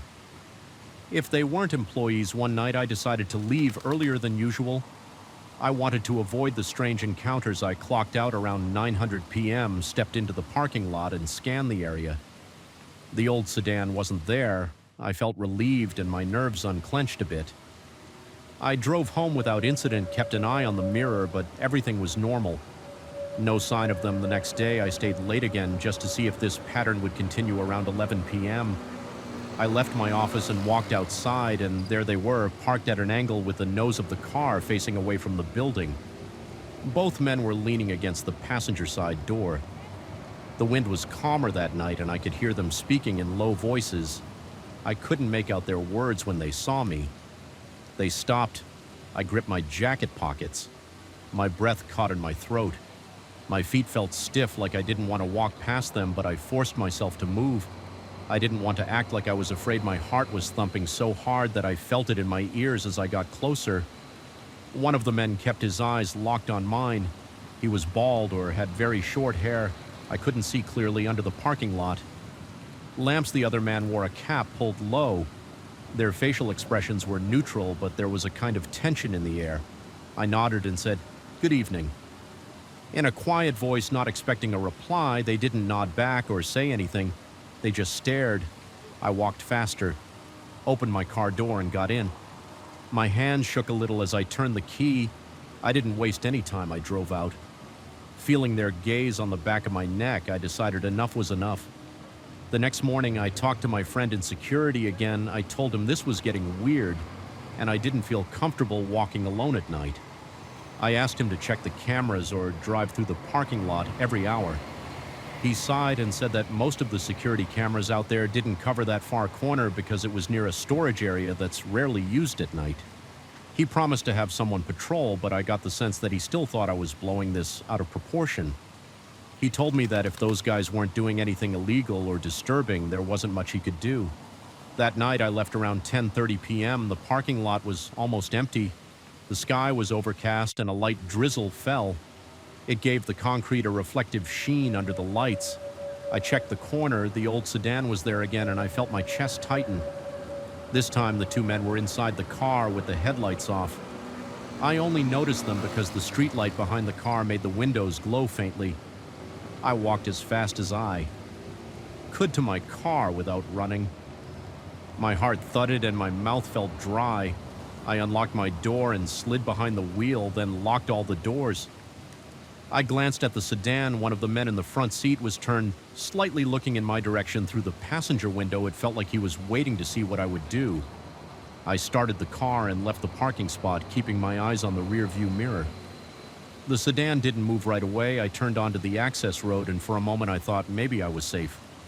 Then in the mirror I saw headlights turning onto the same road. A few seconds later, my stomach dropped. I couldn't see the shape of the car clearly, but the headlights were spaced wide apart, like older models. Sometimes I tried to stay calm. I kept telling myself it might be a coincidence. Maybe they just headed out at the same time. I drove the speed limit, which is about 40 miles. Acquired beyond that stretch, my nerves spiked whenever I glanced in the mirror and saw those headlights behind me. At one point, I switched lanes, and after a few seconds, the car behind me switched lanes too. My hands were sweating on the steering wheel, and I swallowed hard. I thought about pulling into a gas station, but there weren't any open ones on that road. At that hour, I finally reached a more populated area near a set of traffic lights. There were a few convenience stores, a 24-hour diner, and some other late-night spots. As soon as I approached the light, I checked my mirror again. The headlights were gone. I scanned the side streets, but I saw no sign of that old sedan. My shoulders relaxed, and my breath came in quick bursts. I rolled down the window to get some fresh air. My heart was still pounding, but at least they weren't following me anymore. I drove the rest of the way home, constantly checking my mirrors, half expecting them to pop up again the next day at work. I told my security friend about what had happened. He nodded slowly this time, looking more concerned than before. He said he'd do a thorough patrol around midnight to see if he could catch them there. He'd also check the ID logs at the gate, but he reminded me that if they weren't entering through the main entrance, maybe they were coming in from some other access point. Our complex has multiple gates and some are less monitored. After a certain time, I asked if we could block those off, and he explained that management wouldn't just seal gates without a strong reason. I felt my frustration rising. I still had to work. I couldn't just quit or change my schedule overnight. I tried to adjust my hours so I wouldn't be alone, but sometimes my workload required me to stay late. I started bringing a small flashlight and keeping my phone in hand whenever I walked to my car. I considered getting pepper spray, but I wasn't sure if that was allowed on company property. My focus at work suffered. I couldn't stop thinking about those guys in their old sedan for about a week. I didn't see the car. The tension in my chest lessened. I started sleeping better. I began to think maybe they found another place to hang out, or maybe security confronted them on a night I wasn't around. But then on a Thursday night, I ended up working until almost midnight again. I remember the date because it was a few days before we had a big shipping deadline. When I stepped outside, the hairs on my arm stood up. The old sedan was back in that dark corner. The trunk was open again, and one man stood near it. The other was leaning against the driver's door, looking at me. I stopped for a second, then took a shaky breath and started walking toward my car. My palms were slick, and my pulse hammered in my temples. The man near the trunk closed it with a thud. It echoed across the empty lot. Then both men walked around the car, so they were standing near the passenger side facing me. I kept walking, although every part of me wanted to bolt. I fumbled for my keys in my jacket pocket. My fingers felt numb when I was about 15 feet away. One of them said something in a low voice. I heard the sound, but not the words. Then he took a small step toward me. I froze. My instincts screamed at me to run, but I forced myself to keep walking, eyes on my own car. My heart pounded so hard I was sure they could hear it. Nobody else was around. No other cars, no security guard in sight. I couldn't even hear footsteps. It was just me, them, and the distant hum of the overhead lights. I reached my car, opened the door, and jumped in. I started the engine, locked the doors, and looked toward the sedan. Both men stood there staring. One had his hand in his coat pocket. The other had his arms at his sides, fists clenched for a moment. I thought they might walk over, but they stayed still. I pulled out as quickly as I could and tried not to squeal my tires in the rearview mirror. I saw them get into their sedan. My pulse skyrocketed. I exited the lot, my headlights bouncing off the chain-link fence. After a minute, I spotted their headlights behind me. I pressed the gas pedal harder, trying not to break the speed limit. By too much, my mind was racing.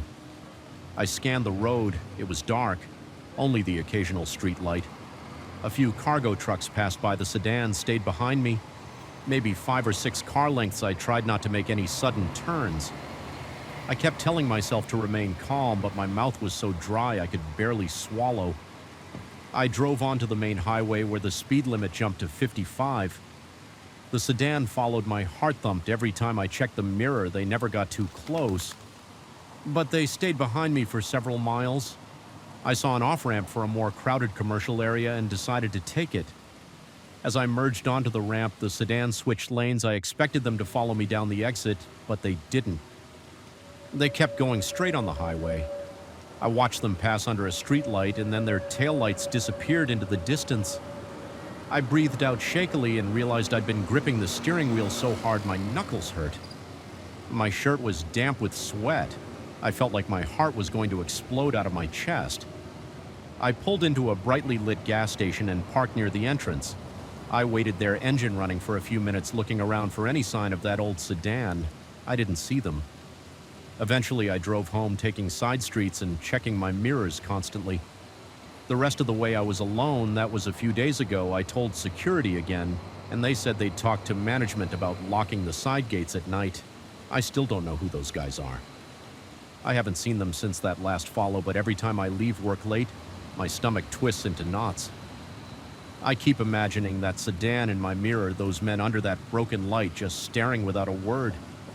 I check the lot every time before I step outside. I try to act normal, but every time I see a similar old car on the road, my pulse races. Right now, I'm just trying to go about my routine without letting the fear consume me. I don't know if they'll come back, and I have no idea what they want, but it's the worst feeling I've had in a long time. I never thought I would question my own judgment so intensely. The first time I met Gabriel at our language course, I thought he was just another friendly guy in his early 30s. He had a confident way of speaking, always ready with a quick joke or a helpful suggestion about grammar exercises. We both needed a ride to and from class, so we started carpooling. That was how it all began. My first impression was simple. He seemed polite. He would open the passenger door for me. He would greet me with a firm handshake, and he would drop casual comments about different spiritual ideas.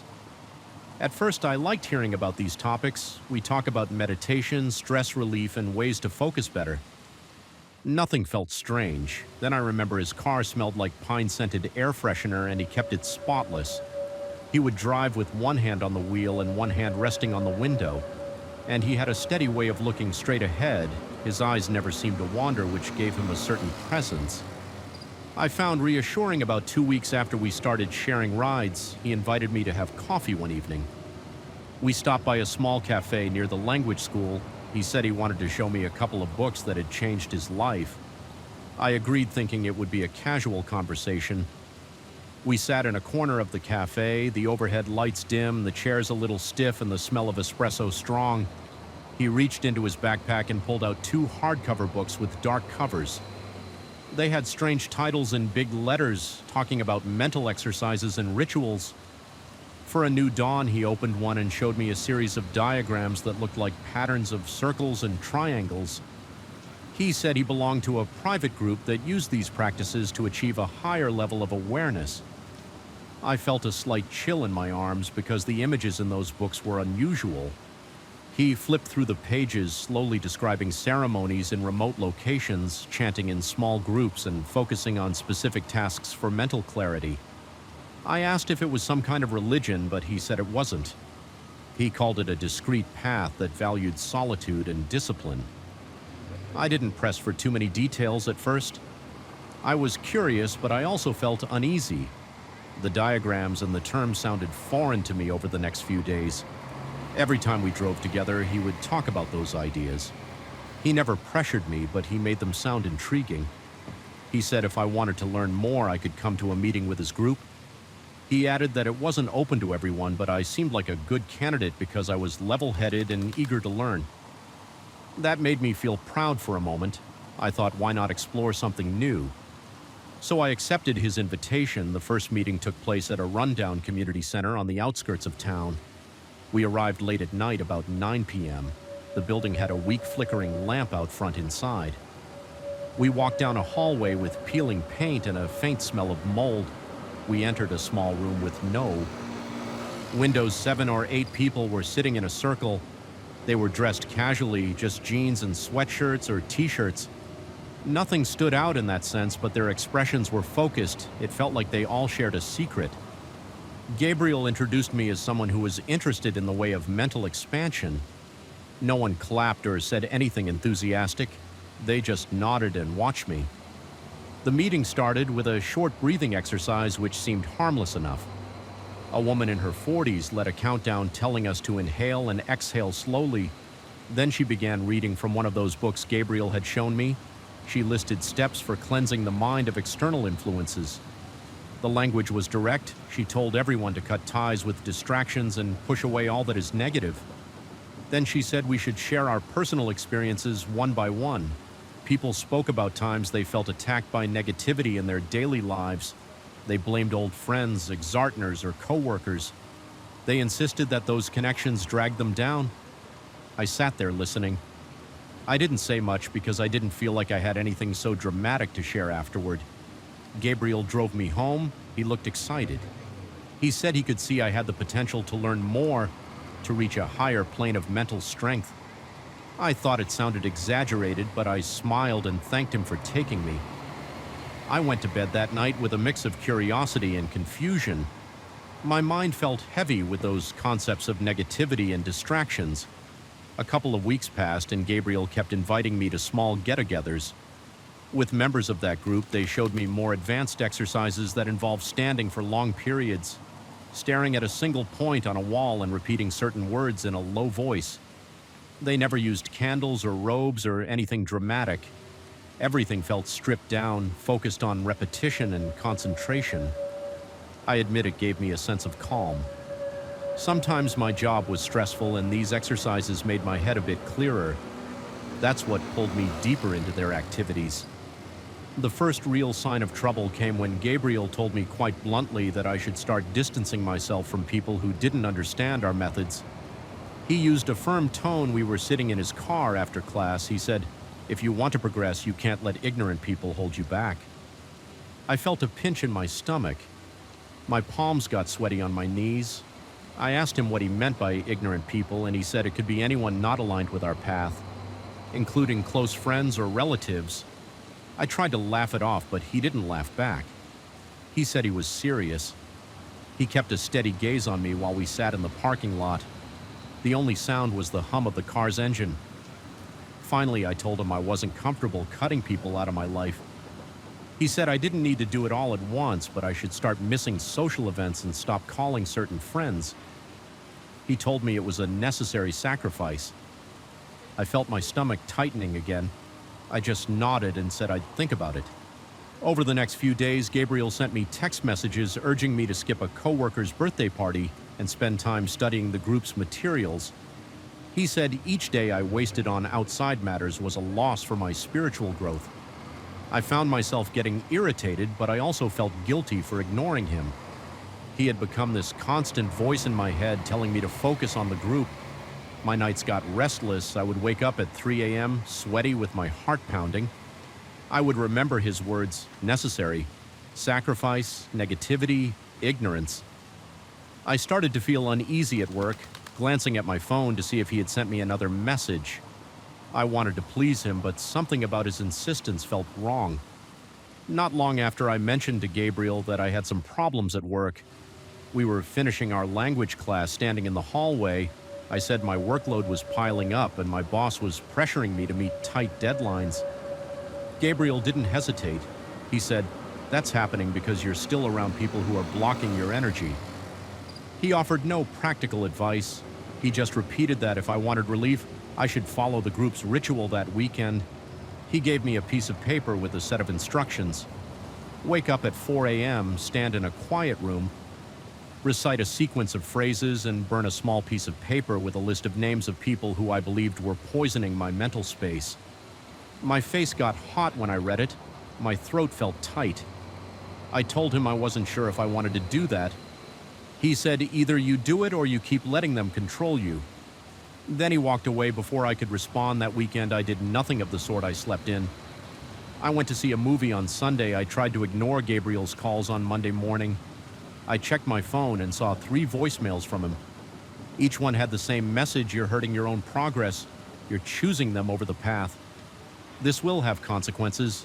His voice was calm, but it made the hairs on my arm stand up when he picked me up. For class that afternoon, he didn't smile. He barely spoke. He just parked in front of my place and waited for me to get in during the drive. I apologized for ignoring the ritual. I said I just wasn't ready. He tapped his fingers on the steering wheel. He said, "Every day you wait, you get deeper in trouble. Don't come crying to me when your life falls apart." I noticed my hands trembling in my lap. I told him he was overreacting and that I was free to make my own decisions. He turned his head and gave me a look of disgust. Then he focused back on the road and stayed silent over time. He escalated his pressure. He started insisting that I quit my job completely. He said if I wanted to be serious about the group's principles, I had to cut off every influence that was infecting my mind. He claimed my coworkers were polluting my thoughts with their negative energy. Whenever something stressful happened at work, like a client complaining or a project going wrong, he used it to prove his point. He'd say, "See, this is a direct result of your refusal to follow the path." I felt trapped because I couldn't argue with him without him twisting everything around. I realized I was getting pulled deeper when my own friends noticed I was more distant. They'd invite me to hang out after work and I'd hesitate. I'd feel this internal conflict. Part of me wanted to go and relax, but another part heard Gabriel's voice scolding me for wasting time. My mood grew dark. I spoke less. My appetite changed. I sometimes felt a tightness in my chest when I tried telling Gabriel that I was concerned about these physical symptoms. He brushed it off and said, "That's just your body resisting the path. Keep going." I started making excuses to avoid seeing him outside the car rides and classes, but we were still in the same language course, so I couldn't escape him easily when he picked me up. The conversation always came back to the group. He'd demand to know if I had tried the rituals yet, or if I had finally started cleaning out my social circle. If I didn't give the right answer, he'd get agitated. Sometimes he would grip the steering wheel so hard his knuckles turned white. He'd run his hand through his hair with a sharp motion and sigh loudly like he was dealing with a stubborn child. Then he would remind me I was not dedicated enough. After a few more weeks, I felt mentally exhausted. My boss noticed I was distracted. My friends asked me if everything was okay. I couldn't explain the situation because I felt embarrassed. I kept hearing Gabriel's voice in my head telling me they wouldn't understand. He'd repeat lines like, "You'll regret sharing our secrets with outsiders." The tension in my body built up. My neck got stiff and my lower back ached from constant stress. My sleep patterns got worse. I had occasional nightmares, waking up drenched in sweat. My heart pounding one evening, Gabriel asked me to go to a special meeting. He said it was going to be held outside the city at a small cabin in a secluded area. He told me this was a crucial step if I wanted to achieve real progress. I hesitated. He looked at me with a cold stare. He said, "If you don't come, you can forget about the group. You'll be on your own and things won't be easy." I felt cornered. My stomach churned. I told him I needed time to think. He said, "There's nothing to think about. Either you're in or you're out." That night I couldn't sleep. My mind raced, imagining what might happen at that cabin. I pictured a scenario where I couldn't leave or where they might demand something extreme. My heart thumped in my chest and I could feel sweat forming on my forehead by morning. I decided I had to distance myself completely, no matter the consequences at class. The next day I avoided Gabriel. I didn't respond to his messages. I drove myself there after class. He cornered me in the hallway. He gripped my arm and said, "You're making a mistake. Everything you do from now on will be harder and you'll see how this world is against you. Don't come looking for me when it all collapses." His voice was low and calm. I pulled my arm away and told him to back off. My heart was pounding and I felt a slight nausea. I walked out without looking back. Over the following weeks, I limited all contact. I stopped going to the group meetings. I stopped answering his calls. I felt anxious, worried he might show up unannounced. I changed my routine, leaving my home earlier and taking different routes. My sleep was still messed up for a while. Every time my phone buzzed, I felt a jolt in my stomach, expecting his name to appear on the screen. But gradually the calls slowed down.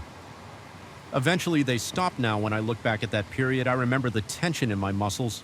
The constant headaches and the way my pulse would race every time I thought about him or the group. I can still picture his cold stare, the calm threats, and the logical-sounding explanations he gave for everything. My life wasn't perfect before I met him, but I never felt as trapped as I did when I was under his influence. That's my story. I'm still cautious around people who offer quick solutions to complex problems. I'm still jumpy when I see someone reading a strange book of rituals, but I've regained a sense of normalcy. The tension in my chest is gone and I sleep better. Most nights I won't deny that Gabriel had a certain power in his words, but I learned how easily someone can twist logic to push you into a corner. I learned to listen to my instincts when something doesn't feel right. If I hadn't stepped away when I did, I'm not sure where I'd be right now. That's the honest truth of it. Last night I stood outside an abandoned hospital on the outskirts of my neighborhood, gripping my phone and feeling my heart hammer against my chest. It was around 2 o'clock in the morning. I had just left a party a few blocks away. I was a little buzzed, but not drunk. I felt sharp enough to notice every broken window, every graffiti tag, and every small sound that came from that massive, decrepit building. The darkness around it seemed thicker than the rest of the street. There were no lights on inside, but I thought I heard faint voices somewhere above me. I can't explain why I stopped. Maybe curiosity got the best of me. Maybe I just wanted to confirm the rumors I'd heard about people sneaking in at night, whatever. The reason I froze near the entrance trying to listen. I grew up in this neighborhood. I remember when that hospital still operated. It wasn't the best place, but it served people who couldn't afford going anywhere else. Then it shut down. Folks said it went bankrupt and never recovered after that. It stayed empty. Windows were smashed over time. Gates were cut open, and everyone warned me not to go near it. They said users and squatters hung around inside. Some of them unpredictable. I never went in. I had no reason to. But standing there last night, the building had this strange pull. The broken windows, the cracked walls, and the darkness inside felt almost alive. I took a few steps closer to the side entrance. The gate was locked with a rusted chain, but the chain looked loose, like someone had messed with it. I nudged it and saw it slide a bit. That was when I heard the first sound from the second floor, a short burst of laughter echoing in the empty corridors. I looked up. Everything was dark, but I had that uncomfortable feeling of being watched, like there were eyes in those busted windows. I tried to stay calm, but my throat tightened and I felt my hands getting sweaty. My heart pounded harder because I knew the place had no electricity, so whoever was laughing wasn't using any lights or anything, at least. Not that I could see. I turned my head toward a small gap in one of the boards covering a first-floor window. It was just big enough to peek through. If I got close, I hesitated. My mind told me to get the hell out of there and go home, but my legs wouldn't move. I inched closer, listened for more laughter, and kept my eyes on that gap. Right then, I heard footsteps on concrete coming from the second or maybe the third floor. The steps were uneven, like someone pacing back and forth. The sound echoed, making it hard to tell where exactly it was coming from. I bent down to look inside through the gap, but I couldn't see much. Just shadows and some old furniture tossed around. Suddenly, a shape flickered past the corridor in my line of sight.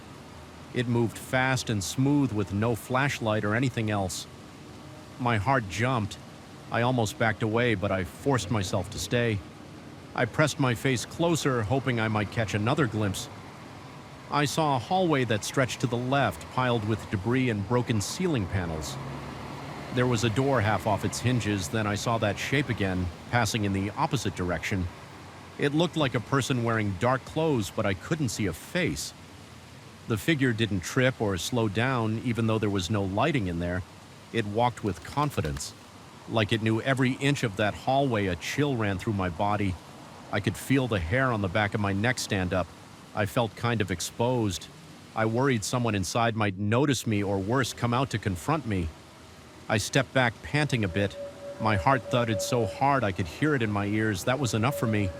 I decided to turn around and leave, but before I could walk away, I felt like someone was staring at me.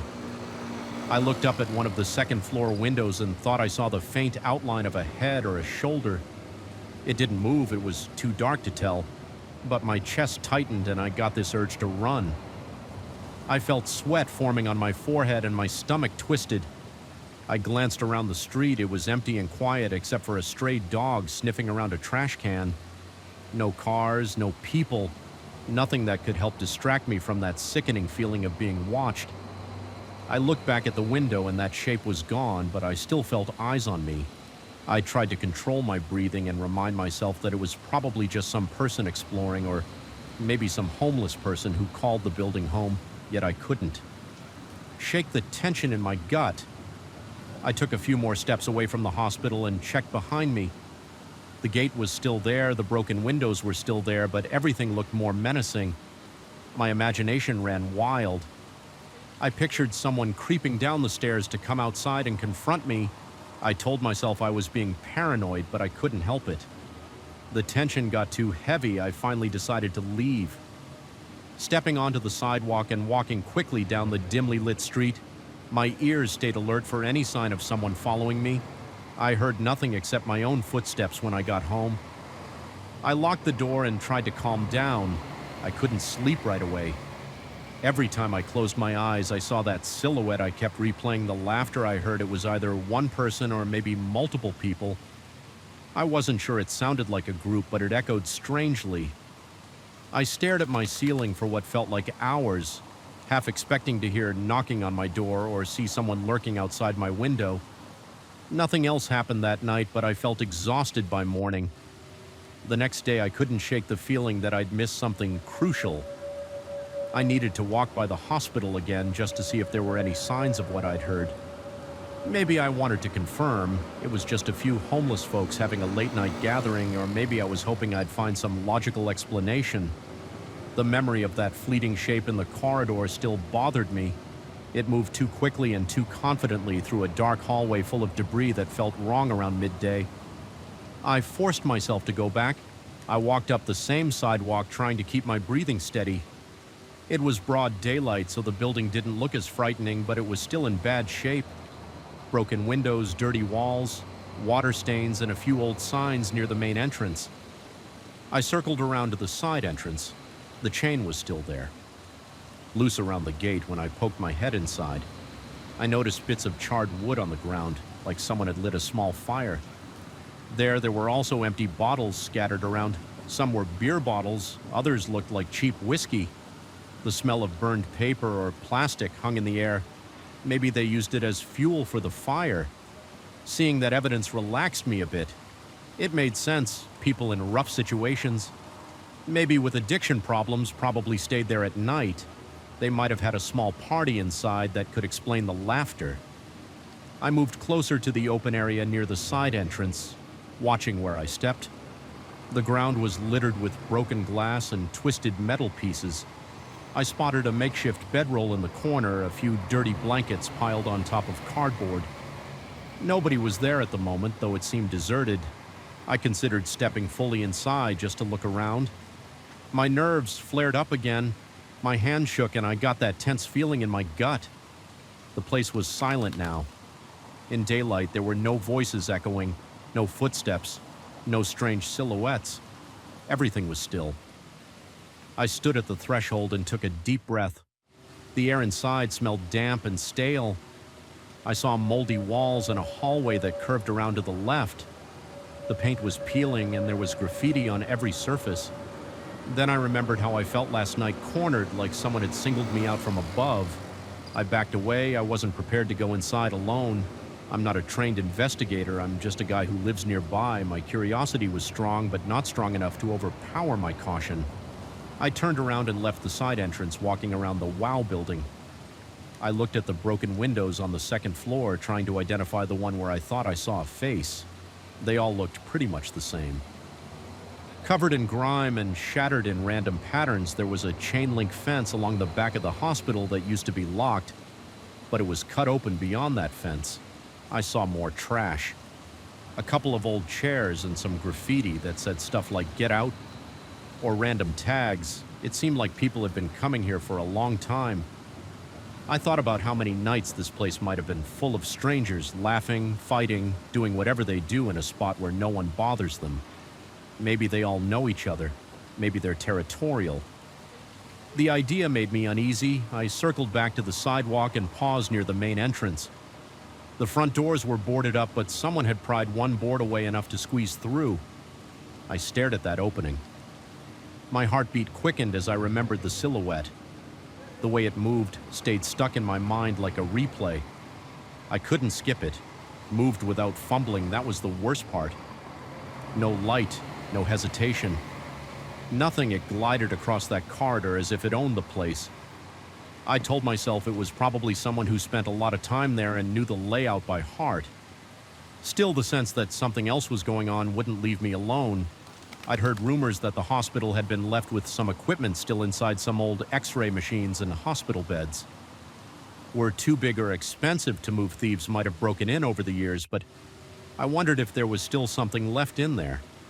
Maybe that's why people kept coming, besides just having a place to sleep. I thought about possible hidden spots, locked rooms, or leftover medical supplies that someone could sell. My imagination ran in circles. I left the hospital behind and went home, but the tension stayed with me all afternoon. I felt a little jumpy, checking my windows. Now and then I wondered if I should tell anyone about what I saw, but I didn't see much. Just a figure in a dark corridor. I heard some laughter, that's all. It wasn't exactly evidence of anything dangerous. It could have been a small group of people partying. If I called the police, they'd probably tell me to stay away and mind my own business. I kept revisiting that moment when I felt sure someone was watching me from the window. I can't prove it, I just felt it. My instincts were screaming at me to run. I don't ignore that feeling easily. The next day I went to work and tried to concentrate on my tasks during my lunch break. I told a coworker about the hospital. I kept it brief, just explaining that I passed by, heard voices, and saw signs of people. He shrugged and said, "Yeah, man, that place is a hot spot for squatters." Then he laughed a little and told me I was lucky no one jumped me for my wallet. He didn't seem to take it seriously that night.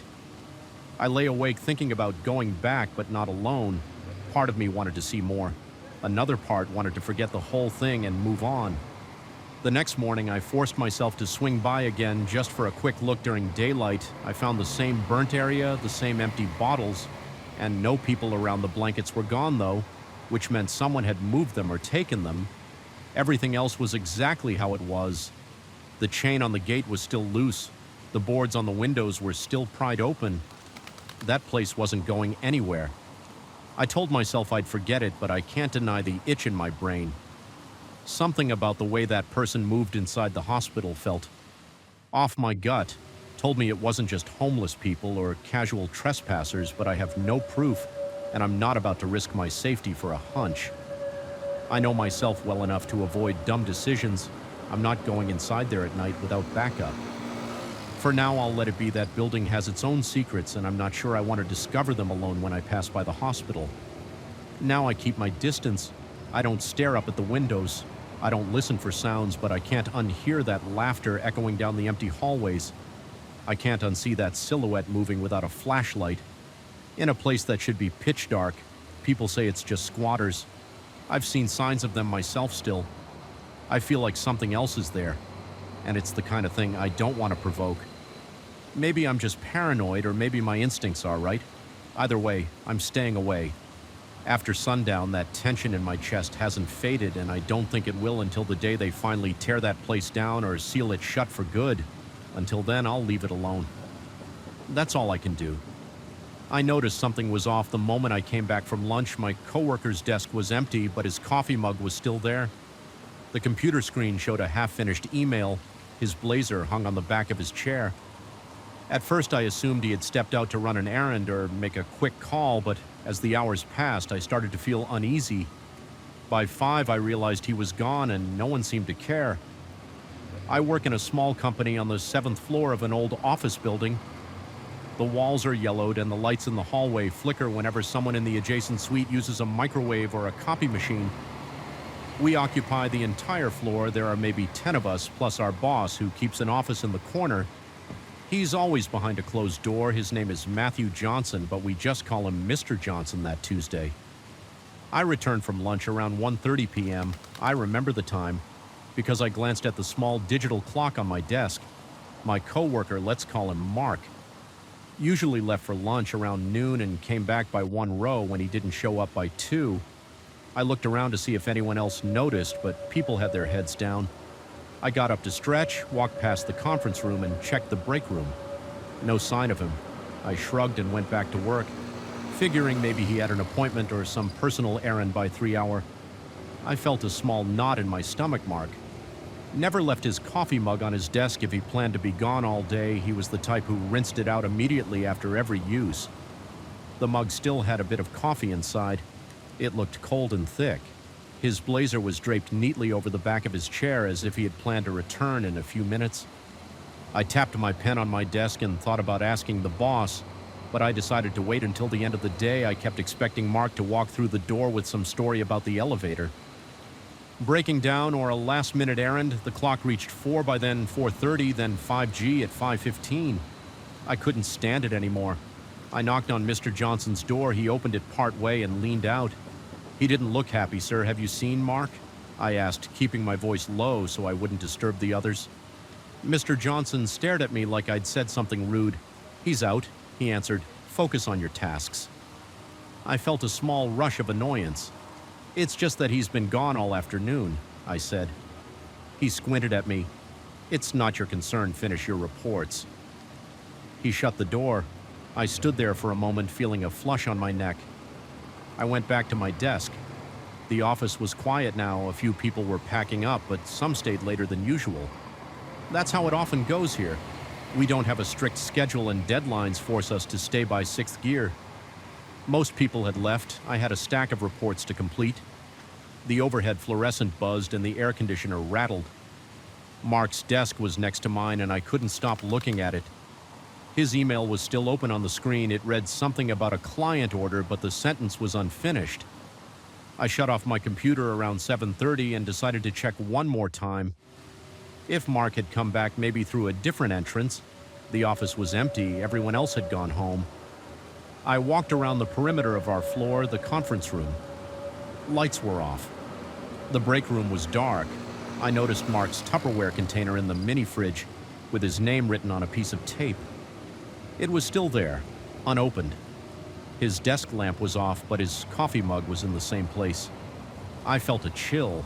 I told myself that he must have had an emergency. Still, there was a weird vibe in the air. I returned to my desk and flipped through my phone contacts, thinking, maybe we had a company list that included Mark's number. I couldn't find anything. The only contact information I had was the general office phone. I glanced at the employee directory on the company internet.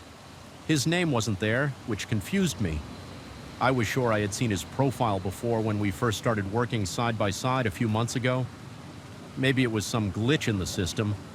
I stood up and felt a strange urge to leave. I gathered my papers, but I remembered I still had a set of reports to finalize. Mr. Johnson had asked for them by the next morning. I sighed and sat down again. The building was silent except for the creaking of the old ventilation system around 8D. I heard something in the hallway. It was a soft scraping sound like shoes on the carpet. I froze listening when it stopped. I got up and walked toward the main corridor. The overhead lights there were on a timer, so they were dimmed. Casting the hallway in a pale glow, I saw no one. I walked back to the office area, but my footsteps echoed. I felt a bit self-conscious, like I was being watched when I came back to my desk. I stopped cold. Mark's desk was completely clean. The mug was gone, the blazer was gone, the computer was shut down. There was no sign he'd ever been there. My heart pounded. I scanned the room to see if someone else was around. The place was empty. I ran my hand across the surface of Mark's desk. It was dust-free, like it had just been wiped. I checked the drawers. They were empty. I opened the top drawer. Nothing. I opened the filing cabinet next to his desk. It was locked. I felt a tingling sensation on the back of my neck, like the air was colder. I decided I needed answers. I walked straight to Mr. Johnson's office, but the door was locked. The lights were off inside. I stood in the hallway for a moment, trying to decide if I should call security. Then I remembered that our office rarely deals with building security. We have a code for the front door downstairs, and the building security is minimal after hours.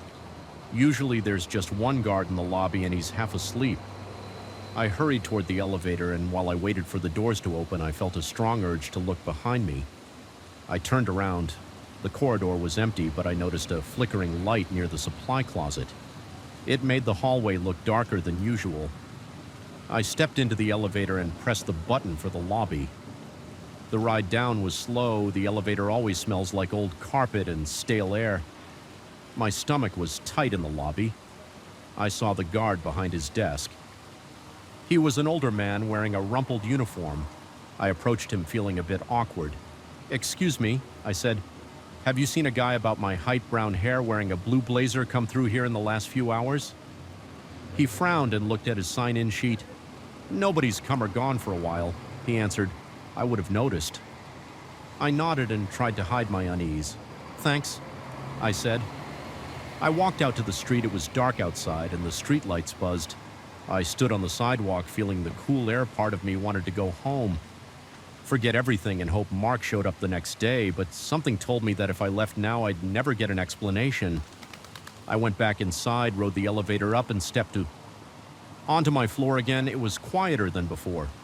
I turned on every light switch I could find, making the hallway bright. I walked into the main office area. My desk was just as I left it, but Mark's was still empty, like it belonged to no one.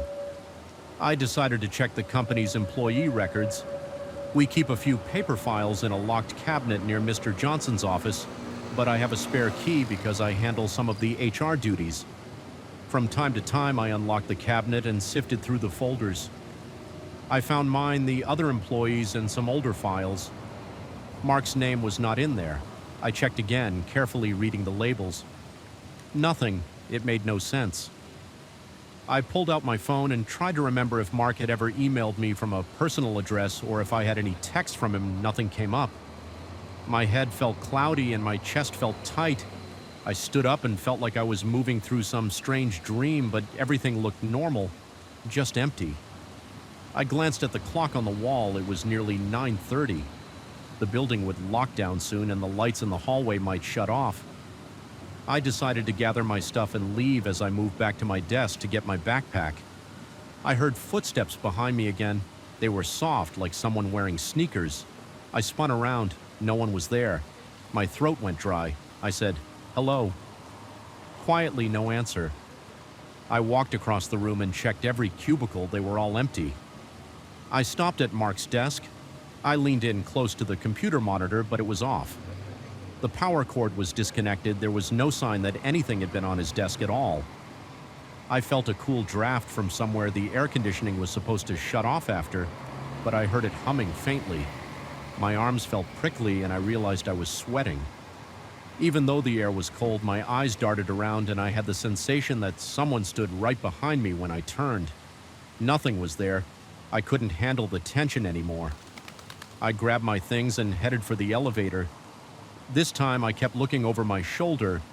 The corridor felt longer than usual and the flickering light near the supply closet made me nervous. The elevator arrived with a ding and I jumped inside, pressing the lobby button quickly. The doors closed and I exhaled. I drove home feeling numb. I hardly slept that night. I kept seeing Mark's desk in my mind first, with his mug and blazer, then suddenly empty. I dreamed about footsteps in the hallway and the locked cabinet of employee files. The next morning I returned to work at Nino feeling anxious. The office looked normal.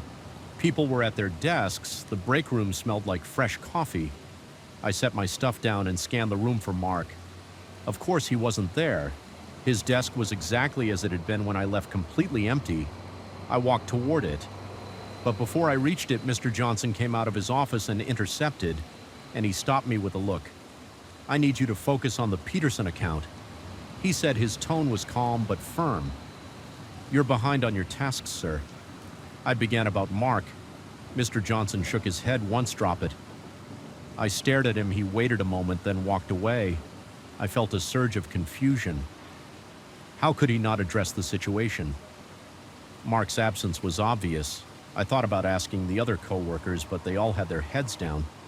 Typing or making calls, they didn't seem to notice anything wrong. I sat at my desk and tried to concentrate on the Peterson account, but my hands were shaking around lunchtime. I opened a chat window with a colleague named Dave. I typed, "Hey, do you know what happened to Mark?" Dave's response came back, Who's Mark? I blinked and reread his message that made no sense. We all used to talk to Mark. He sat right next to me for months. I typed a reply, our coworker. He usually sits next to me. Dave wrote back, I have no idea who you're talking about. I felt a knot in my stomach. I tried messaging another coworker named Sandra. Her reply was similar. I don't know. Mark, my palms got sweaty. I walked over to Dave's desk and asked him face to face. He looked puzzled as if I was making some kind of joke. Sandra gave me the same reaction. I decided to check the HR system again. I logged in with my credentials and searched for Mark's name. Nothing appeared. I tried searching for any new employees who might have started around the same time. No luck.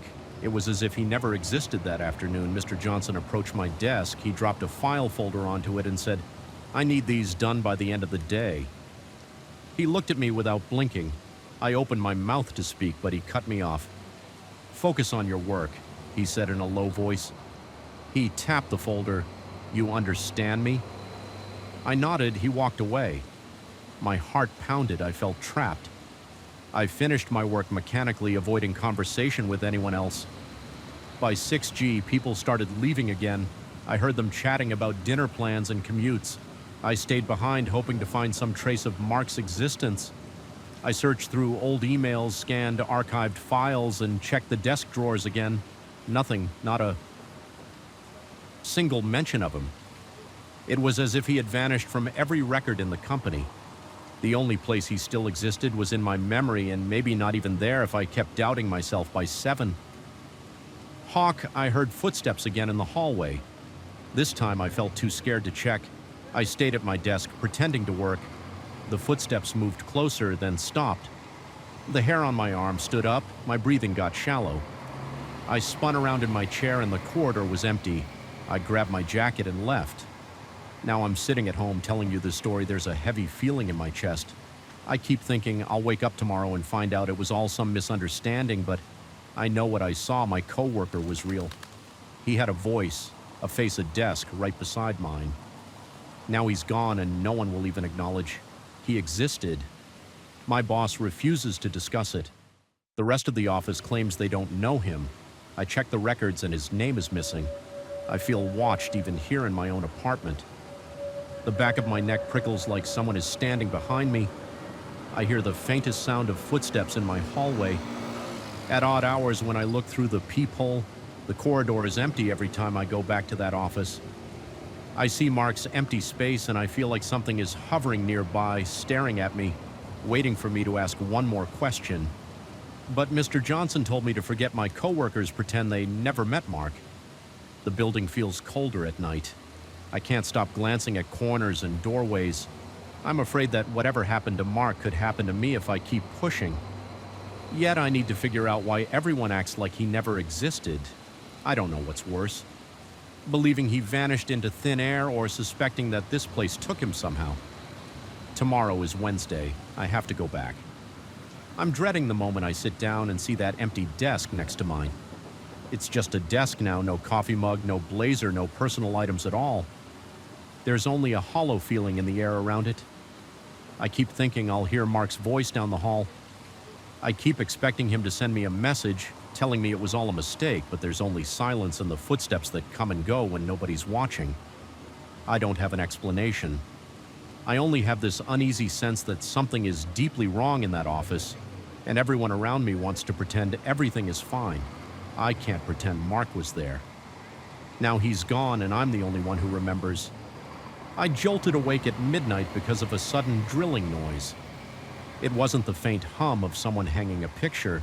It was loud, repetitive, and it felt strange. My room was dark except for a streetlight glow through the curtains. My heart thumped in my chest and I wondered who on earth would start a home project at that hour. I rubbed my eyes and looked at the clock, 12:07 a.m. The sound came from the house next door where that quiet neighbor lived. I'd seen him around a few times, always alone, always polite, but never really engaged in conversation. I got up and walked to my window. I peeked through the gap in the curtain, trying not to move it too much. His house was silent from the outside, but I heard a muffled buzzing sound, Then it stopped. I held my breath waiting for it to start again. After a few seconds, there it was drilling or hammering some kind of heavy tool. It went on for 10 seconds. Then another pause. My arms felt tense and I realized I was gripping the windowsill too hard. I decided not to get too worked up about it. Maybe he was fixing a burst pipe or dealing with some kind of emergency. Still, it felt odd. I closed the curtain and headed back to bed. Trying to ignore the rhythm, I stuffed a pillow over my head to block out the noise. Eventually, I must have drifted off, but my sleep was restless. The next morning, I woke up groggy. My mind was stuck on that noise. I made coffee, sat down in the kitchen, and looked through the window. The neighbor's car was gone. He usually left early, so I decided to ask him about it when I saw him next. The day went on. I tried to focus on my job, which I do from home. I typed up some reports, took phone calls, all the usual stuff. But I kept glancing toward his driveway through my office window every time I heard a slight sound. Outside, my stomach tightened. Late afternoon, I heard the rumble of his car returning.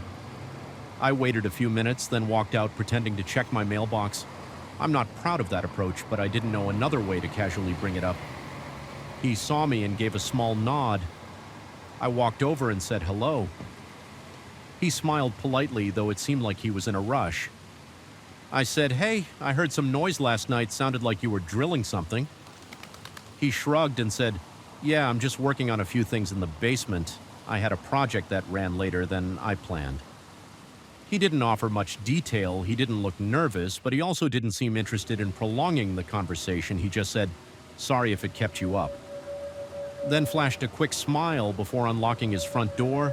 I stayed there for a moment, feeling a slight chill. His explanation sounded normal, but the entire interaction felt off. I walked back to my place, trying to dismiss the uneasy feeling in my gut. That night, I sat in front of the TV with the volume turned low. I wasn't actually paying attention to the show. I was waiting to see if the noise returned. It did right around midnight again, the same kind of drilling or hammering. My heart rate went up. When I recognized the pattern, I turned off the TV to listen. More carefully, the noise stopped after a few minutes. Then, after a brief silence, it came back. I felt my palms sweating. I debated calling the police, but I didn't want to jump to conclusions. It was just a weird time for a renovation. Right, I tiptoed to my back window, the one that looked down toward his basement area. His curtains were closed on the first floor, but I noticed a strong light coming from his basement window. It flickered like a single powerful lamp was being moved around. The strange part was that I thought I heard something else through the faint hum of the tool. It sounded like a muffled voice or maybe someone groaning. I couldn't make it out clearly, but the hairs on my arm stood up. I felt a lump in my throat. I stayed still, listening. My pulse pounded in my ears. After about a minute, the drilling stopped again, and I heard a low, quick thump, like something falling or maybe someone hitting a wall. It sent a jolt through my body. I backed away from the window. My hands were shaking a little. I grabbed my phone and thought about calling the authorities. Then I talked myself out of it. I told myself I might be overreacting. I reasoned that if there was a real emergency, I'd hear screams, real cries for help. I tried to calm down, reminding myself he was just a quiet neighbor doing some weird late-night project. But that explanation didn't sit well with me. I had trouble sleeping again in the morning. I felt groggy and unsettled. I forced myself to go for a short walk around the neighborhood. It's a calm street, lots of retired folks, a few families, and everything usually feels friendly that day. Though I felt on edge when I passed my neighbor's house, I glanced at the windows. Nothing seemed out of place. There were no visible signs of remodeling, no materials stacked up outside. It was like nothing was happening at all. Around midday, I bumped into another neighbor, Jim, who was watering his lawn. We made small talk about the weather, the local sports team, and how the street had been quiet lately. I almost told him about the late-night noises, but something stopped me. I figured I'd sound paranoid. Plus, Jim is the type who would spread the story around, and I didn't want rumors floating about, so I just nodded and moved on. That evening, my neighbor came home late again. I couldn't see his face well because it was already dark, but I noticed he looked over at my house for a second. I was at my window, and when he glanced up, I stepped back so he wouldn't see me. I felt a spike of adrenaline. My mouth went dry. I decided that I'd stay up that night and see if the noise happened again. Sure enough, around midnight I heard it. It was quieter this time, but still the same pattern. Drill for a bit, pause, some hammering sounds. Another pause, and underneath that I thought I heard those small cries again. I crept to the back window with the lights off in my own house. I peered through a gap in the curtain. The basement light was on, bright and flickering. I stared, trying to detect movement, but the angle made it hard to see anything. Then I heard a clearer moan like someone was in pain or fear. My heart hammered in my chest so hard I could feel it in my throat. I swallowed, stepped back and looked at my phone. My hand hovered over the dial pad. I felt torn on one hand. I didn't want to be the crazy neighbor calling the police because of some weird noise. On the other hand, I had that gut feeling that something was really wrong over there. I decided to wait a bit longer and see if it got worse. I stood by the window listening for about 10 minutes. The drilling stopped, completely replaced by soft thuds and a scraping sound. I couldn't figure out what he was doing. Then total silence. It stayed quiet, so I went back to bed, but I couldn't sleep. I kept replaying the sounds in my head. My stomach hurt from the tension, and I broke into a light sweat every time I pictured someone trapped in that basement the next morning. I woke up after only a few hours of broken sleep. I checked my phone messages, emails, and tried to get some work done. My mind wasn't focused at all. I was anxious and irritated. Around mid-afternoon, I saw the neighbor arrive home earlier than usual. I decided to ask again more directly. I walked out to the front yard, pretending to adjust the trash bins. He gave me a nod as he got out of his car. I said, "Hey, about that noise last night, everything okay over there?" He paused and looked at me, one hand still on his car door. "Yes," he said, a bit curt this time. Then he added, "It's just a personal project. I'm sorry if it bothers." I'll try to keep it down." There was something in his tone that felt defensive. I nodded, felt my cheeks flush, and said, "No worries, I was just concerned sounded like someone might be hurt." His expression hardened for a split second, then he forced a small laugh. "No, nobody's hurt, it's just me down there, I'm perfectly fine," he said. He stepped inside and closed the door. As I stood there, I noticed that his blinds were drawn in all the windows, no sign of any construction, no noise in the daytime. Nothing. My nerves were shot that night. I was determined to get more concrete evidence. If I heard the noises again, I decided I'd take a short walk around to the side of his house to see if I could spot anything through the basement window. It was risky, but I felt compelled to understand what was going on. Midnight came. I turned off every light in my house and waited in the dark. My heart pounded. I felt jumpy, like I had too much caffeine.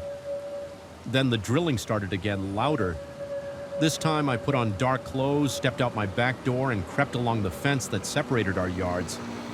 My legs felt shaky and my breath was shallow when I reached the corner of his yard. I crouched down. I tried to move slowly so the grass wouldn't rustle. The basement window was partially visible from where I stood. I could see a bright light shining from inside. The drilling sound felt more intense that close. Then I heard a grunt followed by a wheezing kind of moan. I froze. My mouth went dry. I inched closer, keeping low. Through a thin gap in the curtains, I caught a glimpse of a figure. It looked like my neighbor standing over a metal table. I saw him holding something. It looked like a power drill. Then I saw movement on the table. It seemed like another person was on that table, restrained or stuck. Somehow I felt sick to my stomach. My limbs felt cold and my breathing turned shallow. I realized I was shaking. My mind raced. I thought there's someone else in there and they're in pain. The drilling stopped and I heard muffled sounds that could have been crying or groaning. I couldn't see clearly enough to be sure, but my instincts told me it wasn't normal. I backed away, worried he might look toward the window and see me. My heart was pounding so loud I thought it would give me away. I made it back to my back door, fumbled with the knob, and slipped inside. I locked it and leaned against it, heart racing. I grabbed my phone and called the police when the dispatcher answered. My voice shook. I explained that I heard disturbing noises and thought someone might be in danger. The dispatcher said they'd send someone to check. I felt both relieved and terrified. I stood there by the window, waiting, eyes scanning my neighbor's property for any sign of movement. Maybe 10 minutes later, a patrol car pulled up. 2 officers got out and walked to his door. I watched as he answered. They talked for a couple of minutes, then he stepped aside and let them in. I couldn't see what happened inside, but after a short time, the officers came back out and talked to him on the porch. He kept calm, gesturing a bit, and they seemed to accept whatever he was saying. Then they left. I couldn't believe it. I watched him stand there for a moment, looking around. He stared in my direction. I ducked behind the curtain, heart hammering again. I expected the officers to come knock on my door, but they didn't. They just drove away. I felt a surge of anger and confusion. How had he explained those noises? Did he hide the person I thought I saw was? Losing my mind the next day was worse. I went outside to grab my mail in the afternoon, and there he was, standing by his car, staring right at me. My pulse jumped. He nodded once slowly and said, "Hope you're sleeping better." I forced a tight smile, unsure of how to respond. Then he gave a strange grin and got in his car as he drove off. I felt my stomach churn. He knew I called the police. I was sure of it that night. I barely slept. I was on edge, listening for any sound. A little after midnight, the drilling started again, quieter but still distinct. It didn't last as long this time. There was another series of soft thuds. The light from his basement flickered for a while, then went out. My phone was in my hand the entire time, but I couldn't bring myself to call the cops again. I was worried they wouldn't believe me a second time. I worried about what my neighbor might do if he realized I was the one calling. Days passed and the pattern continued. Some nights there was noise, some nights total silence. Each time I felt that dread in my chest, the tension in my shoulders, the cold sweat on the back of my neck. I thought about talking to other neighbors, but I wasn't sure who to trust. I thought about confronting him directly, but the idea terrified me. I couldn't shake the image of someone strapped to that table. I didn't see any evidence of it during the day, though. He was careful to keep up the appearance of normally no big trash bags, no heavy deliveries, nothing suspicious on the surface. I felt trapped every night. I'd tense up waiting for EU. The drilling to start my productivity at work plummeted, and my friends said I looked pale and jumpy.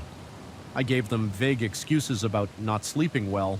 I tried to go out more, spend time away from in the house, but I always felt drawn back, like I needed to keep an eye on his place. It was unsettling, and I didn't know how to break out of the cycle. As the nights went on, the noises continued. I couldn't stop picturing that basement window. Even when I wasn't looking, I felt like it was glowing in my mind. I remembered those moans, those half-heard cries.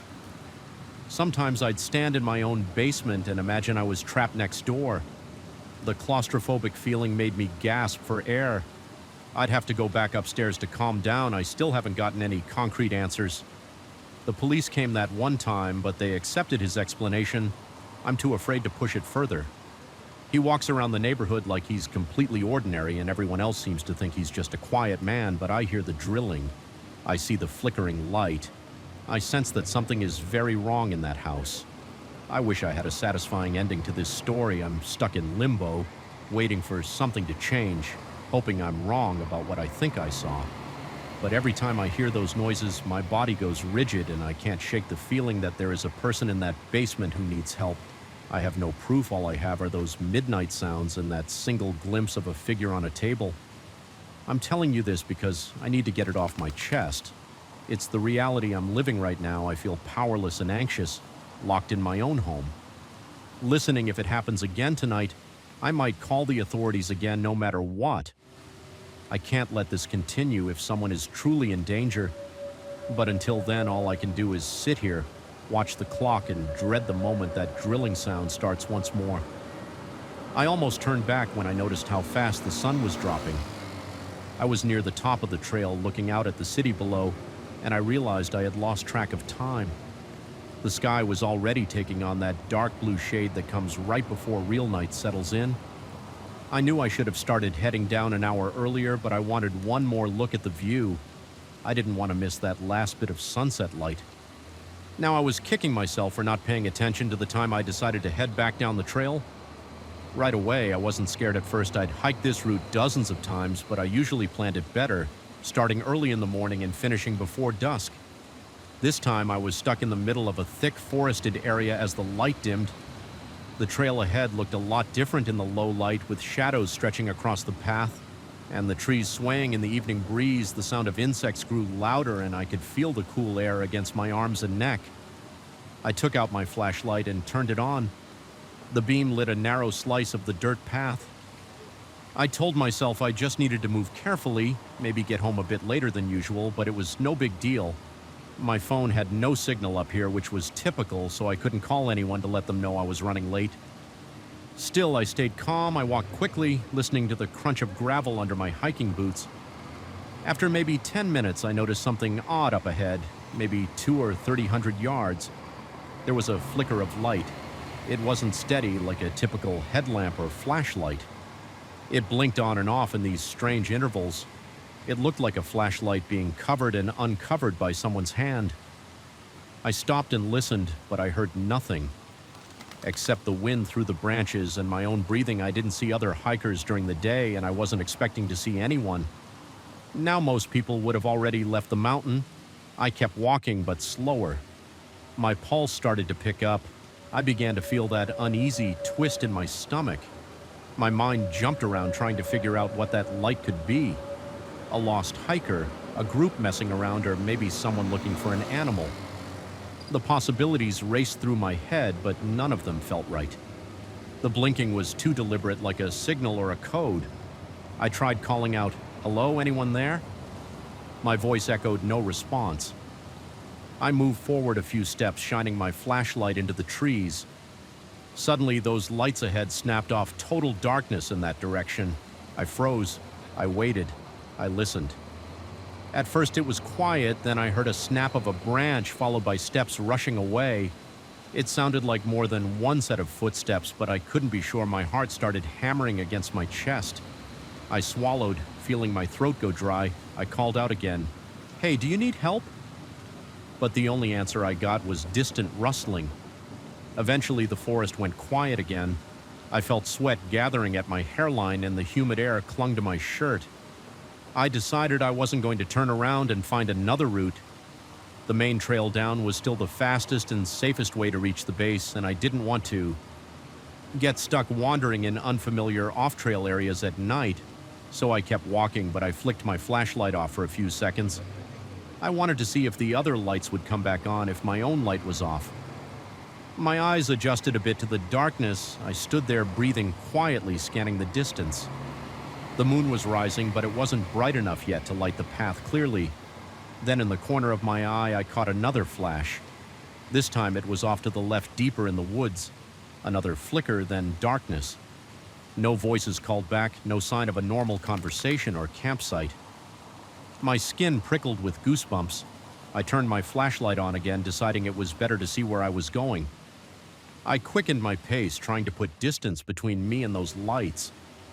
I kept glancing over my shoulder, feeling like someone might jump out from behind a tree. I thought about all the stories people told about weird encounters in the mountains, but I'd never had a single strange moment here until now. Normally, I felt safe on these trails, even alone. This time, the air felt suffocating and every noise made me jump. After another stretch of trail, I came around a bend where the path dipped down into a narrow ravine. Thick brush lined both sides, and the trail itself twisted around large boulders.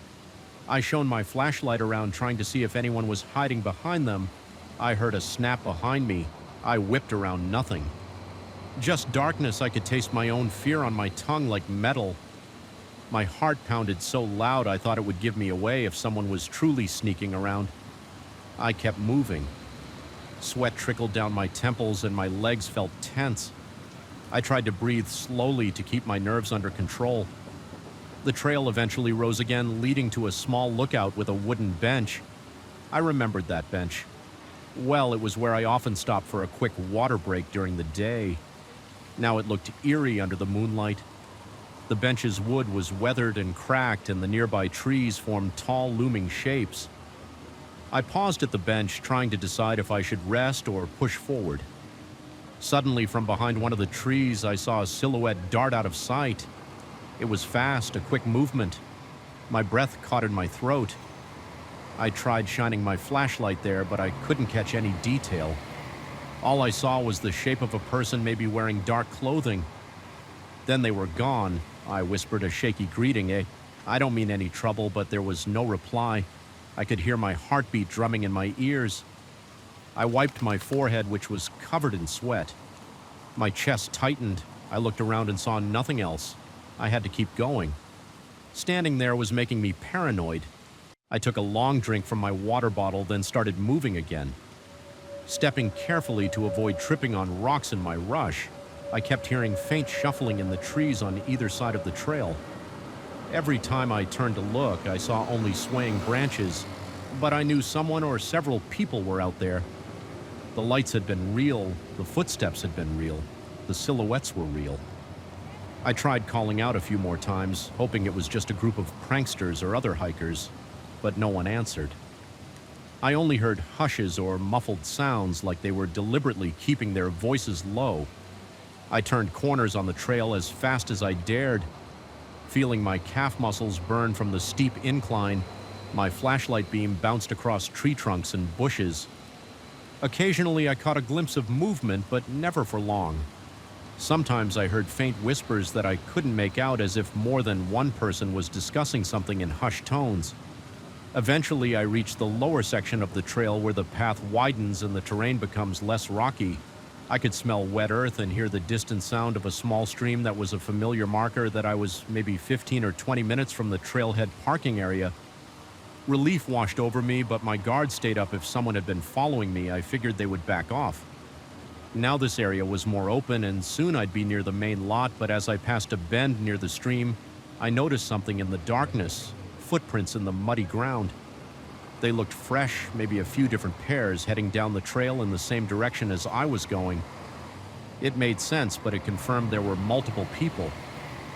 My breathing quickened again, and I picked up the pace when I finally saw the small wooden sign that marked the trailhead. I felt a surge of relief. The parking area was just beyond that sign, about 100 yards away. A single lamp stood near the parking lot, giving off a weak yellowish glow. My car was the only one left. I spotted it right away. A silver sedan parked under that flickering light. But as I got closer, something was off. The driver's door was slightly ajar. At first I thought I might be seeing it wrong in the poor light. I walked closer and realized with a jolt of fear that it was definitely open a few inches. I froze in mid-step. Every hair on my arm standing up, my mouth went dry again. I whispered to myself, "What the hell?" I hadn't left the door open. I always locked my car when I parked here. There was no chance I just forgot. I stood there, maybe 20 feet away, shining my flashlight on the car's door. The lock wasn't broken, but the door was unlocked. I didn't see anyone inside. I wanted to run to the driver's seat, start the engine, and get out of there. But fear pinned me in place. My mind spun with the possibilities. Who opened the door? Did they steal anything? Why was it left partially open instead of closed or left wide open? I approached slowly, one step at a time. My palms were sweaty. I gripped my flashlight so tight that my knuckles ached. When I reached the car, I gently nudged the door open with the toe of my boot. Shining my flashlight inside, the seats looked the same as before. Nothing seemed missing. My phone charger was still in the center console. My backpack was on the back seat. Even the coins in the cup holder were there. The only difference was that the glove compartment was open and the papers inside it were scattered across the passenger seat. My stomach churned. Someone had searched through my car, but why nothing valuable was gone? At least from what I could see. I looked around the parking lot, but it was empty. I listened for footsteps or voices, but it was quiet, except for the distant chirp of insects. I felt vulnerable standing there. My brain raced. They could be watching me, waiting for a chance to scare me again or do something worse. I slammed the car door shut, threw my backpack inside, and slid into the driver's seat. My hands were shaking, and I struggled to get the key into the ignition. I finally got the engine started and locked the doors. My headlights lit up part of the lot, showing a row of bushes and the start of the trail. I didn't see anyone, but I swear I felt eyes on me. My heart was pounding so hard I could feel it in my ears. I put the car in reverse, checking all my mirrors, half expecting someone to appear from behind a bush or tree, but no one did. I drove out of there as fast as I could without risking a crash. Once I hit the main road, I kept glancing in the rearview mirror, paranoid that a car might be following me, but there wasn't any traffic around. It was late, and most people were probably home or out in busier parts of town. During the drive home, I replayed everything in my head: the strange lights, the broken branches, the footsteps, the whispers. I tried to come up with a normal explanation, but I had nothing that made sense. The part that really shook me was the car door. I didn't see any reason for them to open it. Look through my glove compartment and then leave it at that. There was no money in there, just registration papers, receipts, and a map. They didn't even take the change. It felt like they wanted to show me they were there, that they had enough time and opportunity to search my car without me catching them. When I finally got home, I parked in my garage and sat there for a minute, letting my breathing slow. My body was tense and my head ached. I couldn't stop thinking about the flashlights blinking in the distance and the way they shut off whenever I tried to approach. The memory of those rapid footsteps and the sudden rush of movement in the trees made my skin crawl. The feeling of being watched still clung to me, even in my own garage. Since that night, I haven't gone back up that trail so late. I usually stick to daylight hikes, or I bring a friend if I plan to stay out for sunset. I can't shake the memory of those irregular flashlight signals. I keep wondering what those people wanted, why they were out there, and why they decided to break into my car just to rummage around and leave everything behind. I never found an answer, but every time I drive past that trailhead, now I feel that subtle wave of anxiety wash over me. I picture those strange beams of light blinking in the dark, followed by rustling branches and quick footsteps. It's not a story I like to tell too often, but every time I think about it, my heart starts beating faster and my palms get a little damp. That night changed the way I look at that mountain, and it reminded me that sometimes the biggest threats aren't wild animals or tricky trails. Sometimes it's the unexpected presence of other people, people who don't want to be seen and whose intentions aren't clear. I'm just glad I got out of there in one piece. I don't know what would have happened if I tried to confront whoever was up there in the end. I guess I'm lucky I only lost a bit of peace of mind and nothing else, but I'll never forget those lanterns blinking in the dark, and I don't think I ever want to be on that trail. After sunset again, I bought the car last month on a quiet weekday afternoon. It was supposed to be a simple transaction. The seller was an older guy, probably in his late 60s, with a calm voice and a polite smile. He told me he had taken good care of the vehicle. I glanced at the exterior, checked the mileage, and listened to the engine. Everything sounded good. I wasn't worried about the faint smell inside. I assumed it was just an older car odor. I handed him the money and he handed me the paperwork.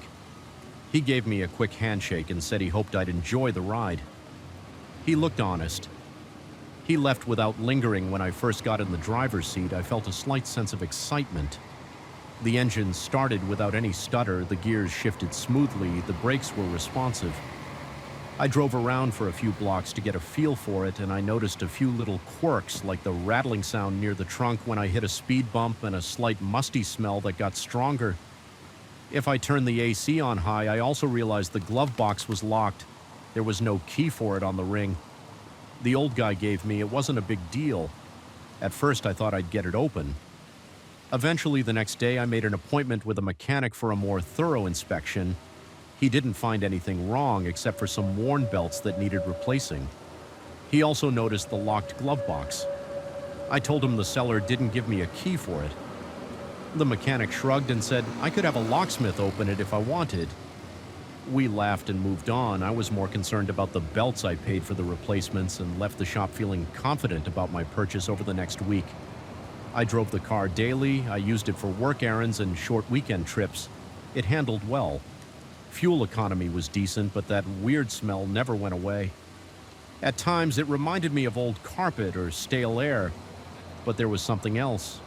I couldn't place it. I tried air fresheners. I left the windows open in my garage. Still, the odor lingered. It clung to the upholstery and got into my clothes. Sometimes one afternoon I pulled at the seats checking for mold or anything obvious. I didn't find any spills or stains. Everything looked normal. The smell stayed that same week. I decided to deal with the glove box. I went to a local locksmith. He said he could open it in a few minutes with the right tools. I gave him permission, and I stood there while he picked the lock. I heard the subtle clicks of his picks, and then he turned the latch. The glove box popped open. I leaned over to see what was inside. There was an envelope that looked thick, along with a small set of keys attached to a keyring. The locksmith handed me. "Both," he said. "Looks like you found something interesting," and then gave me a chuckle. I paid him and left. I got back into the car with the envelope on my lap. I was curious, but also a little uneasy. I opened it right away inside. There were handwritten notes on small pieces of paper and several newspaper clippings. The headlines on the clippings were vague phrases like "Local man questioned an alleged break-in and unusual incident at storage facility caught my eye." I flipped through them quickly. The dates were from a few months ago. One note had a phone number with no name. Another was just an address scrolled in shaky handwriting. The rest were random scribbles. Some I couldn't read. The small set of keys was another mystery. None of them looked like house keys. They were different shapes and sizes, like they belonged to old locks or specialized doors. I felt a surge of confusion. That night I tried to call the phone number from the note. It rang without an answer. No voicemail. I tried again. Same result. I checked the address on my phone's map. It was about 30 minutes away in a part of the city I didn't visit often. There was nothing famous in that area, just some warehouses and industrial buildings. I told myself I should ignore it, but it kept bothering me. Why would the old guy leave this stuff in the glove box and not mention it the next morning? I called him. He picked up on the second ring. I introduced myself again and asked him about the envelope. He paused for a second. His voice sounded strained. He said, "I don't know what you're talking about. There was nothing in the glove box when I owned it." Then he quickly added that he had to go and hung up. The way he spoke felt forced. I didn't believe him the next few days. I started feeling nervous on Thursday. I found a note on my windshield. It said, "Did you find the missing pieces?" No signature, no explanation. The handwriting was neat. I looked around the parking lot to see if anyone was watching. No one seemed suspicious. I shoved the note in my pocket and went about my day, but I kept looking over my shoulder. My stomach felt tight. My hands were shaking a bit whenever I thought about it. That night I lay in bed wide awake. I wondered if someone was stalking me or trying to intimidate me. I told myself it might be some prank, but I didn't believe that either. The next morning I saw a black SUV parked across the street from my house. It wasn't one I recognized when I stepped outside. The SUV drove off slowly. I tried to memorize the license plate, but I could only catch the first few digits. The rest was too blurry. At that distance, my heart pounded. I walked up to my car, checked the doors, checked the windows. Everything was locked. Nothing was tampered with. I got in and drove to work. On the way, I kept looking in the rearview mirror. At one point, I thought I saw the same black SUV, but it turned off at an intersection. I convinced myself I was just being paranoid. Later that day, I received another anonymous message, this time on my phone. It was a text that said, "You found some things, but not everything. Are you going to keep looking?" I felt a jolt in my chest. How did they get my number? My hands went clammy. My mind raced. I replied with one word, "Who?" No answer came. I stared at my phone for a good 10 minutes, waiting for a response that never arrived. That evening, I decided to check the trunk for any hidden compartments. I pulled up the spare tire cover. I tapped around the corners. The trunk was plain. I shined a flashlight under the seats from the back. I didn't see anything unusual. The only mystery that remained was the smell. The envelope, the strange keys, and those newspaper clippings. I went back inside my house, placed everything on my kitchen table, and studied each piece one by one. I lined up the notes, tried to see if they formed some sequence. I read each clipping carefully. They mentioned a series of break-ins at storage units around the city. Police had questioned several suspects, but no one was charged. One note had a partial list of names, but no last names. Another note said, check unit number 17. Another one said K, possibly. My pulse quickened. I glanced at the small set of keys again. I couldn't decide if I should call the police. I thought about dropping everything off at a station and explaining the situation, but I worried they might think I was involved in something illegal. I also felt a strange urge to figure this out myself. I reasoned that if there was real danger, it might be better to keep my guard up and see if I could uncover the truth on Saturday morning. I drove to the address I had found in the notes. It led me to a row of warehouses in a rundown industrial park. The place looked almost deserted. Most of the buildings were gray with rusted loading docks and empty parking lots. I parked on the street, my hands were sweating. I could feel my heart thudding in my chest. I got out of the car and walked around trying not to look suspicious. The address on the note corresponded to a metal door near the back of one warehouse. There were numbers stankled above the door. It matched the address exactly. I tried one of the keys on the ring. It didn't fit. I tried another. No luck, then a third still no. The lock looked old. My shoulders felt tense. I glanced around to make sure nobody was watching. I noticed a camera mounted near the corner of the building pointing toward a loading bay. I couldn't tell if it was active. I heard an engine somewhere behind me. I turned around and saw a dark SUV moving down a side street. I couldn't be sure if it was the same one, but a surge of panic shot through me. I hurried back to my car. I left the area and drove home. Checking my mirrors every few seconds if they were following me, I couldn't see them after a while, but that didn't make me feel better. My hands shook on the steering wheel, my breathing was shallow. I got home and locked my doors that night. I received another text, "You're on the right track. Don't get scared." Now my legs felt weak when I read it. I didn't know if I should call someone or just ignore it. I decided to block the number the next morning. I found another note on my front door. This time it said, "Go to the police or find out the truth either way. You're involved now, no signature, no explanation." I looked around my porch. The neighborhood was quiet. I ran inside, heart pounding. I started packing the envelope, the keys, and all the notes into a small box. I thought about heading to the police station. Right then, I even grabbed my car keys, but I stood there in my living room, unable to move. I took a breath. I told myself to calm down. I decided to call the old owner one more time. The phone rang several times before he answered. His voice was low. I asked him why he sold me the car, if he knew there was something inside. He repeated that he had no idea what I was talking about. I told him about the notes, the keys, the texts. His voice got shaky. He said, "I'm sorry I can't help you," and hung up. He sounded scared. That made me even more on edge. I spent the next hour pacing around my house. I checked all my windows, locked them, and peeked outside every few minutes to see if that SUV would show up again. The box with the envelope and keys was on my coffee table. My phone sat next to it, silent. I felt a knot in my stomach. I imagined someone creeping around outside. I pulled the blind shut. My breathing was fast. I tried to steady myself by focusing on basic tasks, making coffee, washing. A few dishes, turning on the TV for background noise. Eventually, I grabbed the box and walked out to my car. My plan was to go to the police station. As soon as I backed out of my driveway, I noticed the same black SUV rolling slowly down my street. My hands started shaking again, and I dropped my phone between the seats. I tried to focus on driving. I turned in the opposite direction of the SUV, and I took a winding route through side streets. I kept glancing in my mirrors. The SUV didn't appear again. After a few turns, I realized I was basically driving in circles.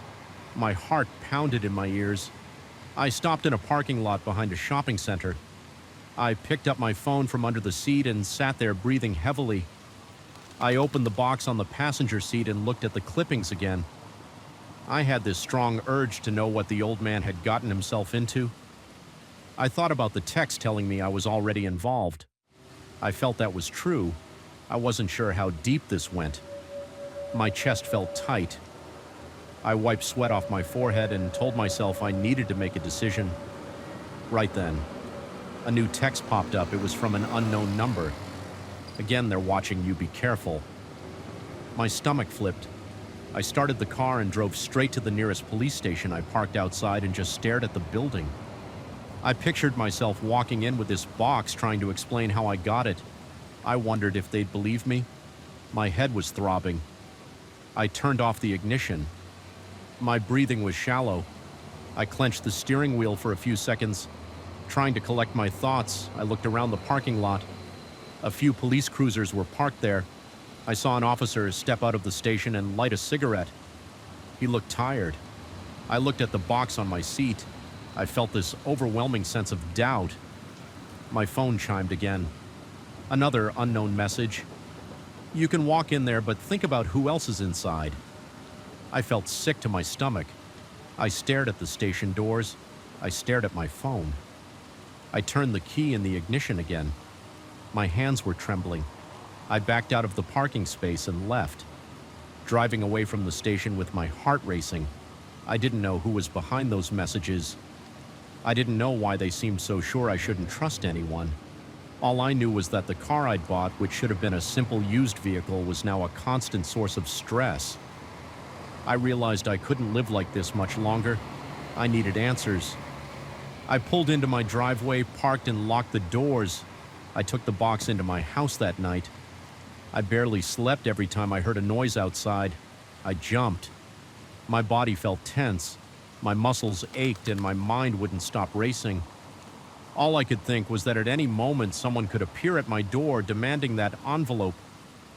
Those notes and those keys, I didn't know if I was in real danger or if this was just intimidation, but it felt real. My palms were sweaty, my head pounded. Now I'm sitting here with that box on my kitchen table. Again, I hear a car passing outside. I go to the window and look through the blinds. It's a regular sedan, not the SUV. Still, my heart is pounding. I look at the clock on the wall. It's well after midnight. I can't decide if I should pick up the phone and try the police again or if I should push further on my own. The car outside in the driveway seems harmless, but I can't help feeling like it's a trap waiting to close in on me. My phone is on silent, face down on the table. The envelope is on top of the box. The keys are inside, rattling around every time I move the box even a little. I'm tense all over. I feel like I'm being cornered by a secret I never asked for. I don't know if I'll ever get rid of this fear unless I uncover the whole story or finally hand everything over to the authorities. But right now, I'm just sitting here trying to breathe, waiting for something else to happen. I keep expecting another text, another note, or maybe a knock on my door. And I have no idea which will come first. I never saw him coming. I was just looking for a quiet place to have a beer and unwind after a long day of meetings. I'm not from this city. I'm here for a 3-day conference, and I didn't want to waste time searching for a fancy place. I found a small bar in a narrow street a few blocks from my hotel. It had a faded sign over the door, a couple of stools by the entrance, and a single neon light in the window that blinked every few seconds. It felt a little rundown, but I didn't care. I stepped inside and took a seat at the counter. The bar was almost empty. A bartender stood at one end, flipping through a sports magazine. There were a few tables in the back, mostly unoccupied, with dim lights. Casting a weak glow, the air smelled like stale beer-fried food and old wood. I ordered a beer, then sat quietly scrolling through my phone for a bit. My shoulders were tense from sitting in conference rooms all day, and I just wanted to relax. After a few minutes, I noticed a man standing near me. He was a bit taller than me, late 30s or early 40s, wearing a dark hoodie and jeans. He smiled when I glanced in his direction. I gave him a polite nod. He moved closer and leaned against the bar. He looked at me like he was sizing me up. I didn't think much of it at first.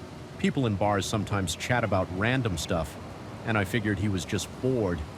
He said rough day. His voice sounded casual, maybe a bit. Rough. I shrugged. A long day at work. I'm not from here. I tried to keep it simple. I didn't feel like giving too many details, but I also didn't want to seem unfriendly. He laughed a bit. Yeah, I can see you're not from around here. You look exhausted. I nodded. Had meetings all day, just wanted a beer.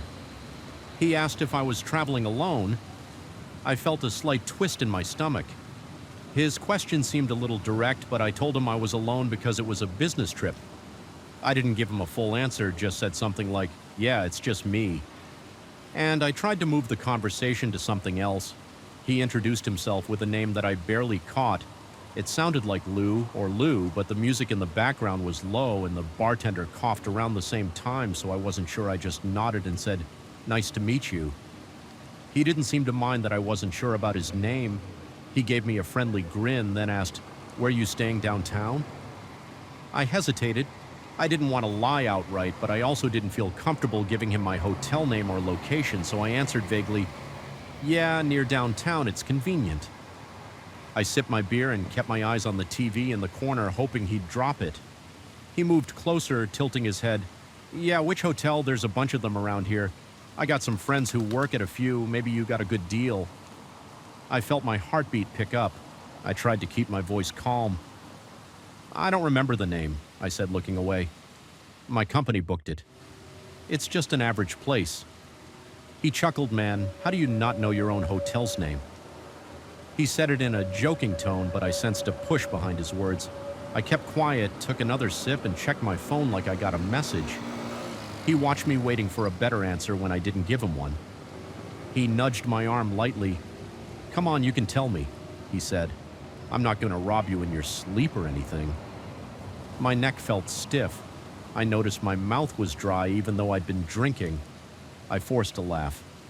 "I'm sure you're not," I said, trying to sound casual. "It's just some random hotel, nothing special." He stared at me for a moment. He had light-colored eyes.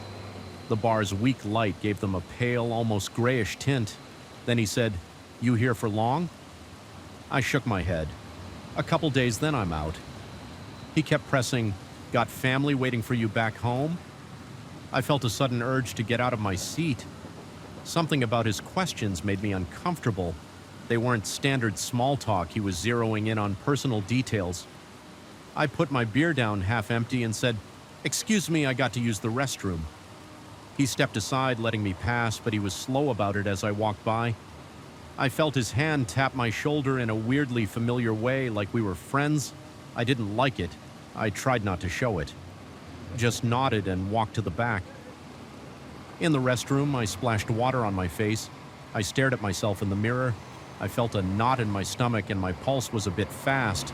I told myself it was no big deal.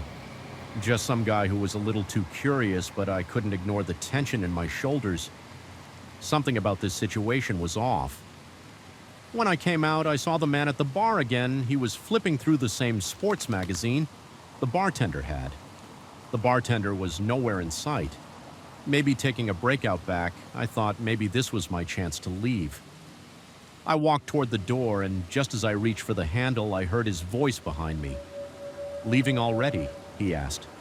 I turned around. He was standing right behind me, closer than before. I could smell the beer on his breath. It wasn't overwhelming, but it was strong enough to notice. I tried to smile. "Yeah, early morning tomorrow," I said. "Got to get some rest." He nodded, but then he put his hand on the door, holding it shut. He did it casually, like he was just leaning on it, but I knew he was blocking me. His other hand patted my shoulder again. I froze for a second. My mind raced. I thought about stepping back, maybe even pushing him aside. If it got physical, but he didn't look violent. He just seemed like he wanted control of the situation. "You got time for one more beer?" he said. "Let me buy you one. It's not that late." My throat felt tight. I forced a quick smile and shook my head. "I appreciate it, but I'm done for the night. Maybe tomorrow." He let out a short laugh. "Tomorrow, so you'll be around then." Good to know. He reached for the door knob and opened it slightly. "All right, man, take care." I slipped out, feeling that rush in my chest. Like I'd just run up a flight of stairs. The sidewalk was dimly lit with a single street light flickering above. A couple cars passed on the main road. In the distance, the bar was on a side street, so there wasn't much foot traffic. I took a breath and started walking toward my hotel as I moved away from the bar. I kept looking over my shoulder. I didn't see him. At first, I told myself not to panic, but I was on alert. I walked faster. Heading around the corner onto a better lit street, a pair of late-night diners passed me, not paying me any attention. I tried to calm down, then I heard footsteps behind me. I glanced back and saw him about 20 feet behind. Walking at a steady pace, he had his hoodie pulled up now, hiding part of his face. My heart pounded. I tried to keep my steps even. Not to break into a sprint, I didn't want to call attention or seem afraid, but I was definitely nervous. My palms were sweating, I kept checking behind me. He never got too close, but he wasn't stopping either. He followed my turn, staying at roughly the same distance every time I looked back. He caught my eye. He wasn't on his phone, he was focused on me. I reached a busier street. There were more lights, a few storefronts, and a couple of late-night cafes. I walked past a convenience store and thought about going inside to lose him, but then I realized he might just wait around. I also didn't want to get trapped in there. I decided to keep going toward my hotel. I hoped he would stop following me once I reached the main street. When I got closer to the hotel, I saw the tall building sign lit up. Relief washed over me for a second, but then I remembered how insistent he was about knowing where I stayed. I realized that if he followed me all the way, he'd figure out exactly where I was sleeping. I felt stuck. I didn't have a plan to shake him off, and I was tired from the day I considered ducking into another business. But it was late and not many places were open. The few that were had minimal people inside. I doubted I could hide without him noticing as I neared the hotel entrance. He closed the distance slightly. I could feel him behind me. I was maybe half a block away. My chest felt tight. I looked at the revolving doors of the lobby. There was a security guard at the front desk, and I thought about calling out for help, but that seemed extreme. He hadn't actually attacked me. He was just following me. I decided to move quickly, get inside, and reach the elevator. At least the lobby had cameras and staff. I turned the corner and approached the hotel's main doors out of the corner of my eye. I noticed him slow down. He lingered near the side of the building next door. I pushed through the revolving door and stepped into the bright lobby. The security guard glanced up from behind his station. I nodded, tried to act normal, and made my way to the elevator bank. My hands were shaking a bit. I pressed the button and waited. Nobody else was in the lobby. The elevator took a moment to arrive. I was breathing faster than normal, and my legs felt a little shaky. When the elevator doors opened, I stepped inside and hit my floor number. I felt an urge to look back to see if he was there, but the reflective surfaces of the elevator walls only showed me the doors closed, and I realized my shirt was sticking to my back with sweat. In my room, I tossed my stuff on the bed and went straight to the window. I pushed the curtain aside and looked down at the street from my angle. I could see part of the sidewalk and a bit of the corner where I came from. I stood there for a good minute scanning the area. Then I saw him. He was leaning against a street lamp on the corner with his hood still up. Looking in the direction of the hotel, he was still watching. I couldn't tell if he saw me, but I had a clear view of him. I swallowed hard and stepped back. Not wanting to be visible if he looked up, my mind was racing. I was mad at myself for being so careless. I was also worried about what he was planning. I had no idea if he wanted to rob me, scam me, or just creep me out. I checked the time on my phone. It was almost midnight. I wondered how long he would stay there. I thought about calling the front desk or maybe the local police, but I wasn't sure if they would do anything. He hadn't threatened me outright. He hadn't tried to break in. He was just standing there, watching. I locked my door chain and double-checked the handle. Then I sat on the edge of the bed, staring at my phone, listening to the hum of the air conditioner. After a few minutes, I got up and looked out the window again. He hadn't moved much, still near that corner. I couldn't see his face well because of the hood, but it was clear he was looking toward the hotel's entrance. At one point, he moved a few steps, then stopped. I watched him for another couple minutes. My heartbeat still thumping like I'd been running. Though I was just standing there, I tried to decide what to do next. I was definitely not going back outside.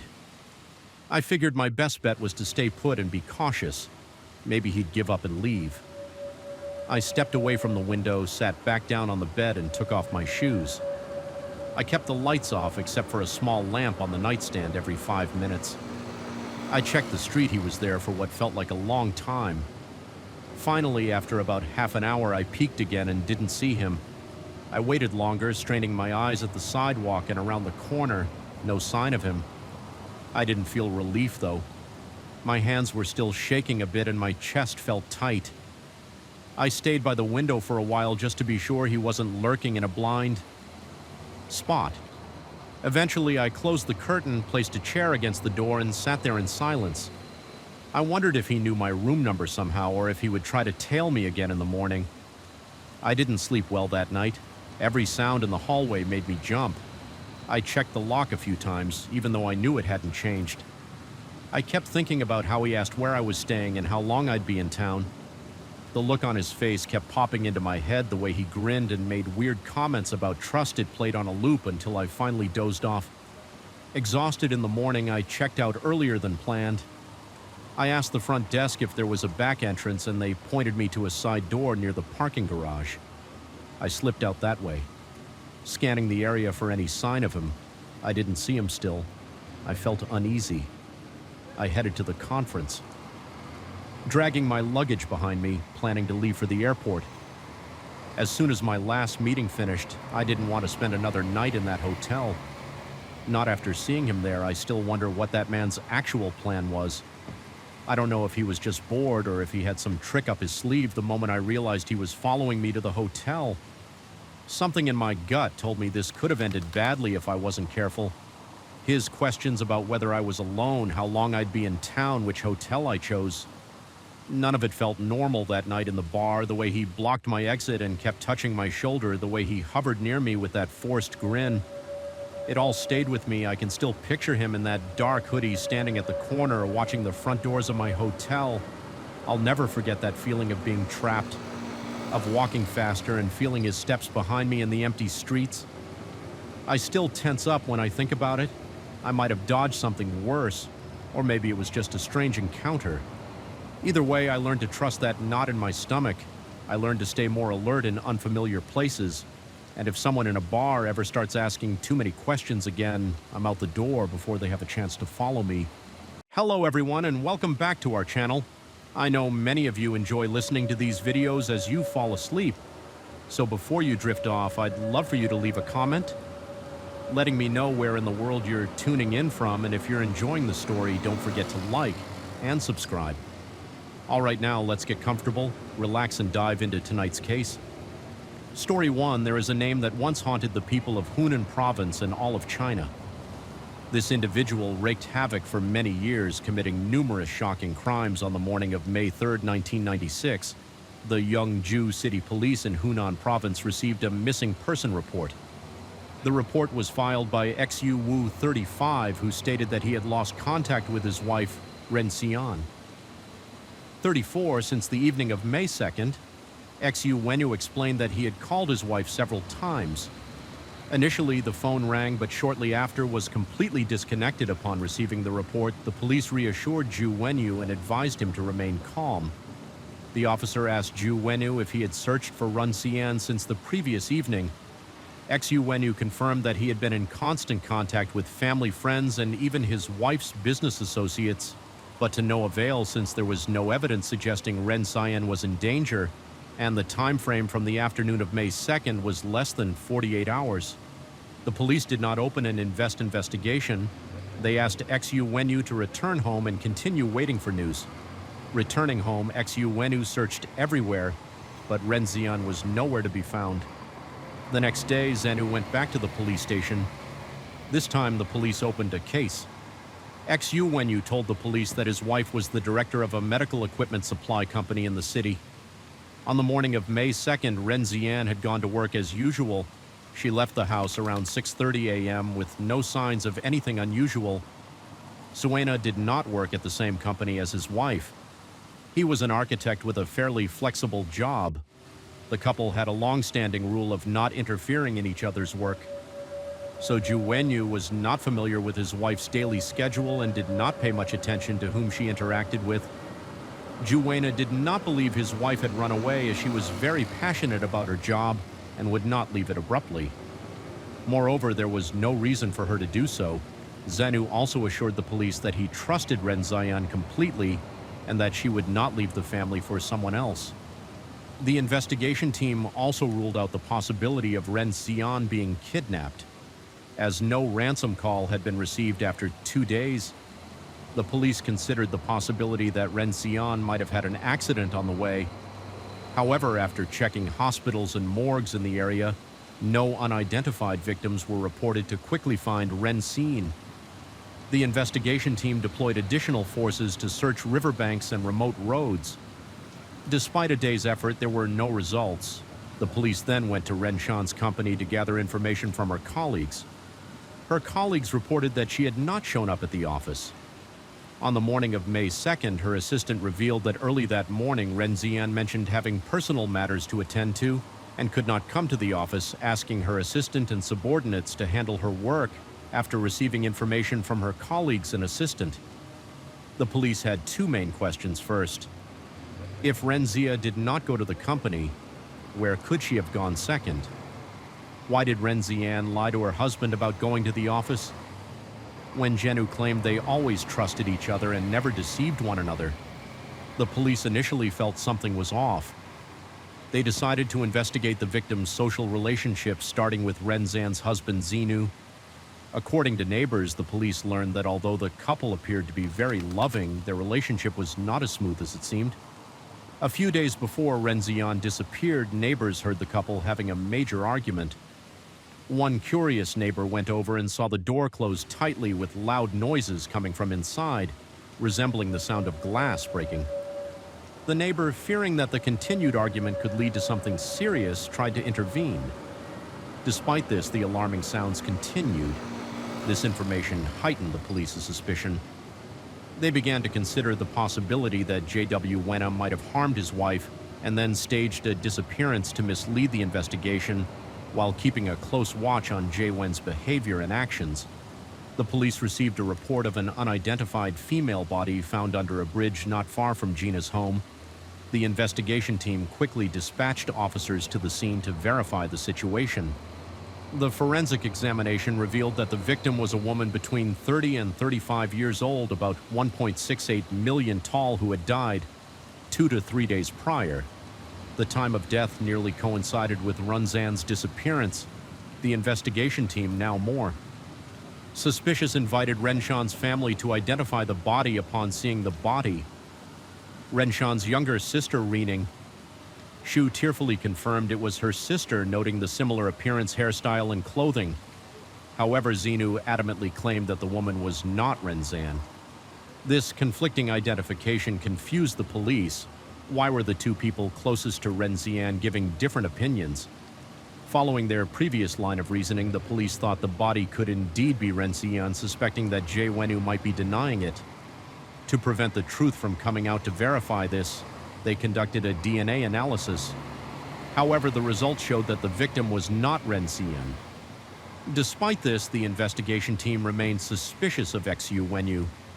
They asked him where he was and what he did on May 2nd, knowing he was under suspicion. Xu Wenyu was surprised and somewhat upset to prove his innocence.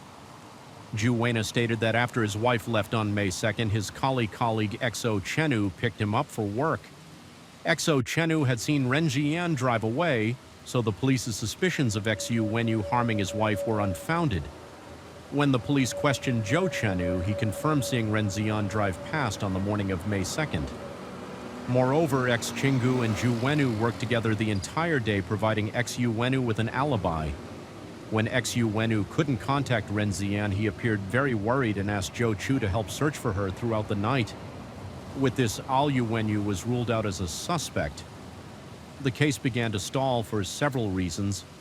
First, there was no clear evidence indicating whether Ren Xian was in mortal danger. If she was, who was responsible? As more days passed, the whereabouts of Ren Xian remained a mystery. To quickly find Ren Xian, her family and relatives printed missing person flyers and posted them all over the streets, hoping someone would see and report back. Nearly 2 months had passed since Ren Xian was last seen, and her family continued to hold out hope for her return. However, some feared the worst. Believing she might have met with a fatal incident on July 15th, the Hunan Provincial Police announced the discovery of a severely decomposed female body in a ravine at Mount Song. The identity of the body was yet to be confirmed. The victim was described as a woman between 30 and 35 years old with long black hair, wearing a wedding ring engraved with the names Xu Wenyu and Ren Xian. Additionally, she wore an expensive-looking watch on her left hand and a gold heart-shaped necklace. After analyzing the scene, Honan police concluded that it was not an accident. The victim's clothes were disheveled and torn in several places, suggesting a struggle. All the bones were broken, indicating she was likely pushed from a height. The police considered this a particularly serious murder case and promptly began an investigation. News of the female body found in Mount Song's ravine spread quickly across the country. Xu Wena saw the report on TV and was alarmed by the similarities between the victim and his wife. The detailed description of the ring necklace and watch matched perfectly with Renzan's possessions. Causing Zhuan in great distress, he immediately drove to the Hunan police station to confirm the identity. Upon seeing the remaining personal items, Xinu was certain that the victim was his wife. Ren Xian DNA analysis confirmed that the deceased woman was indeed Ren Xian, turning the mysterious disappearance into a Serayu's murder case. Zhu Wenyu revealed to the police that his wife loved visiting temples. Though he couldn't understand why she would go to such a distant one, he was also at a loss as to who could have committed such a brutal act. Despite the investigation team's efforts to gather clues and narrow down suspects, the complexity of the crime scene, the passage of time, and the rain washing away evidence, along with the severe decomposition of the body, made progress difficult. Consequently, the investigation did not yield any significant leads. The case of Ren Xian became a source of fear for the residents around Mount Song, as the perpetrator was still at large. What terrified people even more was that shortly after her disappearance, a series of similar incidents occurred in the area, causing the investigation team great distress. Specifically, on June 13, 1997, a tour group from Hub Province visited Mount Song around 12:15 p.m. A young woman named Lu Jing, 20, wandered off from the group to enjoy the scenic path behind Shean Temple. When Lu Jing did not return, the tour leader became worried and asked the local police to search for her. However, the vast area of Mount Song made it challenging to locate one person. 5 days later, Lu Jing's body was found in a ravine halfway up the mountain. She was naked, her hands tied behind her back with rope and her mouth taped shut. Recognizing the seriousness of the case, the police launched a large-scale search around the scene but found no additional evidence. However, they noted that the perpetrator's methods were very similar to those in a previous case involving a girl who had been raped and murdered at the base of the mountain.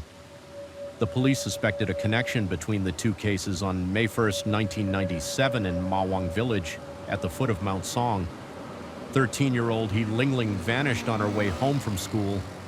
Her body was discovered in a wheat field on May 24th, in a condition strikingly similar to that of Lu Jing. As the police grappled with these three cases, another 13-year-old girl, Yao Huang, was found dead in a deep roadside ditch on the morning of September 13th. 1997, was a classmate and neighbor of a Lingling. Police statistics revealed that since 1996, numerous rape and murder cases targeting women had occurred in the mountain ravines, dense forests surrounding famous temples on Mount Song, and village roads at the mountain's base. By 2001, the death toll had risen to as, with victims ranging from 11 years old to a woman in her 50s.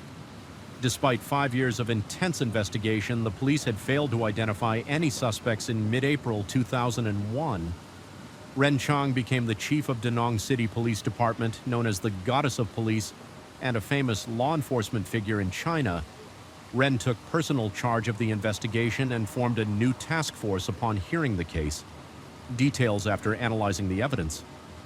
The investigative team theorized that the perpetrator was a local resident with a fixed address near Mount Song, possibly using a special identity or profession as cover. A female officer went undercover to lure out the killer, but for over 2 months the Mount Song area remained peaceful.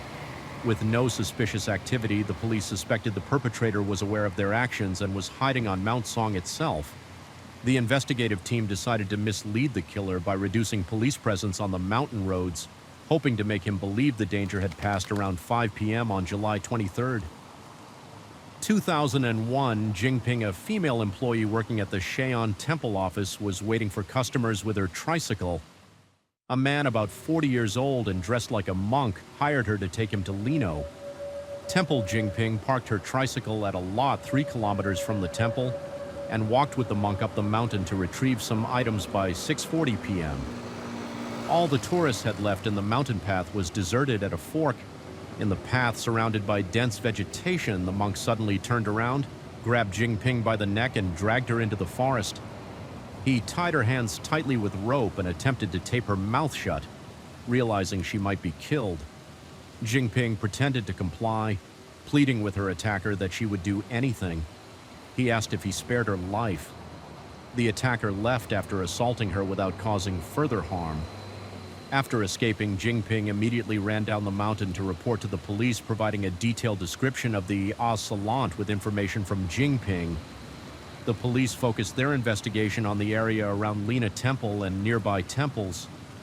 The nuns at Lena Temple mentioned that a man fitting Jinping's description named Wang Shang had stayed there. His background was unclear and he had insisted on staying. Despite being asked to leave a few months earlier, Wang Shang had been beaten for theft and had since disappeared. The abbot of Yuangang Temple confirmed that a toist named Wang Sang had also stayed there a few months prior, claiming to be gathering firewood and medicinal herbs on the mountain. Determining that the suspect was nearby, the police set up ambushes in and around the temples, blocked the only road leading into the mountain, and stationed checkpoints along the path down the mountain next to Shaolin Temple. Finally, on the evening of July 24, 2001, Wang Xing was apprehended by the police. Jingping identified him as the man who had assaulted her the previous day. Wang Zong was immediately taken to the police station. Despite intense questioning, he refused to say anything at night in his cell. Wang Zhang would often shout that he hated women and men alike. Hearing this, the police were puzzled. Although they did not know the reason for his outburst, they sensed that the suspect had likely experienced some traumatic event leading to his unstable mental state. They tried various methods to calm him, attempting to understand and soothe his emotions, in hopes that Wang Gang would eventually reveal the truth. However, their efforts seemed ineffective on the fourth day after his arrest. Wang Zong unexpectedly asked a police officer what the punishment would be for killing one person. The officer responded that it depended on many factors. Wang Zong then asked what the punishment would be if there were multiple victims. These questions made the officer more cautious. Sensing an opportunity, the officer gave a clever response. He explained that if the punishment might be reduced and the death penalty could even be avoided. Hearing this, Wang Zong began to waver. He sat in deep thought for over 2 hours before deciding to confess everything. Hoping for leniency, Wang Zong revealed his real name was Wang Dongfang, a 30-year-old from Chuzhou village in Yuanyi City. Honan Province, he was the elder of 2 brothers. Despite their affluent economic status, his family was unhappy. The wealth came from his father, Wang Dongyi, who was notorious for his thefts. Wang Dongyi was also known as a violent husband and father, frequently beating his wife and children, leaving them covered in bruises. Additionally, he often brought young women home and slept with them. Wang Song's mother, Safuan, was no better abused by her husband and unhappy with her life. She had an affair. When this was discovered, she was beaten and eventually left the family. This left Wang Dongfang and his brother living with their father and his mistresses, enduring constant abuse from both. Wang Dongfang dropped out of school. Before finishing elementary education, he started hanging out with local delinquents, engaging in bullying and petty theft instead of punishing him. Wang Dongyi encouraged these behaviors, believing that a son should surpass his father. In 1994, Wang Dongfang started dating a girl named Gillen from his village. Gillen was 2 years younger, pretty but arrogant and often disrespectful. Throughout their relationship, she frequently became upset and threatened to break up to prevent her from leaving him. Wang Dongfang indulged her every whim, even resorting to theft to give her money. Wang Dongfang believed that his sincerity and sacrifices would win Gillen's affection. However, one day he visited her unexpectedly and found her with another member of his gang. Furious Wang Dongfang swore revenge on both of them, fearing his threats. Gillen and the other young man went to the police and reported Wang Dongfang for theft, knowing he was wanted by the authorities. Wang Dongfang went on the run for 6 months. He evaded capture by moving between different towns during the day and committing petty theft at night. His criminal activities became more sophisticated over time, realizing that his fugitive lifestyle would eventually lead to his capture. Wang Dongfeng decided that the most dangerous place might also be the safest. He returned to his hometown in Hunan and moved to the Mount Song area in Yangzhou City. There he changed his name from Wang Dongfeng to Wang Shang and posed as a toist priest using fortune, telling to scam people out of their money. In the period following his arrest, Wang Dongfeng's psychological state became increasingly erratic. Living on the mountain for an extended period, he developed a compulsion to touch and hold women's hands during fortune-telling sessions. He could sometimes indulge this urge, but it did not fully satisfy him. He grew particularly agitated when couples visited the temples together. Feeling jealous and increasingly determined to possess women, initially Wang targeted only young attractive women, however, finding this too limiting. He decided to attack randomly, regardless of age or appearance. On May 2, 1996. Ren Jian, visiting from Sichuan province, came to Mount Song for sightseeing. She began her day early visiting Shan Temple, Sona Pagoda, and other spots. Later, she walked alone along the mountain path toward the mysterious Lina Temple. Seeing her alone, Wang Dongfeng followed her. Halfway there, he noticed Ren looking lost and needing help. Emerging from the bushes, he greeted her with A.I.B. Seeing the monk, Ren respectfully asked for directions to Linoa Temple. The monk warmly offered to guide her after a long, strenuous walk on the steep terrain. Ren grew exhausted, seeing her sweating profusely. Wang suggested they rest. Ren sat on a rock, admiring the scenery and praising its beauty. When she asked the monk if he felt the same, she turned to see him lunging at her. Wang grabbed and kissed her aggressively, tearing her blouse. They struggled for a while, and Wang demanded she comply with his sexual advances, threatening to kill her. If she resisted, enraged by her refusal, he pushed her off the cliff. Hearing her desperate screams, Wang felt elated rather than scared, even smiling as if nothing had happened. More than 2 months later, Renshan's body was found on May 1st, 1997. Continuous rain had increased humidity, blanketing the area around Mount Song, and fog making visibility poor and reducing visitors desperate to satisfy his urges. Wang ventured down the mountain and spotted He Lingling, a young student walking alone. He followed her to the eastern slope, where, seeing no one around, he grabbed her using tape to gag her and rope to bind her hands. Wang led her to a nearby weak field. After assaulting her, he suffocated He Lingling until she died on June 13, 1997. A large number of tourists visited Shaolin Temple, creating an ideal opportunity for one to strike at around 11 a.m. A group of tourists from H arrived at Mount Song at 12:15 p.m. Lu Jing, 22, separated from the group to enjoy the scenery along the wooded mountain path behind Shaolin Temple. While she was admiring the view, Wang approached her from behind. Lu Jing politely greeted the monk without a word. Wang seized the moment, taping her mouth shut, tying her hands and dragging her to a ravine. Midway up the mountain, he quickly stripped her and assaulted her. The more Lu Jing struggled, the more violently. Wang acted her body was severely scratched from being pressed against the rocks. After satisfying his desires, Wang strangled her until she died. Before leaving, he conceived a perverse idea. Remembering the girl who had betrayed him, he was filled with rage, associating Lu Jing with his ex-girlfriend Gu Ling. Wang decided to mutilate her body brutally. He used a stick to repeatedly attack her genital area and violently pulled at her breasts. Lu Jing's body, left naked by the stream, was not discovered until 5 days later. Exposure to the elements and insects accelerated decomposition. Realizing that younger girls were easier targets, Wang began focusing on this demographic. On the afternoon of September 12th, 1997, Wang Dongfeng descended from the mountain once again in search of prey. This time, he followed a lone schoolgirl walking home. The girl, 13-year-old Yoing, was a classmate of the previous victim. He Lingling Wang deliberately approached Yao, claiming to be a pilgrim who hadn't eaten and needed help. The naive Yao offered him some of her pocket money, which Wang refused, saying he only needed food. Yao then suggested taking the monk to her home. Wong pretended to follow her, but quickly attacked once they reached a secluded area. Despite Yao's tears and pleas, Wong showed no mercy. He dragged her into bushes, sexually assaulted her, and intentionally mutilated her genitals. Finally, he dumped her body in a deep roadside ditch. The entire crime went undetected in the following period.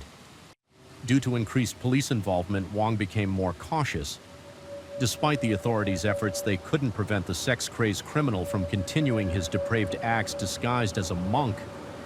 Wong brazenly appeared in public, even observing crime scene investigations, as the police had yet to identify any suspects. Wong grew increasingly cocky, looking down on law enforcement's abilities.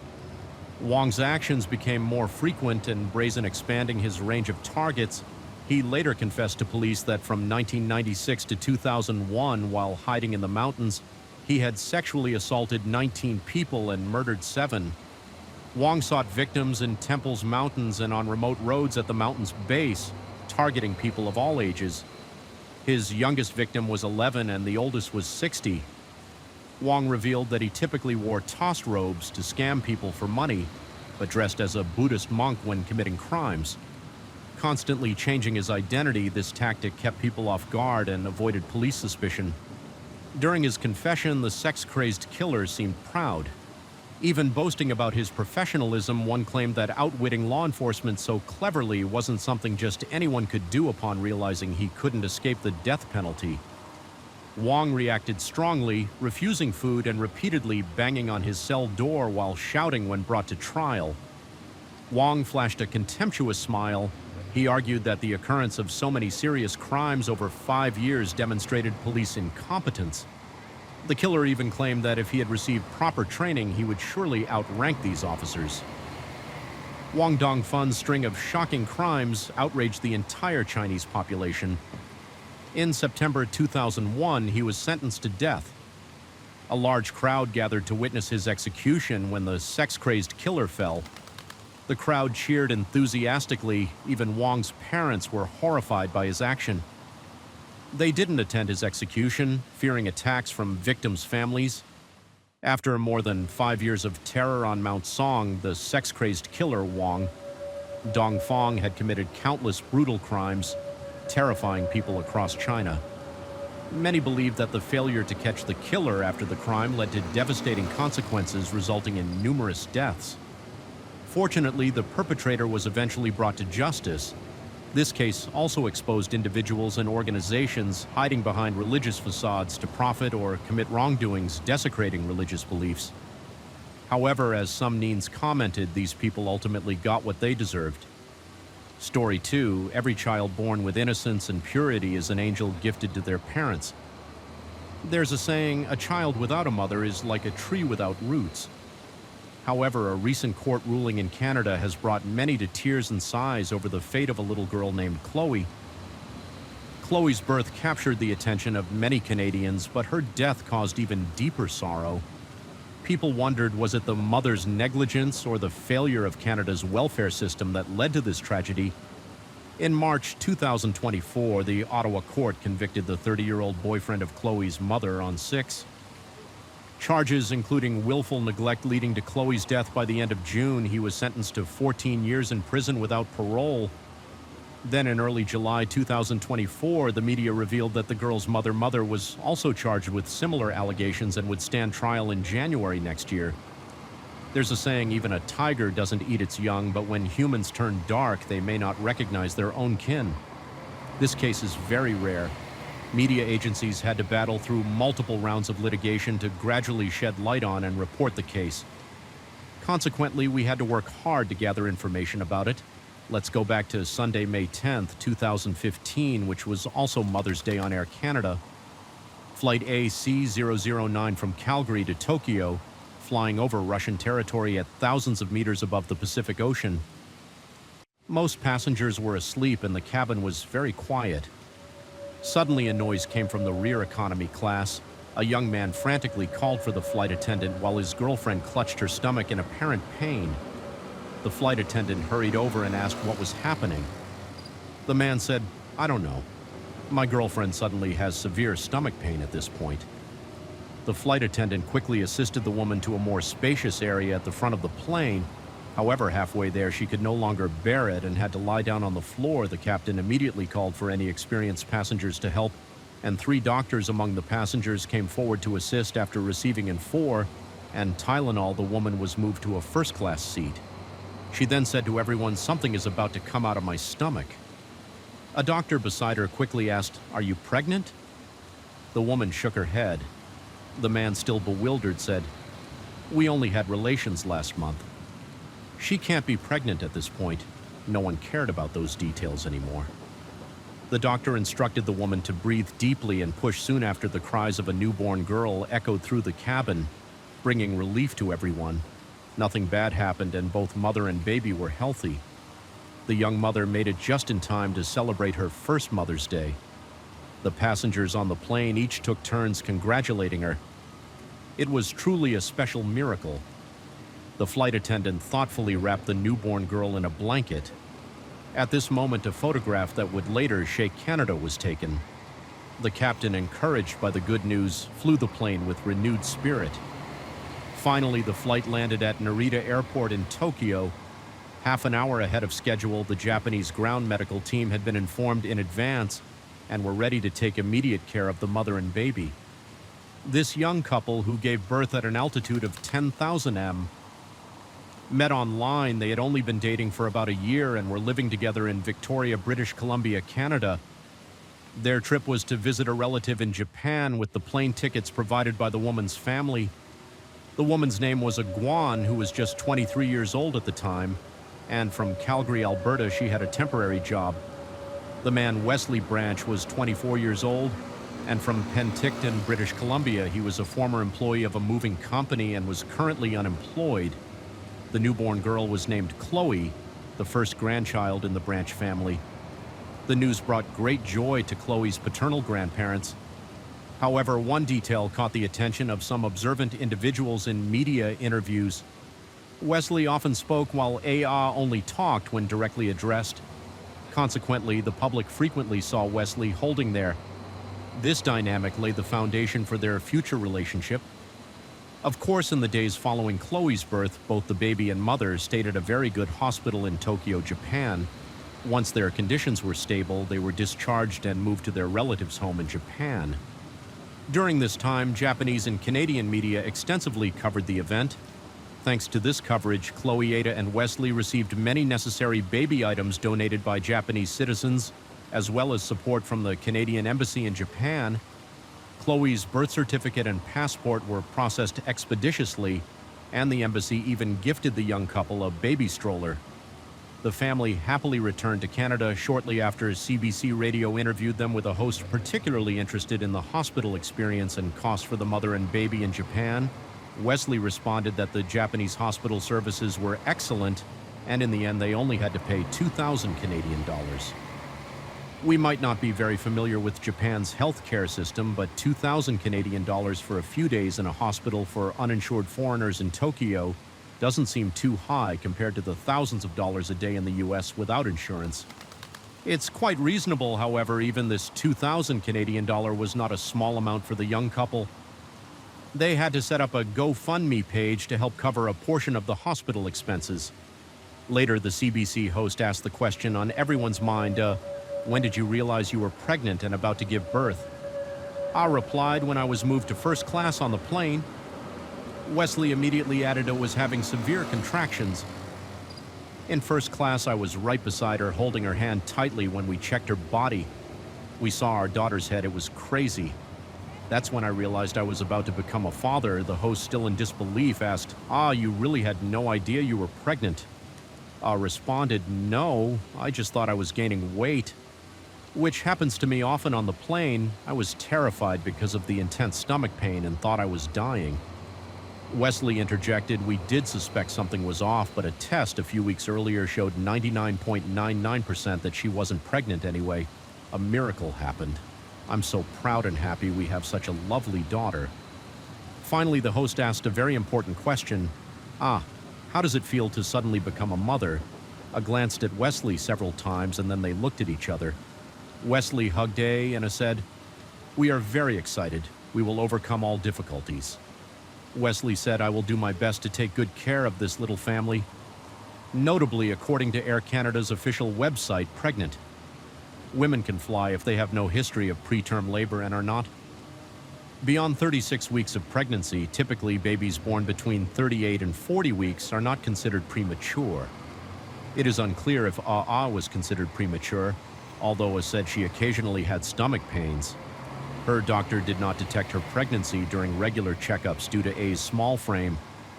No one, including the airport ground staff, recognized her as pregnant. Some media speculated that A was 37 weeks pregnant regardless. The airline wanted to send their congratulations to her and her family. However, a news program couldn't resist joking that although the baby born on the plane was very healthy, the mother might need to pay a fine for carrying an extra piece of carry-on luggage. This incident captivated Canadians at the time, as babies born on planes are very rare. The first known in-flight birth occurred in 1929 in Florida, USA. The most recent happened on January 19, 2023, on an Emirates flight from Tokyo, Japan to Dubai. A 2020 article in the International Journal of Travel Medicine tallied in-flight births on commercial flights from 1929 to 2018, totaling 74 cases, or roughly 1 per 26 million passengers. Nearly the same odds as winning a lottery jackpot. However, among these 3 newborns did not survive. This rarity explains why many airlines prohibit pregnant women from flying between 38 and 40 weeks. The thin air at high altitudes is not conducive to newborn breathing, and their ears are very sensitive to air pressure. Additionally, medical capabilities on planes are very limited with a lack of medical personnel and equipment. While a normal delivery might be manageable, a cesarean section would pose significant risks to both mother and baby. Furthermore, the nationality of newborns is a complex issue. Planes are considered extensions of their registered country's territories, but the skies they fly through belong to different nations. Some countries grant citizenship based on birth location, leading to potential nationality. Ambiguities for babies born on planes complicating legal processes. For example, Chloe is clearly Canadian, but immigration lawyers have pointed out that if she were born over USA airspace, she might be eligible for U.S. citizenship. Chloe was fortunate at birth, but no one anticipated the hardship she would face. Upon returning to Canada, Wesley's mother told the media that A and Wesley were immature parents, unprepared for Chloe's sudden arrival.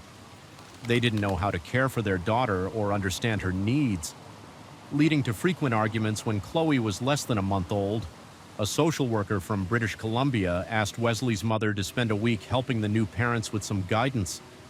She stayed at AA and Wesley's home in Victoria by invitation. To her surprise, Wesley asked her to take Chloe for a month so they could go on vacation. At that moment, Wesley's mother realized the couple was too selfish and trouble was inevitable. However, after helping care for Chloe for a week, she left Victoria and returned home indeed in August 2015, 3 months after Chloe was born. Due to A and Wesley's escalating arguments that risked violence, British Columbia's welfare agency removed Chloe from their care and placed her in temporary foster care.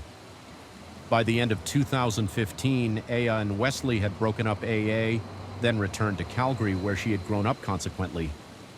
British Columbia's welfare agents transferred Chloe to Alberta's welfare agency by early 2016. Alberta's welfare agency officially took over Chloe's guardianship. However, Chloe's tragic fate continued. Ada's father, Sam Guan, and her stepmother, Lily Wong, had been married since the late 1990s and lived in Calgary. Lily had 3 sons from a previous marriage, making them 8 as half-brothers. One of them, Boss Wong, became the family spokesperson in Chloe's case. Boss stated that Alberta's welfare agency placed Chloe with Sam and Lily. When she first arrived, Chloe was very shy and easily frightened, showing signs of insecurity. It took some time before she began to trust their love and gradually opened up. Chloe started to interact with those around her, living a happy and joyful life like any other child. During Sam and Lily's care for Chloe, Alberta's welfare agency arranged weekly visits with her biological parents for what was supposed to be family time. However, social workers noticed that A and Wesley often found excuses to cancel these scheduled visits even when they did attend. Their attention was clearly not on their daughter. They appeared distracted and reluctant.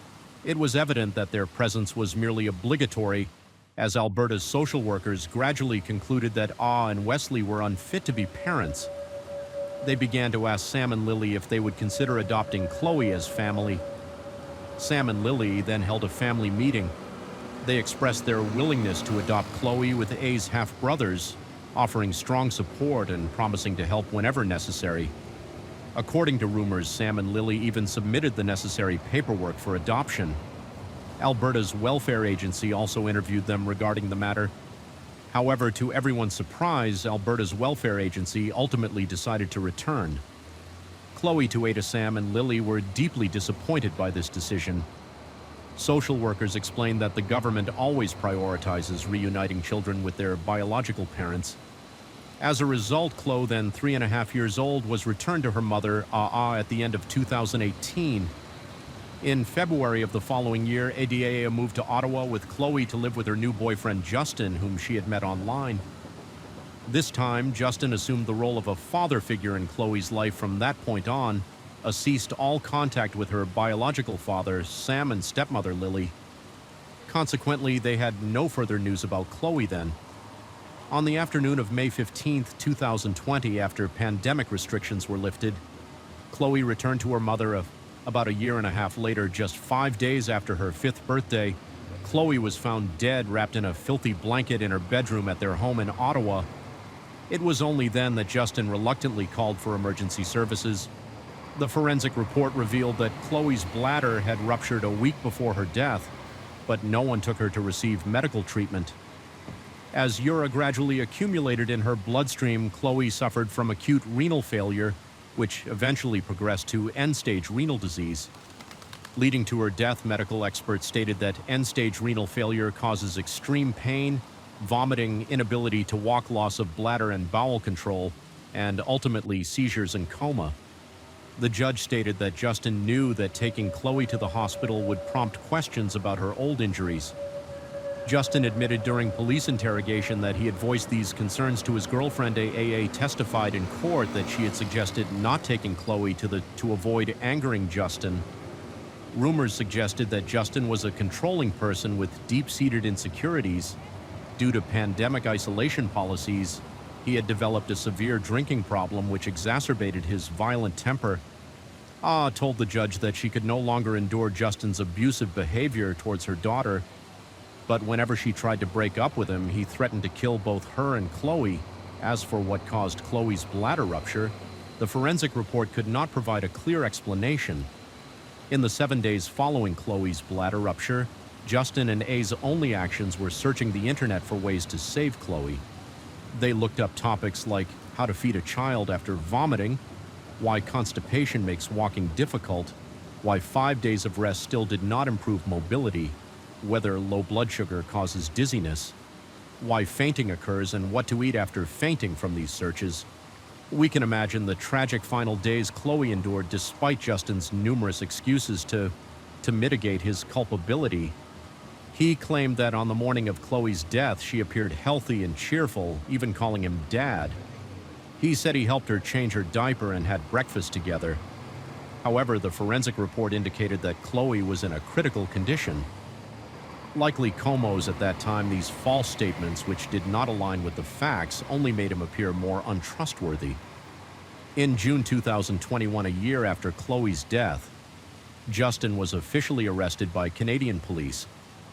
Due to the pandemic, the case didn't conclude until June 2024. 3 years later, Justin was sentenced to 14 years in prison. Initially, the prosecutor hoped for a 16-year sentence. While the defense lawyer argued that this was Justin's first offense, the lawyer also claimed that Justin had mental health issues and had suffered a troubled childhood with an abusive stepfather. Therefore, the court should give Justin a chance at rehabilitation, believing that a 16-year sentence was too harsh and suggesting 10 to 12 years as more reasonable. Ultimately, the judge settled on a middle ground of 14 years. Looking back at the entire case, a severe oversight was discovered. Chloe was never placed on the radar of Ottawa's welfare agency.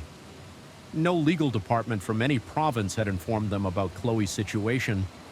Sadly, it was only after the tragedy that Ottawa's welfare agency began to investigate. By then, it was too late, currently. It is unclear whether Alberta's welfare agency continued to monitor Chloe's situation after handing her over to Ada. Did they know that was moved to Ottawa? If they did, it's evident that Alberta's welfare agency did not transfer Chloe's file to the relevant authorities in Ottawa. Did they close Chloe's case and stop following up? The most critical question is why Alberta's welfare agency returned Chloe to Ada, and how Ada convinced social workers to grant her custody. Many questions remain unanswered and may never be answered because Alberta's welfare agency has stated that Alberta's PR privacy laws prevent them from discussing any specific cases. It's evident that there are flaws in the Canadian government's operational mechanisms. If these gaps are not addressed, similar tragedies are likely to occur in the future. As for Chloe's biological father, Wesley, it was his, and the paternal grandparents' demand for answers that allowed the Ottawa court to let the media cover the case. Wesley told the media that after his breakup with Ada, he had no idea where Chloe was. He was devastated when he received the call from Ottawa police informing him of his daughter's death. He blamed himself for not trying harder to remain in Chloe's life and felt betrayed by the government system that failed to change the outcome or fate of his daughter. He said, "I am living in a nightmare every day." Dear viewers, this is a human tragedy. While I may not be able to detail the entire process of the case, I feel deep sadness and regret for these victims. I only hope that parents around the world can give their children the love and care they deserve, and that there will never be another. Chloe was born fortunate, receiving global attention and blessings, but tragically into an unkind and irresponsible family throughout this case. One perplexing point is that Ada was clearly unfit to be a mother, yet she insisted on keeping custody of Chloe. The decision by Canada's welfare agency is also baffling. They overlooked the loving paternal grandparents and handed Chloe back to Ada. What's more infuriating is that they didn't check on Chloe for a year and a half afterward. They should have at least informed the relevant welfare agency in Ottawa. Right, currently, only Justin has been sentenced to prison, but we believe that ADA, who has also been prosecuted, will soon receive her due punishment. Story 3, Ontario County Sheriff's deputies are asking for your help tonight, finding a missing man. They say 31-year-old Adam Chase went missing on June 14th on 2012 in Ontario County, New York. A man left his home after having an argument with his wife. Initially, his family thought he just needed some time to cool off and would return once he calmed down. However, after a few days passed with no sign of him, the family grew concerned and reported him missing to the police. They also sought help from the media to appeal to the public for assistance in finding him. Months of searching and waiting passed, but eventually they only found a set of scattered white bones. Even more surprisingly, the remains were discovered right within the family's home. What secret did this disappearance hold, and who was the silent perpetrator behind it all? Welcome to Crime Documentary Files. Let's rewind to about 6 p.m. On Thursday, June 14th, 2012, a woman named Rose Chase, 30, drove to her in-laws' house to pick up her son before leaving. She mentioned to her mother-in-law that she and her husband Adam had argued that morning, after which he stormed out and hadn't been seen all afternoon. Rose's mother-in-law felt a bit worried upon hearing this, but she thought she understood her son. This was a small rural area and he didn't have many friends. Even if he was still angry and didn't come home tonight, he would surely go to his parents' house to sleep. So she reassured Rose to go home, saying Adam would return by nightfall the next afternoon. Adam still hadn't come back. His mother called Rose to ask if he had returned home, but Rose said Adam hadn't come back all night and hadn't called either. At this point, his mother was genuinely worried. She asked Rose what had caused such a serious argument. Rose explained that Adam had been playing video games nonstop at home, so they had tried to talk about it the day before. Unexpectedly, the conversation quickly escalated into a fight. Rose said Adam had punched a hole in the wall out of anger and then left without taking his wallet or car keys. After hearing Rose's explanation, his mother decided to call the police. She was concerned that without a car or money, Adam couldn't have gone far and feared he might have done something reckless or gotten into danger. By June 18th, Adam had been missing for 4 days. Local residents enthusiastically organized search teams to help the police also sent search units throughout the village, including to Rose and Adam's house. When the police, accompanied by search dogs, arrived at the house and asked Rose if they could search inside, Rose happily agreed. However, she warned the officers that the house was very messy, asking them not to mind the clutter upon entering. Everyone saw that Rose wasn't exaggerating. The house was indeed a mess. This 3-bedroom, 1B 50-square-meter home was filled with chaotic piles of belongings. Clothes were heaped on the beds like mountains. Drawers were overflowing and the floors were littered with electronics, toys, and even snacks. The entire house barely had any clear pathways. It was hard to imagine how they lived there daily after inspecting the cluttered first and second floors. The officers led the dogs down to the dark basement. However, as soon as they stepped down the stairs, a foul odor hit their noses. Rose explained that the basement's plumbing had a leak that hadn't been fixed yet, and she hadn't had time to hire someone to deal with the rats and bugs, so she suggested that the unpleasant smell might be due to dampness and animal remains. The officers and their dogs searched the basement but found nothing suspicious, except for some scattered tools, puddles in the corners, and dead cockroaches on the floor. In the following weeks, more and more locals joined the search team. They combed through every nook and cranny of the village but found no trace of Adam. Strangely, Adam's family told reporters that on June 19th, the 5th day after Adam left home, they received a text message from him. It said, "I'm at a friend's house and need time to think." However, they never heard from him again after that. Chase's sisters say there were 2 texts on June 19th, one to each of their parents. It said, "Staying with a friend in Canandon, need time to think." This message raised suspicions with Adam's parents and the police. They mentioned that Adam would typically call directly if there was an issue, and he had never sent a text message like this before. Therefore, they believed that someone might have impersonated Adam, implying that his disappearance likely involved external interference. However, the police showed little concern over this. They advised the family to be patient and wait for good news instead of getting worked up over imagined scenarios. Adam's disappearance, initially lasting a few weeks, extended into several months.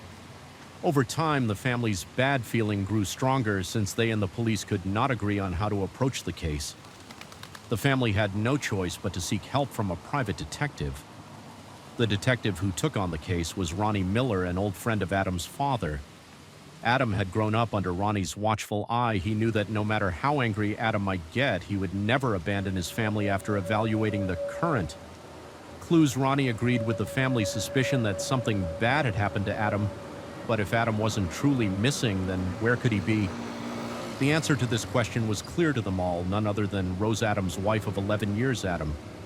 "If you are seeing this, can you please come home to your family? They really do miss you, and if anybody knows where Adam is, please contact the Ontario County Sheriffs, so this way the family can know how he is and that he's okay."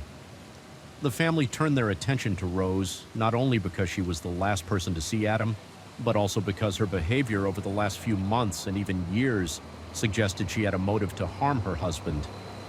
Since 2007, 6 years into the couple's marriage, Adam's family had suspected Rose of infidelity, however lacking concrete evidence, and with Adam staunchly defending his wife, the matter was eventually dropped.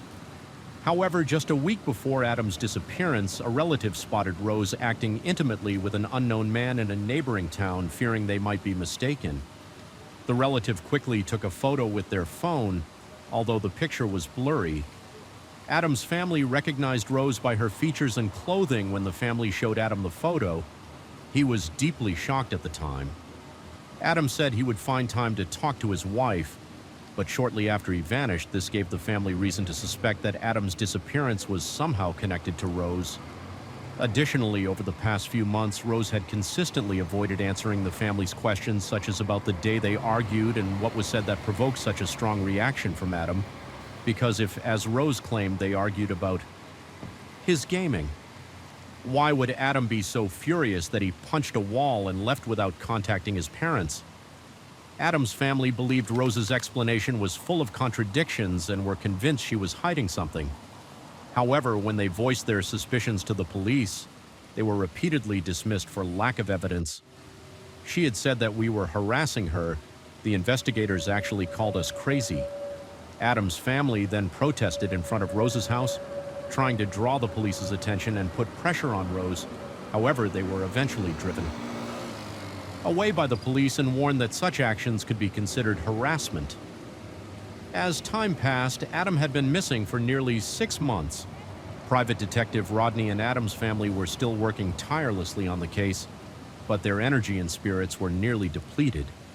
Rodney figured that if those seeking the truth were this exhausted, the person hiding it must be equally worn out, so he decided to give Rose a scare, hoping it might shake her enough to reveal the truth.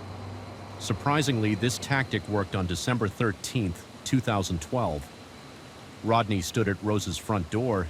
He sternly told her, "You've been in a lot of pain. I know, but now I have enough evidence to charge you. Tell me, where did you bury Adam?" As soon as Rodney finished speaking, Rose collapsed to the ground. Trembling, she cried and said she hadn't buried Adam but had cremated him. The location was in her mother's backyard. Hearing this, Rodney immediately informed the police, requesting a search of Rose's mother's property. There they found a box containing ashes along with scattered human bone fragments in the bushes nearby. Throughout this process, Rose stood by and watched. She quietly apologized to Adam's family, but otherwise her emotions remained unchanged. Finding Adam's remains confirmed the family's intuition from the start, but now they faced an even more painful reality. What had Adam gone through before he died? Why were his bones scattered on his mother-in-law's property? If it was the heat of the moment and you thought enough was enough and you pushed him, you pushed him. It's what it is. I don't know if I actually gave him that extra next. I will use interrogation excerpts as supplemental material to recreate the events of the day. Adam and Rose had their conflict. But before we continue the story, let's learn more about the personalities and backgrounds of this couple this way. Everyone can better understand their perspectives and points of conflict and evaluate who might be telling the truth. Rosen and Adam's fate intertwined back in high school. Rose, a year younger than Adam, was introverted and struggled to make friends. Additionally, she had a reading disorder which made her a frequent target for bullying at school. Her mother said that Rose preferred playing with small animals over socializing with others. Adam, on the other hand, was different, although recognized as a computer geek. His cheerful and slightly quirky personality made him well-liked among his peers. Initially, the two were just friends. As they moved into high school, they gradually grew closer. Both families recall that Rose and Adam shared a love for science fiction novels and movies. They often visited Renaissance fairs together. After a period of stable dating, they decided to get married. Rose was 19 and Adam was 20 at the time. Friends and family were overjoyed for them. However, the young couple quickly faced their first challenge. Doctors diagnosed Adam with abnormal sperm, meaning they would need a significant amount of money for treatments if they wanted to have children. At the time, their financial situation was tight. Rose worked as an assembly line worker at a weapons factory, while Adam ran his own small business. After careful consideration, they decided to let nature take its course and not try too hard for a child. In 2007, 6 years into their marriage, Rose was blessed with the birth of their son, Tristan. The couple was overjoyed, especially Adam, who saw this miraculous child as a gift from above. Shortly after Tristan's birth, Adam decided to quit his job to become a full-time stay-at-home dad. Although this arrangement seemed unusual to others, it was a division of labor that worked well for them. For years later, in 2011, Rose was promoted at work. Their improved financial situation allowed them to buy a house near Adam's parents. With his parents' support and Tristan about to start kindergarten, Adam began planning to return to work. Their lives seemed to be entering a more stable phase. However, in reality, their marriage had been showing cracks for a long time. Rose told the detective that since Adam had quit his job to stay home, he had become addicted to gaming. Adam would alternate between playing Xbox and online games, staying up late to play, sleeping in until noon the next day, and then continuing to play. He would eat junk food when hungry and relieve himself in cans. Several times, Rose came home to find their son dirty, his diaper unchanged. Rose said they argued about this many times, but after a brief period of movement, Adam would always revert to his old habits. Feeling neglected and cold-shouldered, Rose admitted to having affairs and multiple boyfriends. This continued until the day of the incident. June 14th, Rose said both she and Adam took the day off and sent their son to his grandparents because they wanted to have a serious conversation. However, this time the discussion was not about gaming, but about the photo Adam had seen. Rose explained to Adam that although she had indeed kissed the man in the photo, nothing more had happened between them, but Adam didn't believe her. He said that despite his deep love for their son, he now doubted whether the child was even his. The argument escalated, with both of them growing more agitated when Adam suggested a DNA test to determine paternity. Rose felt there was no point in hiding anymore. She bluntly told him that there was no need for a test because the child was not his hearing. These words from his wife, Adam, punched the wall in. Anger at this moment, a physical confrontation broke out between them. Rose said that during the struggle, Adam somehow tripped and fell down the stairs from the second floor, lying motionless at the bottom. Rose explained to the detective that she wasn't sure if Adam was still alive at that moment, but the reason she didn't call the police or an ambulance was that she thought his death might be more beneficial to her. Knowing Adam was aware he wasn't the child's father, if he insisted on a divorce, the judge would likely rule in his favor. Rose feared she would lose custody of her child. Her earnings and her retire savings would be taken for alimony. In short, if Adam lived, she would lose everything, so she chose to let him die naturally. Rose said that before picking up her son that afternoon, she pushed Adam, who was unresponsive at that point, down the basement stairs, positioned him sitting against the wall folded forward, and then hid him under a pile of clutter. She claimed, "I didn't expect that 4 days later the police would bring search dogs to my door." Rose felt relieved when the dogs didn't detect anything suspicious, which allowed her to escape immediate danger. Rose safely passed the initial search. Her cooperative attitude during the investigation led the police not to suspect her as a criminal. So, for many months afterward, whenever Adam's family raised suspicions about her, the police maintained a cautious attitude and did not investigate further.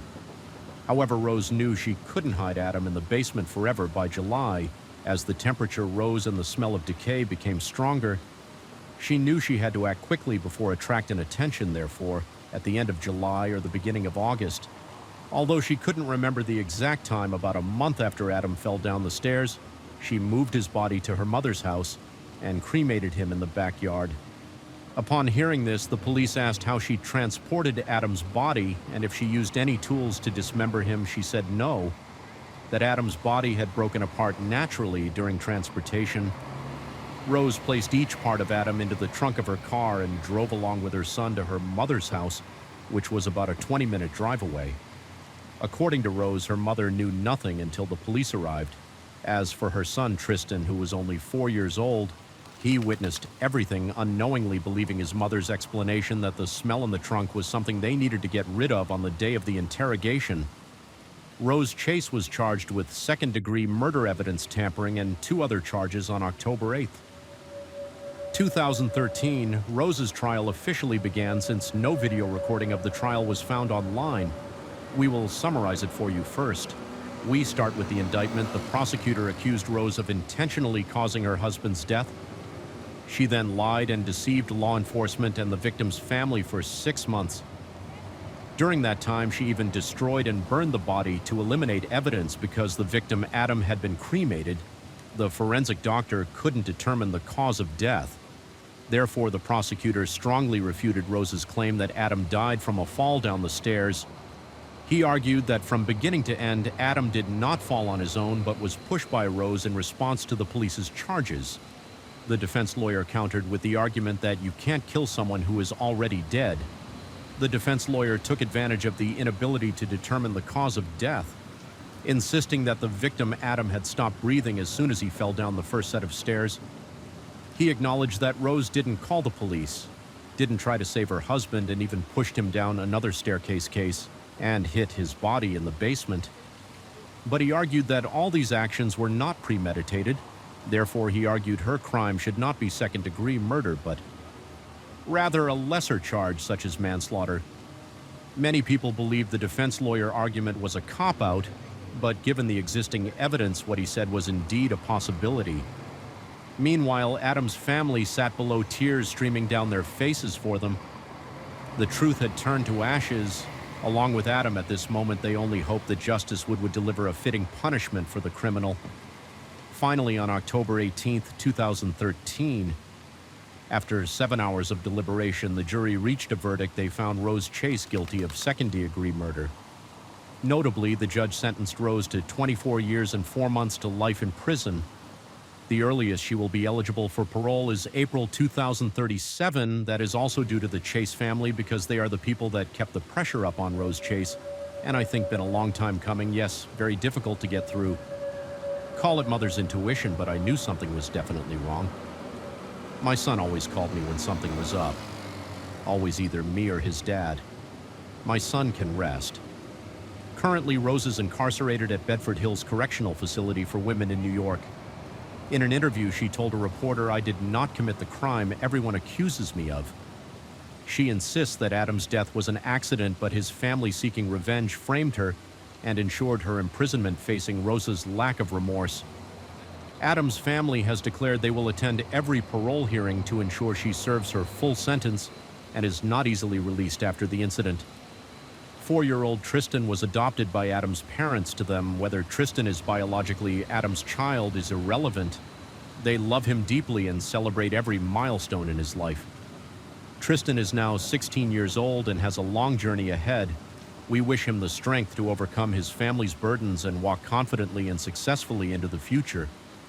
In conclusion, Adam Chase's case is a heartbreaking tragedy, offering many lessons about marriage, family, and the justice system. While Rose Chase faces a severe punishment, the pain and loss experienced by Adam's family can never be fully compensated. Story 4, Kuka Nozaki, a billionaire renowned for his obsession with women from his youth to his old age, was willing to spend a whopping 3 billion yen to have relationships with 4,000 different women. He didn't hesitate to spend money to marry a wife young enough to be his granddaughter. These are the characteristics the Japanese people think of when they mention the successful businessman Kuka Nozaki. Then something shocking happened at the age of 77, just 3 months after marrying his young wife. This magnate suddenly died, found naked with no clothes on. The news was a huge shock, leaving the Japanese public stunned and shaken. What exactly happened to this wealthy man at 10 p.m.? On May 24, 2018, a call was made to the Japanese police reporting that 77-year-old billionaire Kuka Nozaki had suddenly died in his 2-story private villa. Authorities immediately dispatched personnel to the scene, cordoned off the area, and began the necessary investigation procedures. Upon arrival, police conducted a preliminary check of the victim's body and estimated that Nozaki had died within 2 to 3 hours before the call, around 7 to 10 p.m. Although there were no external injuries, the autopsy revealed something strange. A lethal amount of stimulant was found in his system, and the cause of death was acute circulatory failure. Even more peculiar was that Nozaki typically did not use such drugs. No stimulants were found anywhere in his office, home, or car. The police suspected this could be a deliberate murder case due to the numerous suspicious point statements from the wife and butler. At the time of Nozaki's death, his young wife and male butler were at home. Both were considered suspects. The butler, named Taka, had once run a small bar but moved to Nozaki's house as a butler for over 30 years. After going bankrupt, Nozaki's wife, Saki Sudo, looked so young she could have been his daughter. She was 22 years old, 55 years younger than Nozaki Pudo. A former model with a voluptuous figure, had also been a popular adult film actress. Her family was not well off, and despite her seemingly demure appearance, she led a rather indulgent lifestyle. She was known to be an alcoholic, lazy, money-hungry, and frequently visited nightclubs. The police took statements from these two regarding their allies on the night of May 24th. P. Sudo's account was as follows. That evening, he and I were lying in bed together watching a sumo match. About 6 hours after the match ended, the butler called out, "Madam, dinner is ready." So I went downstairs to eat. At that time, my husband said that I should go ahead and eat, and he would eat later. He didn't want to eat and would stay in bed to watch another sumo match after dinner. I stayed on the first floor until 10 p.m. before going upstairs to sleep. That was when I discovered my husband naked on the sofa with his head tilted back. I ran over, but Nozaki was already unconscious. Based on their statements, it appeared that Nozaki had died. While Sudo was downstairs, the police speculated that it was possible Nozaki had ingested the stimulant to commit suicide while alone on the second floor. However, repeated checks found no injection marks on his body statement from a close friend. The police, however, considered the suicide theory unreasonable because Nozaki's assets amounted to hundreds of billions of yen. A few days before his beloved pet dog died, he had called a close friend and asked if the friend could come to bid farewell to it. The friend had been present that day and remembered it well. As it was May 6th, the friend recalled that although Nozaki was saddened by the sudden death of his beloved dog, there was no way he would commit suicide with vast assets and a young, beautiful wife living happily. The idea of Nozaki suddenly choosing to end his life seemed absurd. The suspicious death of his beloved dog. Even more suspicious was that the billionaire died 18 days after his beloved dog had also died. Under mysterious circumstances, those close to Nozaki knew he adored his dog and often said he would leave his estate to the dog. After he passed away upon hearing this, the police decided to investigate the story of Nozaki's dog. They exhumed the dog's body for an autopsy, suspecting it might have been killed by a stimulant injection. However, contrary to the police's expectations, no stimulants were found. Friends of Nowaki noted that he loved his dog more than his young wife.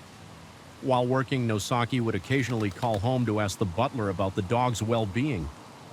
Did the security cameras capture anything upon reviewing footage from the 8 external cameras? The police found no signs of anyone suspicious attempting to break in from the outside. Only 2 people were inside the house. The butler and Nozaki's young wife. The police started to consider who would benefit most from Nozaki's death. All suspicions pointed to the primary suspect, the young wife Pudo. After gathering statements and conducting an initial investigation, Sudo emerged as the prime suspect for several reasons. Firstly, despite her initial seemingly frantic statement, she quickly became preoccupied with establishing her alibi to the police, showing no sign of grief or sadness over her husband's death. Secondly, during Nozaki's funeral, Sudo appeared cold and indifferent, even casually playing games on her phone. Thirdly, after Nozaki's death, Pudo requested an art company appraise a painting owned by Nozaki, suggesting she planned to sell at least one of his valuable artworks. Fourthly, a few weeks after the funeral, Sudo swiftly moved to liquidate Nozaki's assets.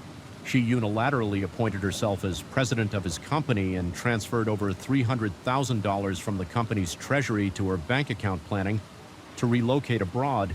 However, Sudo claimed she had no reason to be suspected. She argued that she was disadvantaged by her husband's death because there was a condition in their marriage that required Nozaki to deposit 1 million yen into her bank account. Every month from the day they married, Pudo insisted that Nozaki's death left her at an emotional and financial loss, but the situation appeared far more complicated than PSE Sudo's simple explanation. Shortly after, the police discovered a suspicious detail in Nozaki's will. The document stated that Nozaki would leave 3.5 billion yen of his assets to Pudo. Immediately before his death, Nozaki's total assets were around 5 billion yen, meaning he left almost all his wealth to Sudo. If this were true, Nozaki's death would benefit Sudo immensely, not just marginally. The police questioned Pudo, "Is this handwritten will genuinely?" From Nozaki, Pudo scoffed, "Ridiculous, are you suggesting I forged the will, and what's wrong with my husband giving me a monthly allowance of 1 million yen? Police responded, "No, I didn't mean it's an issue, it's just a bit confusing. Anyone could see that the young wife stood to gain the most from Nozaki's death." However, the police lacked evidence to prove Sudo was the murderer. Additionally, Sudo continued to deny any involvement in her husband's death, maintaining her silence against all accusations from the police. The case was widely reported in the media, and many mocked the police for their incompetence in finding evidence, while it seemed obvious to everyone else that the young wife was the culprit. Nozaki's rags to riches story also became a hot topic. Once dirt poor, Nozaki was born in Tanai Wakama Prefecture in 1941, the third of 7 children in a struggling family. He left school after junior high to start working and support himself. After finishing junior high, he worked at a foundry collecting iron powder and scrap iron to sell to junk dealers, saving every penny because he had no money and wasn't attractive. No women were interested in him. This made Nozaki envious of the wealthy men who were always drinking and cozying up to beautiful women at bars. His own reflection was the stark opposite, akin to something out of a horror movie or a tale of misfortune. One day, Nozaki saw an ugly man at the next table enjoying the company of two beautiful women.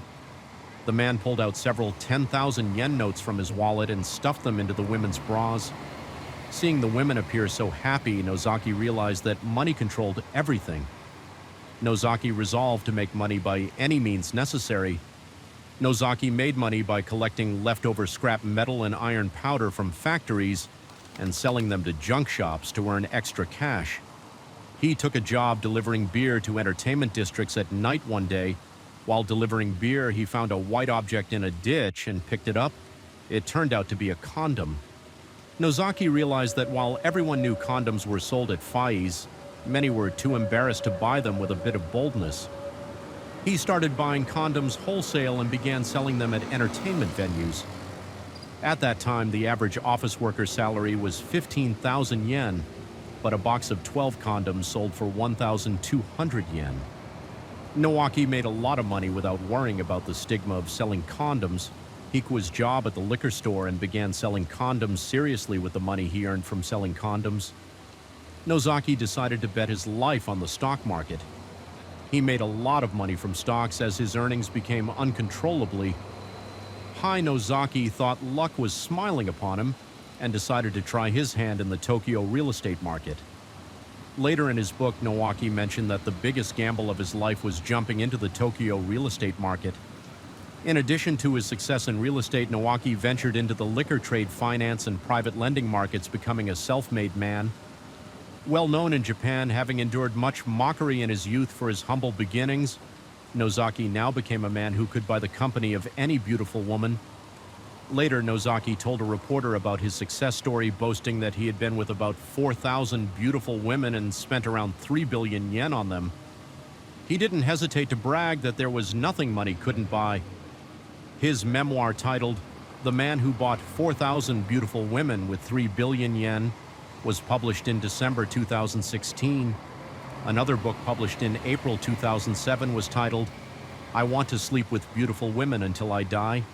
In February 2016, Nozaki and a 27-year-old model were involved in a robbery at his home where 6,000 yen in cash and precious metals worth 54,000 yen were stolen. This incident made the news. Nozaki responded, "Well, that's not much money to get worked up about. I don't consider it real money. I'll take it as a life lesson." Even after losing such a large sum, he saw as a valuable life experience, and the story became a hot topic after numerous fleeting romances and love affairs exchanged for money. Nozaki unexpectedly decided to settle down and marry a 22-year-old model named Sudo on February the 8th, 2008, according to their accounts shared with the media. One day, Nozaki fell at the airport and Sudo helped him up. He thanked her and invited her to dinner. They hit it off and fell in love. Nozaki recounted that he fell for her because she seemed pure. Unlike the other women he had met, they quickly started dating and decided to get married in an interview with Kendai Business.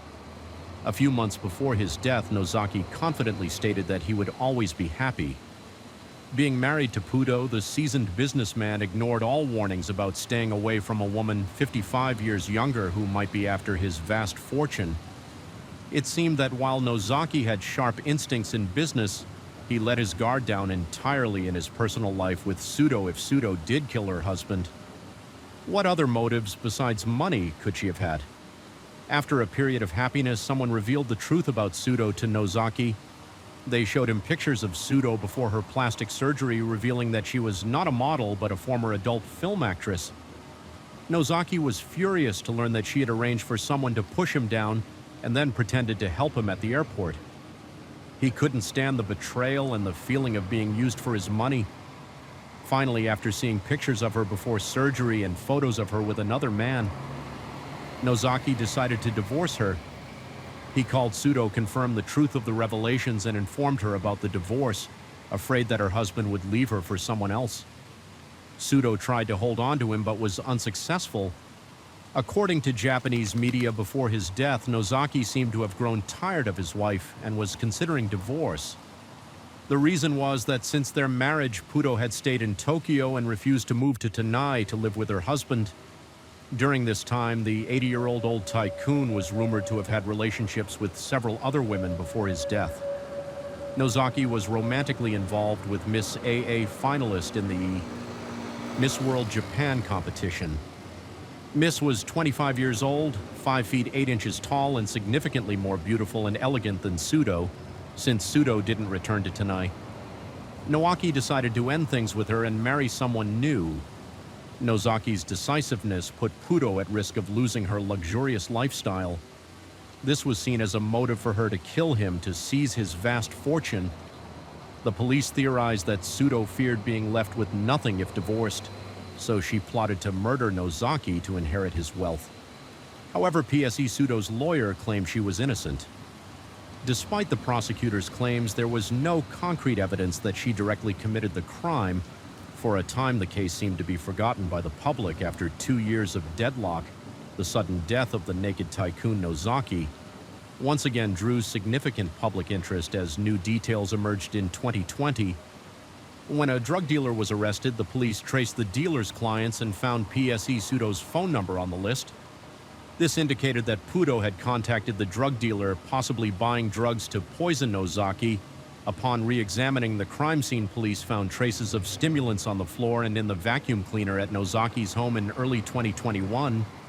While inspecting PSE Sudo's personal items during the investigation, police discovered her computer search history contained entries on how to buy and use stimulants. Keywords like murder and how to buy stimulants were also found. This suggested that Sudo had meticulously planned her husband's murder on April 28, 2021. Puto was arrested as a prime suspect in Nozaki's murder on May 19, 2021. The Waka Prefectural Prosecutor's Office charged Puto with murder and violating stimulant drug laws, according to police sources cited by Manichi. Puto decided to remain silent and await the trial process to appeal. To this day, the case of Sudo Saki killing her husband continues to stir public opinion in Japan.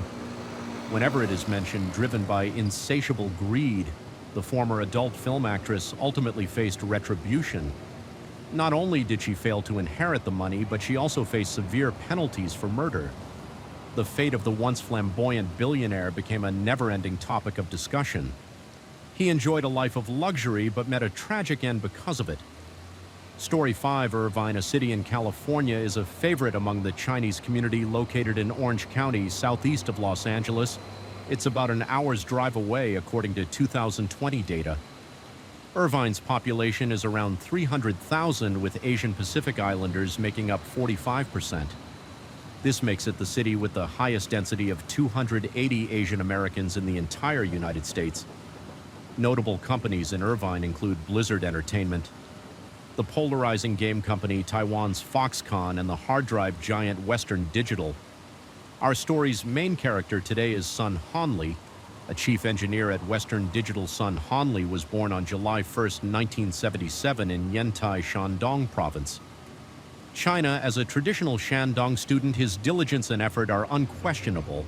Anyone who has interacted with Sun Hanli can attest to this.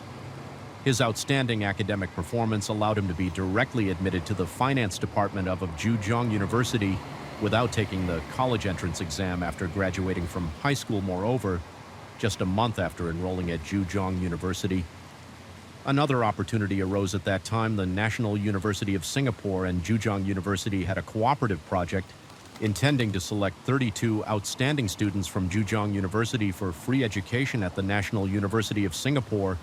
With his excellent academic record, Sun Hanli was fortunate to be selected. He successfully moved to Singapore after graduating from the National University of Singapore. Sun Hanli pursued a master's degree in electronic engineering. Upon obtaining his master's degree, he worked at Seagate Technology, a well-known hard drive company. Impressively, Sun Hanli not only succeeded academically and professionally, but also did not delay in finding a life partner. Sun Hanli had a high school sweetheart named Chin Howing, who was also from Yantai, Shandong. She was both his hometown friend and high school classmate. We do not know what this beautiful girl looks like as we searched the internet but couldn't find a single photo of her.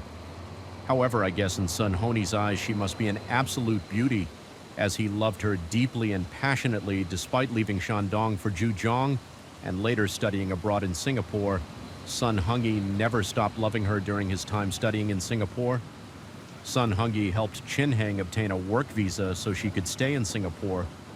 He also helped her find a job as a nurse on February 6, 2003. Sunday Hanli and Chun Heng got married in Singapore for years later. In 2007, their son David was born in Singapore. Although the family of three lived a prosperous life in Singapore, the young couple decided to pursue their American dream while they were still young. A year later, in February 2008, Sun Hanli received a high-paying job offer from Western Digital, the American hard drive giant. The family of three Smooth immigrated to the U.S. and settled in Irvine.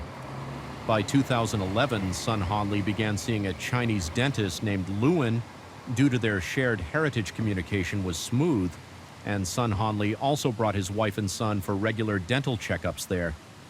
As their visits became frequent, the two families gradually became close. Dr. Luan and his wife, who is also a dentist, worked together in the same clinic.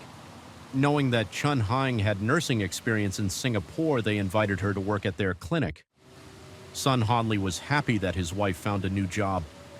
However, after Chun Heng started working at the clinic, Sun Hanli began to face increasing betrayals, and the relationships among everyone involved became increasingly complicated and uncontrollable. On Saturday, July 18, 2015, the weather in Irvine, California wasn't great. The temperature was 75 degrees Celsius with winds at 9 miles per hour, and the sky was overcast, suggesting rain around 1:20 p.m. The Irvine police received multiple calls reporting a stabbing near a dental clinic. 5 minutes later, at 1:25 p.m., Officer Chambero was the first to arrive on the scene. Stepping out of his vehicle, he saw a white Mercedes SUV crashed into the entrance with the hood completely crumpled. Not far from the car in the bushes lay Dr. Luan, a 54-year-old dentist, motionless on the ground. Clinic staff member Chun Heng was attempting to administer first aid nearby. Another clinic employee named Christo was leaning against the wall, bleeding from his leg. Looking terrified at the unfolding events, the scene was crowded with witnesses, and a curious crowd had gathered around. Men and women mixed. Many pointed to an Asian man standing near the Mercedes, telling the police that he was the perpetrator, 38-year-old Sun Hanli. Once the police had Sun Hanli under control, paramedics rushed in to replace Chun Heng and performing CPR on Luan. At this point, the police noticed Luan had stopped breathing completely, with multiple visible stab wounds on his chest, though they were no longer bleeding. Officer Clark retrieved an automated external defibrillator to try and revive Luan, but after several attempts, it was clear it wasn't working. When the rescue team from the fire department arrived, two officers began setting up a perimeter around the area as more police and investigators arrived. Witnesses were separated and individually questioned. One witness, a 64-year-old man named Oza, said he had an appointment at the dental clinic that morning but arrived late, close to noon, because he was busy. He met Dr. Luke Sen at the clinic entrance, who was leading three staff members outside. Dr. Ellickson chatted with Oza, mentioning they were heading out for lunch and inviting him to return at 1 p.m. During their conversation, Dr. Luan mentioned he had been experiencing back pain. Recently, Oza shared that he had similar issues in the past but had found relief using a topical medication. He promised to bring some for Dr. Lucien when he returned. Dr. Luan thanked him and then left with his staff. Oza said he returned to the clinic around 12:45 p.m. Dr. Luan and his staff were still not back, so he waited in the lobby near the entrance. Shortly after the man who stabbed Dr. Luan entered through the front door, he walked straight to the dental clinic door and saw a sign that read, "Closed for lunch, will return shortly." Oza assumed this man was also a patient of Dr. Luan. After the man left, Oza went outside to wait for Dr. Lucen. Moments later, the same man returned driving a white Mercedes SUV, moving slowly as if looking for Dr. Lucen. A few minutes later, Oza saw Dr. Luan and some staff getting out of a car and walking towards the entrance. Just as Oza greeted Dr. Luan, the white Mercedes suddenly accelerated, hitting Dr. Luan and throwing him to the ground. What shocked Azza even more was that the driver got out and started beating Dr. Lucian. At that moment, Azza didn't realize the attacker had a knife until another passerby wrestled with him and took the knife away, making the severity of the situation clear. AA immediately called 911. Another witness, David Alden, 67, said he and his wife were sitting on a bench outside the church. When the incident occurred, the church Woodbridge Community Church is across from the building housing Dr. Lou's clinic. Separated by a public parking lot behind the church is a gathering place for the Jewish community. Since it was a Saturday, there were many elderly people around from activities at both locations, providing numerous witnesses. David recounted that he and his wife heard a loud noise, turned around, and saw a white car crashing into the building. Across the street, an Asian man jumped out and began attacking another man on the ground. At this point, a woman tried to intervene, seemingly to stop the attack, concerned for her safety. David, despite his age, rushed over. He quickly reached the scene and struggled with the attacker.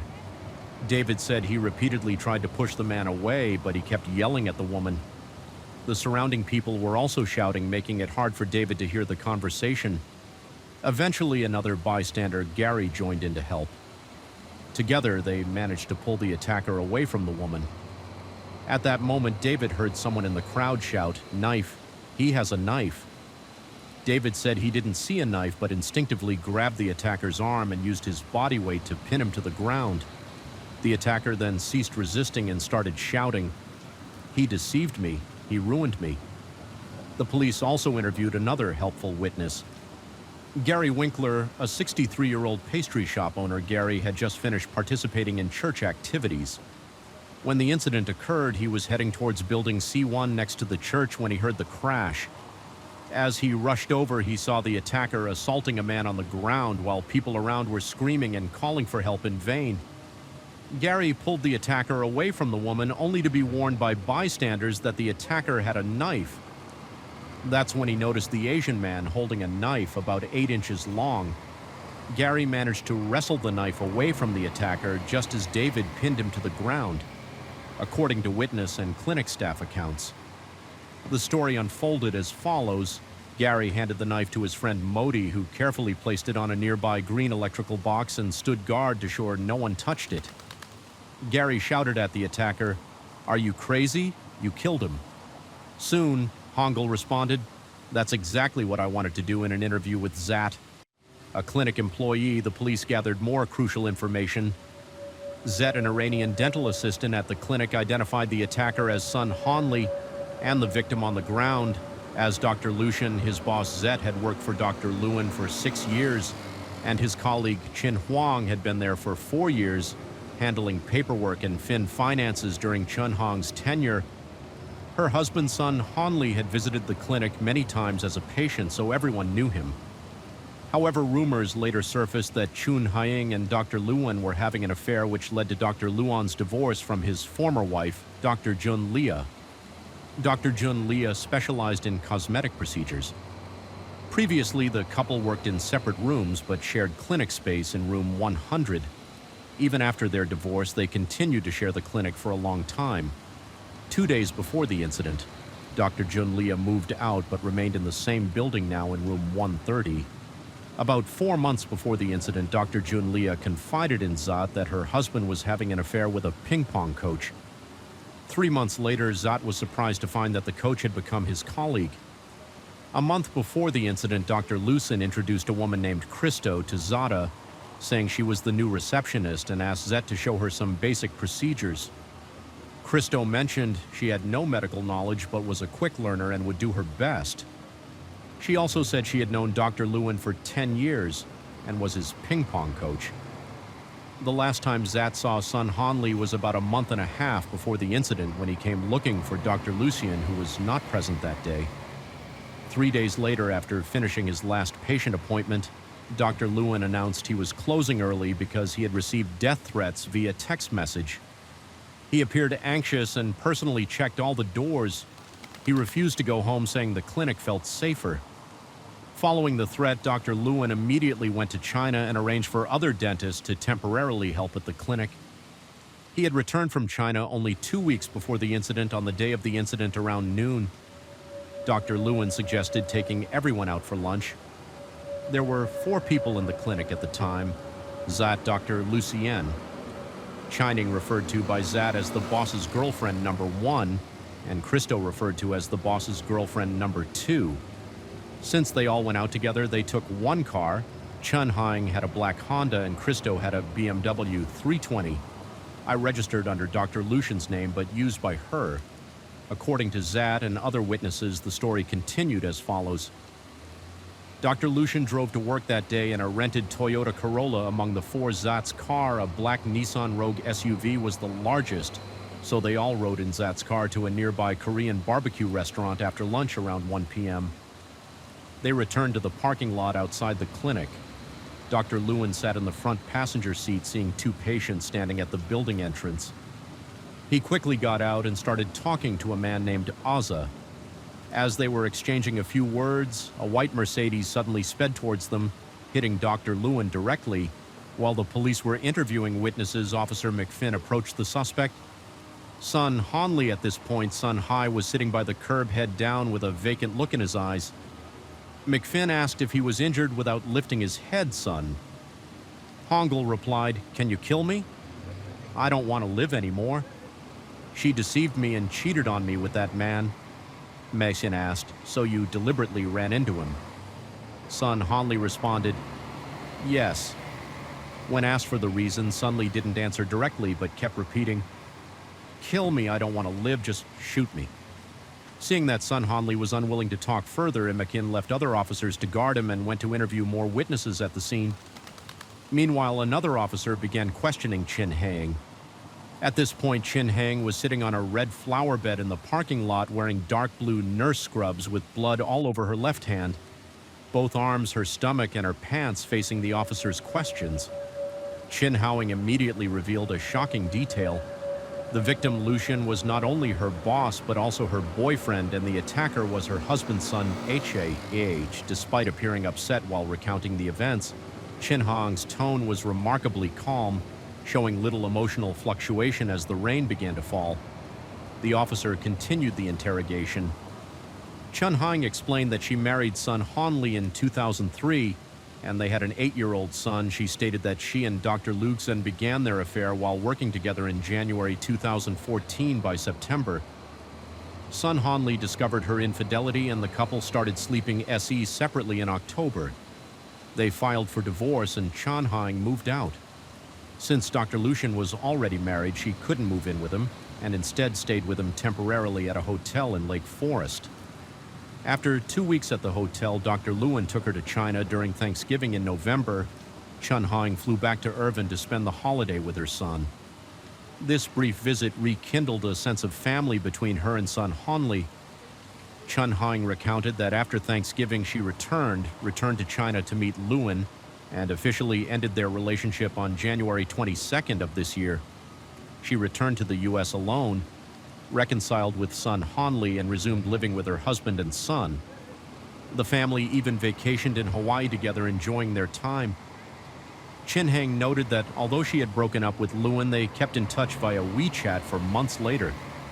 In May 2015, Lewin returned to the U.S., staying for just 3 weeks before heading back to China. During those 3 weeks, he was extremely busy. Luan invited Chun Hang to his hotel to talk, and she agreed, rekindling their relationship. Poor Sun Hanli thought his family had been mended and his wife had returned to him, but it was all a deception. When Sun Hanli discovered his wife's renewed infidelity, he gave Chun Hang an ultimatum: stay with him and their son, or leave for Lucian. Chun Hang chose to stay with her husband when asked about the weapon. Chining said that Sun Hanli had bought the knife in May 2015. 2 months before the incident at that time, Sun Hanli claimed he bought the knife for hunting, but according to Chun Hang, he had never gone hunting in all their years together. Strangely, just a day or two after buying the knife, Sun Hongel also purchased a small safe to store it. The knife was about 10 inches long and could not be folded. Chin Hang described that around 1 p.m. On the day of the incident, after lunch at the Korean barbecue restaurant, the group returned to the parking lot. Lucian quickly walked towards the main entrance to speak with a patient. As she crossed the parking lot, a white Mercedes slowly approached from the east and stopped beside her. Chun-Hang was startled to see her husband's son Hanli staring at her with a menacing look. Before she could approach to speak with him, he stepped on the gas, accelerating straight into Lewin, throwing him a considerable distance. As Lewin tried to get up from the bushes, Sun Hung-yi rushed at him with a knife in hand. Chun-Hang said she immediately ran over, standing between Lewin and Sun Hanli, trying to grab Sun Hung's right hand that held the knife, but couldn't stop him. At this point, several bystanders rushed to help and eventually pulled Sun Hanli away. Seeing Lewin on the ground, Chining, using her nursing skills, immediately began performing CPR after the police took over. She ran to Sun Hanli asking why he did this. Sun Hanli replied that it was too late and asked her to take care of their son and his parents. In another corner of the scene, Christo, a clinic employee, was sitting against a wall, clearly still in shock from the horrifying event. Medical staff and police noticed dried blood around her nose, mouth, and hands. She had no visible injuries except a knife wound on her left calf to ensure she received timely treatment. Paramedics took Christo to a nearby hospital in Irvine at 3:55 p.m. Officer James Wood arrived at the hospital to question Christo. The doctor informed him that Christo had been crying and screaming hysterically in the ambulance, but had since calmed down. Her left leg had a stab wound, but fortunately it didn't damage any bones, so she would be discharged.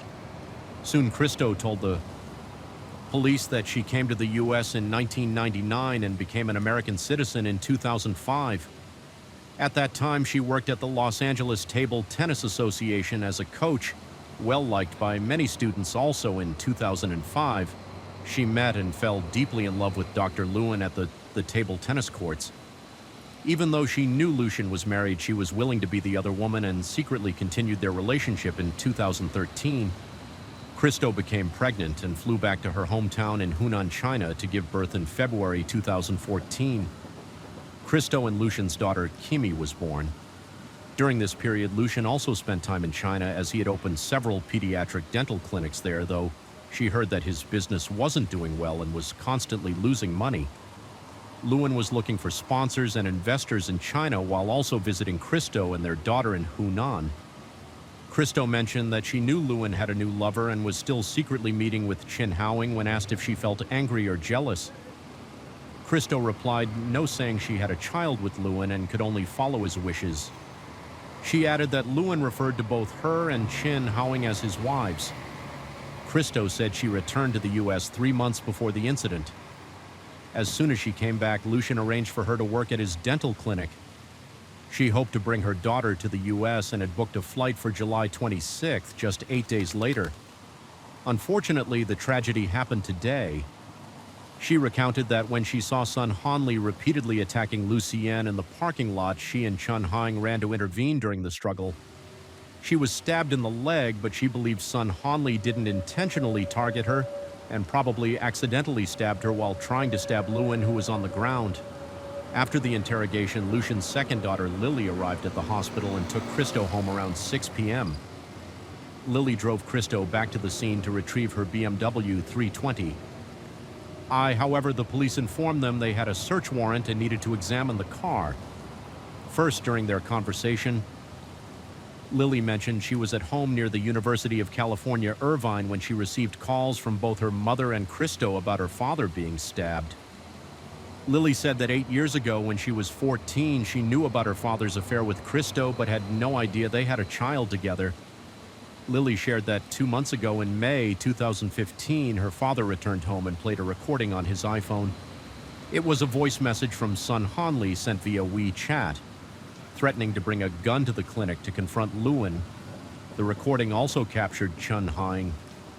Crying in the background, Lily said both she and her father were very worried about the message but didn't report it to the police to be cautious. Lucien returned to China in May. He came back to Irvine on June 18th to attend a court hearing related to a patient financial lawsuit. When asked if she knew that Chun-Hang was also her father's lover, Lily seemed surprised and said she didn't. She explained that Chun-Hang previously worked at her mother's clinic, Dr. Junlei Jia, which was in the same clinic but in a different room. After her parents divorced, Chin Hang started working for her father when asked if her father had any other enemies. Besides Sun Homie, Lily mentioned that her father had expressed concerns about a man named Mr. Chong. Lewin had said that Mr. Chong hated him and might harm him, but Lily was unsure of the reasons. Meanwhile, the suspect's son, Hanli, had been taken to the police station. He began his interrogation at 5:54 p.m. Son Hanli explained that he and his wife had been married for 12 years and had an 8-year-old son named David. The family had lived in Irvine for over 5 years before the incident. Chin Hyang's parents had flown in from China to help care for their grandson, despite living in the same house.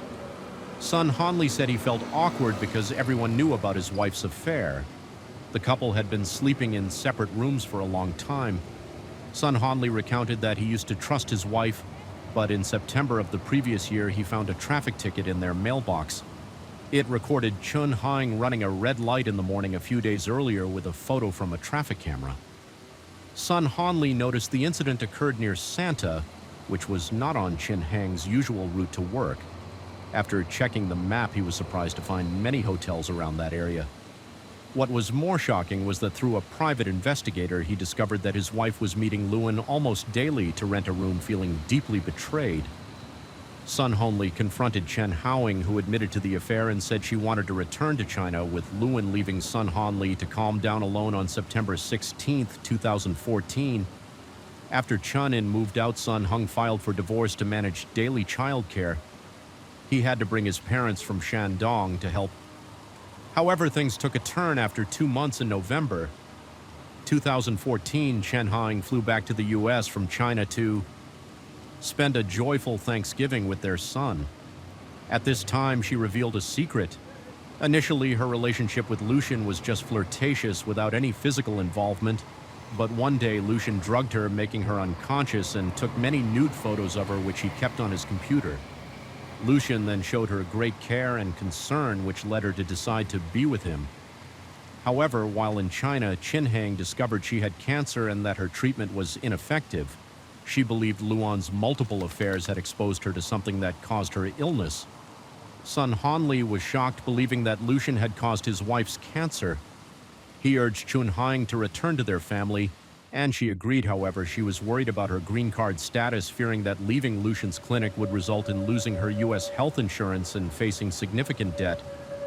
Sun Honli reassured her that they could remar to solve the green card issue and that he would help her find a new job, making it unnecessary to work at Lucian's clinic. In January 2015, after Chan Haoing returned to the U.S., Sun Honli hired a lawyer to withdraw the divorce petition records. Show that on April 24, 2015, 3 months before the incident, Sun Honli and Chan Hing officially remarried. Facing police interrogation, Sun Honli stated that after remarrying, he quickly realized his wife was still deceiving him. Outwardly, Shenang had found a new job in Newport Beach, but she continued her secret relationship with Lewin. He said that by then, Lucien's clinic was struggling financially, so Chun Haoing left him to return to Sun Honli. She not only wanted a green card, but also full custody of their son and their home in Irvine upon discovering his wife's ongoing secret meetings with Lewin. Sun Honli repeatedly told Chining that he wanted to kill Lewin when the police asked if he also wanted to kill Chin Hang's son. Honli immediately responded, "I could never harm my wife." He said he still had feelings for her and hoped they could reconcile, but he harbored deep hatred for Luan alone. Sun Honli recounted that this morning Chen Haoing said she was going to work, but he was suspicious because she had just found this new job, and it seemed unlikely she would be working overtime on a Saturday so soon, so he quietly drove to Lucian's clinic. In the parking lot, he saw Chun Hong's Honda angrily. He stormed into the building to confront his wife, but found the clinic door closed with a note on it. Recognizing Chin Hong's handwriting, he turned back to his car and waited in the parking lot when he saw Lucien and his wife getting out of a car together. Rage and hatred consumed him. Initially, he intended to talk to them, but everything became a blur in his mind. According to Sun Honli and other witnesses, the story continued as follows. Initially, Sun Honli planned to confront Chining and Lewin, but in his fury, he stepped on the gas and rammed into Lewin, sending him flying. He then grabbed the knife he had prepared in the car and charged at Lucien. At this point, we have heard the testimonies of most people involved in the case. However, there is one more person, although not present at the scene, whose testimony could help us understand the whole story better. 2 days after the incident on July the 20th, the police interviewed Dr. Jun Leja, the victim's wife, to gather more information. Dr. John Leja, born in 1964, was 4 years younger than her husband Luen. She graduated from Sichuan University a few years behind Luen, but they studied different majors. One pursued dentistry and the other internal medicine. They married in 1988. Their first daughter, Janice, was born in 1991, their second daughter, Lily, in 1993, and their youngest son, Jack, in 2002, seeking better opportunities. The couple immigrated to the U.S. during their time in the U.S. Luen completed a master's degree at the University of California, San Francisco, and a doctorate in dentistry at the University of California, Los Angeles. Meanwhile, Jun Leah earned 2 doctorates in medicine and molecular biology at UCLA. In 2005, Dr. Jun Lejaya opened her own cosmetic and anti-aging clinic in Irvine. In 2009, she was featured in a special interview on Phoenix TV discussing anti-aging issues on the Daily Topic program when asked about her personal life. Dr. Jun Leja revealed that she had long known about her husband's infidelity. She knew Lucian had an ongoing affair with Christo, a table tennis coach, but she didn't want to divorce him for the sake of their children's upbringing. In September 2014, she received a call from Sun Hanli, who wanted to arrange a meeting. They met at a public pool in their residential area. Sun Hanli bluntly stated that he had hired a private detective and confirmed that Dr. Jun Leja's husband Luen and his wife Chining were having an affair. He also discovered that Luen and another mistress, Christo, had a child in China who was 17 months old. After this meeting, Dr. Juna said she was utterly disillusioned with Luen. She had always known Luen had affairs with many women, but had never caught him with concrete evidence, or perhaps didn't want to find it now, with Sun Hanli revealing everything she felt it was time to divorce after the meeting. Dr. Yan Leah immediately called Luen, who was in China, and informed him of her decision to divorce. Luen simply responded with, "Okay," when asked about Mr. Chong, whom Lily had mentioned as a potential threat. Dr. Jun Leja explained that Mr. Chong and Luen had a financial dispute. Mr. Chong had paid $140,000 to Luen to paint an office building, but Luen didn't keep his promise, took the money, and found various excuses to delay the work. Dr. Jun Leah said that Mr. Chong was a good man and wouldn't harm Lucien. On the afternoon of July 20th, investigators went to Western Digital, where Sun Hanli worked, to question his direct manager, Mr. Chun, about Sun Hai's behavior. Before the incident, Mr. Chin stated that Sun Hanli had joined the company in February 2008. Both had studied in Singapore, so they had many common topics to discuss and got along well. He described Sun Hanli as friendly and calm, who never quarreled with anyone. Sun Hanli was hardworking, dedicated to his job, and one of the best employees under his supervision. A year before the incident in July 2014, Mr. Chin personally wrote a recommendation letter proposing Sun Hanli for a promotion.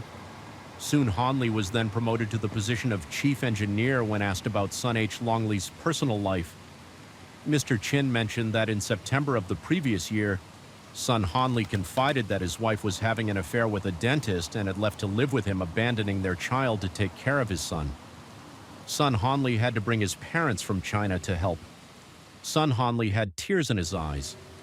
While recounting this, Mr. Chin explained that according to company procedures, he would have one-on-one meetings with employees every 2 weeks to review progress reports.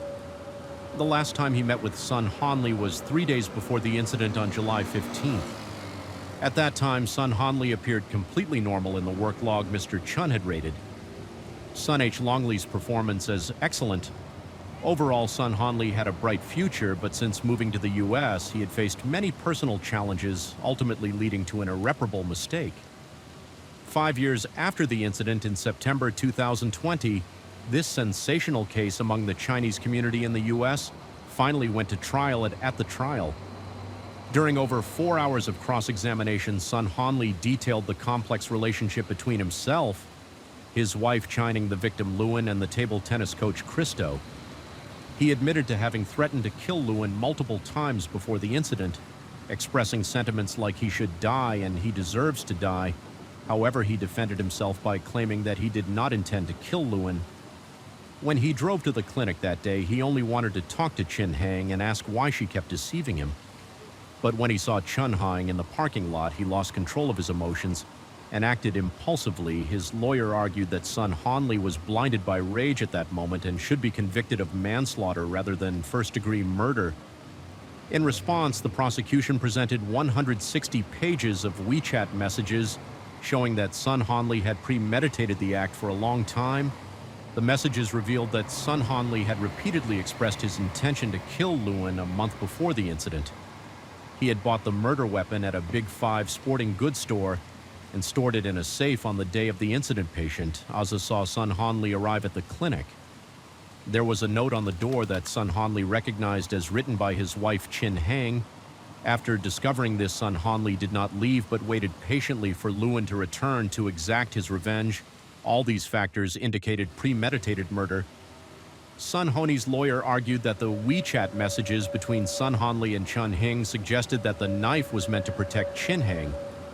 Sun Hanli had exposed the affair between Lucian and Chin Hang to Lucian's wife. The lawyer also claimed that Lucian's wife had connections with some gang members who had used nude photos of Chun Hang to threaten her son. Hanli bought the knife out of fear that his wife would be retaliated against. While this seemed plausible, the jury deliberated for just one day before unanimously concluding that Sun Hanli was guilty of first-degree murder. The judge ultimately sentenced him to 26 years in prison after the initial verdict. Sun Hanli appealed on March 29, 2012. The Orange County Supreme Court rejected his appeal and upheld the original sentence. The earliest he could apply for parole would be in 2041, at that time at the age of 64. If he exhibited good behavior, he might still be released and live a peaceful second half of his life. In this love triangle case in Irvine, no one emerged victorious, although people often say, respect the dead. The victim, Lucian, was indeed. Always known, Lewin had affairs with many women but had never caught him with concrete evidence, or perhaps didn't want to find it now, with Sun Hanli revealing everything she felt it was time to divorce after the meeting. Dr. Yan Lia immediately called Lewin, who was in China, and informed him of her decision to divorce.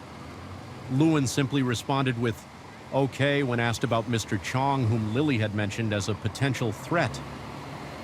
Dr. Junli Jia explained that Mr. Chong and Lewin had a financial dispute.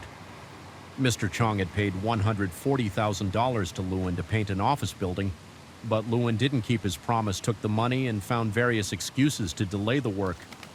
Dr. Jun Lia said that Mr. Chong was a good man and wouldn't harm Lucien. On the afternoon of July 20th, investigators went to Western Digital, where Sun Hanli worked, to question his direct manager, Mr. Chun, about Sun Hai's behavior.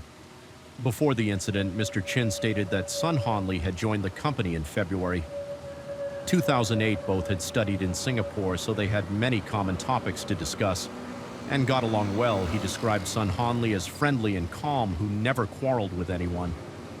Sun Hanli was hardworking, dedicated to his job, and one of the best employees under his supervision.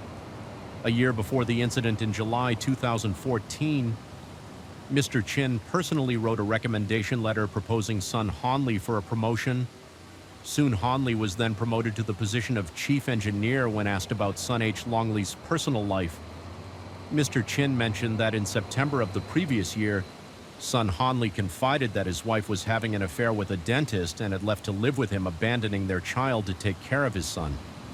Sun Hanli had to bring his parents from China to help. Sun Hanli had tears in his eyes. While recounting this, Mr. Chin explained that according to company procedures, he would have one-on-one meetings with employees every 2 weeks to review progress reports. The last time he met with Sun Hanli was 3 days before the incident on July 15th. At that time, Sun Hanli appeared completely normal in the work log Mr. Chun had rated. Sun H. Longley's performance as excellent. Overall, Sun Hanli had a bright future, but since moving to the U.S., he had faced many personal challenges, ultimately leading to an irreparable mistake. 5 years after the incident in September 2020, this sensational case among the Chinese community in the U.S. finally went to trial. At the trial, During over 4 hours of cross-examination, Sun Hanli detailed the complex relationship between himself, his wife Chining the victim Lewin, and the table tennis coach Christo. He admitted to having threatened to kill Lewin multiple times before the incident, expressing sentiments like he should die and he deserves to die. However, he defended himself by claiming that he did not intend to kill Lewin. When he drove to the clinic that day, he only wanted to talk to Chin Hang and ask why she kept deceiving him. But when he saw Chun Hang in the parking lot, he lost control of his emotions and acted impulsively. His lawyer argued that Sun Hanli was blinded by rage at that moment and should be convicted of manslaughter rather than first-degree murder. In response, the prosecution presented 160 pages of WeChat messages showing that Sun Hanli had premeditated the act for a long time. The messages revealed that Sun Hanli had repeatedly expressed his intention to kill Lewin a month before the incident. He had bought the murder weapon at a Big Five sporting goods store and stored it in a safe on the day of the incident. Patient Aza saw Sun Hanli arrive at the clinic. There was a note on the door that Sun Hanli recognized as written by his wife Chin Hang. After discovering this, Sun Hanli did not leave but waited patiently for Lewin to return to exact his revenge. All these factors indicated premeditated murder. Sun Honi's lawyer argued that the WeChat messages between Sun Hanli and Chun Hing suggested that the knife was meant to protect Chin Hang. Sun Hanli had exposed the affair between Lucian and Chin Hang to Lucian's wife. The lawyer also claimed that Lucian's wife had connections with some gang members who had used nude photos of Chun Hang to threaten her son. Hanli bought the knife out of fear that his wife would be retaliated against. While this seemed plausible, the jury deliberated for just 1 day before unanimously concluding that Sun Hanli was guilty of first-degree murder. The judge ultimately sentenced him to 26 years in prison after the initial verdict. Sun Hanli appealed on March 29, 2012. The Orange County Supreme Court rejected his appeal and upheld the original sentence. The earliest he could apply for parole would be in 2041, at that time at the age of 64. If he exhibited good behavior, he might still be released and live a peaceful second half of his life. In this love triangle case in Irvine, no one emerged victorious, although people often say, respect the dead. The victim Lucian was indeed.